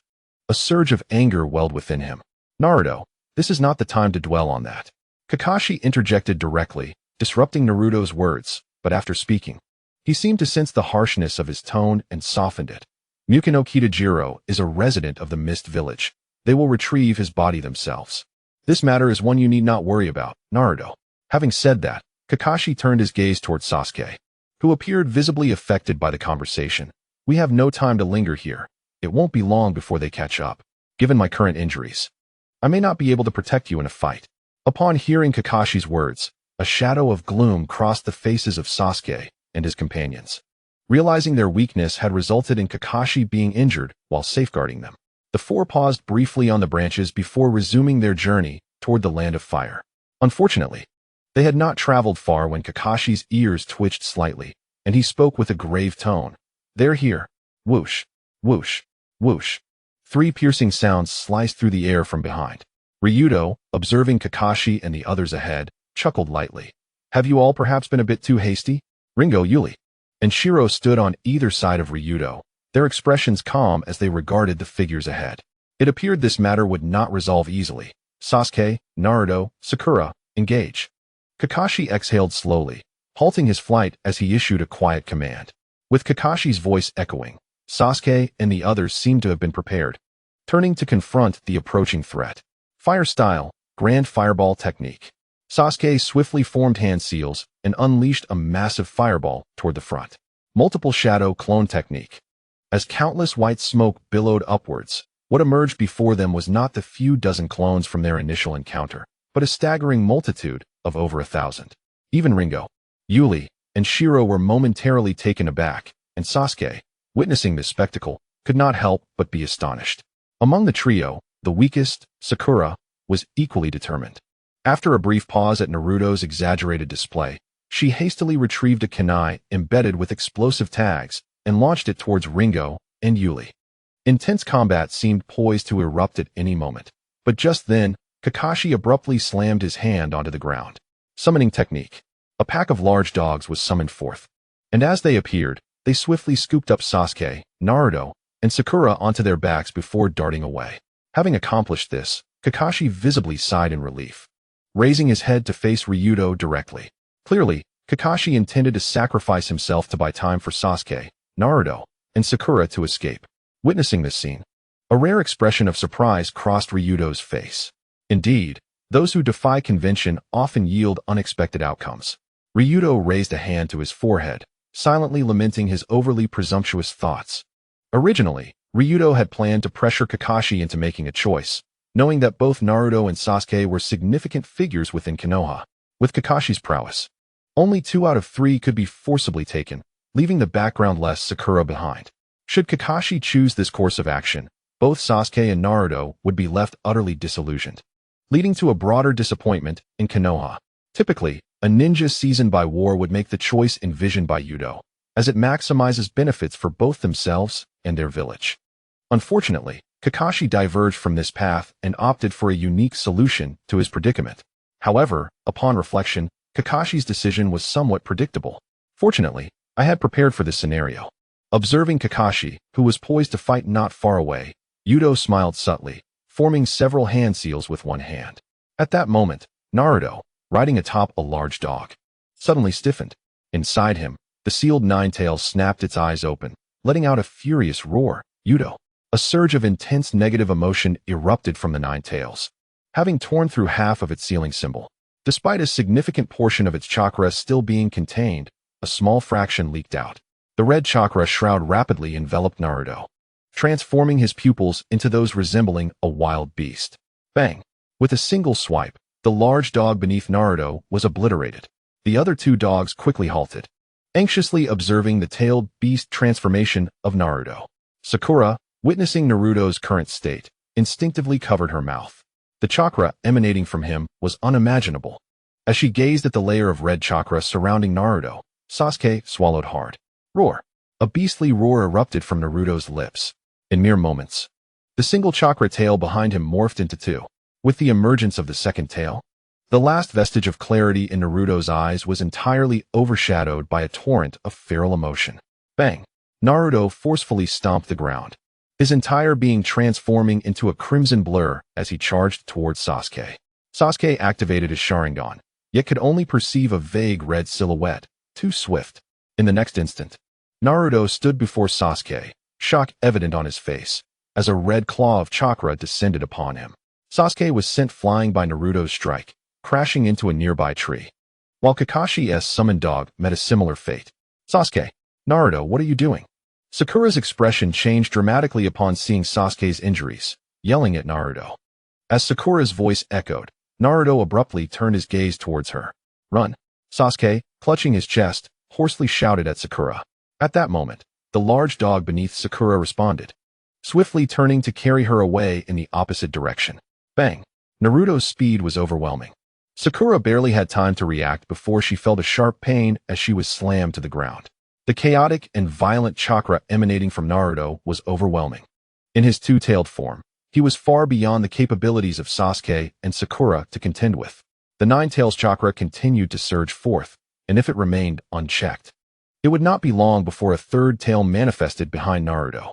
Meanwhile, Kakashi, sensing the unmistakably familiar chakra nearby, was taken aback while confronting Ryuto. How could Naruto suddenly be transforming into a tailed beast? Kakashi could no longer afford to hold back Ryuto and his companions. He promptly turned towards Naruto's direction. Lord Ryuto, should we proceed? Asked Ringo Yuri, glancing at the path Kakashi had taken, her voice tinged with regret.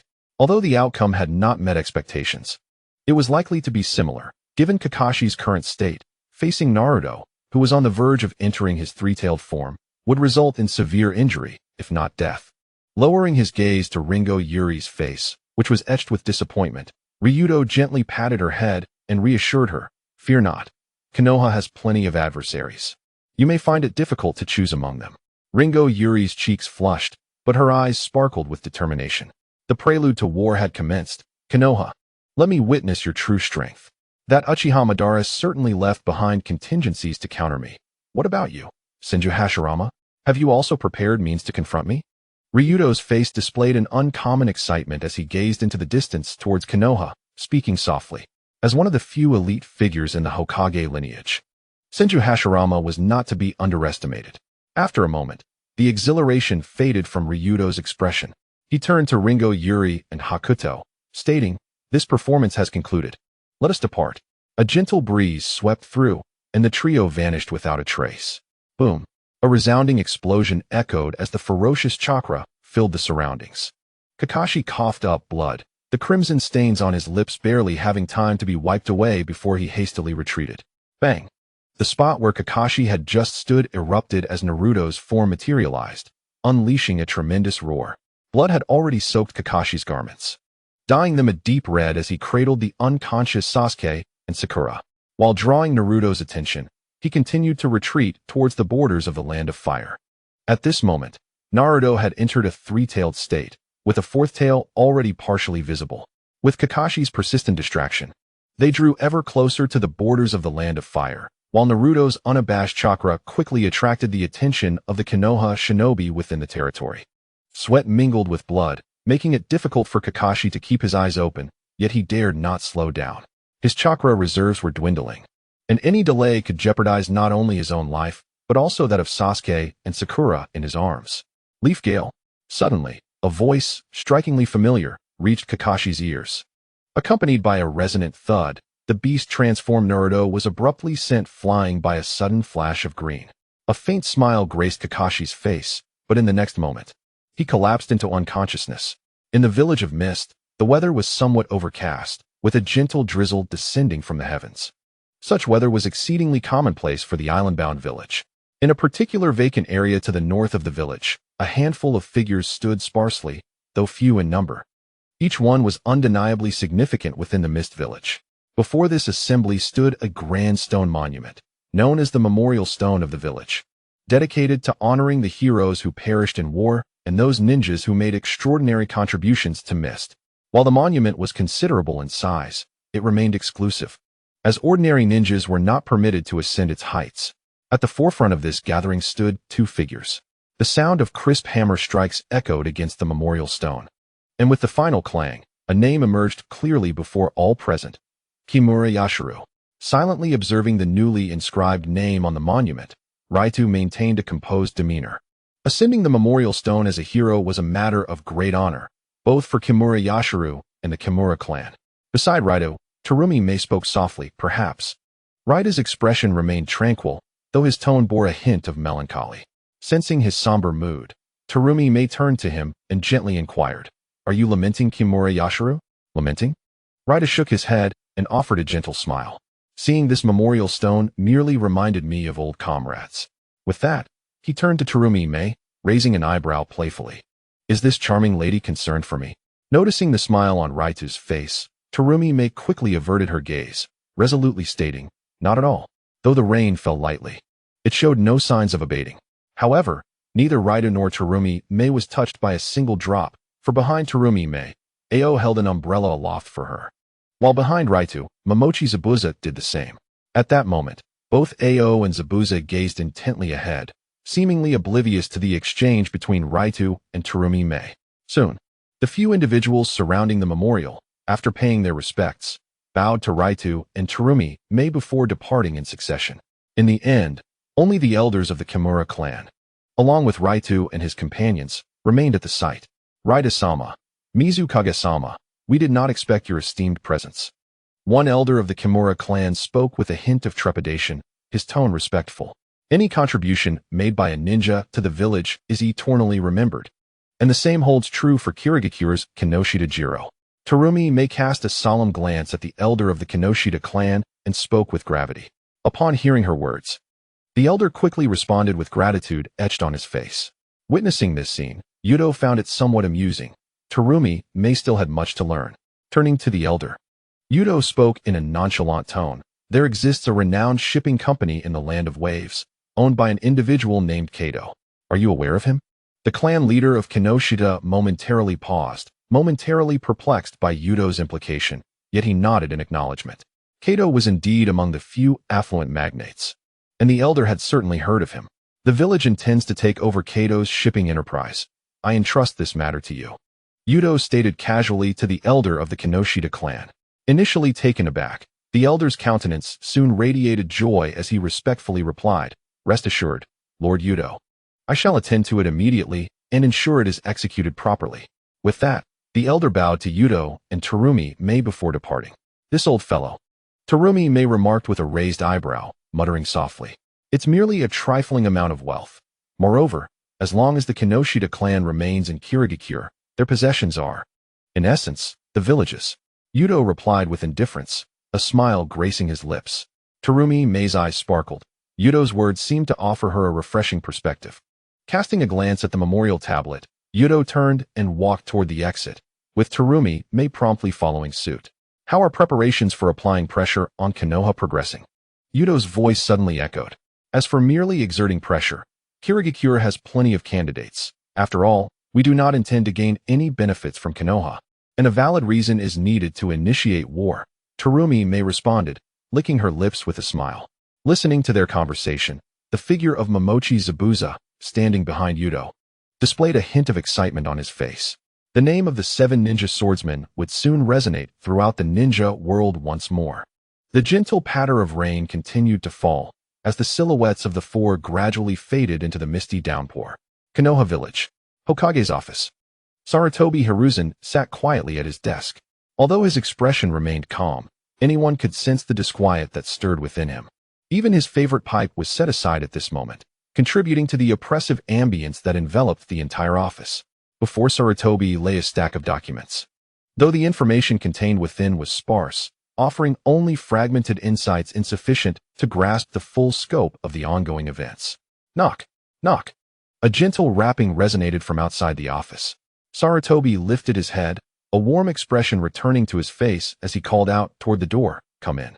The office door swung open, and Irika entered with a solemn expression, respectfully addressing Sarutobi Hiruzen. "Third Hokage, what is the situation?" Sarutobi nodded slightly, his tone somewhat somber as he replied. Irika gently shook his head and sighed. "Kakashi-sensei has sustained severe injuries and is currently in a coma. He may not awaken in the near future. Fortunately, Gai-sensei is nearby with his team on a mission otherwise." At this point, Irika refrained from continuing. Yet the implication was clear. Sensing the oppressive atmosphere in the office, Irika managed to smile and said to Sarutobi, "However, Naruto, Sakura, and Sasuke have all awakened. Their injuries are not serious, and with some rest, they will fully recover." Finally, there was some good news. Upon hearing Irika's words, a faint smile crept onto Sarutobi's face. The revelation of the only positive development allowed him to breathe a sigh of relief. Sarutobi reached for the pipe resting beside him, placing it back in his mouth. After a moment of contemplation, he spoke again. "Have you confirmed the details with Naruto and the others?" Irika nodded, his expression turning grave. "The general course of events is clear. According to their accounts, it appears that a ninja from Konoha's Umbu assassinated Kirigakure's Konoha no Yashikoro. Subsequently, Kakashi's team was ambushed by ninjas from the Mist Village, and Kakashi-sensei held off the attackers, providing Naruto, Sasuke, and Sakura with a chance to escape." He paused briefly before continuing. "Then, Naruto inadvertently caused the leakage of the Nine-Tails chakra, and after that, the 3 of them are uncertain what transpired." Konoha's Umbu? At the mention of those words, Sarutobi's eyelids twitched slightly. He understood well that it was impossible for the Umbu to be responsible for this. The implications were dire. His previous conversation with Danzo had only suggested contact with Yashikuro, not the assassination. "Danzo, your recklessness is intolerable." A momentary look of displeasure crossed Sarutobi's face. If the assassination had been executed unnoticed, it would have been one matter, but it seemed that the Mist Village was now aware of their involvement. Sarutobi took a gentle puff from his pipe. Although the information was incomplete, he sensed something distinctly unsettling. Unfortunately, Kakashi remained unconscious. If he were to awaken, the entirety of the situation might become clear. "Hokage-sama, Naruto did not intend for this to happen," Irika said, observing Sarutobi's silence, anxious to clarify. Though the tailed beast transformation had rendered Naruto unconscious, the fact remained that he had harmed members of his own village. And Irika was deeply concerned that Naruto would face consequences from Sarutobi. Noticing Irika's worried expression, Sarutobi smiled and spoke in a relaxed tone. "Do not worry, Irika. This incident is not Naruto's fault. I will not punish him. He then inquired, by the way, how are Sasuke and the others coping emotionally? Irika shook his head, a hint of melancholy in his tone. After enduring this ordeal, Sasuke and the others were somewhat despondent, especially Naruto. Sarutobi Hiruzen nodded, his expression devoid of surprise. After all, in the face of life and death, it was only natural for one's spirits to be low. However, having watched Naruto grow, Hiruzen was well aware of his character and believed that it would not be long before he regained his composure. Thus, he felt little concern. Kakashi is currently unable to awaken, so I entrust the three of them to your care during this time. After all, you are also their teacher and are somewhat familiar with them. Please assist Naruto in adjusting his emotions. Oh, and for the time being, do not inform him about the incident involving Kakashi, Hiruzen said, looking at Irika with a serious expression. Of course, Lord Third. Irika replied respectfully, convinced that even without the Third's directive, he would have taken it upon himself to do so. As Irika exited the Hokage's office, the smile on Hiruzen's face gradually faded. He tapped his fingers thoughtfully on the desk when, suddenly, the office door swung open, and Danzo strode in with a dark expression. I have long stated that the Jinchuriki is an unstable factor and must be placed under Root's supervision. Additionally, the last scion of the Uchiha clan, Hiruzen, you must understand the implications of his existence for Konoha. If anything were to happen to Uchiha Sasuke, you are well aware of the consequences. Danzo wasted no time, launching straight into the matter at hand as he regarded Hiruzen with fervor. While Uchiha Sasuke might be manageable, given the formidable presence behind him, the Nine-Tails Jinchuriki was a different story. Danzo had long desired to incorporate him into Root. The recent leakage of the Nine-Tails chakra represented a golden opportunity for Danzo. Hiruzen maintained a stoic expression as he listened to Danzo until he finished speaking, at which point he coldly replied, Kinoshita Jiro is dead. Danzo was momentarily taken aback, struggling to process this revelation. The events that transpired in the Land of Waves remained largely unknown to anyone outside Kakashi's team, and upon their return to the village, the Umbu had taken over completely. Thus, Danzo was only aware of the Nine-Tails chakra leakage and possessed limited information beyond that. Kinoshita Jiro was killed by Root's personnel, witnessed by Kakashi's team on site. There was even a confrontation with the ninjas from the Mist Village. You were not aware of this, were you? Hiruzen's gaze turned icy as he scrutinized Danzo. Upon hearing Hiruzen's words, Danzo's expression shifted slightly. He had indeed covertly given the order to bring back Kinoshita Jiro's head if discovered. However, all of this was predicated on maintaining secrecy, and according to Root's operational protocols, such a blunder should not have occurred. Moreover, the Root ninjas he had dispatched had yet to return with any updates. Could it be? Tawanzo's expression shifted as he raised his head to meet Sarutobi Hiruzen's gaze, questioning, do you truly believe that I am unaware of this matter? Hiruzen furrowed his brow, remaining silent. While Tawanzo's methods occasionally skirted the line of decency, it was unlikely he would commit such an overt blunder. There was also a possibility that Tawanzo was deliberately feigning ignorance, though that seemed less likely. However, there was one certainty Hiruzen held: Naruto and Sasuke would not lie. Suddenly, the office door, which had just been closed, was forcefully pushed open again. Both Hiruzen and Tawanzo frowned in unison, turning towards the source of the sound. Two elderly men, not insignificant in age, strode into the room. In the entirety of Konohagakure, the individuals permitted to enter the Hokage's office without reservation could be counted on one hand. These two were the highest officials of the administrative department, akin to elders, Mito Kaden and Tsurugi Koharu. The administrative department was a rather unique entity within Konoha, typically refraining from meddling in village affairs. However, when this department intervened, it signified that a matter of great consequence had arisen, one that could affect the entirety of Konoha. Upon entering, Mito Kaden and Tsurugi Koharu paused slightly at the tense atmosphere surrounding Hiruzen and Tawanzo. Since they were already present, it was fortuitous. Mito Kaden regarded Hiruzen and Tawanzo with a slight smile, though his voice bore a somber tone. Hearing his words, Hiruzen and Tawanzo exchanged glances. This was neither the time nor place for their disputes. The presence of the two advisors indicated the gravity of the situation. After a brief moment of contemplation, Hiruzen spoke with a cheerful demeanor. Indeed, the matter is of considerable significance. The Mist Village demands an explanation from us. Had it not been for their inquiries, we would still be in the dark about the events that transpired. The esteemed head of a clan has perished at the hands of Konoha. Such a monumental event. And we were not informed. Mito Kaiden's expression darkened as he directed his discontent towards Hiruzen and Toanzo, his tone laced with reproach. Such a minor figure from the Mist Village, and you two are making a mountain out of a molehill, Toanzo scoffed, his voice low and grave. Upon hearing Toanzo's remarks, Mito Kaiden turned his attention towards him, his gaze sharp and his voice cold. Do not tell me you are unaware of the bounty issued by the Mist Village a fortnight ago. The very nature of that bounty underscores Konoha's significant connection to Kizuna Yashiro. Toanzo, do you think I am oblivious to the fact that members of Root recently left the village? Standing beside Mito Kaiden, Tsurugi Koharu, who had remained silent until now, spoke with a stiff tone. On our way here, we inquired with Irika. We are now somewhat informed of the circumstances. While our relationship with the Mist Village cannot be described as amicable, it has remained peaceful. If this incident deteriorates relations between Konoha and the Mist Village, who shall bear the responsibility for that fallout? Feeling the weight of Mito Kaiden and Tsurugi Koharu's scrutiny, Toanzo's countenance darkened, even if he is reluctant to acknowledge it. One cannot deny that the likelihood of his involvement in this matter is quite high, as this is not the first time he has engaged in such actions. However, none of the Root ninjas he dispatched have returned, leaving Danzo with scant information, rendering him unable to make even the most basic judgments. Until Kakashi regains consciousness, it is unwise to draw any conclusions.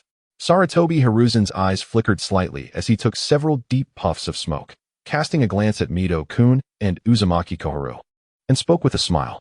The individuals present have shared a significant portion of their lives together. It would be easy to discern each other's thoughts. Danzo pressed down firmly on his cane, looking towards Mito-kun and Uzumaki Koharu, and spoke in a cold tone. Although the situation in the Mist Village is challenging, it should not pose much of a problem for the two of you, so there is no need for circumlocution. Upon being so bluntly addressed by Danzo, Mito-kun showed no sign of embarrassment and maintained a calm demeanor as he replied. To my knowledge, before his death, Konoha Jichiro entrusted a scroll to your Root members. I wonder if it can be retrieved? What? Sarutobi Hiruzen's face revealed astonishment. He had been unaware of this development. Before coming here, he had made a special trip to the hospital and acquired valuable information from a genin named Haruno Sakura. Irika is indeed a commendable teacher, yet he lacks proficiency in intelligence gathering. Sensing Sarutobi Hiruzen's surprise, Uzumaki Koharu spoke with a cheerful demeanor. After hearing her words, Sarutobi Hiruzen's expression darkened. Yet before he could respond, Danzo's voice interjected. The scroll is not with me. It is not difficult to ascertain whether the Root ninjas have returned, but it seems they have perished. Danzo's eyes narrowed slightly. Despite the brevity of the information, he had nearly pieced together the overall situation. For a moment, the Hokage's office fell into an eerie silence. Who did this?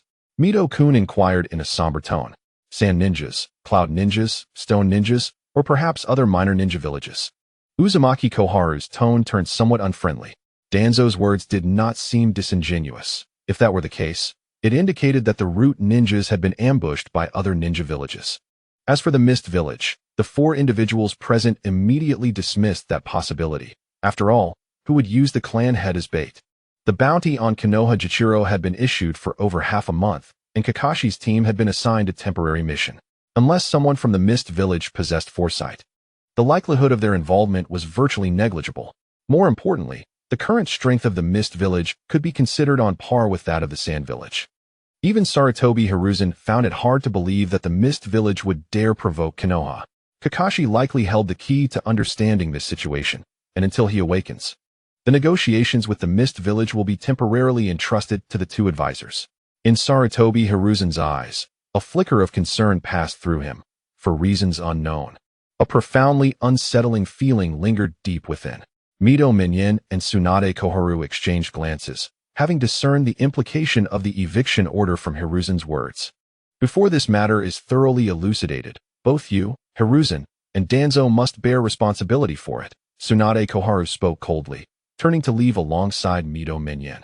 It was perplexing that a mere Mist Village could render these two formidable figures so restrained. It seemed they truly had aged. Observing their departing figures, Danzo emitted a discontented scoff. It had been an extensive duration since the conclusion of the Third Shinobi World War, and each ninja village had almost restored its strength. In Danzo's perspective, the next war could erupt at any moment. Thus, weakening the power of other ninja villages before hostilities commenced was the righteous path. During this period, the root should refrain from any actions, and the matter of the Jinchuriki should no longer be broached. After a brief pause, Hiruzen, with a pipe clenched between his lips, spoke in a flat tone. Upon hearing Hiruzen's words, Danzo's countenance darkened. He understood that Hiruzen was negotiating terms concerning the Mist Village incident. Regardless of whether Kijaru was killed by his orders, Danzo had already shouldered the blame, as he was the one buried in the depths of Root. Very well, but Hiruzen, you remain too soft-hearted, Danzo replied coldly, turning to stride towards the exit. Watching Danzo depart, Hiruzen let out a gentle sigh, fully aware of the implications in Danzo's words. Given the strength demonstrated by the Mist Village in recent years, it was evident they could not stand on par with Konoha, which could afford to disregard the pressures from the mist. However, Danzo's clandestine machinations had grown increasingly brazen. It was likely he intended to act similarly in this instance. Though the outcome had been thwarted by an unknown ninja, was entrusting Root to Danzo truly the right decision? Moreover, the current ninja world seemed to be in a state of unrest. Hiruzen sighed again, his expression laden with worry. For him, Konoha required stability, not volatile elements. Regrettably, the existence of Root was deemed necessary, and Hiruzen had yet to fully resolve to eradicate it. Soon enough, in response to the Mist Village's inquiries, Konoha launched a counterattack, denying any involvement in Kijaru's death and questioning why the Mist Ninja had assaulted Konoha's. It must be noted that Mito Minyin and Tsunade Koharu navigated this situation with remarkable ease, swiftly reversing the unfavorable factors against them. Strangely, the Mist Village exhibited an unusually aggressive stance, resulting in a verbal clash between the two great villages. Any action taken by the 5 great shinobi villages garners the attention of the entire ninja world. Thus, the confrontation between Mist and Konoha naturally captivated the attention of many factions within the ninja realm. Although the specifics remain unclear to the various factions and ninja villages, the recent bounty issued by the Mist Village, coupled with their current assertive stance, suggests that Konoha may indeed be the beneficiary of this situation. Many ninja villages and factions are left pondering what intelligence Konoha has procured from Konoha Yashikoro. Naturally, Konoha cannot justify the speculations of other ninja villages. Whether they admit it or not, acknowledging this matter brings no advantage to Konoha, only a bitter pill to swallow. Concurrently, numerous Umbu members have begun investigating other ninja villages. Aside from the Mist, for any recent activities, trying to ascertain who dares to scheme against Konoha. However, if the initial investigative direction is misguided, no amount of time spent will yield any significant discoveries. In the vast expanse of the desert, where sandstorms swirl, this land can be aptly described as inhospitable compared to Konoha's bounteous terrain. Concealed within a sand dune's secretive location, torrents of golden sand cascaded from above. A copious amount of blood dripped down, staining the sands a deep crimson. The 4th Kazekage, Rasha, lowered his head, gazing at the Kusanagi sword that had pierced through him from behind. An expression of disbelief and resentment etched in his eyes as he crumpled to the ground. Orochimaru, unable to suppress a cough, expelled blood as if it were of no consequence, splattering his grayish-white robe with numerous crimson spots. Licking the blood from his tongue, Orochimaru nonchalantly withdrew the Kusanagi sword from Rasha's body, not even casting a glance at the lifeless form. The dead deserve no attention. Is my body nearing its limits again? Orochimaru mused to himself, indifferent to his injuries. He removed the Kazekage's conical hat, adorned with the symbol of the wind shadow, placing it atop his own head before turning to depart. The Mist's movements are indeed swift, as expected of ninjas from a bygone era. They have yet to reveal even the slightest hint of their intentions. A barely audible voice escaped Orochimaru's lips, lost amidst the swirling sands. Within a dimly lit cavern, a colossal humanoid statue sat cross-legged on the ground, towering several meters high despite its stillness. The statue's head bore 9 tightly shut eyes. Behind it stood numerous pillar-like structures, appearing as though they had been severed. The entire form resembled desiccated wood, yet an overwhelming vitality emanated from within. To this point, the plan has progressed smoothly. With the first phase successfully completed, the second phase can now commence. A voice, devoid of emotion, resonated throughout the expansive cavern. Pain stood atop the outer path statue, his gaze expressionless as he observed the various Akatsuki members positioned on the statue's fingers. except for Zetsu and Konan, who stood nearby. The other Akatsuki members appeared as mere phantoms on the statue's digits, clearly indicating a special technique at play. At long last, this monotonous existence is drawing to a close. The malevolent deity eagerly awaits my sacrificial offering. Ah, Kakuzu, are you not equally impatient? A man with a gray pompadour and pale blue eyes spoke with palpable excitement. Be silent, Kakuzu replied coldly, not bothering to look up. While the other members of Akatsuki manifested as mere shadows, apart from Haiden, who appeared somewhat exhilarated. The others wore expressions of indifference. Noticing that no one was paying him any heed except for Kakuzu, Haiden revealed a look of boredom. Itachi Uchiha, Kisame Hashigaki. During this period, please keep an eye on the affairs between the Mist Village and the Leaf Village. Intervene if necessary, Pain said, his expression devoid of emotion as he turned his gaze towards Itachi and Kisame. Pain was quite intrigued by the prospect of weakening the 5 great ninja villages. Itachi nodded coolly, remaining silent. Meanwhile, Kisame's shadow made a gesture of raising a hand, clearly indicating that his true form was wielding the sword Samehada. On an island a considerable distance from the Mist Village, Youto strolled leisurely, casually surveying his surroundings. This area fell under the jurisdiction of the Land of Water, naturally governed by the Mist Village. Before long, Youto had reached the center of the island, which featured a vast, serene lake. The water was relatively clear, and one could observe fish and shrimp swimming beneath the surface. It was undoubtedly a splendid vacation spot. However, Youto was not there to relax. At last, I found you, he mused, a faint smile gracing his face as he gazed upon the tranquil lake. Extending his palm towards the largest portion of the water, Youto summoned the chakra of the 6 tails within him, swiftly gathering it towards his outstretched hand.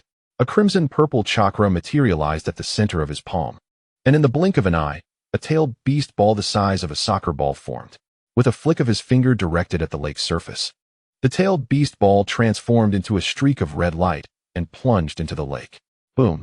A tremendous roar reverberated throughout the lake, generating towering waves that surged skyward, as if the entire island were suddenly besieged by a torrential downpour.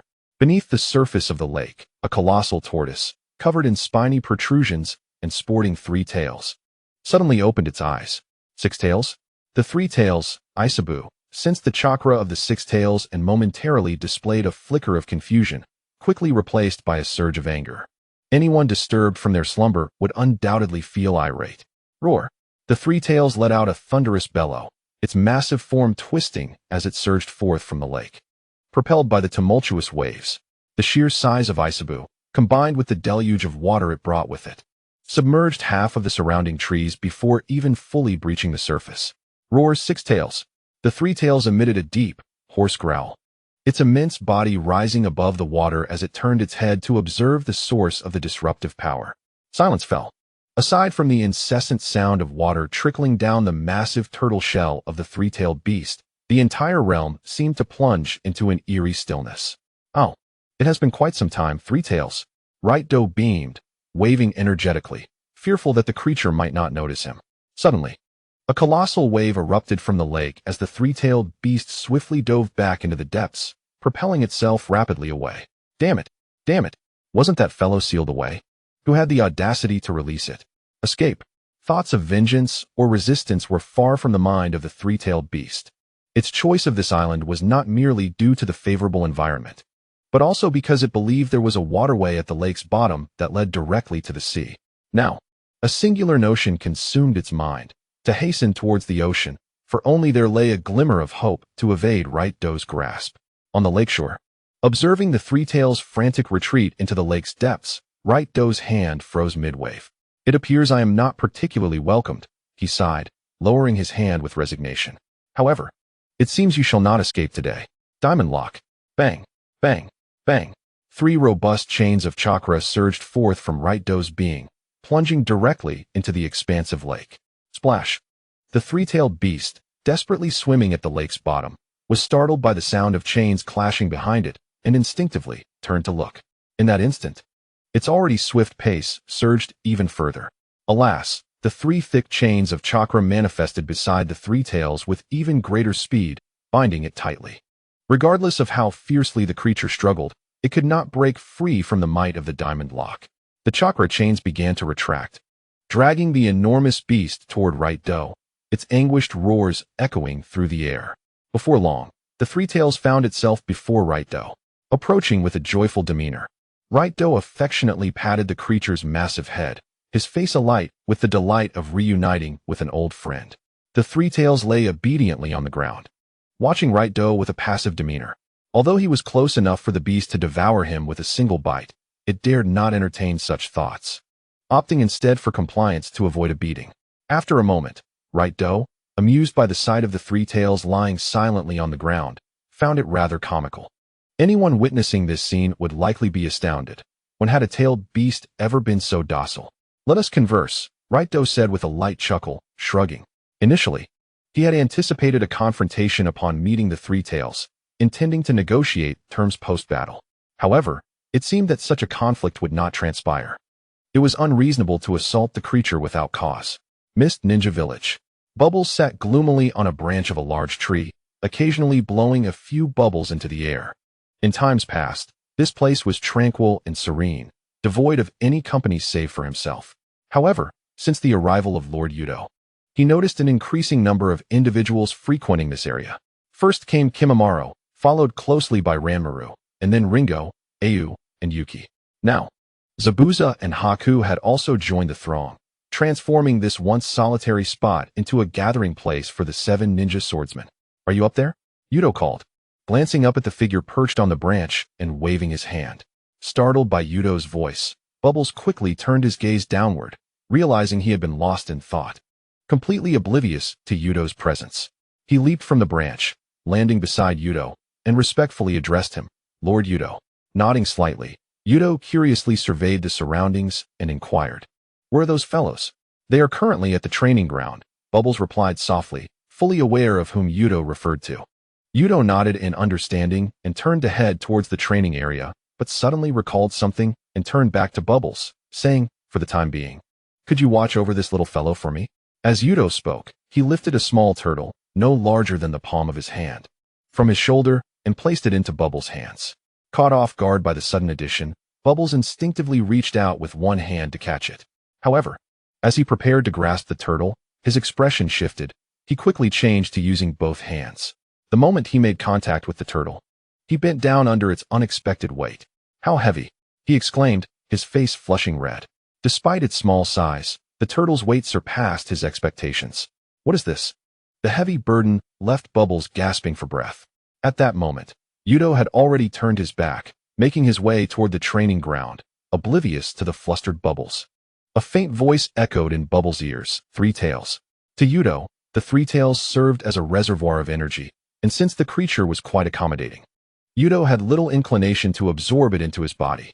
After all, containing a conscious entity within himself felt rather awkward to Yuto. In his view, having the Three Tails perched on his shoulder was nearly equivalent to absorbing it, as the beast itself was a form of energy, allowing Yuto to draw from it at any moment.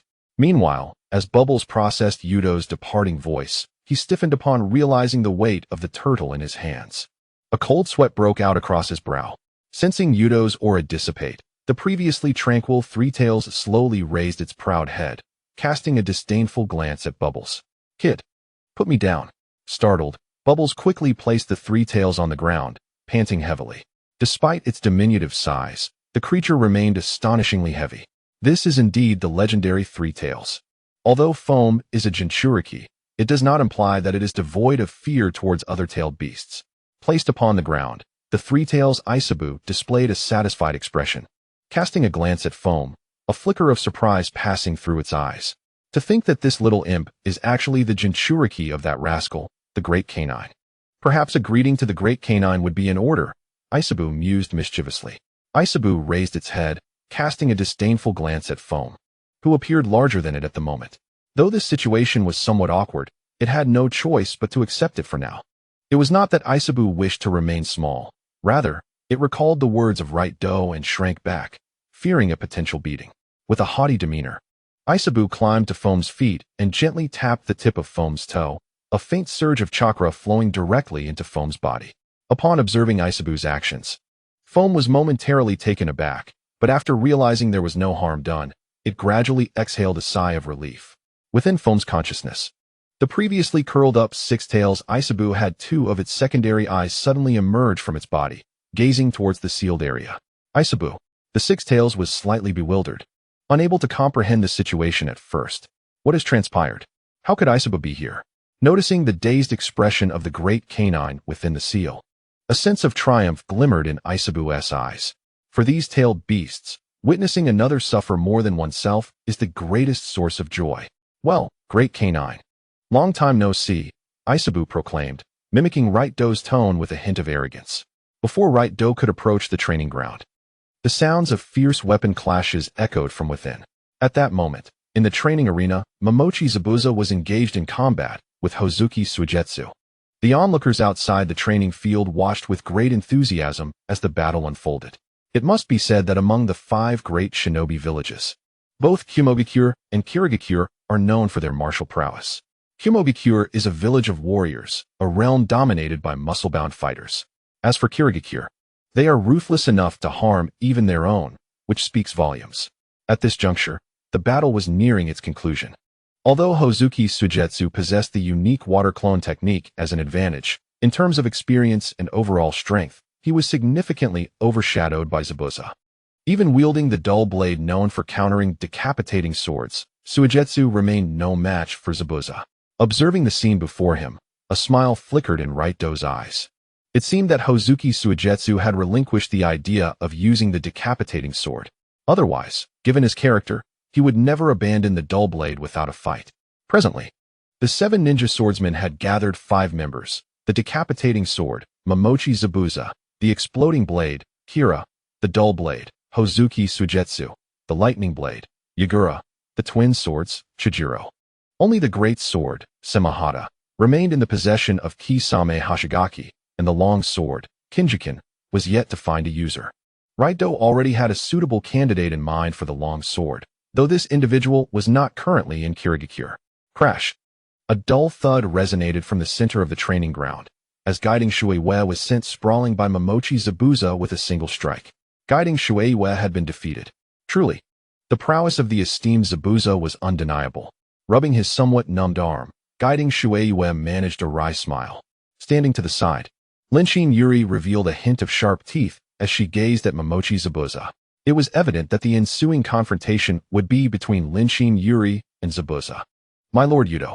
Junmaru appeared beside Youto, respectfully addressing him. The sound of Junmaru's voice instantly captivated the attention of all present. Linshin Yuri, initially startled, hurriedly approached Youto, her expression brimming with joy. The others were not far behind, swiftly gathering around Youto in a display of respect. You seem to have recovered well, Junmaru. Youto remarked with a smile as he assessed Junmaru's complexion. Subsequently, he lifted his gaze to scan the crowd, a flicker of curiosity crossing his features. Where's Lanmaru? My lord Youto, Linshin Yuri replied, her cheeks flushing slightly. Lanmaru was called away by Haruna. Haruna? Upon hearing the name, Yuto's mind immediately conjured the image of the little girl with an oil-smeared mouth. It was undeniable that this girl's impression on Youto was quite profound. He waved his hand dismissively at Linshin Yuri, indicating that he was not concerned. Lanmaru was still quite young, roughly the same age as Haruna. And if he could find companionship in the Mist Village, Youto deemed it a positive development. Moreover, as a peer, Haruna possessed a certain cleverness. It was conceivable that Lanmaru might glean valuable lessons from her, potentially benefiting his future battles. This thought briefly flickered through Yuto's mind. He then turned his attention back to the members of the 7 ninja swordsmen, as well as Junmaru and Haku. The matter at hand did not significantly involve Lanmaru. Since everyone was present, there was no need to address them individually. Yuto's voice resonated in the ears of the gathered, prompting a solemnity among them. Clearly, he had something of great importance to convey. I trust you have all witnessed the power contained within Lanmaru. Youto observed the suddenly serious expressions of those around him and spoke with a smile. Zabuza's eyelids twitched slightly, as memories of Lanmaru's formidable strength surged in his mind. To put it succinctly, upon returning to Konoha, Zabuza had been taken aback to discover the presence of a child within the ranks of the 7 ninja swordsmen. One could only imagine the turmoil that must have stirred within him at that revelation. The title of the 7 ninja swordsmen was one Zabuza held in high regard. Thus it was only natural that he would engage Lanmaru in combat. The outcome, however, was beyond Zabuza's wildest imagination. Lamoureux had proven to be the most formidable opponent Zabuza had ever faced. He would rather challenge two Kakashi Hitakis than contend with an adversary like Lamoureux. The formidable strength and impeccable speed of Lamoureux render any close encounter with Toadachi Zabuza nearly catastrophic, as the so-called techniques become utterly futile in the face of such overwhelming power. Were it not for his extensive experience, Zabuza would likely falter after mere 10 strikes. As the Mist Ninja's assassination techniques are completely countered by Lamoureux's Crimson Gaze, defense and binding ninjutsu prove nearly ineffective, as the powerful explosive force of the exploding blade effortlessly annihilates such techniques. Moreover, Lamoureux's robust physique is impervious to the repercussions of such explosions. Among the 5 members of the 7 ninja swordsmen, the most formidable is paradoxically the youngest among them. This revelation is a severe blow to the proud Zabuza and the steadfast Yuryu Ringo. Even the typically laid-back Chujuru finds himself motivated to train in response to Lamoureux's prowess. This is primarily the reason they have remained at the training grounds. The expressions of the group, reflected in the eyes of Youto, intensify the delight within him. What he seeks is a spirit of competition. Only those filled with determination can ascend to greatness. And Youto aims to forge the 7 ninja swordsmen into the mightiest force of the Mist Village. The incident where half of their number was decimated by Kaike's father has left an indelible stain on the honor of the 7 swordsmen. Recalling Yuto's earlier words ignites a spark in Zabuza's eyes. Could it be that Youto intends to impart Lamoureux's method of amplifying strength to them? Not only Zabuza, but the others also exhibit a newfound glimmer in their eyes. Standing to the side, Yuryu Ringo's expression betrays her inner turmoil. The method Youto described is one she once overheard in the Mizukage's office, albeit with a focus on altering one's appearance, which poses a challenge for her acceptance. Yet now, the dichotomy between immense power and appearance leaves her in a quandary. I refer to Lamoureux's method of enhancing strength as Curse Seal Transformation. This ability not only augments power, but also alters certain inherent traits. Everyone has witnessed Lamoureux's physical transformation. Thus, no demonstration is necessary. The second form of power I term Sage Mode, which is comparatively more potent, yet significantly more difficult to master, and it carries an element of risk. Upon concluding his explanation, Yuto's body quivers slightly, revealing a black circle the size of a thumb upon his previously unmarked forehead. Simultaneously, his entire demeanor shifts, exuding an aura that instills trepidation. Zabuza and the others feel an overwhelming pressure wash over them, leaving their backs nearly drenched in sweat. In the next moment, Youto reverts from Sage Mode, his expression stoic as he addresses the group. Have you decided which of these 2 powers you wish to choose? Upon hearing Yuto's calm voice, the group, who had been momentarily stunned by his display of strength, now processes their reality. Though initially speculative, their conjectures have now crystallized into a definitive truth. The prospect of selecting between 2 formidable powers stirs even Chujuru, who can scarcely contain his excitement. Sage Mode. Everyone opted for the more formidable Sage Mode, despite its inherent dangers surpassing those of the Cursed Seal. Observing this collective choice, Youto displayed no signs of surprise. Had it not been for the physical shortcomings of Lamoureux, Youto would have fully intended to enable every member of the 7 ninja swordsmen of the Mist to master Sage Mode. Nevertheless, the sight of 6 individuals wielding Sage Mode alongside one utilizing the Curse Seal still painted a daunting picture. The subsequent proceedings unfolded with simplicity. Youto infused each individual with a specific quantity of Sage Chakra, allowing them to feel its power while simultaneously mitigating the risks associated with the transformation. From that point onward, the outcome hinged on each person's comprehension. Yet, reliance solely on insight proved insufficient. The surrounding environment held paramount importance. The 3 great sanctuaries, rich in natural energy, provided an ideal setting for cultivating Sage Mode, ensuring efficiency in their training. Unfortunately, Youto was not a contract holder of these sanctuaries and thus remained oblivious to their locations. At this juncture, the role of the 3 tails became evident. Youto initially employed barrier ninjutsu to encircle a small clearing, preventing the excessive leakage of natural chakra. He then proceeded to convert the chakra from the 3 tails into natural chakra, saturating the entire barrier with this elemental essence. It took Youto nearly 2 days to fill the barrier with a layer of natural energy, a feat made possible largely due to the immense chakra of the 3 tails. Otherwise, it would have been an unattainable task. While this environment could not rival that of the great sanctuaries, Yuto's objective was not merely to enable them to absorb natural energy.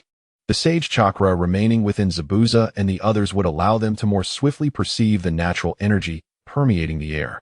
Once they could sense the flowing natural chakra, it would signify their initiation into this realm. The remaining task involved storing chakra within themselves and becoming familiar with the process. The Sage Mode Youto mastered stemmed from the teachings of Hashirama Senju, and thus, a side effect of this transformation was a tendency towards woodification. However, Zabuza and the others had no cause for concern. Should such an issue arise, Youto could effortlessly absorb the excess, restoring their bodies to their original forms.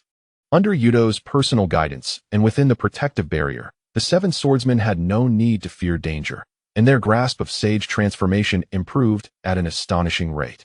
The natural chakra was rapidly digested and assimilated, leading to a gradual mastery. Among those present, none could be deemed lacking in talent. Consequently, within just 2 days, the first individual emerged who could absorb the natural chakra pervading the air without Yuto's assistance. This remarkable figure, who astonished even the seven swordsmen and took Youto by surprise, was none other than the seemingly serene Chojuro. Perhaps the absorption of natural chakra requires not only a certain level of aptitude, but also a specific disposition of the heart. Upon mastering this skill, Chojuro was unceremoniously kicked out of the barrier by Youto, who urged him to train outside. The purpose of the barrier was merely to allow them to swiftly perceive the pervasive natural energy in the air. Chojuro, with a bashful and somewhat embarrassed expression, appeared to others as a catalyst. This ignited a newfound determination in everyone, particularly Zabuza, a seasoned member of the Seven Ninja Swordsmen. While it was understandable for Ranmaru, who had mastered the power of cursed seals, to have defeated him, Zabuza did not wish to be surpassed by others now that he possessed greater strength. Not long after Chojuro learned to sense natural energy, Haku became the second to do so. Following this, as if a floodgate had been opened, Kinshiki was the third, while Ringo and Yuri became the fourth, and both Zabuza and Suigetsu grasped the concept simultaneously. Zabuza shot a disgruntled glance at the gleeful Suigetsu, contemplating a time to spar with him privately. Although everyone was currently only able to absorb a minimal amount of natural energy and had yet to enter Sage Mode, the remainder was merely a matter of time. At this moment, all realized that their previously mastered abilities were inconsequential in the face of such power.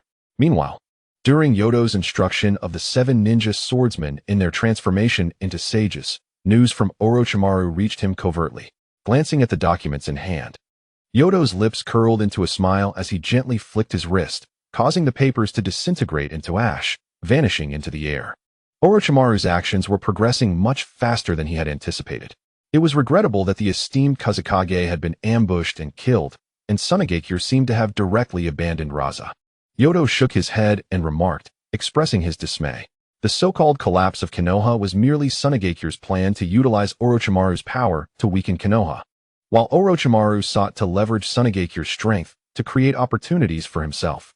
The mutual intentions between Orochimaru and Sunagakure were far from benevolent. However, Orochimaru's tactics were somewhat more adept. Raza likely would never have imagined that Orochimaru would dare to kill him. Nevertheless, one must concede that Sunagakure's methods were equally ruthless. Such a significant assault on Konoha would have necessitated the consent of the upper echelons of Sunagakure. The two primary advisors, Chiyo and Karura, bore a deep-seated grudge against Konoha and would not only refrain from intervening, but would also exacerbate the situation. As the commander of Sunagakure's combat forces, Maki should have logically detected the substitution of the Kazekage. Therefore, it is highly probable that Sunagakure was willing to sacrifice Raza to see their plan come to fruition. Consequently, after their failure, Sunagakure swiftly shifted all blame onto Orochimaru and the fourth Kazekage, Raza. Initially, it was the ancient Chiyo who, through the art of reincarnation, brought Gaara back to life. This was not solely due to Naruto's persuasive words, but perhaps more significantly, it stemmed from a sense of guilt and a glimmer of hope for the resurgence of Sunagakure that she perceived in Gaara. One cannot help but wonder if Orochimaru will show any compassion this time. A faint smirk appeared on Yuto's face. In the office of the Mizukage, Terumi Mae expressed her astonishment, gazing at Youto with a look of bewilderment.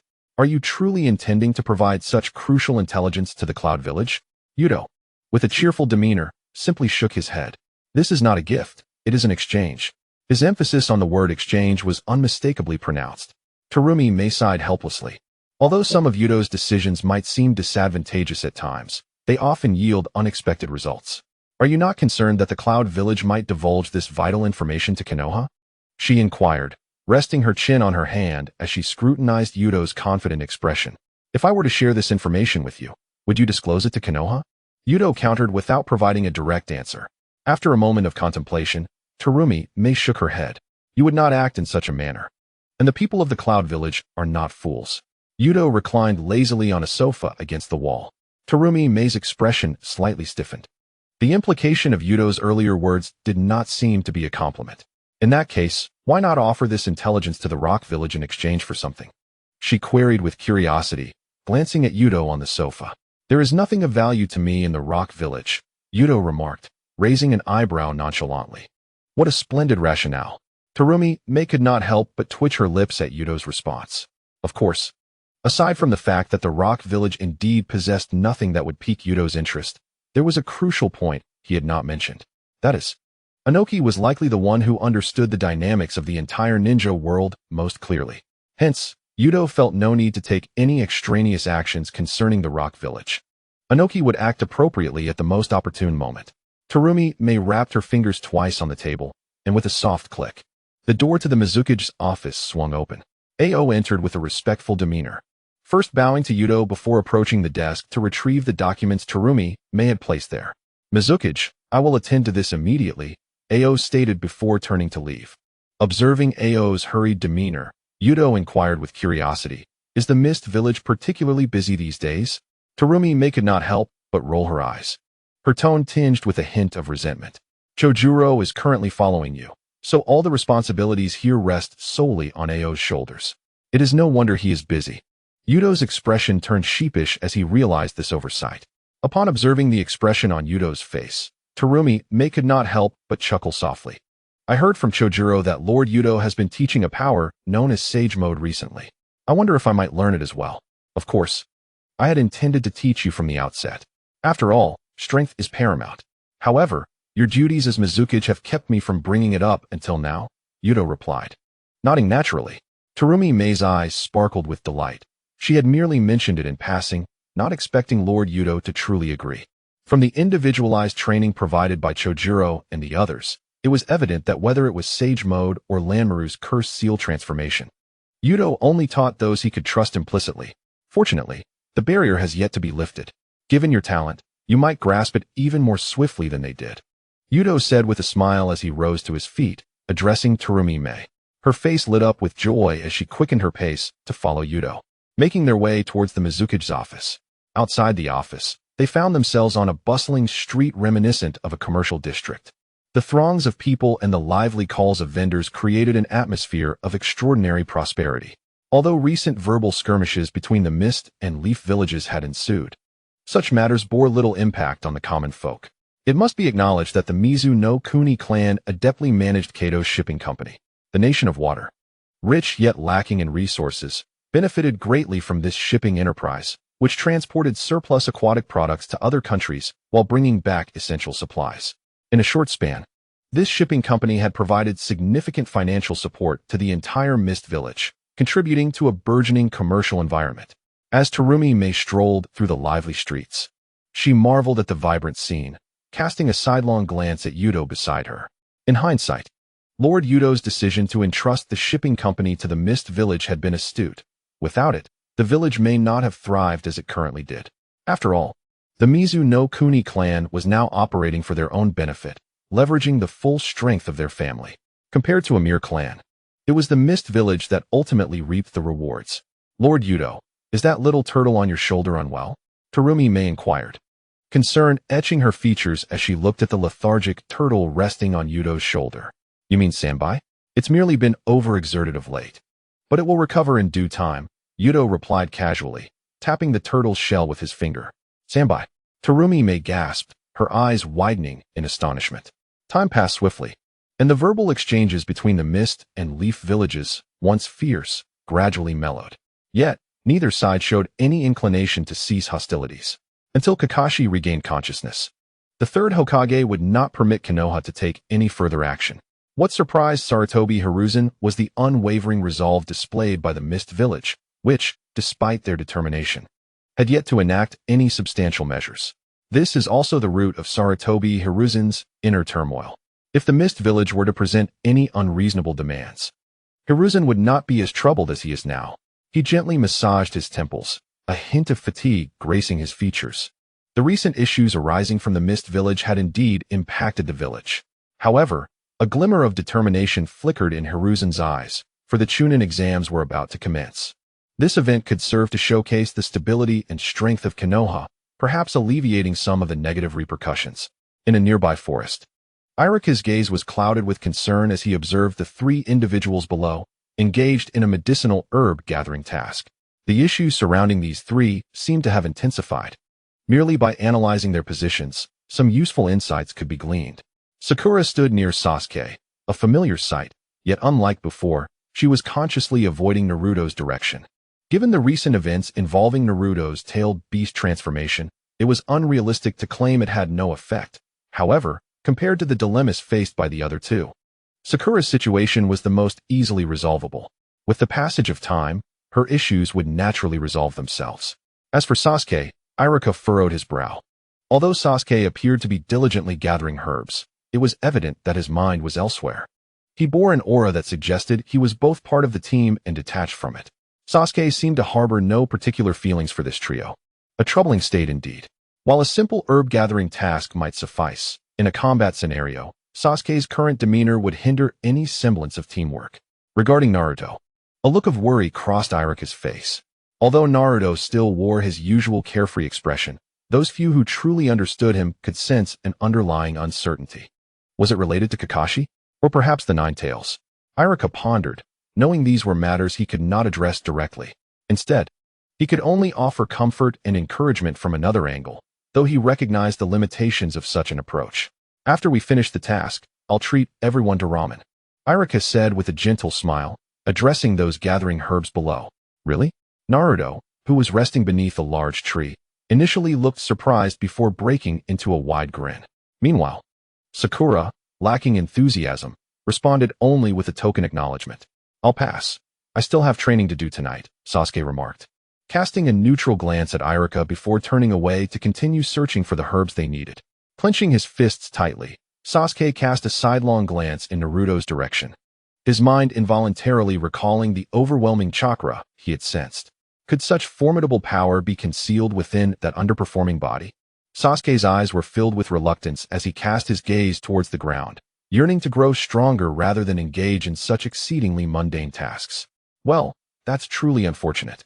But training must be tempered, Irika remarked, running a hand through his hair in resignation. He pondered the necessity of finding an activity that could captivate the attention of the three individuals while fostering mutual understanding and teamwork among them. That night, Naruto entered his home alone, and at Ichiraku Ramen, despite Irika's numerous attempts to converse with him, Naruto absorbed little of the dialogue. He longed to inquire of Irika-sensei regarding the whereabouts of his parents or the enigmatic entity known as the Nine Tails residing within him. Yet, in the end, he remained silent. How could Irika possibly know? If he did, he would have surely informed me by now. During this time, Naruto encountered the Nine Tails several times. The creature's immense form, reminiscent of a small mountain, and its colossal iron prison astonished him, leading him to grasp certain truths. Regrettably, during each of these encounters, the great fox within him seemed to be in slumber for reasons unknown, leaving Naruto merely an observer. Unbeknownst to him, his frequent visions of the Nine Tails were intentional. Though the Nine Tails could not overpower Ryuto and remained uncertain of his intentions towards Naruto, the prospect of vexing Ryuto was immensely gratifying for the fox.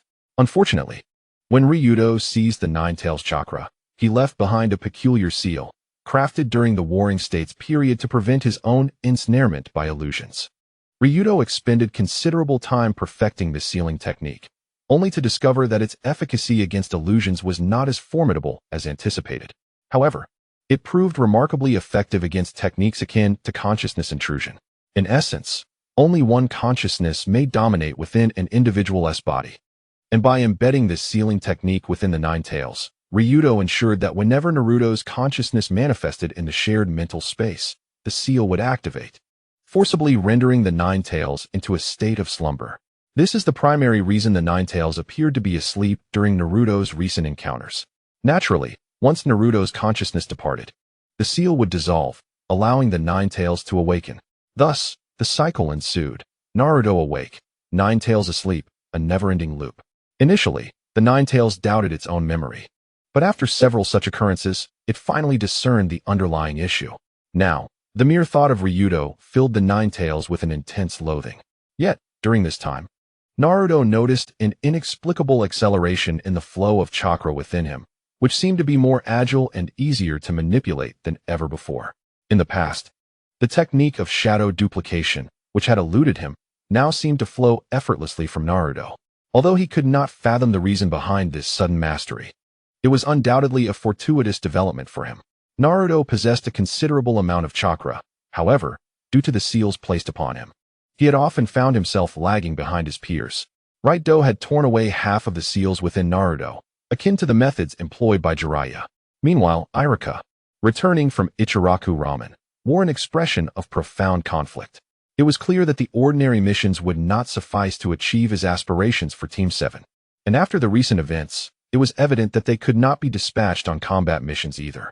Thus, only one option remained: the Chunin exams. Perhaps it was through these exams that Team 7 could alter their current predicament. After wrestling with his thoughts, Iruka finally crystallized his intent. The following morning, in the Hokage's office, Iruka found himself facing Sarutobi Hiruzen. What? You wish for Team 7 to participate in the Chunin exams? The third Hokage gazed at Iruka, astonished. His surprise stemmed not from the notion of Naruto and his comrades entering the exams, but from the fact that someone as composed as Iruka would propose such a request. After all, they had only just graduated, not even a year prior. Yes, Lord Hokage, Iruka replied respectfully, summarizing his observations regarding Naruto and his team. I see. This matter requires some contemplation, Sarutobi Hiruzen stated after a moment of silence. Iruka nodded respectfully and turned to leave, not surprised by the outcome. However, since the third had not outright rejected the proposal, it indicated a flicker of hope for its success. Meanwhile, near the central mountains of Kumogakure, a thunderous clash reverberated throughout the area. A blinding flash, akin to blue lightning, appeared before Killer Bee, delivering a crushing blow. Killer Bee felt a sharp pain in his abdomen before being sent flying, crashing into a massive rock and shattering it. It seems your recent training has fallen behind, remarked the fourth Raikage, observing Killer Bee's plight with a hint of indifference. Kachak. Killer Bee shook his head, rising from the rubble, and looked at rhythmically muttering. You're still as strong as ever, but I haven't been slacking either. No sooner had he spoken than he surged into action. Hokakosaku. Killer Bee struck a distinctive pose, wielding several blades with unpredictable speed and technique as he charged toward the fourth Raikage. In response, it let out a hearty laugh and, raising his fist, struck the ground with tremendous force, sending dirt and stones flying in all directions. Countless stones of varying sizes were propelled into the air. As the fourth Raikage, transformed his hands into mere afterimages in an instant. The levitating stones, akin to cannonballs, hurtled towards Killer Bee, manipulating 7 blades. Killer Bee spun his entire body, causing the approaching stones to shatter into fragments upon contact. Supersonic Thunderbolt technique. The lightning-infused chakra enveloped Killer Bee, simultaneously charging the 7 blades with the essence of lightning. The blades emanated a peculiar radiance, while imperceptibly to the ordinary eye. They began to vibrate at an exceedingly high frequency, so swift that their motion was nearly undetectable. With a whoosh, a resounding sound of air being sliced echoed as Killer Bee instantaneously transformed into a fleeting shadow, vanishing from sight. In the blink of an eye, he reappeared before the fourth Raikage, and the 7 blades pierced through A's form along an unpredictable trajectory. There was no spray of blood. Instead, accompanied by a flicker of electric light, the fourth Raikage dissipated into bolts of lightning, the residual electrical energy even surging into Killer Bee's body at the moment of attack. Lightning clone. Killer Bee's body tensed as he cautiously surveyed his surroundings. The meager lightning from the clone posed no threat to him. Where are you, you rascal? While maintaining his rhythmic chant, Killer Bee adjusted his chakra, preparing for the impending assault. Thunder Goddess Wrath. A tremendous roar intertwined with a scream reverberated throughout the mountain range once more. You fool. It hurts. Killer Bee's lament, tinged with a rhythmic flare, slowly echoed from the heart of the mountains. On a relatively high stone at the periphery of the mountains, a figure clad in cloth sat, swinging his tanned legs back and forth with an expression of utter boredom. Upon hearing the faint, chant-infused screams resonating from within the mountains, the figure's lips twitched slightly, though his face remained impassive, clearly indicating this was not his first encounter with such sounds. After a considerable interval, the thunderous echoes finally faded away. Accompanied by a flash of blue lightning, the fourth Raikage appeared not far in front of the figure. The cloth-clad individual blinked in surprise, promptly leaping down from the stone and respectfully approaching Lord Raikage. The fourth Raikage nodded, rubbing his shoulder as he regarded the figure with curiosity. I just finished my warm-up. What's the matter? Is there something amiss? A messenger from the Mist Village has arrived, bearing vital intelligence that requires exchange with our Cloud Village, the figure replied with a serious expression. Oh, the fourth Raikage's face registered surprise as he expressed interest. Where is he? Bring him forth. Nodding, the figure raised his hand to signal. After a brief moment, 2 Cloud Village ninjas entered, escorting a nondescript middle-aged shinobi adorned with a Mist Village forehead protector. 2 ninjas from the Cloud Village escorted the middle-aged Mist Ninja and bowed respectfully to the fourth Raikage. Before turning to leave, the 2 Cloud Ninjas exhibited no concern that the Mist Ninja might suddenly turn hostile and attack the fourth Raikage. I have seen Lord Raikage. The middle-aged Mist Ninja spoke, his face etched with respect. The leaders of the 5 great ninja villages hold equal standing, representing the pinnacle of authority within the ninja world. Hence, ordinary ninjas maintain a demeanor of reverence upon encountering a Kage. Shouldn't your Mist Village be engaged in conflict with Konoha at this moment? It is surprising that you still have the leisure to send someone to Cloud Village, he remarked, a cold smile playing on his lips as his coarse voice reached the ears of the middle-aged Mist Ninja. I am merely an ordinary ninja, with no authority to question the decisions of my village, the middle-aged Mist Ninja replied, his expression devoid of emotion and his tone flat. Observing the calm demeanor of the Mist Ninja, the fourth Raikage's expression remained impassive, yet he spoke in a low tone. Since you are from the mist, perhaps eliminating you could yield some significant intelligence. The middle-aged Mist Ninja paused momentarily before gently shaking his head. I am but a mere chunin. My knowledge is limited. Having said this, he fell silent and withdrew a scroll from his robe, holding it in his hands. Upon witnessing this, Mabui hurried forward to take the scroll from the middle-aged Mist Ninja, conducting a brief inspection before returning to the fourth Raikage and respectfully handing the scroll to him. Accepted the scroll and opened it, his gaze scanning its contents as he coldly remarked, if there is no vital intelligence within, and you disturb my training, you may remain in Cloud Village. The repercussions of keeping the middle-aged Mist Ninja in Cloud Village were of no concern to the fourth Raikage. As he continued to peruse the scroll, A's previously indifferent expression grew increasingly grave. After a considerable time, a smile unexpectedly appeared on his face, infused with an enigmatic emotion. Interesting, truly interesting. I never anticipated that others besides Konoha were aware of such secrets from the past, he said. Mabui, provide me with the information regarding Konoha from that time. Turning to Mabui, A noted her momentary confusion as she struggled to recall the incident he referenced. This rare lapse from his secretary piqued the Raikage's interest, as it was the first time he had witnessed her falter in recollection. Nevertheless, considering the incident had transpired over a decade ago, it was understandable. A casually pronounced a word, glancing into Mabui's eyes. After a brief moment of hesitation, she quickly regained her composure and departed. The fourth Raikage resumed his examination of the scroll, this time with meticulous attention, his face occasionally betraying a contemplative expression. After a considerable amount of time had passed, Mabui finally returned with a document in hand.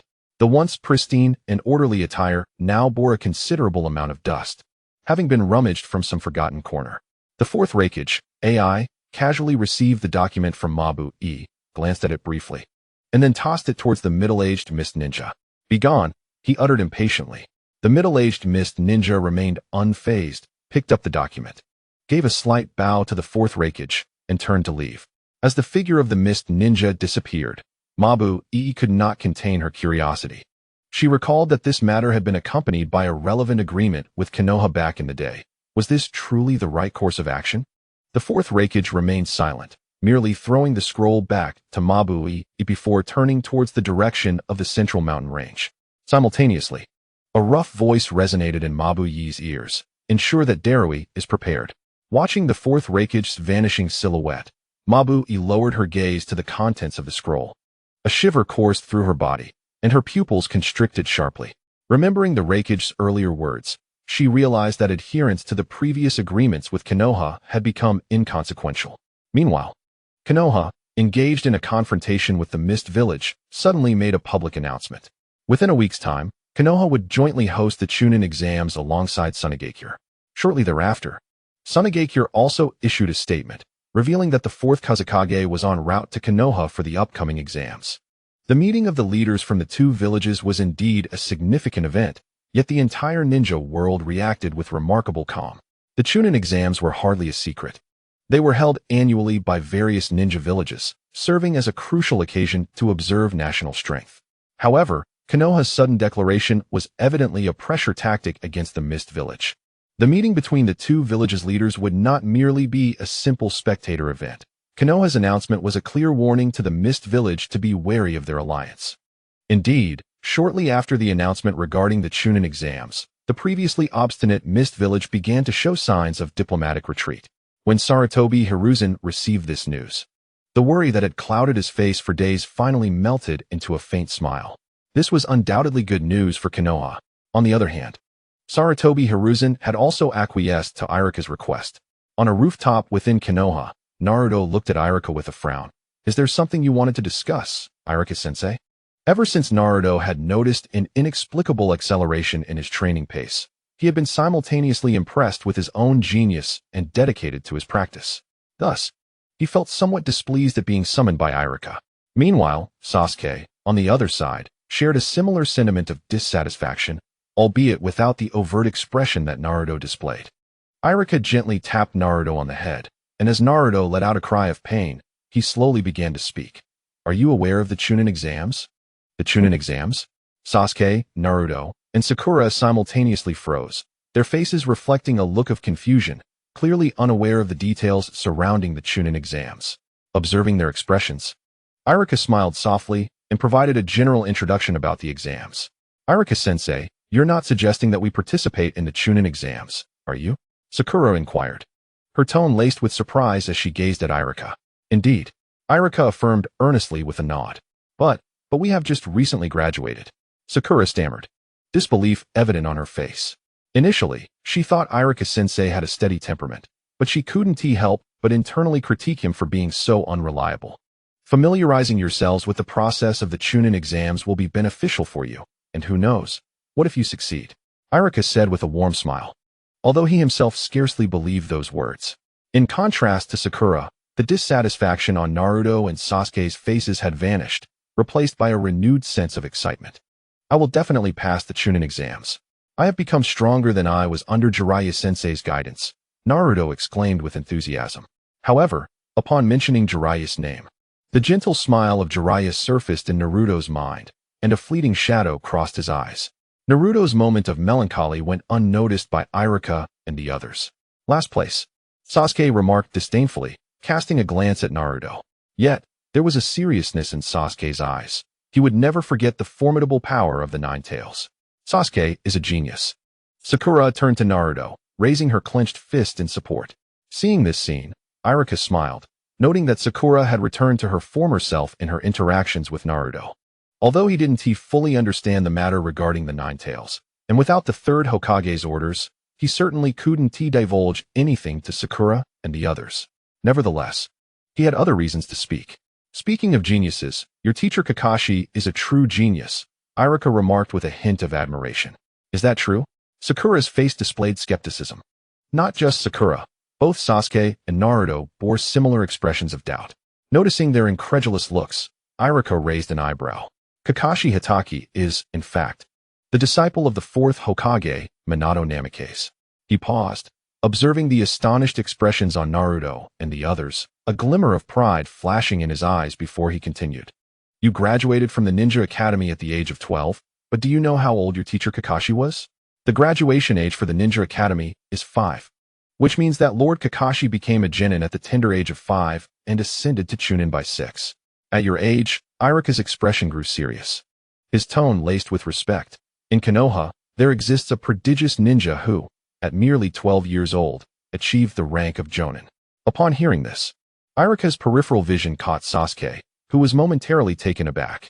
Konoha harbors another genius, albeit one shrouded in taboo. How impressive! Naruto exclaimed, momentarily stunned, before slowly speaking again. This goes beyond mere prowess. Only the term genius can encapsulate Teacher Kakashi. Although Sakura's face also bore signs of astonishment, a flicker of disbelief lingered in her heart. Such a formidable ninja could faint after a confrontation with Zabuza? Sasuke, while surprised, felt no skepticism toward Irika's words, and a surge of excitement began to stir within him. Let us proceed. There are still 2 D-rank missions to complete, Irika said with a smile. What? More missions? Naruto, who had been initially thrilled by Kakashi's story, suddenly deflated. Of course, while you are eligible to participate in the Chunin exams, certain conditions apply. You must complete a requisite number of missions, and we are still short 2 D-rank tasks, Irika said with a resigned shrug. Then let us go? Upon hearing this, Naruto turned around with determination. Though Sakura and Sasuke remained silent, they mirrored his expression, turning towards the mission assignment location. A smile crept onto Irika's face. It seemed prudent to allow them to participate in the Chunin exams. A gentle rain fell, enveloping the small town in a thin veil of mist. This quaint town was situated not far from the borders of the Land of Water. With the patter of rain and the soft chime of bells, 2 figures clad in black cloaks adorned with red clouds and wide-brimmed hats materialized on the streets. It appears this rain will not cease anytime soon, murmured Uchiha Itachi, slightly furrowing his brow at the damp atmosphere. In that case, let us find an inn to rest, said Kisame Hoshigaki, casting a glance at Itachi and speaking casually. For Kisame, rainy weather was one of his favored battle environments. Itachi nodded, and the 2 made their way to a small establishment in the town. Upon entering what resembled a tavern, Itachi casually surveyed the surroundings. The establishment was sparsely populated. Each patron bore the marks of having been caught in the rain. Clearly akin to them, travelers on a journey. The 2 found a secluded spot to sit, removing their hats to reveal forehead protectors etched with a deep horizontal line, the mark of rogue ninjas. We have yet to fulfill Pain's orders. Should we head to Konoha or the Mist Village? Kisame inquired nonchalantly, yet his gaze was fixed intently on Itachi, evidently awaiting his decision. Uchiha Itachi remained somewhat silent, and after a brief moment, he spoke slowly. Recently, Orochimaru has been acting rather frequently. I wonder what schemes he is concocting. Since that is the case, let us pay a visit to Konoha. Upon hearing Orochimaru's name, Kisame Hoshigaki furrowed his brow. Itachi nodded, falling silent again. Shortly thereafter, under the disdainful gaze of the shopkeeper, 2 bowls of hot water were placed before them.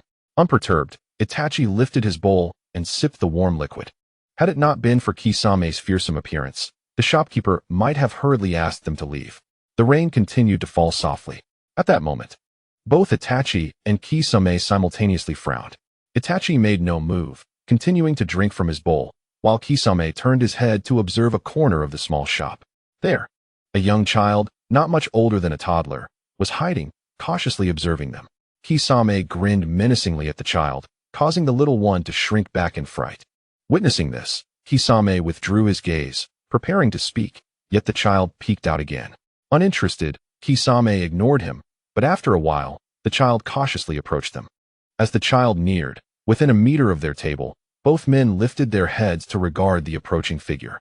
Feeling their gaze, the child instinctively took a step back. Do you wish to meet your demise, little one? Kisame asked, a fierce expression on his face, his tone icy. The child, visibly nervous, stammered, Uchiha Itachi, observing the child's fearful demeanor, maintained a calm expression and spoke in a detached tone. What is your name and purpose? Compared to Kisame's intimidating presence, Itachi exuded a more approachable aura. The child, sensing Itachi's demeanor, relaxed slightly, fidgeting with his clothing, and replied nervously, my name is Lamoureux. Seeing the child's anxiousness, neither Itachi nor Kisame displayed any change in expression. Had an outsider witnessed this scene, they might have assumed the 2 were bullying a child. However, within the small shop, no one was inclined to intervene. Itachi continued to regard Ranmaru, his tone still cold. What is your purpose? There is something very important here. And I wish to give it to you, Ranmaru said, pulling a folded note from his pocket, his small face serious and his voice solemn. The note appeared crumpled, likely due to its placement in his pocket. Upon seeing the note in Ranmaru's hand, Itachi frowned but did not reach out to take it. Meanwhile, Kisame watched the unfolding scene with keen interest. Just then, a faint sound of footsteps approached from the other side. A figure clad in a simple robe suddenly appeared before Kisame Hashigaki and Itachi Uchiha. Elder Bai, upon witnessing the unexpected arrival, Ranmaru swiftly turned, concealing the note in his hand behind him, and addressed Bai with utmost reverence. Ranmaru, I see you are here. We must take our leave, Bai remarked softly. Lifting his gaze towards Kisame and Itachi, his expression tinged with a hint of regret. If Ranmaru has been impolite, I hope you both can forgive him. Hearing Bai's words, Ranmaru casually discarded the note he had hidden behind his back onto the ground and hurriedly approached Bai. Bai smiled gently, taking Ranmaru's hand with one of his own while opening an umbrella with the other, leading them both towards the exit of the small shop. Outside, the rain continued to fall, and within a few breaths, the figures of Bai and Ranmaru faded into the misty drizzle. Both individuals were ninjas. Observing the direction in which they vanished, Itachi furrowed his brow and spoke. They did not bear headbands. I cannot discern whether they are from another ninja village or from the Mist Village. A glimmer of intrigue flashed in Kisame's eyes as he contemplated further. Given that this location lies at the border of the Land of Water, it is quite normal for ninjas from other villages to be present. By the way, you should have used Jinjutsu on that boy earlier. Did you acquire anything of value? Kisame turned his head, glancing at the note Ranmaru had discarded, and chuckled lightly at Itachi. I obtained nothing, Itachi replied, his demeanor indifferent and his tone cool. Had it not been for the palpable chakra emanating from Ranmaru, he likely would not have even considered using Jinjutsu. Noticing Itachi's frigid expression, Kisame shrugged. Unlike Itachi, he found himself growing increasingly intrigued. He reached for the sword, Samahata, hanging on his back and deftly flicked it forward, catching the discarded note in his hand. Upon unfolding it, he discovered two haphazard symbols sketched upon the paper, as if drawn carelessly. Yet, Kisame's pupils constricted sharply, only to revert to their original state in an instant. What is it? Itachi inquired, sensing something amiss as he glanced at Kisame. Nothing much, just a sudden realization that the boy possesses a certain intrigue, Kisame replied, grinning widely with narrowed eyes. In the gentle rain, Bai, holding Ranmaru's hand, curiously inquired, Lord Youto, what was your purpose for bringing me here? Before their arrival, Bai had been entirely unaware of the reason behind their visit. Lord Youto had merely instructed him to assist Ranmaru. Initially beaming with joy, Ranmaru, upon hearing Bai's question, felt a twinge of embarrassment and responded, I am not certain. Lord Youto simply instructed me that if I encountered someone wearing a black robe adorned with red clouds, particularly one with a shark-like visage, I should hand them this note. Observing Ranmaru's bewildered expression, I couldn't help but find it somewhat amusing that both individuals tasked with the mission were oblivious to its details. However, recalling the earlier two individuals and the scratches on their foreheads, one of whom was a rogue ninja from the mist, I felt a flicker of suspicion. Perhaps this was the reason why Lord Youto had chosen Ranmaru for this assignment. Time swiftly passed, and before long, the Chunin exams had arrived. During this period, the 4th Kazekage led a contingent from Sunagakure into Konohagakure. Concurrently, the tense atmosphere within the Mist Village began to dissipate as the Sand Ninja entered the leaf, restoring a semblance of tranquility across the ninja world.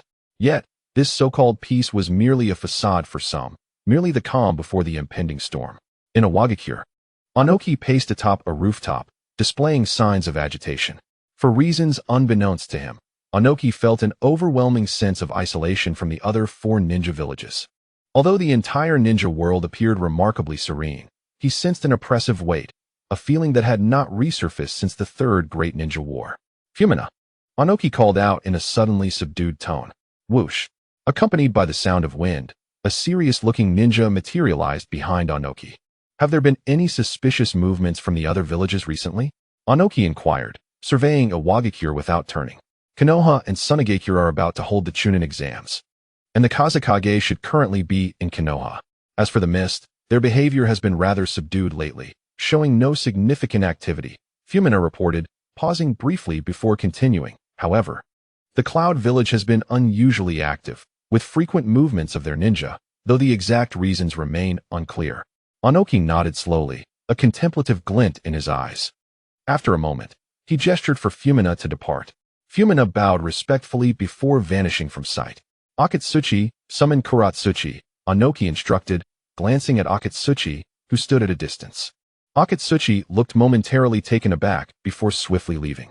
Shortly thereafter, a robust middle-aged ninja with a scruffy beard entered Onoki's line of sight alongside Akatsuchi. Kuratsuchi regarded Onoki with a puzzled expression, clearly unsure of the reason for the sudden summons. You two are to lead separate teams of ninjas to the borders of the Land of Earth and the Land of Lightning, as well as the borders of the Land of Earth and the Land of Fire. This matter must be conducted with utmost secrecy. Without waiting for questions, Onoki stated firmly. Led ninja teams? Both Akatsuchi and Kuratsuchi's faces registered surprise.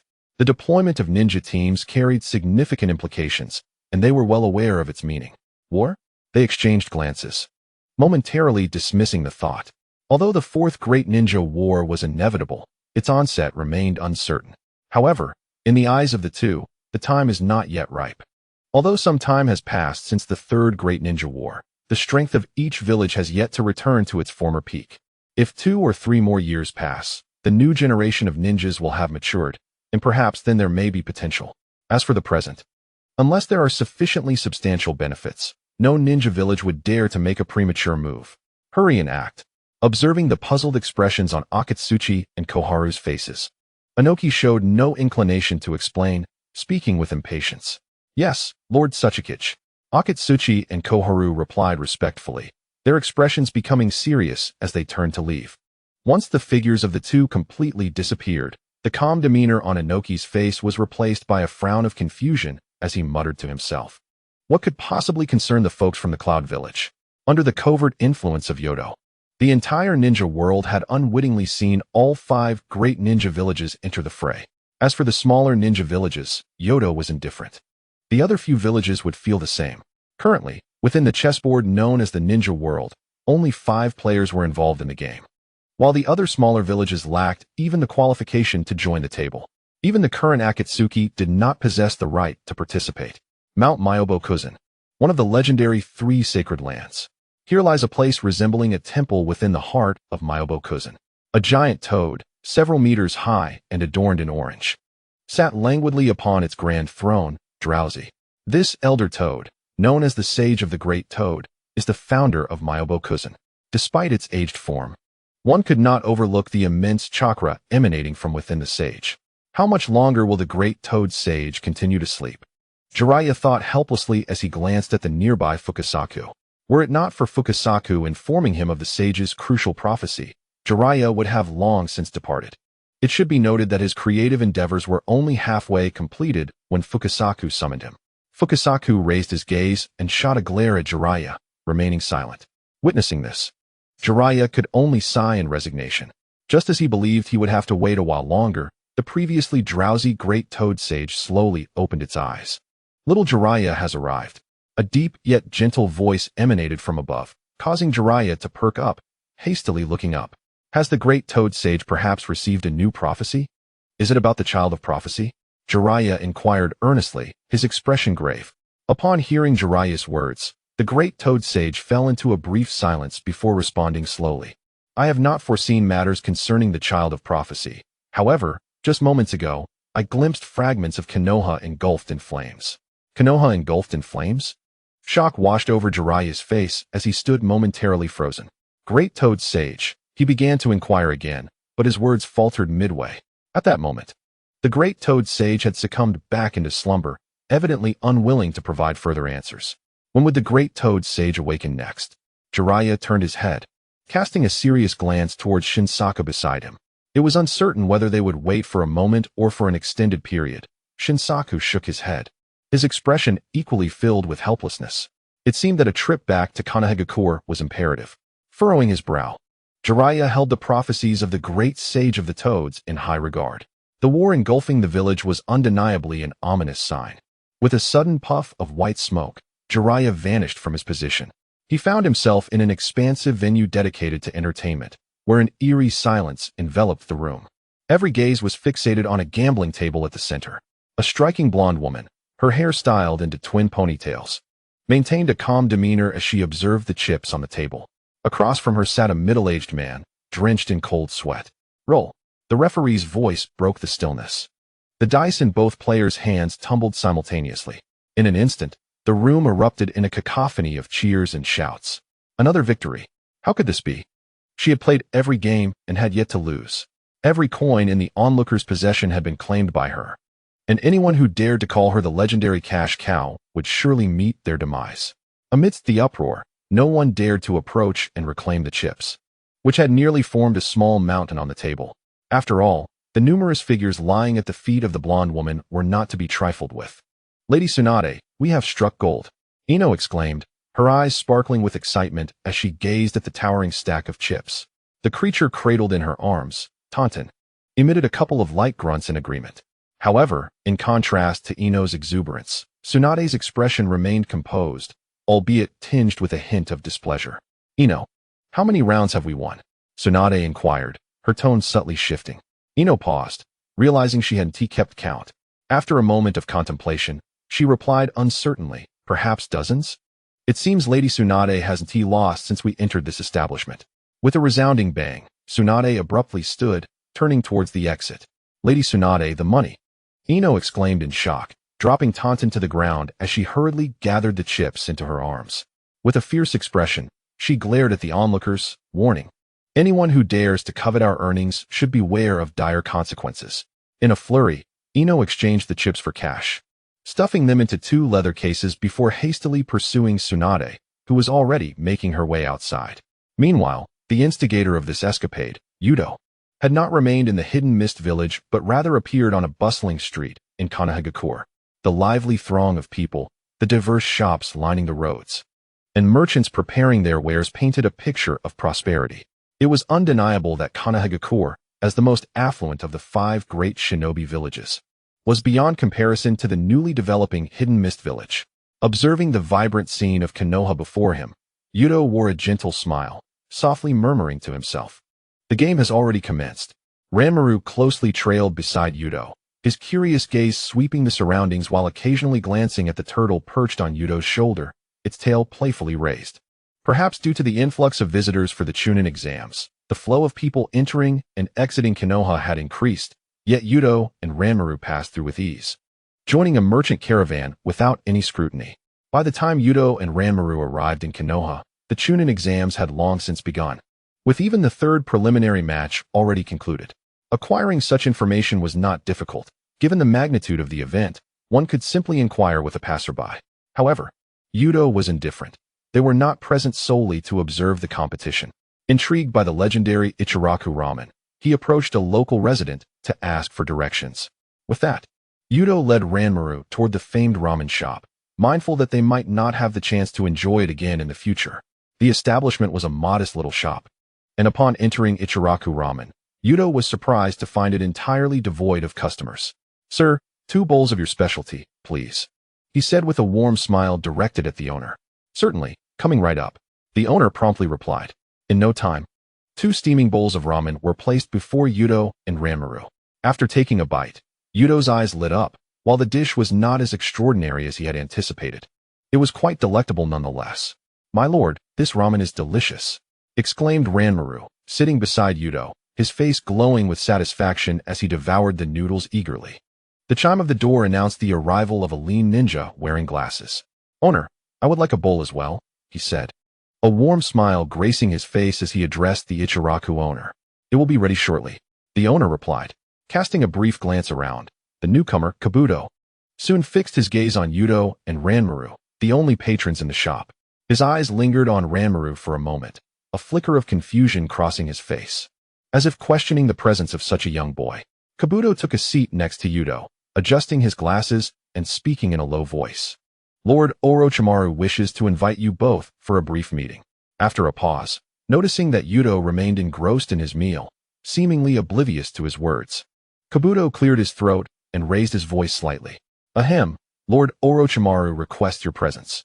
Youto, without lifting his gaze, replied coolly. It seems that Orochimaru has neglected to inform you of my identity.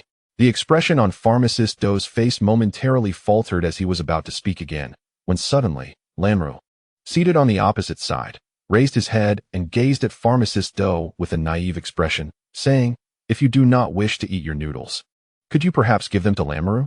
Upon hearing Lanru's words, Pharmacist Do involuntarily shuddered, his body stiffening as he turned to face the young boy. For reasons unknown, this child instilled in him an overwhelming sense of danger. "Very well," Pharmacist Do replied with a stiff tone. "Inform Orochimaru that he need not concern himself with me. He may proceed with his plans as he sees fit." The faint echoes of his voice reached his ears, causing a sheen of perspiration to form on his forehead.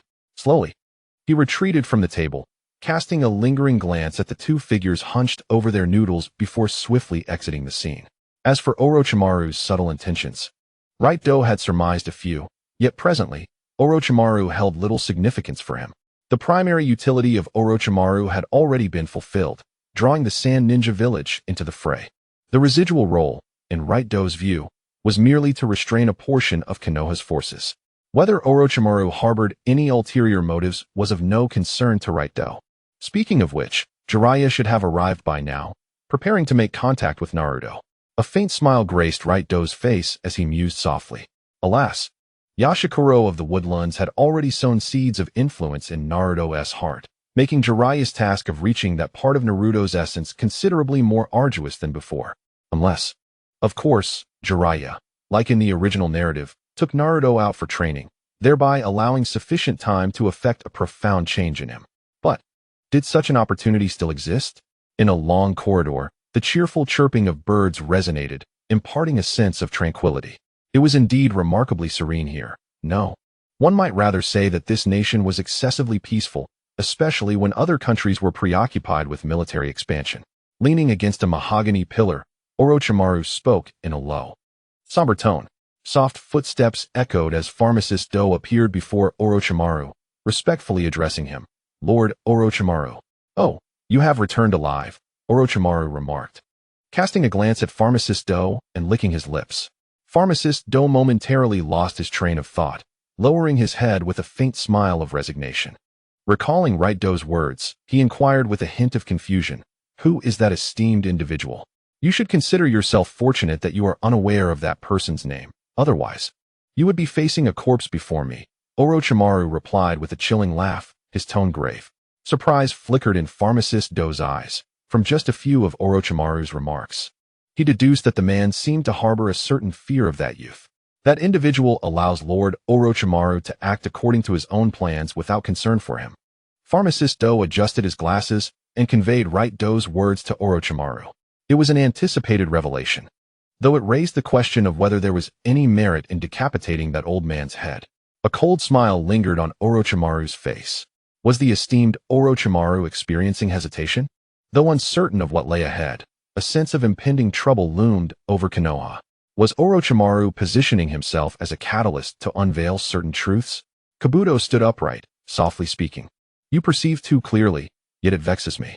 Upon hearing Kabuto's words, Orochimaru's eyes narrowed slightly. A subtle yet palpable aura of menace enveloping Kabuto as he spoke in a detached tone. Kabuto, undeterred by the ominous presence radiating from Orochimaru, allowed a faint smile to grace his lips. For Orochimaru, as long as he retained sufficient value, the likelihood of being eliminated was minimal. The assassination of the third Hokage and the pursuit of the Uchiha clan's heir, Sasuke, were certainly not Orochimaru's true ambitions. Thus, this was the core of Kabuto's curiosity. What exactly was Orochimaru's intent? What was he seeking to draw forth? Konoha harbors numerous secrets, many of which remain unknown even to me. Orochimaru gazed towards the Hokage monument, his brown serpentine eyes flickering with intrigue. In the Hokage's office, Sarutobi Hiruzen addressed Irika with a gentle smile. "I appreciate your assistance during this time. You need not worry about Sasuke." Although Irika's face still bore a look of concern, he nodded in acknowledgement, bowing slightly before turning to exit the Hokage's office. "Now that you're here, come forth," Sarutobi sighed, exhaling a couple of puffs of smoke with a hint of resignation. "Old man, it's been a while," Jiraiya exclaimed as he leapt through the window of the Hokage's office. His demeanor casual, Sarutobi regarded Jiraiya without surprise, instead smirking, "You must have been in the village for nearly half a month. I thought you had forgotten about this old man." Jiraiya chuckled, ruffling his disheveled hair, his expression shifting to one of seriousness. "I've temporarily resolved the issue with Sasuke. It appears to be the work of Orochimaru." Sarutobi nodded, pondering Jiraiya's words. "Your sudden return to the village must be for a significant reason, I presume?" Recalling the prophecy of the great sage frog, Jiraiya hesitated momentarily before casually responding, "Nothing of great importance. After being away for so long, I thought it prudent to return. Moreover, you are likely already aware of Orochimaru's infiltration into Konoha." As he spoke, Jiraiya stole a glance at Sarutobi's expression. Indeed, upon hearing the name Orochimaru, Sarutobi's countenance grew grim. Jiraiya sighed inwardly, yet a rare glimmer of ferocity flashed in his gaze. "Orochimaru, I hope you are not the one instigating turmoil in Konoha. Otherwise, do not blame me for being unsparing." Orochimaru was likely hidden among the participants of the Chunin exams, but with such a multitude of candidates, should a thorough investigation be conducted, it was probable that, given Orochimaru's caution, he would have already slipped away. Sarutobi Hiruzen gently shook his head, a flicker of solemnity passing through his eyes. He had already dispatched personnel from the Anbu to conduct a search, yet as of now, there had been no results. "Old man, it seems that Konoha may encounter some troubles during this period. You'd best make some preparations," Jiraiya remarked after a moment of silence. Sarutobi Hiruzen paused slightly, a glimmer of clarity illuminating his eyes. "Knock, knock." At that moment, a series of knocks echoed from outside the office. "Come in," Sarutobi Hiruzen spoke softly. As the door to the Hokage's office opened, Kakashi stepped in slowly. "Kakashi."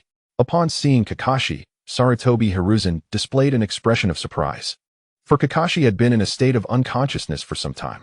"Hokage-sama, Jiraiya-sama, I have just awakened, and there is something I need to report," Kakashi said, supporting his forehead with his hand, his tone serious as he addressed the room. With Kakashi's words, the atmosphere in the office suddenly grew tense. "Are you suggesting that the Mist Ninja Village is highly suspect?" Sarutobi Hiruzen squinted, his voice laced with an inexplicable emotion. Kakashi nodded gravely, stating, "Although I have yet to comprehend why the Mist Ninja Village would act in such a manner, they are undoubtedly plotting something." Sarutobi Hiruzen's gaze flickered as he set his pipe down on the table. "I understand this matter." Kakashi gave a slight nod, respectfully bowed to Jiraiya, and turned to leave. "Jiraiya, during the Chunin exams, the defense of Konoha will temporarily be entrusted to you," Sarutobi Hiruzen said, turning to Jiraiya, who was lost in thought. Jiraiya was momentarily taken aback, then nodded and walked toward the exit of the Hokage's office. "Wait, I have something for you to keep safe for now." As Jiraiya prepared to leave, Sarutobi Hiruzen seemed to have made a decision and spoke up. Before long, the news of the assassination of Tsukikage swiftly spread throughout Konoha. The upper echelons of Konoha were shaken, and numerous Anbu began to roam the village, with even ordinary citizens occasionally catching glimpses of their figures. The once tranquil Konoha began to surge with hidden currents. As for Danzo, the leader of Root, shortly after Kakashi's awakening, Sarutobi Hiruzen reinstated the restrictions on Danzo's authority over Root. However, this bore little significance to Danzo, as he had long since gained complete control over the organization. Yet, when Danzo learned that Jiraiya, who had just returned to Konoha, was assigned to oversee the village's defense, he fell into a silence that followed the shattering of many items. Observing the situation with a sense of detached amusement, the death of Tsukikage served as a signal to both Itachi and Orochimaru. While everyone else moved cautiously, Itachi and Lanmaru strolled leisurely through Konoha. Certainly, the two individuals were not idle. They dedicated several days to comprehensively understanding the situation in Konoha and meticulously identifying the locations of the barriers enveloping the entire village.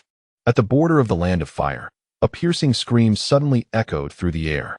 A bone blade was withdrawn from the heart of a Konoha ninja, and with an expressionless demeanor, Kimimaro discarded the blood-stained weapon onto the ground, stepping forward without a hint of hesitation. In a swift motion, a Konoha ninja leapt from a towering tree, brandishing a kunai aimed at Kimimaro's throat. Unfazed, Kimimaro continued his advance, seemingly indifferent to the imminent threat behind him. Just as the ninja was about to strike, an overlooked figure sprang forth from a nearby pond. With a resounding thud, Kisame wielded his dull blade, delivering a powerful blow to the ninja, resulting in a heavy thump and a spray of blood. The Konoha ninja's chest was brutally crushed, rendering him lifeless.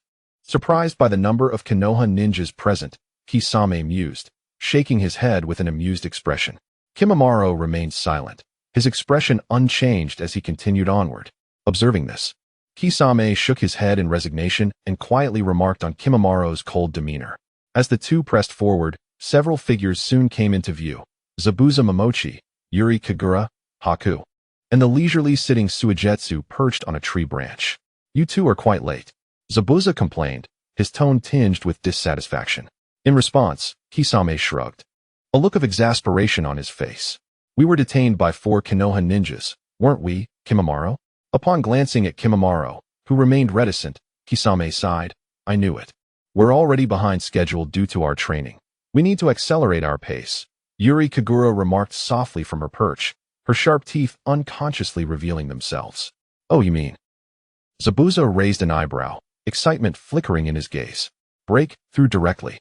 Kimimaro suddenly interjected, his voice cutting through the air. "Silence." With that command, the gathering fell silent, all eyes fixating on Kimimaro. Living without purpose is meaningless. The essence of life lies in the quest for its significance. My purpose for existing now is to eliminate all obstacles in Lord Yuto's path, Kimimaro proclaimed with a detached tone, exerting force beneath his feet and vanishing from sight, propelling himself toward the front. "How troublesome," the little rascal muttered. After a while, Momochi Zabuza rose and gazed towards the direction of Konoha. Despite the dissatisfaction in his tone, his eyes sparkled with excitement. Not only Zabuza, but the faces of the others also exhibited varying degrees of exhilaration. At the edge of the group, Maboroshi stretched lazily, glanced at the expressions of those around, and murmured softly, "Indeed, I am not suited to be among such characters." "Aren't we waiting for the Mist Ninja's forces?" I inquired quietly, observing Zabuza and the others. "They are far too slow. We shall clear the path for them ahead." Zabuza scoffed, and in the next moment, his figure vanished without a trace. Whoosh, whoosh, whoosh. With a series of whooshing sounds, everyone present disappeared, as Kimimaro and Zabuza began their movements. The official finals of the Chunin exam in Konoha commenced. A thunderous cheer erupted all around. The massive stands were filled to capacity. The 3rd Hokage of Konoha and the 4th Kazekage of Suna occupied the highest seats in the entire arena. I never expected the Kazekage to attend in person. It must have been quite a journey, Sarutobi Hiruzen remarked with a gentle smile at his side. Fortunately, this event is hosted in Konoha. Had you come all the way for this, it would surely be taxing for the Hokage, Orochimaru, disguised as the Kazekage, replied with a hint of coldness in his voice. Sarutobi Hiruzen laughed heartily, showing no signs of irritation at Orochimaru's presence. "Do not regard me as an old man. I still intend to serve for another 5 years." With that, Sarutobi stood and approached the edge of the stands, addressing the gathered crowd with a loud voice. "Esteemed guests, I extend my heartfelt gratitude for your presence at the Chunin selection exam in Konoha. Now, let us commence the official selection matches with the 8 candidates who have passed the preliminaries." Upon hearing the 3rd Hokage's announcement, the lively chatter surged once more. In a somewhat secluded corner of the arena, Lanmaru looked up at the 3rd Hokage, who stood at the highest point, scrutinizing him intently before retracting his gaze. "Lord Yuto, is that person our enemy? Should I go and eliminate him now?" Hearing Lanmaru's words, Yuto displayed a hint of helplessness, gently ruffling Lanmaru's hair. "If you approach now, you will be at a disadvantage, and that person already has someone dealing with him." Lanmaru nodded, somewhat bewildered, and softly replied, "Haruna has told me not to engage in unwise actions." Yuto raised an eyebrow, acknowledging that keeping Lanmaru with Haruna had indeed proven beneficial. Suddenly, cheers erupted from the surroundings. In the center of the fighting arena, the first match had begun, Uzumaki Naruto versus Hyuga. Excited cheers erupted from the surrounding stands, for many. Witnessing the Byakugan of the Hyuga clan in the very first match was indeed a spectacle worth attending. With an expression of calm indifference, Yuto gazed down at the 2 combatants, Naruto Uzumaki and Neji Hyuga, a flicker of intrigue crossing his eyes. Both Naruto and Neji piqued Yuto's interest significantly. Setting aside Naruto, who had long been part of Yuto's plans, he naturally kept a keen eye on him. As for Neji, Yuto regarded him as a rare talent in combat, one whose potential felt squandered within the confines of Konoha. Observing Neji, Yuto mused to himself, Is my presence here merely for these two? Lanmaru, glancing at the ongoing battle below, wore a curious expression. Indeed, these two may very well become our allies in the future, though they still have some growing to do. Upon hearing Lanmaru's words, Youto nodded slightly. Lanmaru's eyes brightened, his gaze riveted on the duel below. Anyone whom Youto valued captured his interest as well. Meanwhile, the intensity of the battle escalated below. Why do you always jump to such casual conclusions? Naruto clenched his fists tightly, glaring at Neji across from him. So, you're suggesting that anyone can become Hokage simply by putting in effort? The number of those who can truly attain the title is exceedingly scarce. Face reality. It's not merely a matter of desire. This is fate. We all must live within the confines of an inescapable destiny. In this world, the only fate that renders us equal is death, Neji replied coldly, his white pupils harboring a hint of barely contained resentment. In a central viewing area of the arena, Hayashi Hyuga observed Neji with a furrowed brow. Is he still harboring hatred for the main family? Hayashi felt a twinge of guilt, but knew there was no alternative. The hierarchy of their clan had been established from the moment of their birth.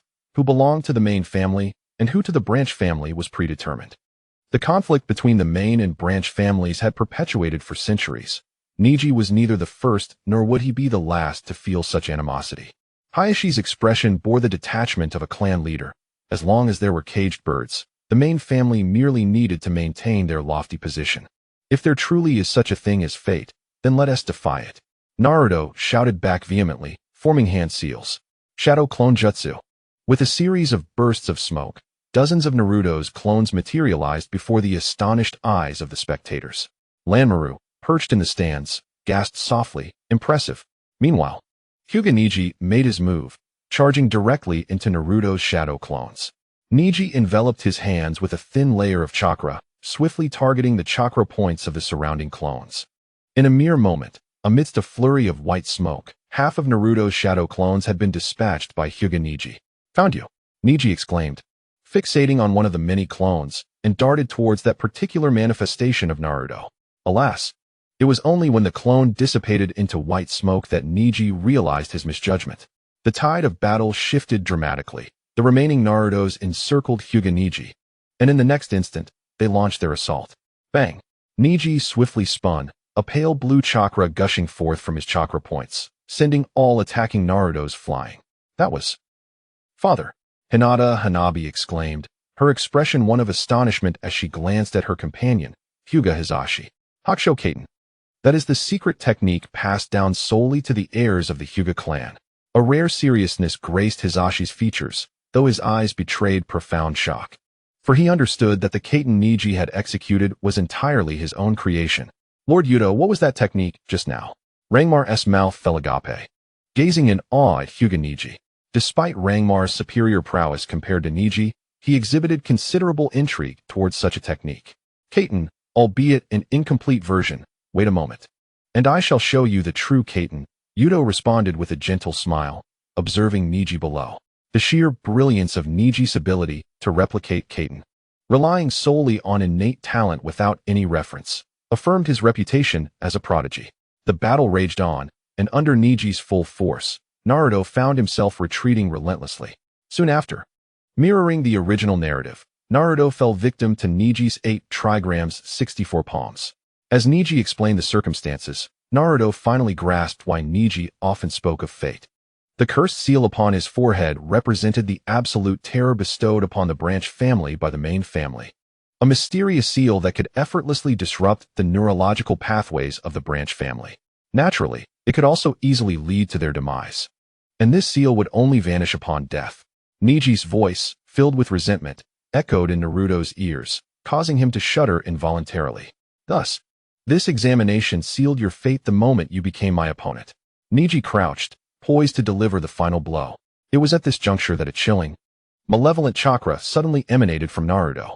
The expressions of the assembled jounin shifted dramatically, with several ninjas rising involuntarily from their seats. It appears that Jiraiya has already imparted to Naruto the knowledge required to begin mastering the chakra of the Nine Tails. Given his current state, he must have already entered the one-tail form, I presume, with a gentle smile gracing his face. Youto observes the crimson chakra cloak enveloping Naruto at the heart of the battlefield. The sealing jutsu devised by Minato Namikaze has been torn asunder by Youto, rendering the seal's restrictions on the Nine-Tails chakra significantly weakened. This situation mirrors Gaara's unstable condition, yet it remains entirely manageable, unlike Gaara's, which is prone to explosive fluctuations under the influence of Shikaku. Furthermore, during this period, Jiraiya has been instructing Naruto on how to control a modicum of the Nine-Tails chakra. Consequently, Naruto can now autonomously access the One-Tail state, albeit he remains unaware of this development. Youto, resting his chin on his hand, surveys the increasingly tense atmosphere around him, a look of intrigue illuminating his features. However, it is evident that Jiraiya is somewhat slacking, having not thoroughly examined the seal on Naruto. Otherwise, he would have certainly noticed the issues that had arisen. This oversight is, of course, fortuitous for Youto. On the high platform, Sarutobi Hiruzen squints his eyes. Had he not observed Naruto maintaining his lucidity, he would have likely commanded the Umbu to terminate the match. In contrast to the varied expressions of the surrounding jonin, the other young ninjas from Konoha look on in disbelief at Naruto's current prowess. Such formidable chakra. In a moment of astonishment, Choji forgets the fries in his hand, unable to contain his awe. Even those observing from a distance can sense the surging chakra emanating from Naruto's form, let alone his opponent, Neji Hyuga. Unlike in the original narrative, where Naruto merely borrowed a fraction of the Nine-Tails chakra, he now requires no cunning strategy, empowered by the One-Tail state. He directly breaks through the 8 trigrams 64-palm seal and charges toward Neji, with a resounding explosion at the epicenter of their clash. Naruto gasps for breath as he gazes down at Neji, who lies prostrate on the ground, the Nine-Tails chakra gradually receding. I have won. So do not persist in uttering such tedious phrases about fate being unchangeable. You are not like me. You are not the underdog, Naruto declares, panting heavily as he looks earnestly at Neji. Amidst the roaring applause of the audience, Neji is carried away on a stretcher, his gaze fixed vacantly upon the heavens. Fate. Meanwhile, as Neji is taken away, Hinata rises slowly and strides toward the arena's exit. Let us go, Ranmaru. We shall meet this boy with the Byakugan who has just defied fate. A gentle smile graces Yuto's face as he too turns to follow the path outside the stands. Contemplating the encounter with Neji, a hint of confusion crosses Ranmaru's features. Yet he hastens to keep pace closely behind Youto. Perhaps at the outset, Hyuga Neji lacked the qualifications, yet now, under Naruto's verbal prowess, Neji's comprehension of fate has been irrevocably transformed. So, allow me to completely alter your destiny, Hyuga Neji. Within the arena of the competition, apart from the spectator stands and the combat area, there exists a designated space for the treatment and repose of the injured. Neji was carried to this sanctuary by 2 medical personnel. At this moment, although Konoha may appear relatively unchanged, a tempest of undercurrents has long been brewing. Numerous ninjas, both openly and covertly, lie in wait around the vicinity, especially in the context of the Chunin exams. After all, this gathering not only assembles a multitude of civilians, but also the esteemed Hokage of Konoha and the Kazekage of Sunagakure, thereby necessitating an even greater degree of clandestine protection. In the wake of the demise of Moonlight Wind and the intelligence provided by Kakashi, alongside Jiraiya's warnings, Sarutobi Hiruzen could hardly neglect precautionary measures. The Chunin exam venue undoubtedly stands as the most vulnerable to chaos, teeming with ordinary citizens. Any incident there would inevitably divert a portion of Konoha's ninjas to safeguard these innocents. Therefore, prior to the commencement of the official matches, Sarutobi Hiruzen clandestinely dispatched members of the Hyuga clan to monitor the entirety of the Chunin exam arena. Indeed, when it comes to surveillance and intelligence gathering, the Byakugan's formidable perceptive abilities serve as the finest tool.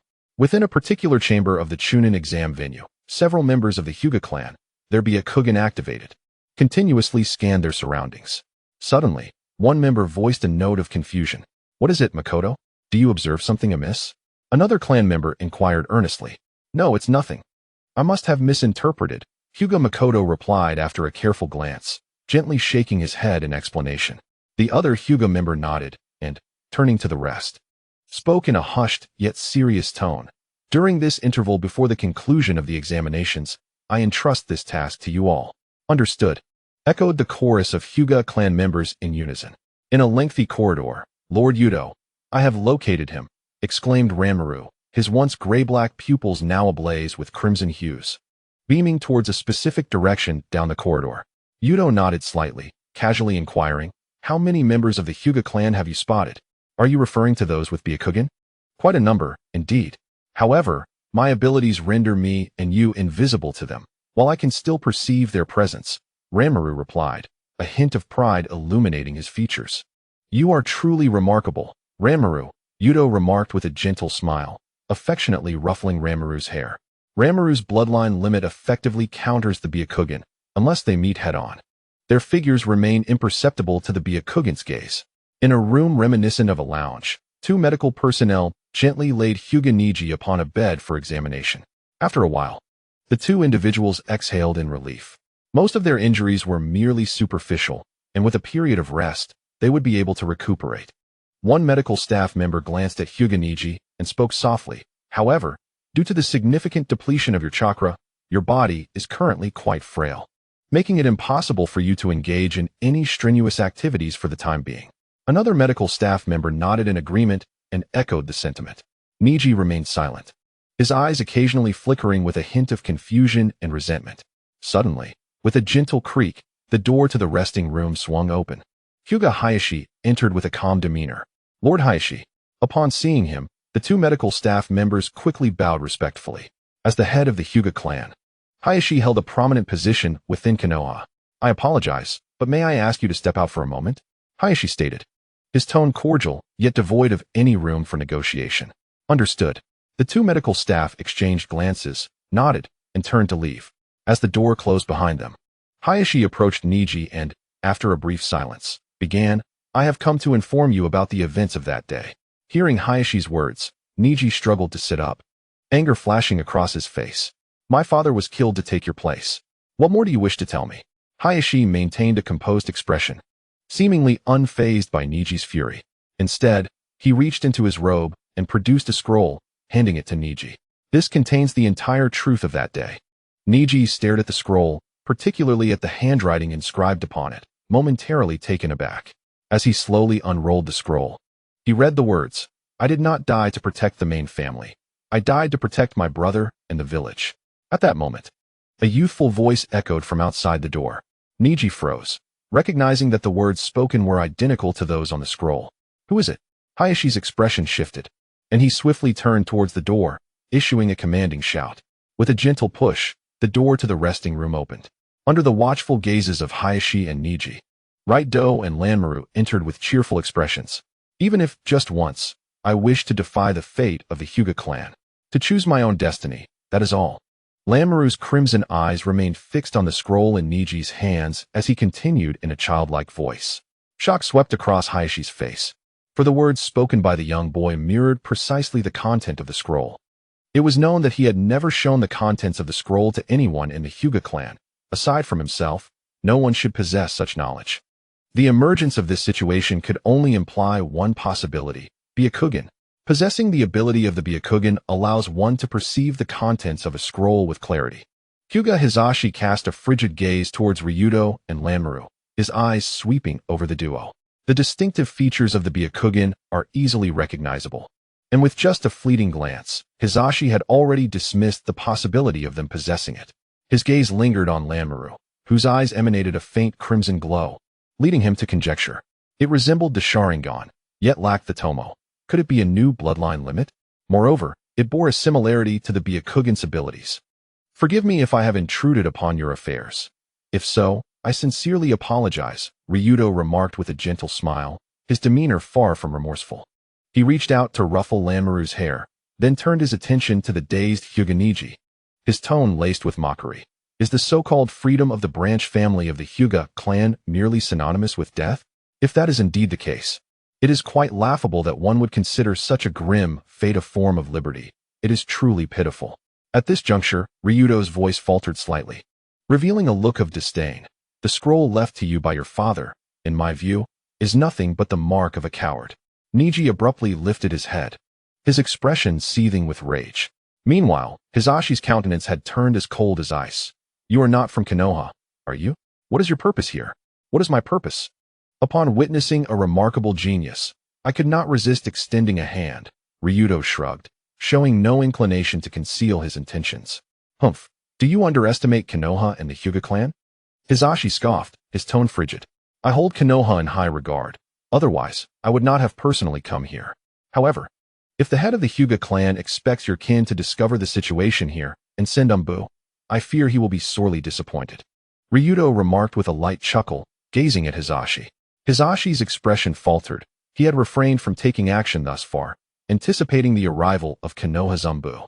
But now, lifting his head to meet Ryuto's confident gaze, Hisashi declared softly, Byakugan. How can this be possible? The activation of his Byakugan revealed an extraordinary revelation to Hisashi. No, it is that child's eyes. He turned to Lanmaru, his murderous intent now unmasked.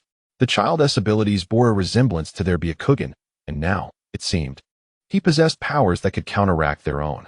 Such a bloodline limit must not endure in this world.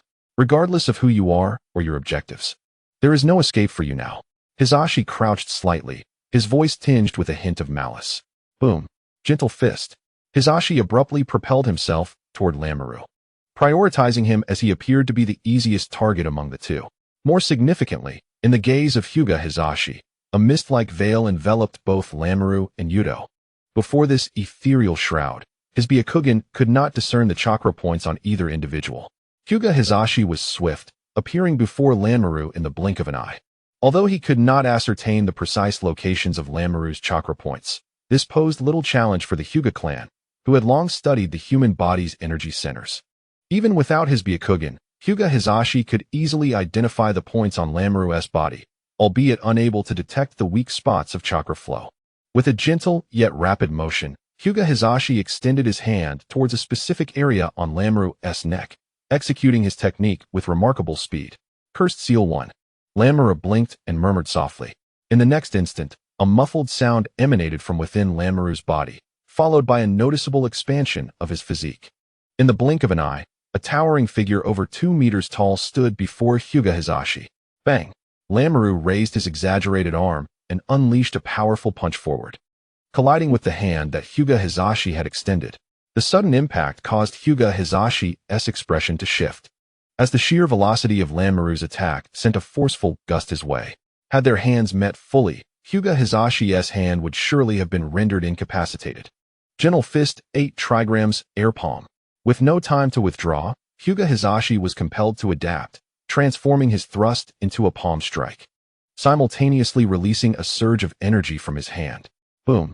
A resonant explosion reverberated throughout the room as the two forces clashed, propelling Hyuga Hisashi backward several steps before he could regain his footing.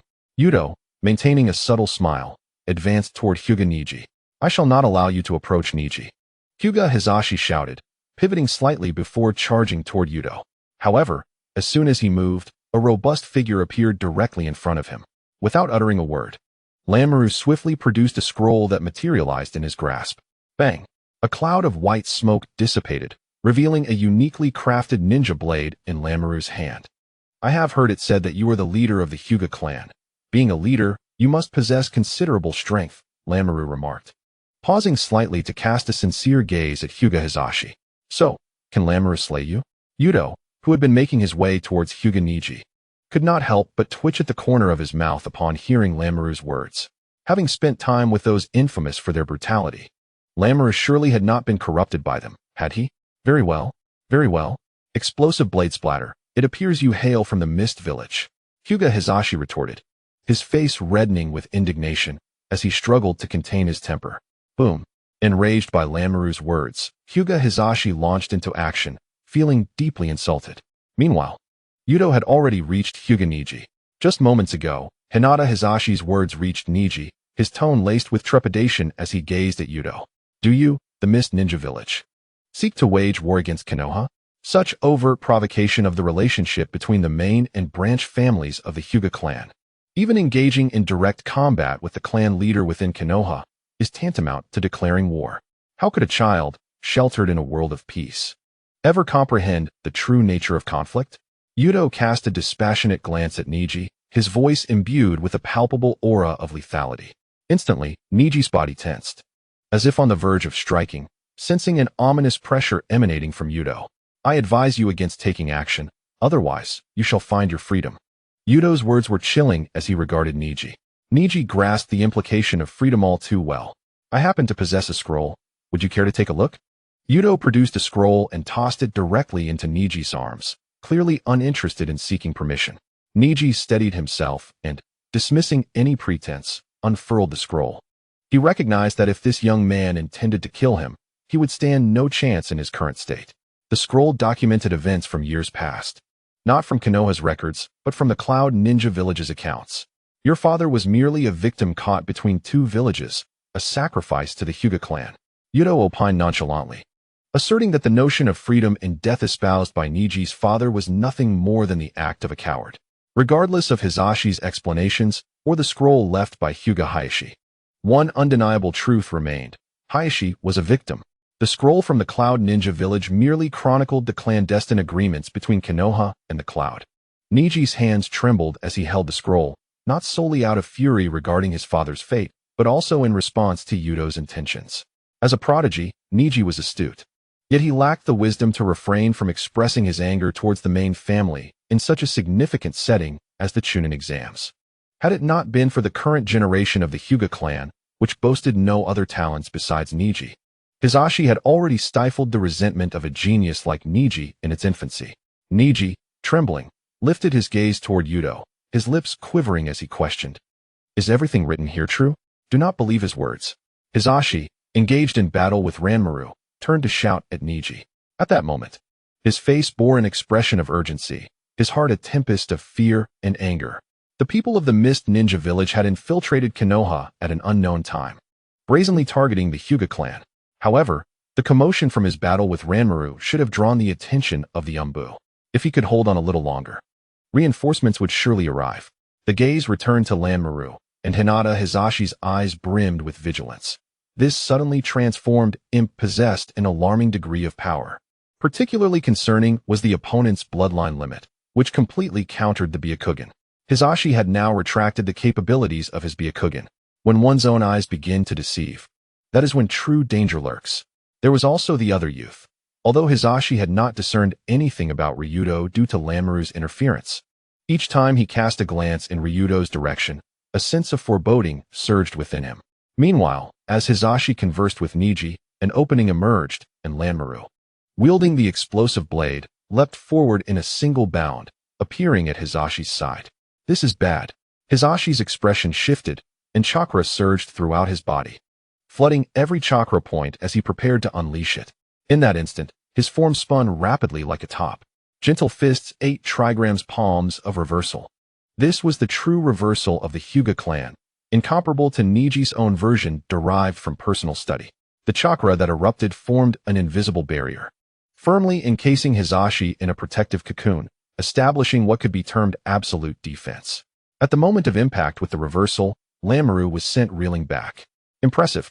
Slightly taken aback, Ranmaru let out a soft gasp, yet his expression bore no hint of despair as he gripped the hilt of the explosive blade and swung it forward. Boom, boom. The resounding blasts echoed around the reversal. At this juncture, Ranmaru was less striking with the blade than he was smashing it down. Unperturbed by the damage the explosions inflicted upon him, each strike of the explosive blade detonated with the force of multiple explosive tags.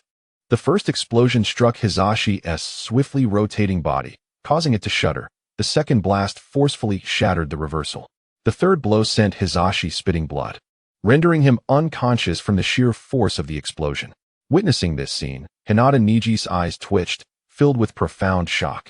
Had the clan leader of the Hyuga family been defeated so easily? Niji could scarcely believe his eyes, repeatedly confirming that Hisashi lay unconscious on the ground.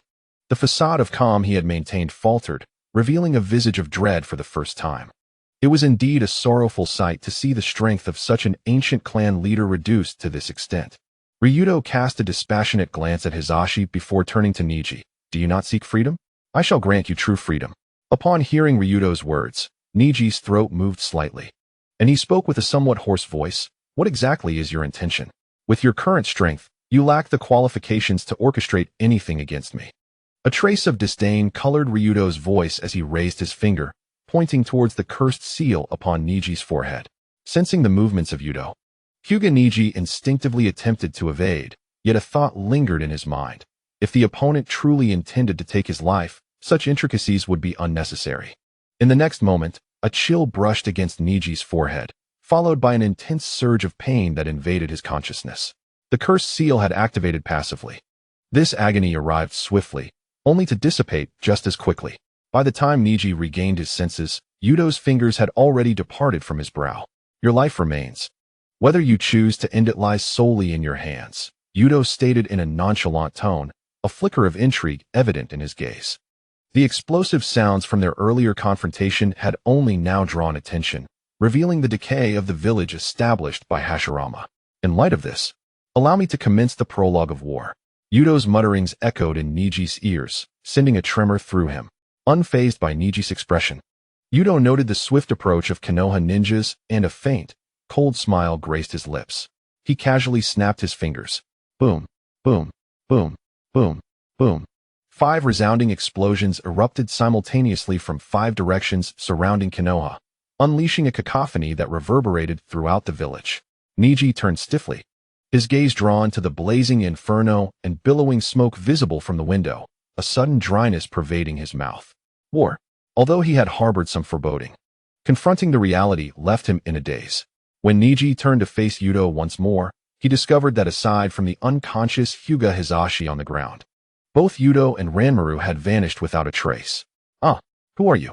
The cries of despair echoed from the corridor, snapping Niji back to the present. Moments later, as the wails ceased, he dragged his injured and weakened body to the door of the lounge, peering into the hallway outside. A suffocating stench of blood assaulted him. Several corpses of Konoha ninjas lay strewn about, blood pooling around them, including the lifeless bodies of 2 members of the Hyuga clan. Faced with this grim tableau, Niji slumped against the doorway, overwhelmed. In a fleeting moment, Yuto's words reverberated in his mind. How could a child sheltered in a world of peace ever truly comprehend the essence of war? Once a captive bird, Niji's resistance had been in vain. Yet now, liberated from his confines, he raised his gaze to the lifeless bodies strewn across the floor, then to the unconscious Hyuga Hizashi within the lounge. Although resentment still filled his heart, an overwhelming sense of emptiness washed over him. So weak, compared to true strength. The Hyuga clan was feeble, and he himself was utterly inadequate. Genius? A laughable designation. At that moment, a hurried sound of footsteps echoed from a distance. Hinata, are you all right?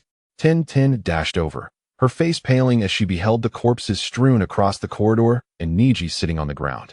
I'm fine. Please bring me my forehead protector, Niji Hyuga replied softly, shaking his head as he looked at Ten. The forehead protector? Ten paused, suddenly noticing the pristine skin on Niji's forehead.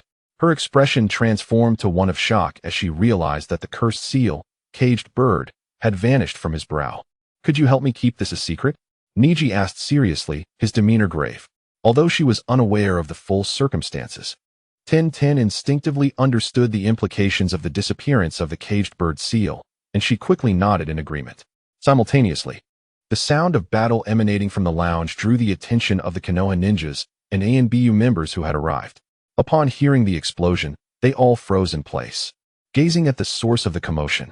The barrier enveloping the entirety of Konoha began to dissipate alongside the explosions. The 5 locations of the blast were precisely the control points of the entire Konoha barrier. If issues arose at these 5 sites, it would render Konoha blind to the number of intruders or the locations of their appearance for an extended period. Right now, the primary purpose of Right Do's leisurely stroll through Konoha was to execute this very plan. Damn it! Immediately head to the explosion sites, assess the situation, and promptly restore the barrier. I will report to the Hokage. The Konoha ninjas, disregarding the sounds of battle emanating from Niji's direction, quickly divided into 5 groups, each rushing towards the respective explosion sites. At the Chunin exam venue, the second match had just concluded. Given that Kanjiro had forfeited, the conclusion was rather swift. However, just as preparations for the third match were underway, the sudden explosion shattered the tranquility of the arena. Orochimaru and the Sand Shinobi stood momentarily stunned, as the timing was not aligned with their plans. Hidden among the audience, Kabuto reacted instantly to the sound of the explosion, requiring no cue from Orochimaru to initiate his genjutsu. At the highest seats of the Chunin exam arena, Orochimaru mused. Indeed, he will not adhere to the plan. His gaze deepened as he uttered a low murmur. With the arrow drawn, it must be released. If that is the case, let us commence ahead of schedule. Slowly, Orochimaru turned to face Sarutobi Hiruzen, who similarly turned to meet Orochimaru's gaze. Their eyes locked. Boom. The entire spectator stand erupted in an explosion.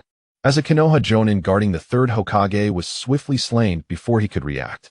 The sound of metal clashing echoed from the dense fog. As hidden Anbu ninjas rushed towards the stands the moment Sarutobi and Orochimaru engaged in battle. Orochimaru seized Sarutobi Hiruzen and burst forth from the dense fog, leaping onto the highest rooftop of the venue. To his astonishment, the sand ninjas had betrayed Konoha. Observing the kunai resting beneath his neck, Sarutobi Hiruzen calmly spoke. Betrayal? Such a ludicrous notion.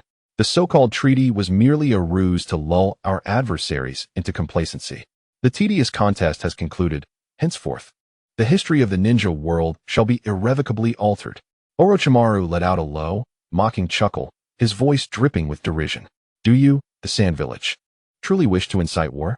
We should strive to avert the use of force and seek a peaceful resolution. It is not too late, Kazekage. Sarutobi Hiruzen's expression grew grave. He refrained from resistance, believing there was still room for dialogue. If matters could be resolved through negotiation, it would be best to avoid conflict. What a commendable suggestion. Age has surely clouded your judgment with visions of peace. Were I truly the Kazekage, I might entertain your proposal, but alas, I am not, dear teacher Sarutobi. Orochimaru's face twisted into a sinister grin, his tone deceptively cordial.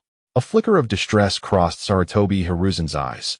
He had presumed Orochimaru was merely allied with the Sand Village, never suspecting he would audaciously impersonate the Kazekage himself. With a whoosh, hidden Sound Village ninjas sprang forth from the shadows, positioning themselves at the cardinal points. Finding individuals of similar strength to the original Sound form might prove challenging, yet for Orochimaru, merely executing a sealing jutsu was well within their capabilities. Ninjutsu, for purple flames. The quartet began weaving seals simultaneously, but had only completed half of the process when 4 Konoha Umbu appeared behind them. In the blink of an eye, the 4 were swiftly dispatched by the sudden onslaught of the Umbu. Following the elimination of these 4, a throng of Umbu ninjas surged forth, encircling Orochimaru and Sarutobi Hiruzen tightly. Orochimaru, there is no escape for you now, Sarutobi Hiruzen stated, his demeanor remaining composed, unconcerned by the kunai at his throat. In a secluded area outside Konoha, dozens of concealed sand ninjas emerged simultaneously onto the ground. Is this the signal to attack? Why is the timing off? One sand ninja questioned, a hint of confusion in his tone. Perhaps an unforeseen circumstance has arisen. Regardless, the plan has commenced. Attack! Another sand ninja intoned, his voice low and filled with murderous intent. With a swish, 6 sand ninjas advanced, forming a pattern reminiscent of a hexagram, and simultaneously exclaimed, summoning technique. Accompanied by a billowing cloud of white smoke, a colossal 3-headed serpent was summoned, emitting an ear-splitting roar. The moment the serpent appeared, it slithered toward the walls of Konoha. Witnessing this, the Konoha ninjas stationed on the walls hastily launched their attacks, but alas, they could not even breach the serpent's hide. The 3-headed serpent effortlessly crashed against the outer wall, shattering it into fragments. As excitement lit the faces of the sand shinobi, a dark shadow descended from the heavens, creating a tremor akin to an earthquake. When the multitude of sand shinobi regained their composure, they realized that the 3-headed giant serpent had vanished. In its stead, a colossal toad, significantly larger than the serpent, now perched in its original position. Little brats of the Sand Village, I've been waiting for you for quite some time, declared a middle-aged man with long white hair, adorned with an oil character forehead protector, as he stood confidently atop the massive toad's head.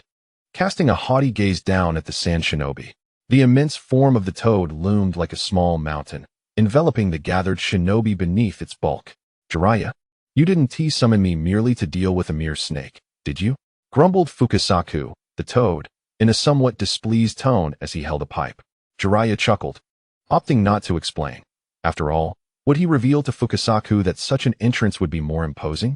With one hand grasping the pipe, Fukasaku nonchalantly exhaled a smoke ring, intuitively discerning Jiraiya's thoughts. What is happening? The sand shinobi displayed expressions of shock and fury upon witnessing their recently summoned 3-headed serpent being swiftly dispatched. That's Jiraiya, one of the legendary 3 ninjas. A sand ninja exclaimed, his voice quivering with trepidation. The very name of the legendary 3 ninjas was known throughout the vast expanse of the ninja world. Curse it! Wasn't it rumored that Jiraiya had left the Leaf Village? How can he possibly appear now? Another sand ninja muttered, his voice tinged with reluctance. The legendary figure had unexpectedly materialized before them. This isn't the time for hesitation. If the summoning beast fails, then we must engage directly, bellowed the captain of the sand shinobi, rallying his troops. Heeding their leader's command, the other shinobi sprang into action.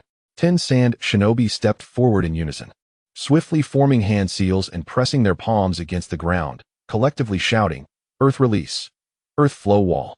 Dozens of towering earthen walls rose from the ground, not to shield the ninjas, but to encircle Fukasaku firmly within their grasp. Simultaneously, the captain of the sand shinobi completed his hand seals. Earth release! Earth flow, great river!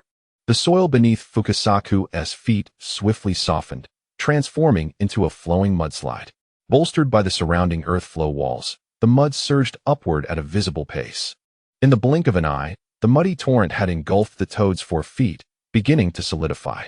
It was evident that the multitude of ninjas from the sand village aimed to imprison Fukasaku's movements. After all, with the colossal form of Gamabunta, the sheer force of his movement could easily inflict injury upon them. A remarkable notion indeed, yet they have underestimated you, Gamabunta. Jiraiya observed the scene before him, chuckling as he addressed the toad beneath him. Gamabunta remained silent, seemingly disinterested in Jiraiya's words. With 4 robust, muscular legs, he exerted pressure downwards and, in the next moment, leaped effortlessly from the ground. The surrounding earthen barriers and rivers appeared to dissipate as if they were non-existent. The immense silhouette of Gamabunta descended like a mountain, crashing down upon the multitude of sand shinobi below. A thunderous roar echoed through the air, and a cloud of dust enveloped a significant portion of the forest in an instant. To think that with such power they would dare to assault Konoha. The audacity of the sand shinobi was indeed remarkable. Jiraiya, observing the scene of swirling dust, spoke with an unperturbed tone. From the outset, the ninjas of the sand village had not warranted Jiraiya's regard. What truly captured his attention was Orochimaru's presence. However, due to Jiraiya's premature return and the prophecy bestowed by the Sage of Toads, he was particularly vigilant. Thus, unlike in the original narrative, where he was somewhat caught off guard by Orochimaru and the sand village's assault, such a scenario was absent now. Jiraiya and Hiruzen Sarutobi had prepared in advance to avert any unforeseen occurrences.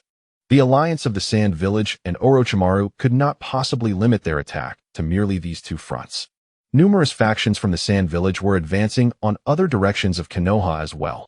However, similar scenes unfolded. The offensive from the sand and sound villages had scarcely commenced when they were swiftly subdued by the suddenly appearing Konoha ninjas. It is noteworthy that the locations targeted by the sand and sound were relatively obscure within Konoha, yet they were still overwhelmed by the numerous ninjas of Konoha. It is conceivable that, at this juncture, not only were they incapable of mounting an effective offensive against Konoha, but inflicting substantial damage upon it was also beyond their reach. Nevertheless, what perplexed Jiraiya and Hiruzen Sarutobi was the unexpected breach of Konoha's defensive barrier. Curiously, despite the current circumstances appearing to favor Konoha, Jiraiya could not shake a nagging sense of foreboding. The prophecy of Konoha engulfed in flames had been delivered by the Sage of Toads, yet given the present situation, the sand village seemed ill-equipped to bring Konoha to such a state. Was the sage's prophecy not as precise as anticipated? Or did prophecies inherently carry an element of uncertainty? Jiraiya gently shook his head, lowering his gaze once more to the sand ninjas engulfed in dust below. Regardless, the priority was to eliminate this contingent of sand ninjas before hurrying to his mentor, Hiruzen. Gamabunta, finish them off in one swift blow, Jiraiya exclaimed, a grin illuminating his face. This was precisely what Gamabunta had been poised to do. He lifted his gigantic foot and struck fiercely at the cloud of dust below. A fierce gust of wind surged forth, akin to the wind release technique of the shinobi, instantly dispersing the dust below, revealing the silhouettes of the sand ninja forces. On the ground, every sand ninja bore the marks of battle. In fact, a third of them were caught off guard and severely injured by the debris that erupted when Gamabunta descended. Though it seemed to have lasted an eternity, the skirmish had only unfolded in the briefest of moments, resulting in significant losses for this contingent of the Sand Village. How could they be so formidable? Is this truly the might of the legendary Sannin? A chorus of terrified exclamations echoed among the Sand Ninja. Their adversaries hadn't even lifted a finger. Merely the presence of their summoning beasts had led to their dismal defeat. The captain of the Sand Ninja squad cast a resentful glance at Jiraiya, who sat atop Gamabunta. Exuding an air of arrogance, his fists clenched tightly in frustration. Did the Sand Village truly lack any hope of resurgence? He understood better than any other Sand Ninja present that if this assault on Konoha ended in failure, the repercussions for the Sand Village would be dire. Meanwhile, atop the Hokage rock of the Leaf Village, Right-Do lounged comfortably, his legs dangling as he reclined on the summit of the Hokage rock. Basking in the tranquility of the moment,